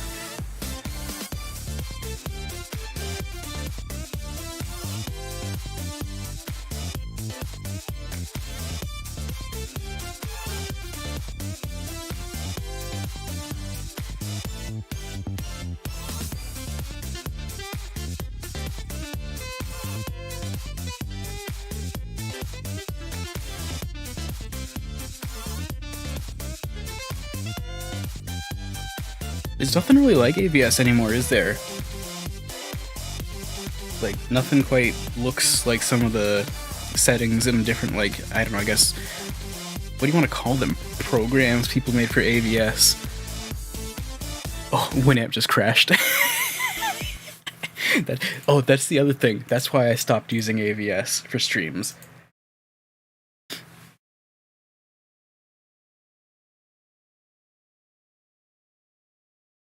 Because some of the presets or apes, I guess, like just aren't compatible with certain versions of Winamp, and I haven't been able to figure out which ones crash yet because there's so many.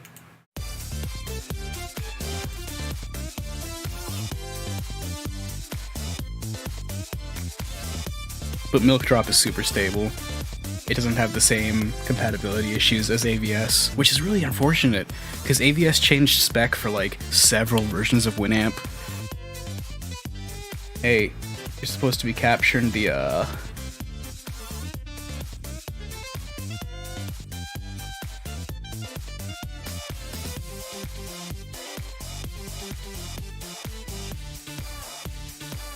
There we go. Yeah, I'll stick to Milk Drop. It's fast anyways. The only issue I have with Milk Drop is a lot of it is very just like, you know, fractally. I mean, I like it a lot, but a lot of it does kind of have the same look. Whereas AVS gets like really diverse with like people using like 3D models and different texture sets and stuff like that.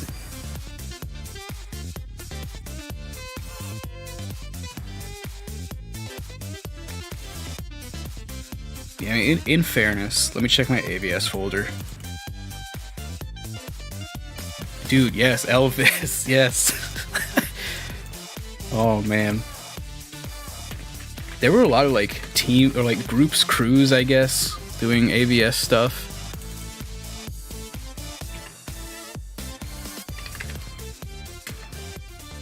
Oh, Jesus.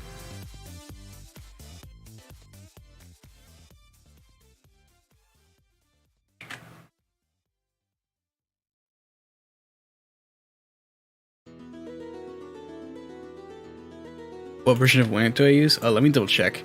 5.8. So the version I'm using is the one that was going to be released officially, then got leaked, then got tidied up for the final official release.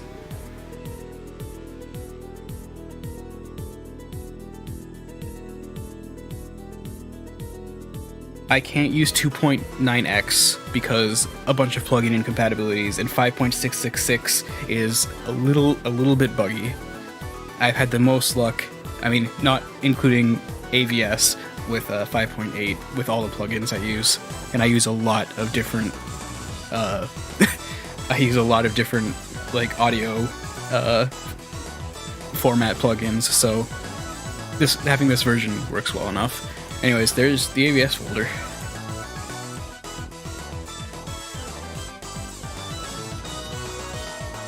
So I haven't had time to figure out which one's crashing or not.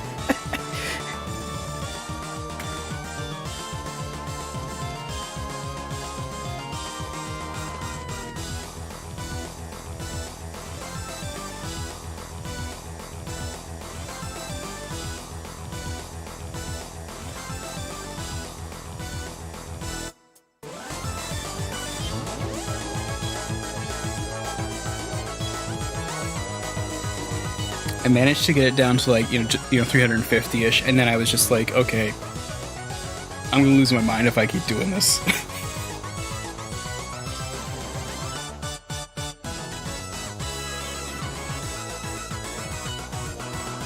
Oh wait, I just realized it's showing the equalizer there. That's piss. There we go.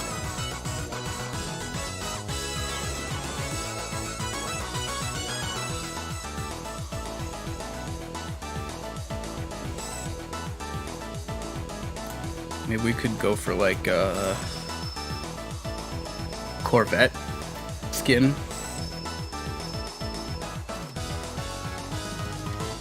Let me just let me just add. Can I capture all of when it? No, I can't. What I'm gonna do is I'm gonna do like a display capture, and then yeah. Hold on. Display capture. Yeah, sure. I'm gonna like trim down the WinAmp, kinda. Oh, Jesus Christ. Hey, what's up? Welcome to WinAmp. You wanna see some fucking skins?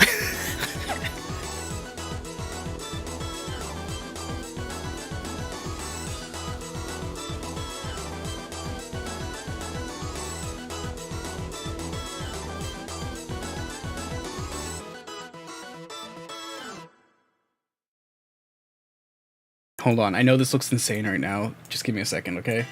I'm trying to like... Oh wow, this track again. Alright.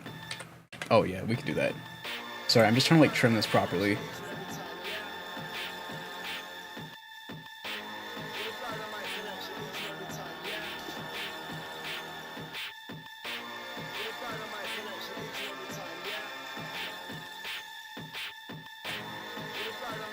Hell yes, I want to see some WinAmp skins. You know it.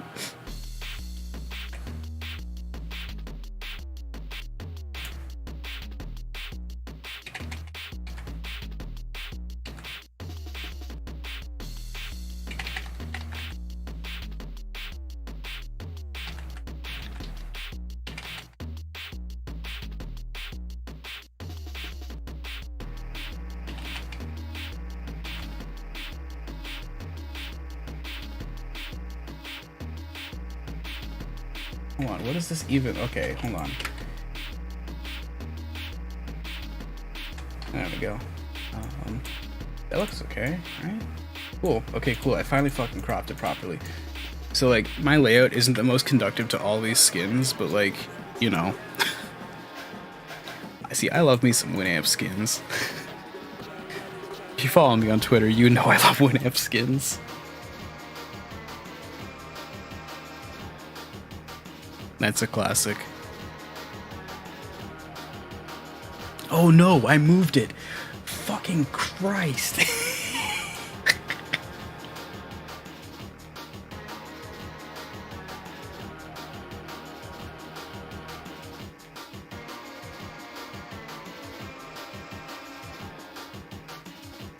Okay, that's close enough. Okay.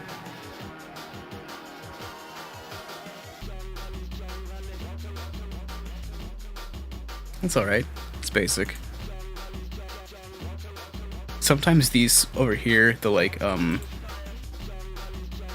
you know, the album art and milk drop stuff, they won't skin like everything else. Just so you know.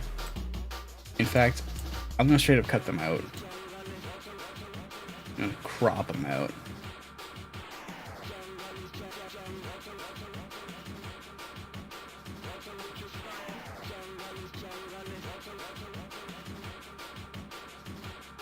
And you know what else? You know what else? We're gonna go as vanilla as possible here.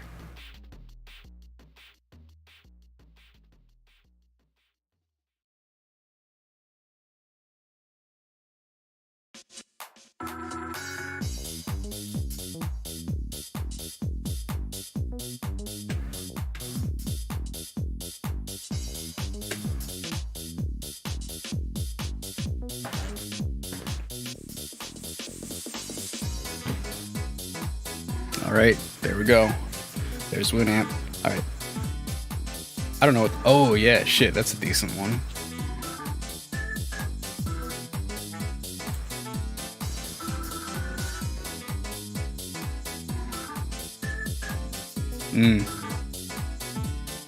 Very good. I'm just gonna put, like, you see this? I'm gonna put that behind 𝓕𝐵𝑚, just that white, so when you see, like, a transparent thing, you know it's, you know it actually is transparent, because there are a lot of transparent skins for 𝓕𝐵𝑚, and they're all bad.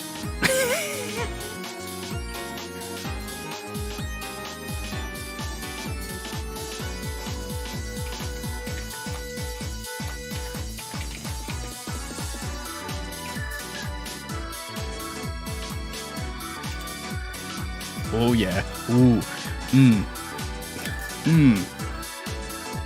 How was that?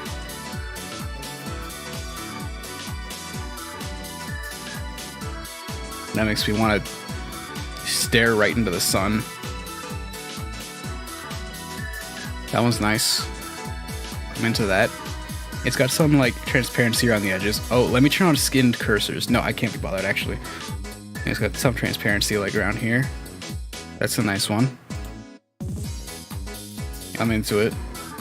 I'm into it. No. Not so much. This was the skin I used for a while. I really like it.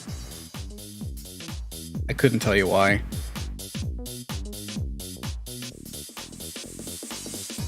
It's just got really nice dot work. Like, the pixel work on it is pretty freaking good, I think.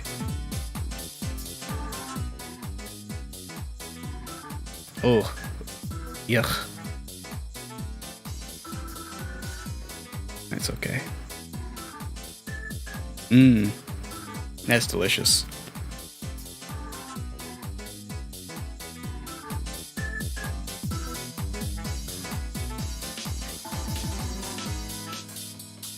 Alright, just kind of Amiga-ish.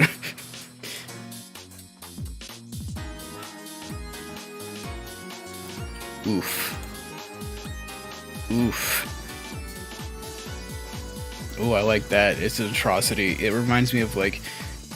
Does anybody remember the Modplug, like, web player? Or, like, Modplug player in general? I know this is supposed to be Netscape, but it reminds me of Modplug player more than it reminds me of Netscape. That's okay. That one's nice.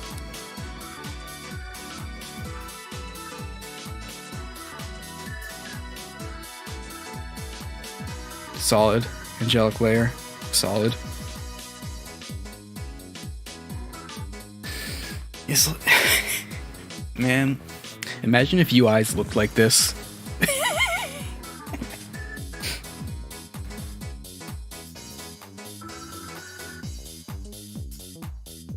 I like that. It looks like a shitty, like... Well, not shitty. It looks like a kind of like Mega Man fan game menu. It looks like it would be the menu of a Mega Man fan game.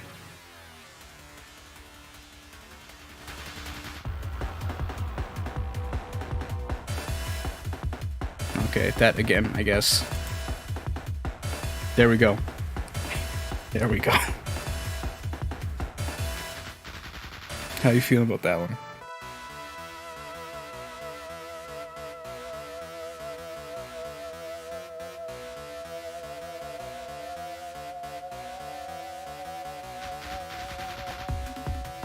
called 𝓔𝓶𝓶𝓪. So if you want to get it, go get it. Fuck. I've got a lot of these saved, and I have seen all of them all. Sorry, all of them all. I have seen all of them, I just don't remember which ones are which. That's a powerful skin. like Rainbow Gradient. It's literally just like Rainbow Gradient and then like setting it to color in Photoshop. Ouch. That is painfully...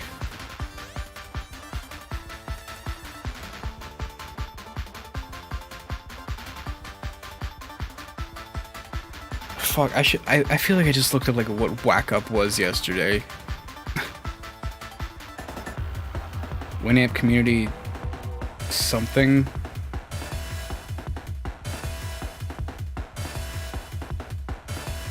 I like that. Okay, so there's some transparency going on there.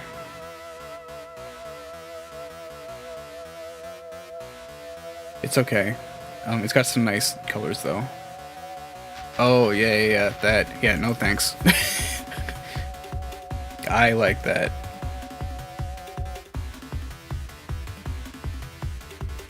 I do not like that. That's good. That's really good. I mean, I think it's good. Oh, no contrast. That doesn't work. That works, and that's really nice. There are a few colors for this one, and I think there's like, yeah, whoever Blue Slat is, they do like really nice themes, really beautiful. Look at the dot work on that, beautiful patterns, all the like dithering. It's really nice.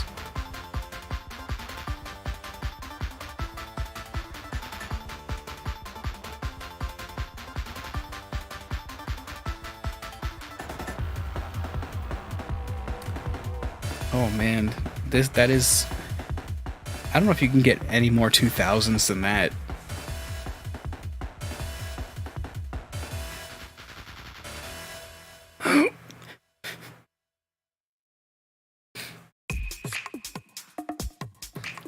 My favorite, yeah, my favorite part of a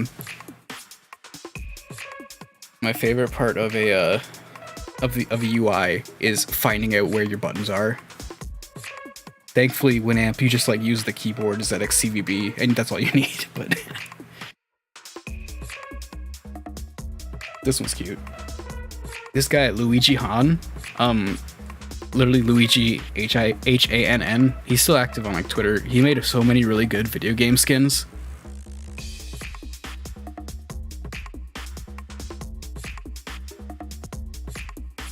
That one's nice.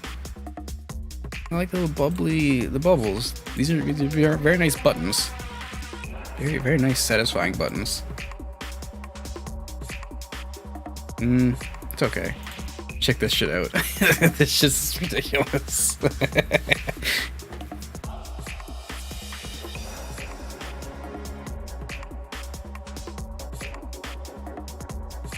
It's alright. I don't know what to think about this one. I'm real torn on it. Like, the lack of borders is really putting me off. I also like how chilled out it is. Also, this progress bar is the worst.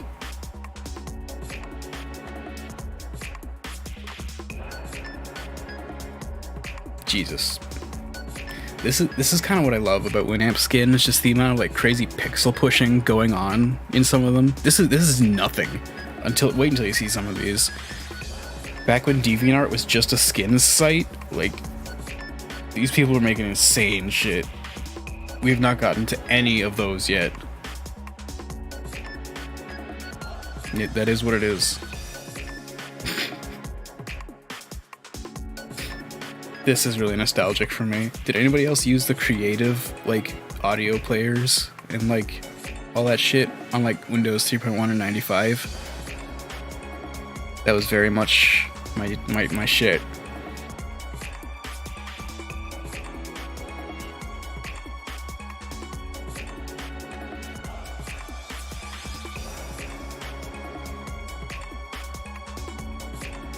I like that. I like that too. Okay, so yeah, all this is transparent. Like,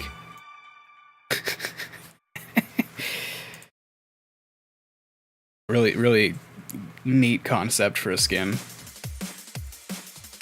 Oh, check this one out. This shitty kind of DDR skin. Very clearly says DDR and has like a 3rd and 4th mix arrow, but like,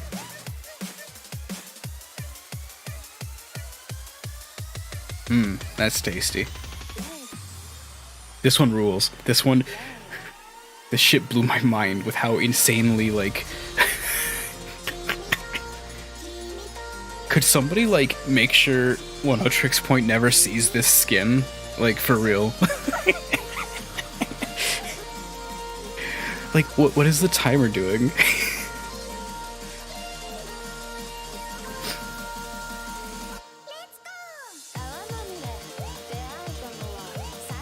Like, what is this?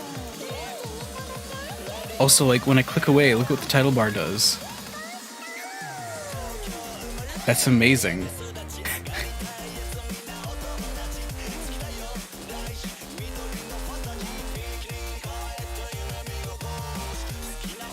Oh yeah. Oh yeah.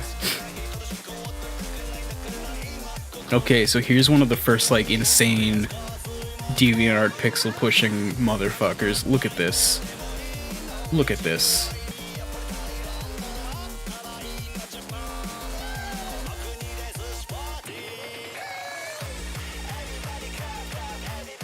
That's a fucking _ㄍ𝑵𝐻𝑚 skin.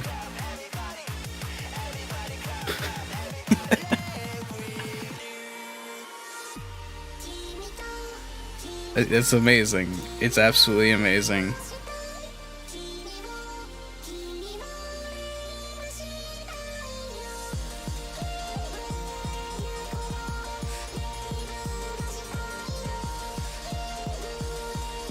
What do these do here? Whoa. There's so much going on here. Look at that.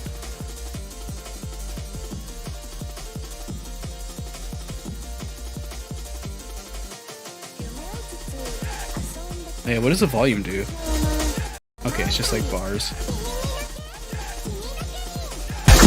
Oh god. Sorry. Panning's over here. Whoa!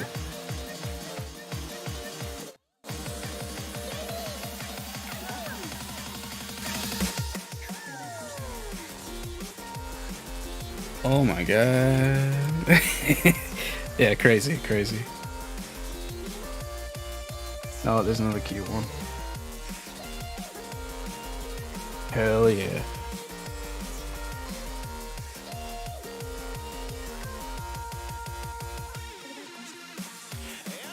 Wait, what do these do? Not a whole lot, but it's still cute.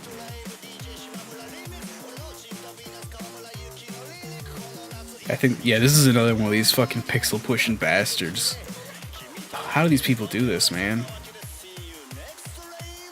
There's so much going on here. There's so much going on. Load default. Oh, okay. Load preset flat. Thank you.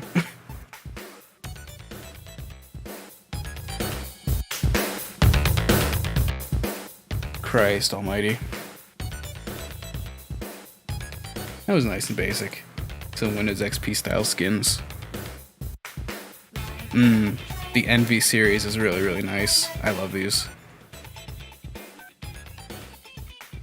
Oh, so good. Yep. Look at this. Look at this. What is going on here? There's so much. So much going on. I don't even know where, like, the buttons are on this one. Like, okay.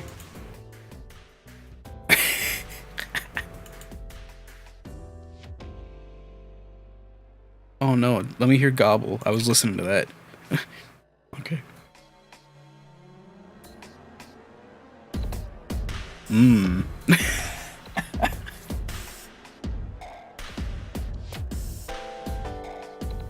Oh, here's a good one. Here's a good one.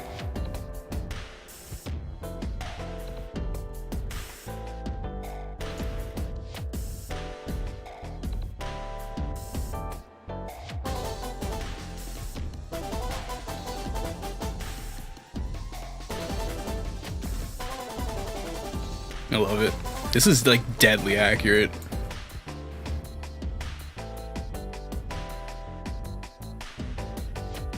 Oh, this one's nice and crowded.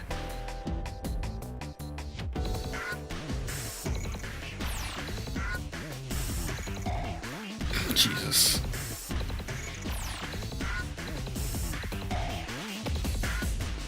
I mean, it's cute. There's a lot going on though.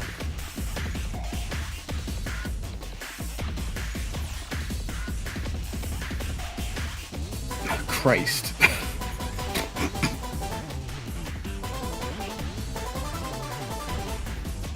Alright, okay, whoa, now this I can get into.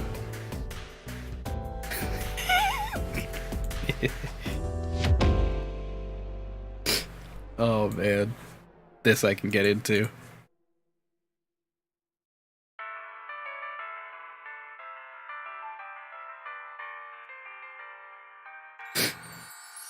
Groovy amp. Like, come on, man. This is so good. Yeah, it looks like a bowling alley, like arcade floor. What do I think about Ableton FL Studio? They're fine. If you like them, use them. I don't like them because I don't like them. That's all I got. It's alright, it's basic. Mmm, that's tasty. That's alright. I love those colors, but I don't like the way things are offset here. I do not like that.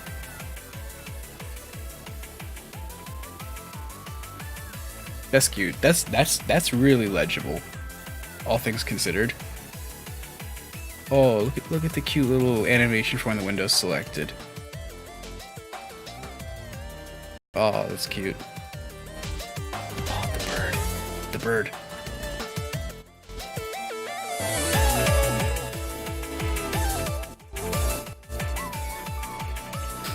That's really cute.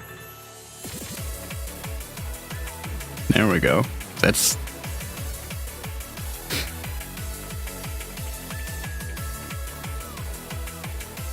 Oh wait, does it? Hold on.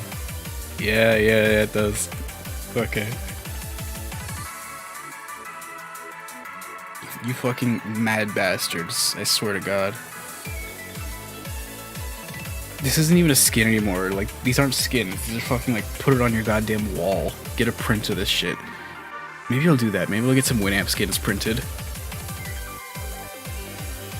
Okay, so yeah, all of this here is, like, transparent, just so you know. Like, this is a really fucking weird skin.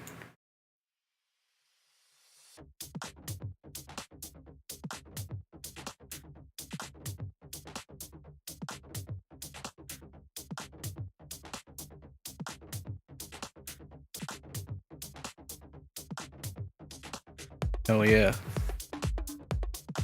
Oh, wait till you guys see the Sephiroth skin I have.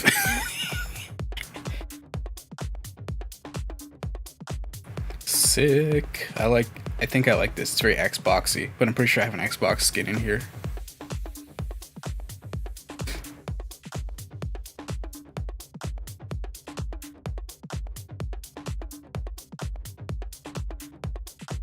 Okay, so these parts are transparent here.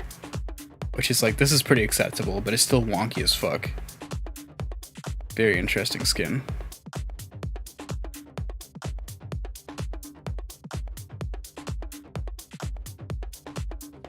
Some more transparency going on here.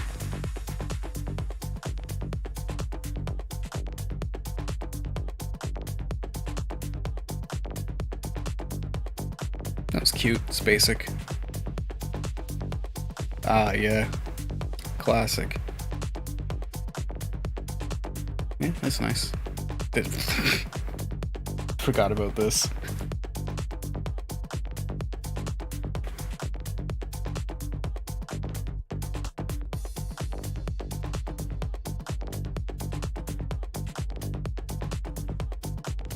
Okay, so like the the taskbar things, minus the part where you close it, is transparent.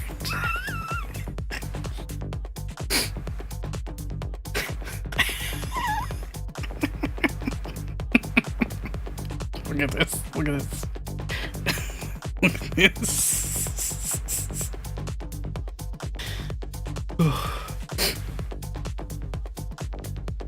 Uptime 9 fucking hours.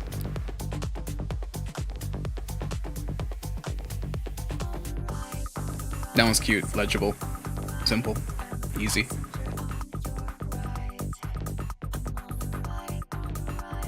Oh, that one's not.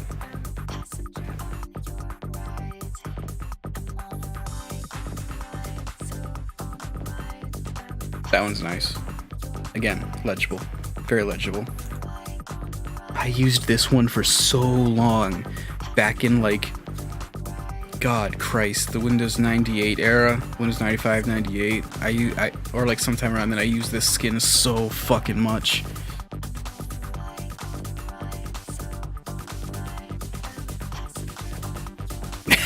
Yes! Oh... Oh, I wish I could have like seen my own face when I first saw this skin.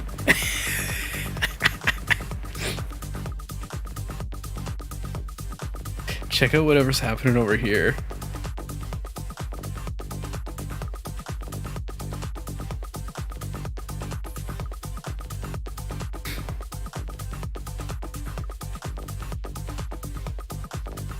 This one's okay. It's not bad. I would probably like not put this Samus here though.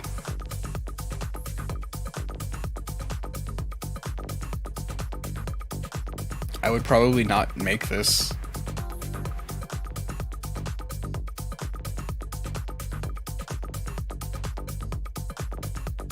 It's the good stuff.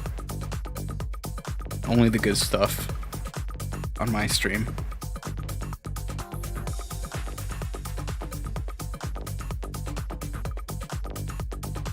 Jesus Christ, look at this. Come on. Oops.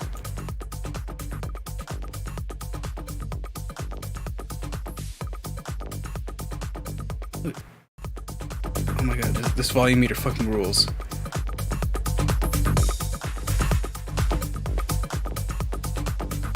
Oh no.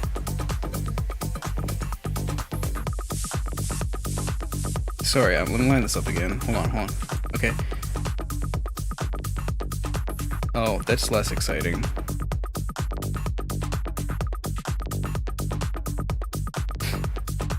Yeah, that was Mia. Of course. What is this? It looks like a fucking 𝓔𝓶𝓶𝓪 album cover, man. Wait, what? Hold on. Wait, why is this suddenly like... Hold on. Why is this suddenly wider than it needs to be? What? Oh my god. Hold on. Okay, wait, no, hold on. I'm using this to line it up because I know it's the right size. Oh, this is a good song. Actually, okay. There we go, okay. Yeah, it's like 𝓔𝓶𝓶𝓪 skin.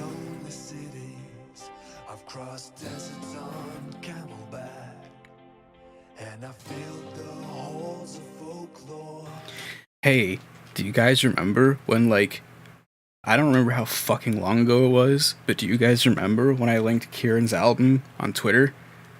And then, like, months after that, he blew the fuck up? I told you.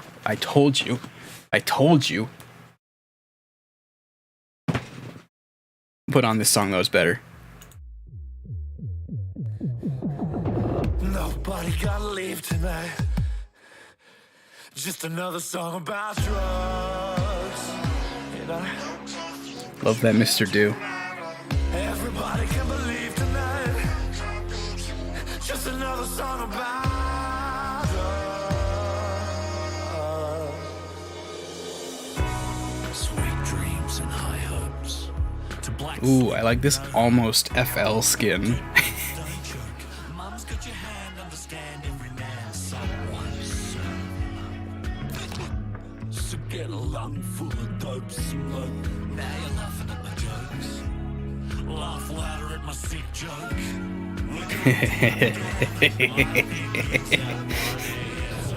Nobody gonna leave tonight. Just another song. What is this? Jesus Christ, man. It's Winamp. Calm down.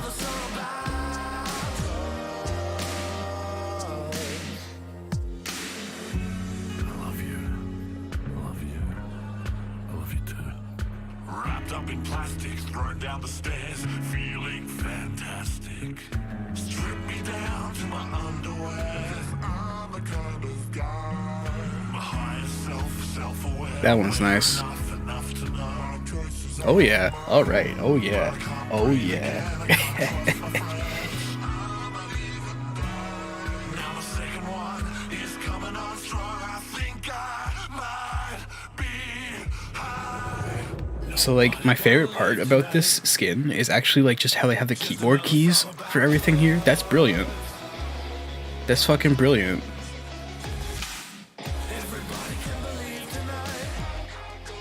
I mean, 20, you could put any year there. This, like, the nerve system is, like, fucking timeless. You could put any year.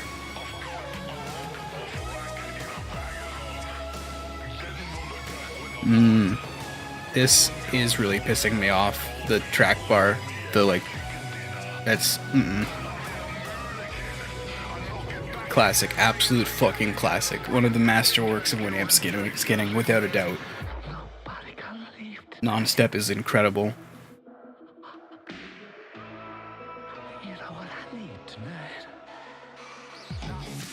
Oh, they're both so good.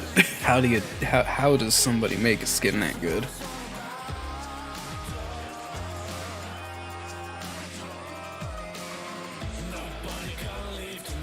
Like, it's perfect.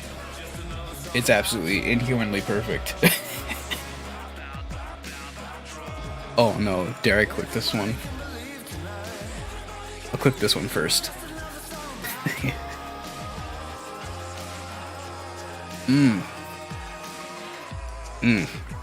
Tasty. Let's check this out. You like Catboys? You like Mega Man? Well, I got good news for you. There's a shitty Winamp skin with your name on it.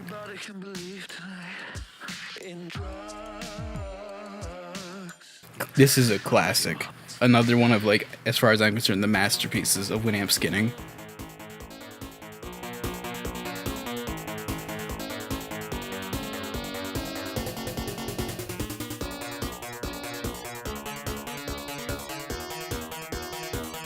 God, what a skin. What a goddamn skin. Like, man, that is... I mean, I might unironically use that skin. Would you like to fight about it? Have you seen me? Have you seen pictures of me with cat ears and cat paws? Okay, I'll fight. I'm 31. I'm about to turn 31 years old, and I will fight for my right as an anime cat person. Yeet.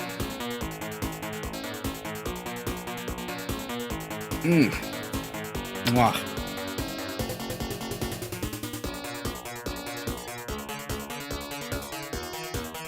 I mean, I am a deer, but like, sometimes you just dress up like a fucking 𝓔𝓶𝓶𝓪 ass son of a bitch.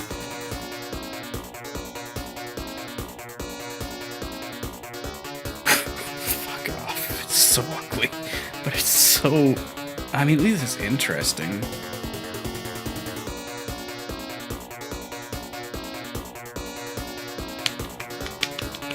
Hey, anybody remember this shit? This absolute fucking shit garbage? Does anybody remember this? Does anybody remember? Everybody remembers. Of course everybody remembers. It's shit.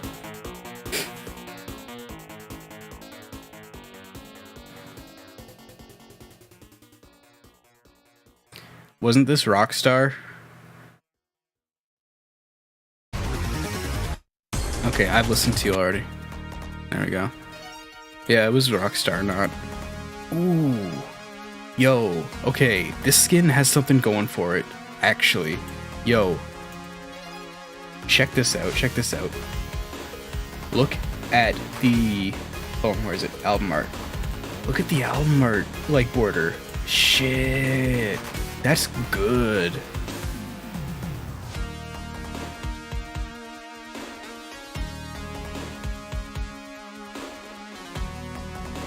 That's some good pixel pushing. Jesus. Oni was Bungie? No way. What the fuck? That's fucking me up, dude. I remembered it being Rockstar. That's weird as hell.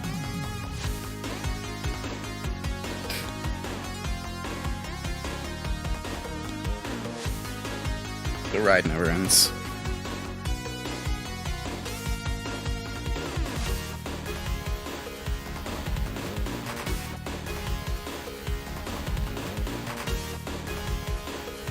Okay, so the reason I'm not keeping the album art out is because most of the skins do not have it, and it's just a huge waste of ugly space.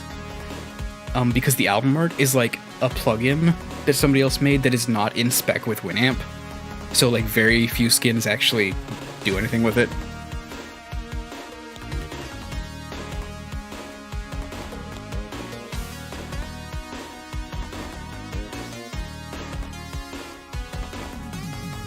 The star of the show really is the... I mean, that's a nice skin. That's really nice. Oh, look at that, look at that, look at that. That's very cute. Oh no, I moved it again.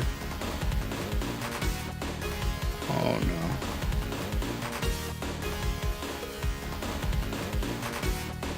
no. Alright, that's cool. I feel like this will do something neat. I'm disappointed.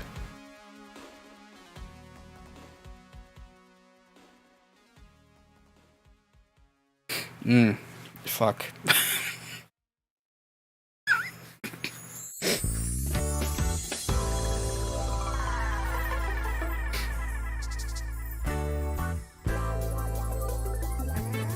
I mean, yeah, it's good. That's a good skin, sure. Ooh, that 𝑖705 skin.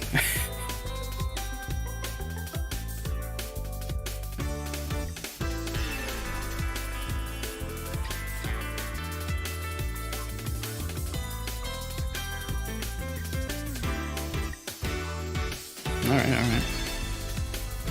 It's wood. I like that. I like that. I like both of these shitty Photoshop skins.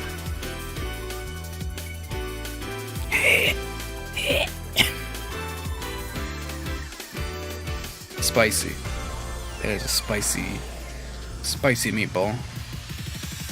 Oh, up there's transparent. That's that's decent transparency. Decent. There's a lot going on, actually. I don't like it so much. That's what I'm talking about. That's what I'm talking about. That's minimalist skin done right. Nailed it. I mean, let's move on.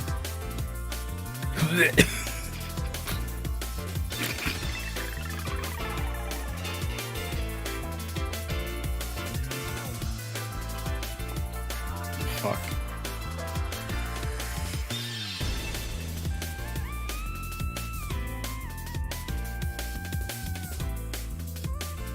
Oh, there's that SMeister cube shit again. That one's nicer, I think.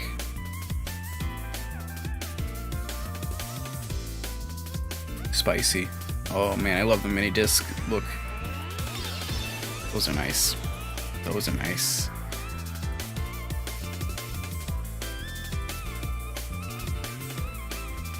Okay, so these two Radiohead skins, like, just so you know, these are official.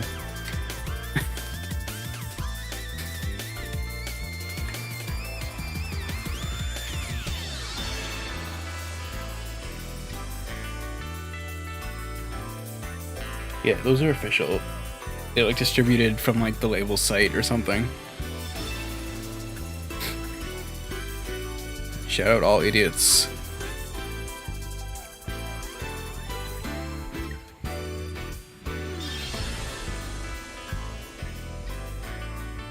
alright. It's alright. My heart. It's a good pain.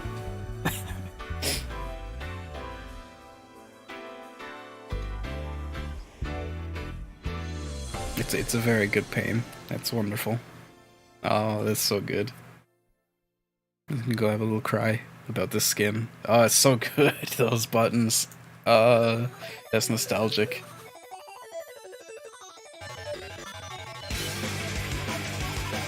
Oh, these colors. It's also nostalgic. Oh, okay, let's move on. Get this out of my face. We've seen these. Stop. Like,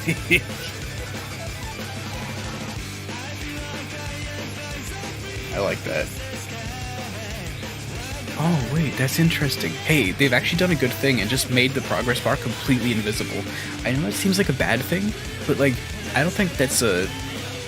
You know, I don't think that's the wrong thing to do. You can just push left or right on your keyboard if you want. And when your skin doesn't have room for it, just don't put it there. So making it invisible was a really good move. Nice skin. Oh, okay, here we go. Here we go. Here we go.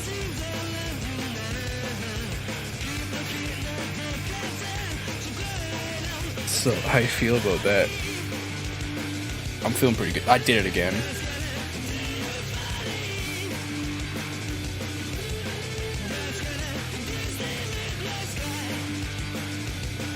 Why don't these light up? They really should.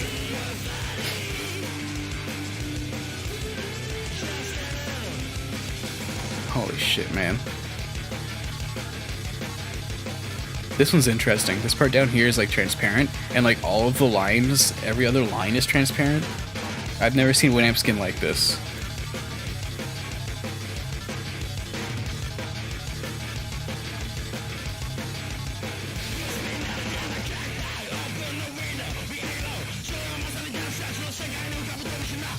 Hell yeah. That's okay. It's okay. It's okay. No thanks. It's okay. No. Nuh-uh. Jesus Christ, man.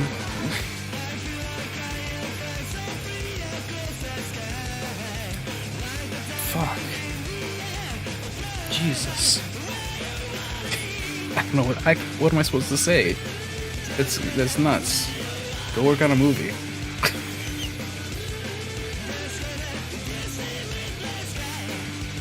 Yeah, I mean, no. I mean, it is what it is. That's definitely specky as hell.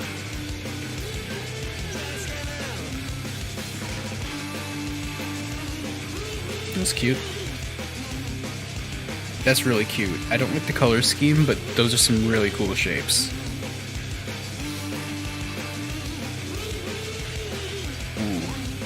Ooh. I'm getting... You know, I've looked at this one, like, several times over the past few months, and, like, every time I get really mixed feelings about it. Where it's like, that's really good, and also really bad. I still don't know what I think about it.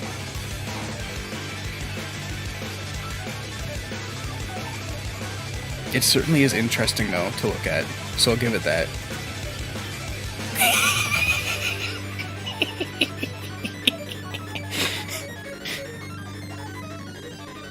Oh, that's good.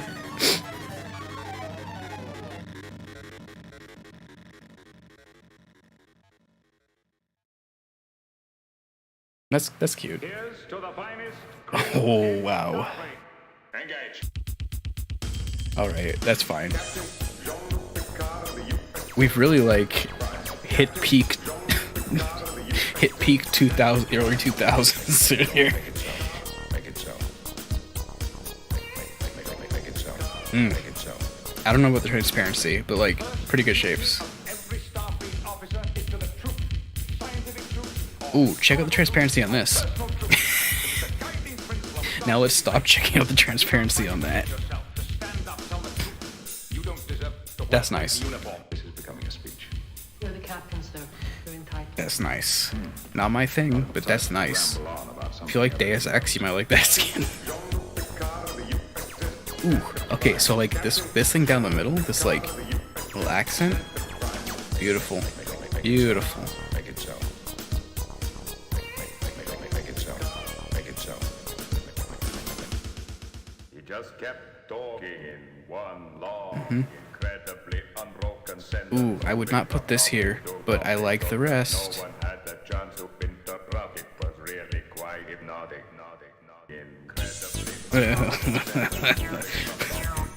What is this, like fucking... Oh, I can't think of any website to like link this to. I was gonna say like... What was that one fantasy art site that like... I don't even know if it still exists. I can't remember its name. This one's kind of cool. Oh yeah. Oh yeah.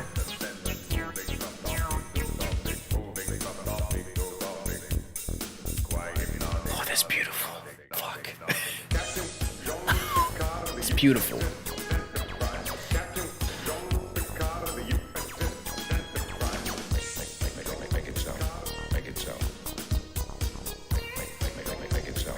Oh, that's so good.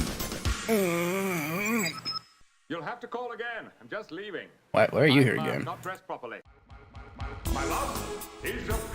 Well, I mean, I can't say this is unsuitable. Like, we're really living it right now, aren't we? This is it. This is it.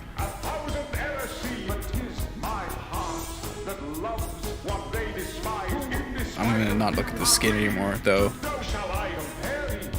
Nope. Oh, there's my baby. What the fuck is this? It's interesting. Oh yeah, I saw this a couple days ago and fell in love. Oh my god, it's so good. It's so good.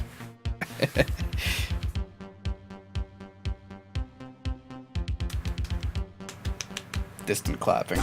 It's hideous. Congratulations. Look at this. Look at the volume like bar with these like fucked up corners.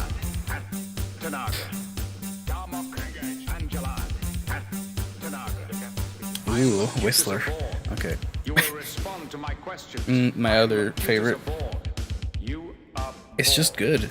Like, what am I supposed to say? It's just good. I fucked it up again. I'm sorry. I'm a disaster.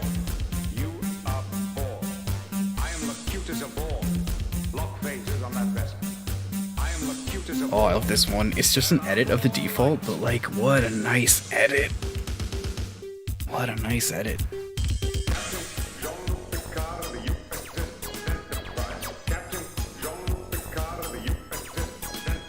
Oh yeah. Yeah, I don't like this 9X one as much. It's kind of ugly. That was not bad. I really like this one. I really like this one. Like, yes, this is crowded as fuck, but I was reading, the guy like did a it's not included in the 𝑭𝑨𝑵𝑚𝑨 for some reason, but like apparently the guy like what was it he said? Like it is actually a potentially working like PCB. Like so if you want to go to town on it. He like listed the chips he referenced and everything and the different capacitors and resistors. So it's like, hey, if you want to go to town and like see if you can build this thing that probably won't play audio but might pass it through, go ahead. Either way, that's really cool. Like really cool.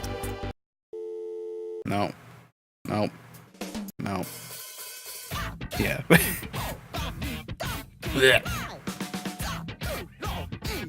This is one of these ones where it like expects you to put like the player on the bottom, which is always, I think it's interesting when they like work with different layouts like that. There it is.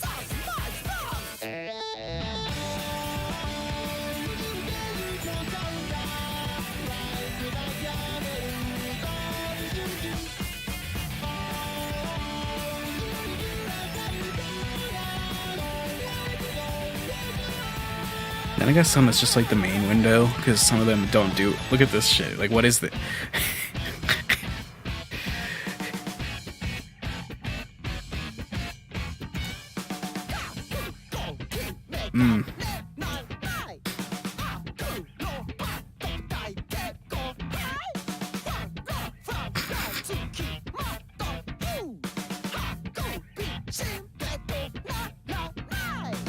What a world.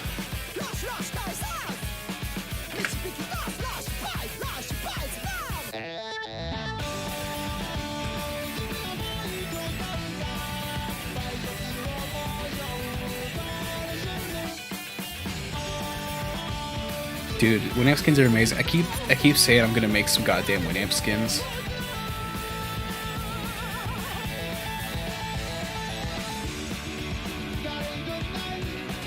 But I keep not making Winamp skins. I mean, like, I've made skins for everything else for my stream. Maybe I should finally make a Winamp skin at some point. Like, I made a fucking 3DS skin, for God's sakes. Or 3DS theme, rather.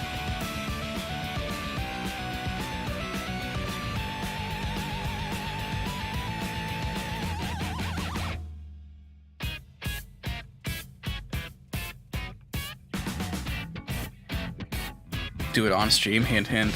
Maybe. Not right now, but maybe when I do. I'll consider it. If I even do it. I'll just reuse all the resources from my friggin' 3DS theme.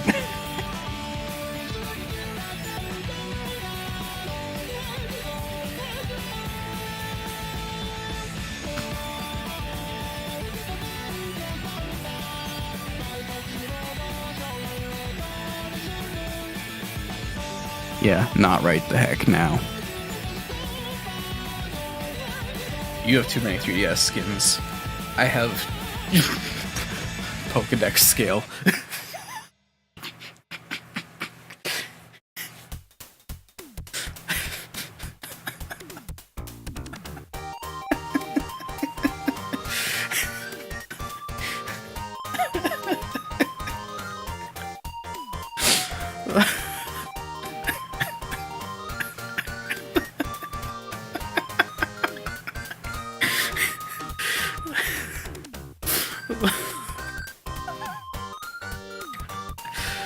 Oh my god.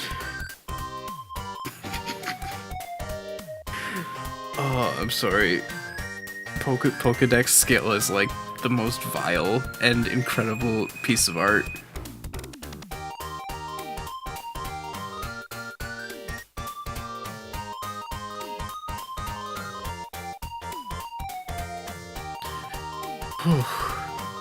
Well, yeah, the Christian theme was great, but Pokédex scale was like, that's...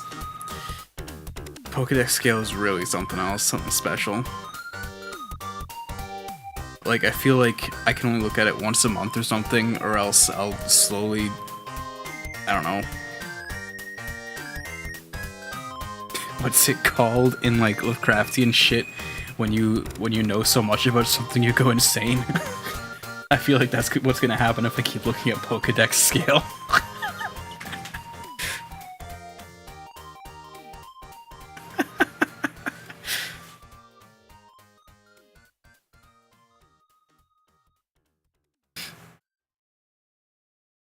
I'm not even gonna show you Pokédex scale, it's just that powerful. Sorry, you're fucking on your own. It is in my clips. Somebody clipped it, so if you wanna... I mean, no wait, did I clip it? I might have clipped it. I forget.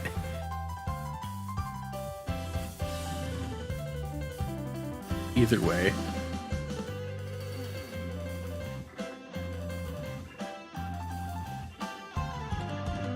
If you want that, you can go and seek it out.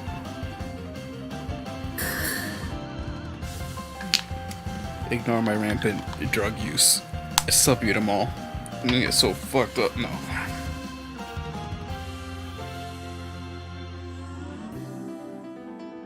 Yeah, seniors and minors are killed instantly by the Pokedex scale, so please be careful. And also, if you're a minor, get off of my stream.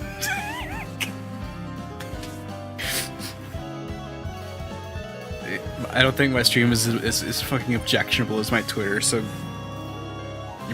you just follow the Twitch TOS, whatever that means.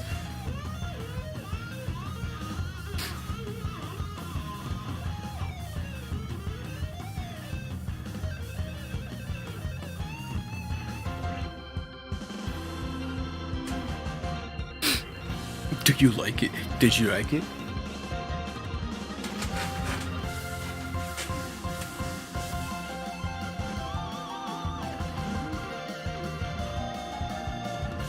Everybody immediately just went to go look at the fucking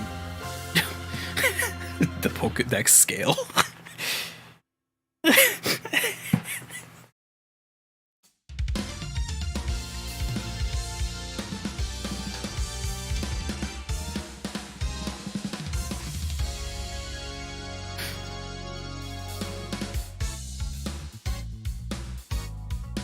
My head's just in my hands, like.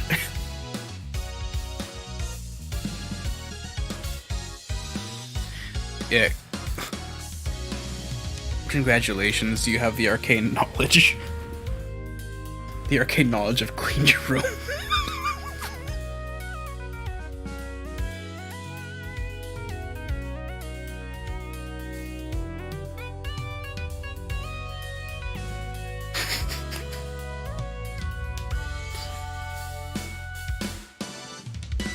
Oh my god. I can't even think about the guy without laughing.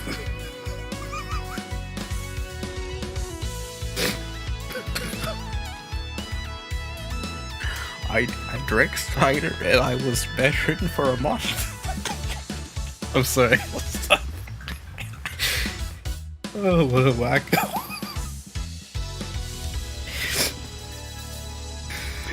What? Oh.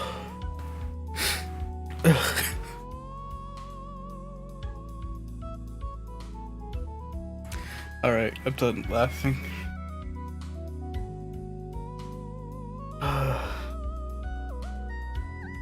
It's not about understanding the Pokedex scale.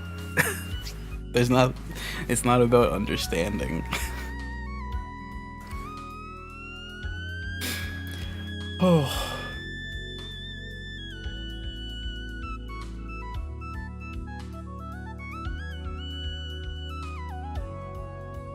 My stream really runs itself. I just sit here and say the Pokedex scale and I'm set.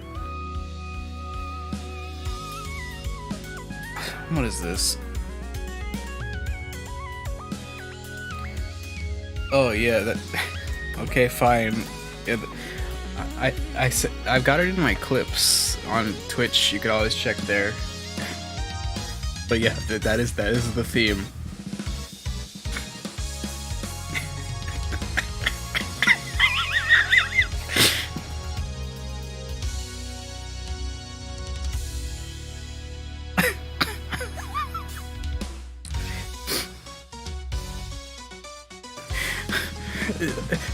I like the part where it says requested by Sean Koopa 10. I am just a friendly theme merchant fulfilling wishes of people.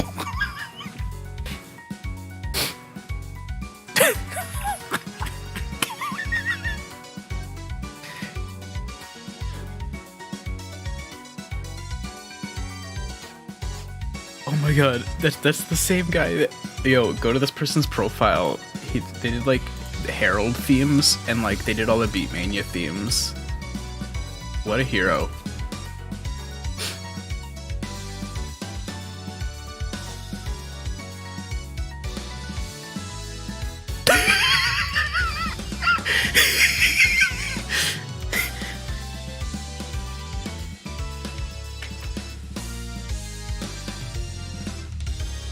Holy shit.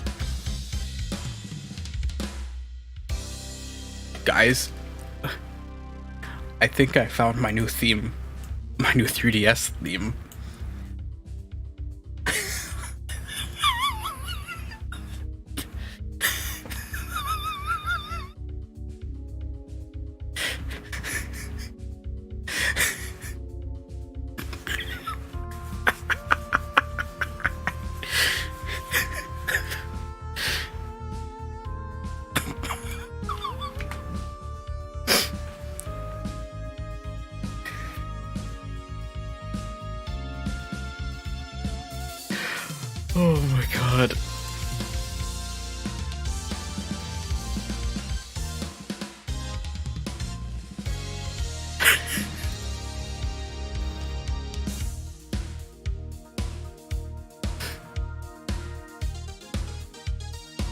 Oh my god, that was a request too. Do not ask me why that weird potato 12 wanted this theme. I don't know. I just made it anyway. That's the requests this guy fills are incredible.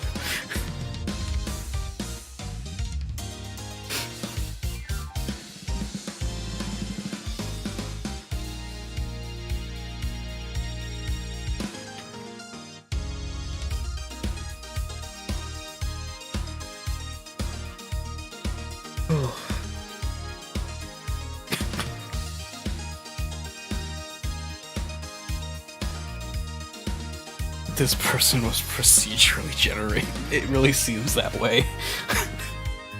Oh, that's amazing.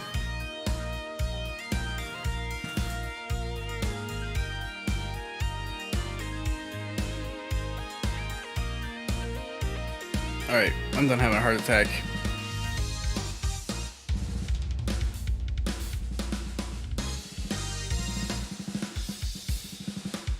This stream has officially reached the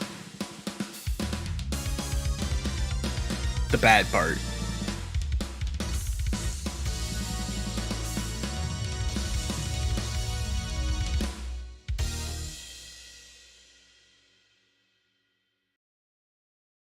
We are officially at the bad part, and we are officially at the 9-hour and 36-minute mark. It's 4:30 a.m. It's Thursday morning.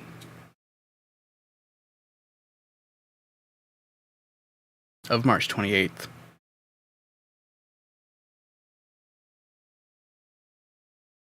And, I'm not ready for sleep yet, but it's certainly time for the stream to end. So, thank you all for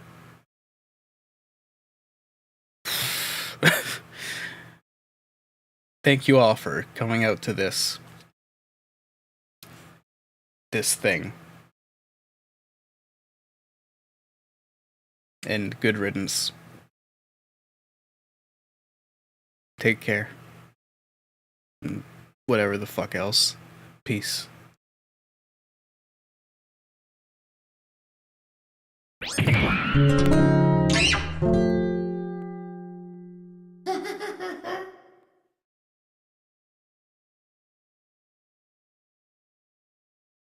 Thanks for playing. See you again.